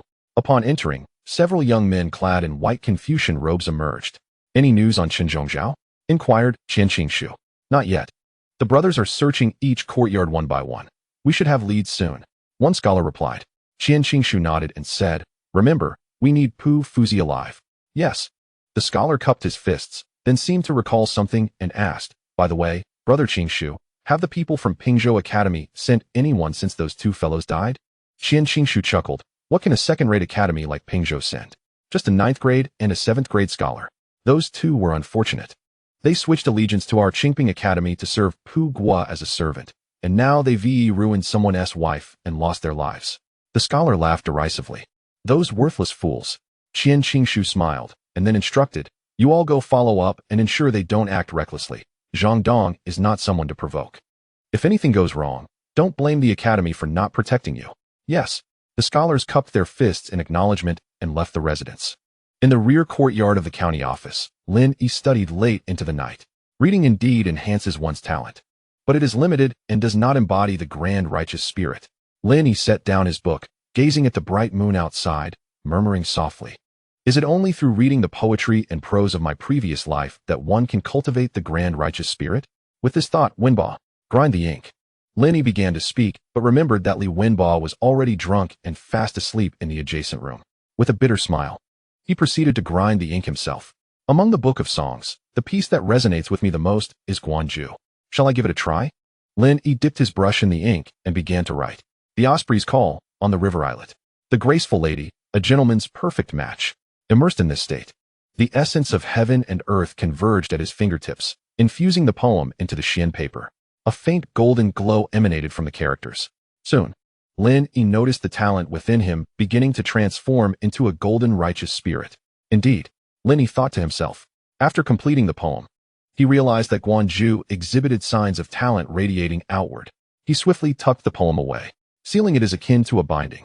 Under normal circumstances, poetry and prose that remain unseen do not trigger literary phenomena. Only when they are unveiled to the world do such phenomena manifest, and only then does talent acquire weight. Without the 8th grade foundation, I cannot absorb the talent contained within Guanju. For now, I shall treat it as a treasure of ink to prevent being unable to defend myself against the demon Daoist. Lin Yi's inspiration to write poetry was not a whim. Firstly, it was to condense the grand righteous spirit. Secondly, it was to create a piece of ink treasure. Had it not been for the overflowing talent within him, he would have continued composing poetry and prose. Otherwise, he would have produced several treasures of ink. In critical moments, one can slay enemies beyond their level. The following morning, a deep drumbeat echoed through the county office, startling Lin Yi from his slumber. With wide eyes, he whispered, someone is drumming to seek justice. A scholar is oppressing the common people through literature, disrupting the law. Lin Yi had read that since the establishment of the Daoist dynasty, provincial and county offices were established throughout the realm. To prevent scholars from abusing their power, a drum was set outside each office. This drum serves as a lifeline for the common people. If scholars oppress the masses through literature, this drum must be struck. As the official in charge of the office, one must personally meet and investigate the circumstances to deliver justice to the people. Should the official protect the scholars or handle the matter perfunctorily? The people may even travel to the provincial capital or to the emperor in the capital to drum for justice. The Daoist emperor will personally adjudicate. Under normal circumstances, it is absolutely forbidden to strike the drum without cause, or one would face severe punishment. The hall drum is being struck in a plea for justice. Buzz, Zhang Dong, still somewhat intoxicated, was jolted awake by the sound of the drum. His gaze sharpened, and a formidable authority emanated from him. disrupting the law through literature, kill. Zhang Dong swiftly donned his official robes, shaking off any remnants of intoxication. He solemnly placed his official hat on his head and strode out the door. Chapter 94. The Wrath of Gods and Men. Within the ranks of scholars, there is no shortage of scum like Zhu Liren. Lin Yi harbors a deep hatred for such individuals. Scholars should be favored by the literary Dao, possessing a heart for the literary Dao and the ability to draw talent from words. Yet, they do not use this ability to protect the people. Instead, they turn to oppress them. What difference is there from being scum? Lin Yi donned his Confucian robe without waking the still sleeping Li Wenbo and headed alone to the main hall of the office. He wanted to see what vile deeds the scholars had committed to force the people to drum for justice. Outside the county office, a ragged woman with tear-stained cheeks was laboriously striking the hall drum. Unjust! Unjust! The woman, around 30 years old, had blood at the corners of her mouth, and her exposed skin was covered in bruises and wounds, clearly having suffered inhumane abuse. She stubbornly held back tears, using her frail body to strike the drum with a powerful impact. Bang! Bang! The rhythmic sound of the drum echoed like spring thunder, loud and piercing, resonating throughout the entire county office. Swish! Hearing the commotion, the officers quickly rushed out from the main entrance, surrounding the woman in a protective circle while solemnly surveying the surroundings to prevent anyone from causing harm. Esteemed officials, I am wronged, the woman cried, kneeling outside the county office, tears streaming down her face. The impenetrable wall of officers gave her immense courage. Long live the Dayan! Long live your majesty! The woman knew from her readings that if she was bullied by scholars, the hall drum served as a protective talisman for the common people. In the official court, the magistrates would never allow the common folk to be subjected to the whims of scholars. Should the magistrate remain indifferent, one could take the matter to the capital, to the imperial city, and lodge a complaint against the scholars. As Lin Yi entered the main hall of the court, he chanced upon the sullen-faced magistrate, Zhang Dong, who was striding towards the exit. Their eyes met. Zhang Dong offered a slight nod to Lin Yi before continuing his way out. Sir, the clerk, Song Fuguwei, adjusted his attire and followed closely behind. County Constable Li Si, accompanied by several constables from the Demon Suppression Hall, soon arrived as well. Zhao Zhongqing, holding ink and brush, brought up the rear. Scholar Lin, shall we go witness the actions of certain scholars? Zhao Zhongqing inquired quietly as he passed Lin Yi. Precisely my intention. Lin Yi replied with a grave expression, following suit. Outside the magistrate's office, Zhang Dong observed the court officials diligently protecting a woman who was beating a drum, his demeanor softening slightly. Sir, the officials bowed in deference, clearing the way. As Zhang Dong entered the circle, he beheld the woman kneeling on the ground, her fists clenched beneath the sleeves of his official robes, cracking audibly. Damn it!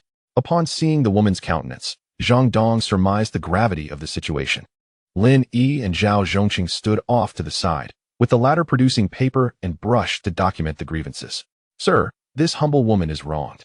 I beseech you to seek justice for me. In my next life, I shall serve you as a cow or a horse. The woman cried, her head knocking against the ground with a resonating thud. Witnessing this scene, Lin Yi felt as though a dagger had pierced his heart. If he could not restore justice for even a weak woman after witnessing such a tragedy, what face did he have to uphold righteousness? Lin Yi's fists tightened. He knew that even if Zhang Dong forbade his intervention, he could never stand idly by. Without waiting for Zhang Dong to speak, he stepped forward and helped the prostrating woman to her feet. When she raised her head again, her forehead was already streaming with blood. Do not fear. Express your grievances clearly to the magistrate. Whether it was a scholar or another who harmed you, justice shall be served. Lin Yi reassured her, his eyes filled with encouragement.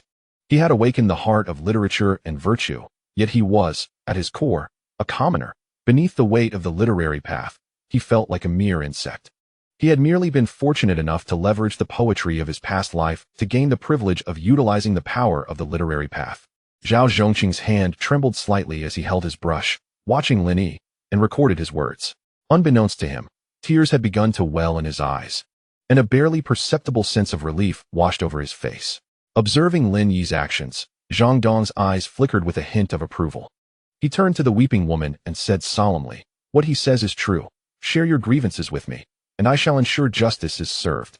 However, if any false accusations arise, I shall not hesitate to apply the law to the fullest extent." The woman trembled, tears streaming down her cheeks as she began to recount her harrowing tale. I am Zhang Xiaoyan from the southern part of the city. My husband and I, along with our child, make a living selling pancakes. Last night, a scholar clad in a Confucian robe forcibly entered our home, claiming he was searching for evildoers. My husband, fearing for our child's safety, tried to prevent him from entering, but when I stepped out to inquire, the scholar, seeing my husband obstructing his way, suddenly struck him down. After killing my husband, he dragged me back into the room, and my 3-year-old child was awakened by the commotion. Upon hearing me cry out, "Father, there is a bad man," he was brutally thrown to his death. The woman's heart-wrenching cries pierced the air, and Lin Yi felt an overwhelming surge of rage welling up within him, his heart bleeding with every word. Scoundrel! Beast! How could one not spare a 3-year-old child? What could he possibly understand? Why would anyone throw him to his death? What crime had this woman's husband committed? Merely for trying to protect his sleeping wife and child? What sin was there in that? Why? Just because the literary path deems all beneath it as mere insects? Lin Yi felt a tempest brewing within his veins, causing his body to tremble with indignation. Though he was not particularly powerful, he could not bear to witness the suffering of the world. Zhao Zhongqing's brush fell to the ground, his body shaking uncontrollably as the paper he used to record the case became stained with tears. Step back. Zhang Dong's figure abruptly retreated several steps. His fists clenched so tightly that his nails dug into his flesh. He gritted his teeth, blood seeping from his bitten lips, his eyes ablaze with fury. This woman has suffered indignities at the hands of that man. I beseech you, sir, to seek justice for my family and to comfort the spirits of my husband and child. The woman, overwhelmed with emotion, broke free from Lin Yi's grasp and, in a fit of despair, rushed towards the drum. She was resolute in her intention to end her life, believing that only through her death could justice be served for her family. What are you doing? Lin Yi exclaimed in alarm, swiftly positioning himself in front of the woman. With a resounding thud, she collided with his chest, causing him to grunt in pain as he grasped her arms firmly. You have not yet witnessed that beast brought to justice. How can you speak of death? Who was the scholar that killed your husband and child? Has the magistrate been informed? You have shared your grievances, yet you are eager to end your life. How can the magistrate pursue justice if you are gone? Do you wish for that wretch to laugh at you from the shadows? Live on. The magistrate, and I, Lin Yi from Pingzhou Academy, will ensure justice is served. Regardless of whether he is a beast or a scholar, he is doomed. Lin Yi's heart was a tumult of anger and helplessness. If this woman were to perish against the drum, how could they ever hope to apprehend the culprit? Moreover, that wretch would likely continue to mock them from some hidden corner, unrepentant in his heinous deeds. Chapter 95. A grievous crime. The woman, in utter despair, felt a flicker of hope reignite in her eyes. To live? Yes, she must survive. She needed to witness that beast face justice. Otherwise, her husband and child would never find peace in death. Looking up at Lin Yi, her eyes brimmed with gratitude. This young man. Zhang Dong glanced at Lin Yi, feeling a measure of respect for him. However, the woman's plight ignited an inferno of anger within Zhang Dong. Such a horrific event occurring within the jurisdiction of Lin County, perpetrated by a scholar no less, would not go unpunished. Regardless of which academy was involved, a thorough investigation would be conducted. Zhang Dong turned to the woman and said earnestly, Madam Zhang Xiaoyan, I am aware of your grievances. Once the investigation confirms the facts, I assure you that we will apprehend that scoundrel and bring him to justice, ensuring he does not escape the law. Scholars who commit crimes shall face even harsher penalties. Zhang Xiaoyan choked back tears, exclaiming, Thank you, sir. Zhang Dong nodded slightly before turning to County Constable Li Si, his voice stern. Li Si, escort Zhang Xiaoyan into the magistrate's office and ensure her safety. If she suffers even the slightest harm, I shall hold you accountable. Yes, Li Si replied, his body trembling as he clasped his fists in acknowledgement. Zhao Zhongqing, Zhang Dong called out, fixing his gaze upon him. You are responsible for investigating this case. Ensure you thoroughly inquire about the perpetrator's characteristics, and you may dispatch the constables from the Demon Suppression Hall, as needed. As he spoke, Zhang Dong narrowed his eyes, his voice cold. What difference is there between a scholar who commits such heinous acts and a demon? Kill, kill, kill. The murderous intent radiating from him was palpable, felt by all outside the magistrate's office.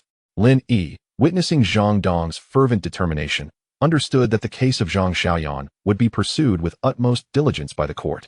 Initially, he had feared that Zhang Dong, as the magistrate, might shield the scholar, which was why he had boldly asserted that the magistrate would advocate for her. It appears that Zhang Dong is indeed a competent magistrate, worthy of the title bestowed upon him. Lin Xuesher, please entrust Zhang Xiaoyan to me. Zhao Zhongqing approached Lin Yi, his gaze reflecting sympathy for the woman, but more so, admiration for Lin Yi. Indeed, Lin Yi responded, handing Zhang Xiaoyan over to Zhao Zhongqing. Allow her to rest first. Then kindly inquire into the physical characteristics of that scholar. I would appreciate a copy of the case file afterward. Zhao Zhongqing nodded in agreement. Zhang Xiaoyan was escorted away by Zhao Zhongqing, while County Lieutenant Li Si and the constables of the Junma Hall closely safeguarded her. However, at that moment, Zhang Xiaoyan halted, prompting Zhao Zhongqing and Li Si to pause in confusion as well. In the next instant, Zhang Xiaoyan suddenly turned and knelt before Lin Yi. She remained silent. Her voice choked as she repeatedly bowed her head. Lin Yi slightly turned away, unwilling to accept such an extravagant display of reverence.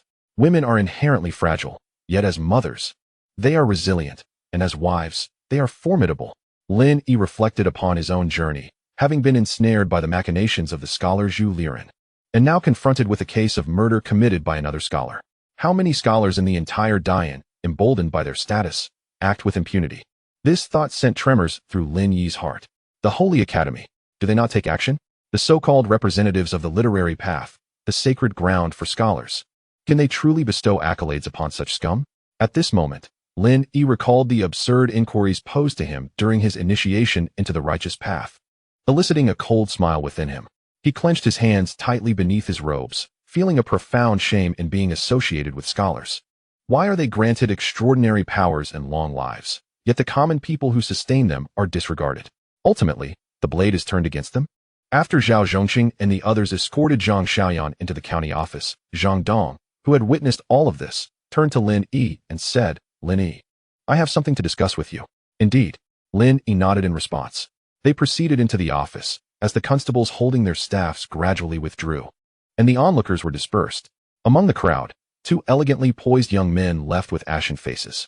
Inside the side hall of the county office, Zhang Dong poured a cup of tea for Lin Yi and inquired, which region does Lin Xuesher hail from? Anyang, Lin Yi replied candidly, uncertain of Zhang Dong's intentions. Anyang, is that not the place that produced the prodigious scholar Zhu Liren? Zhang Dong initially appeared taken aback, then spoke coldly. It is unfortunate that Zhu Liren's actions were inhumane. He stole the essence of the arts and conspired against ordinary people.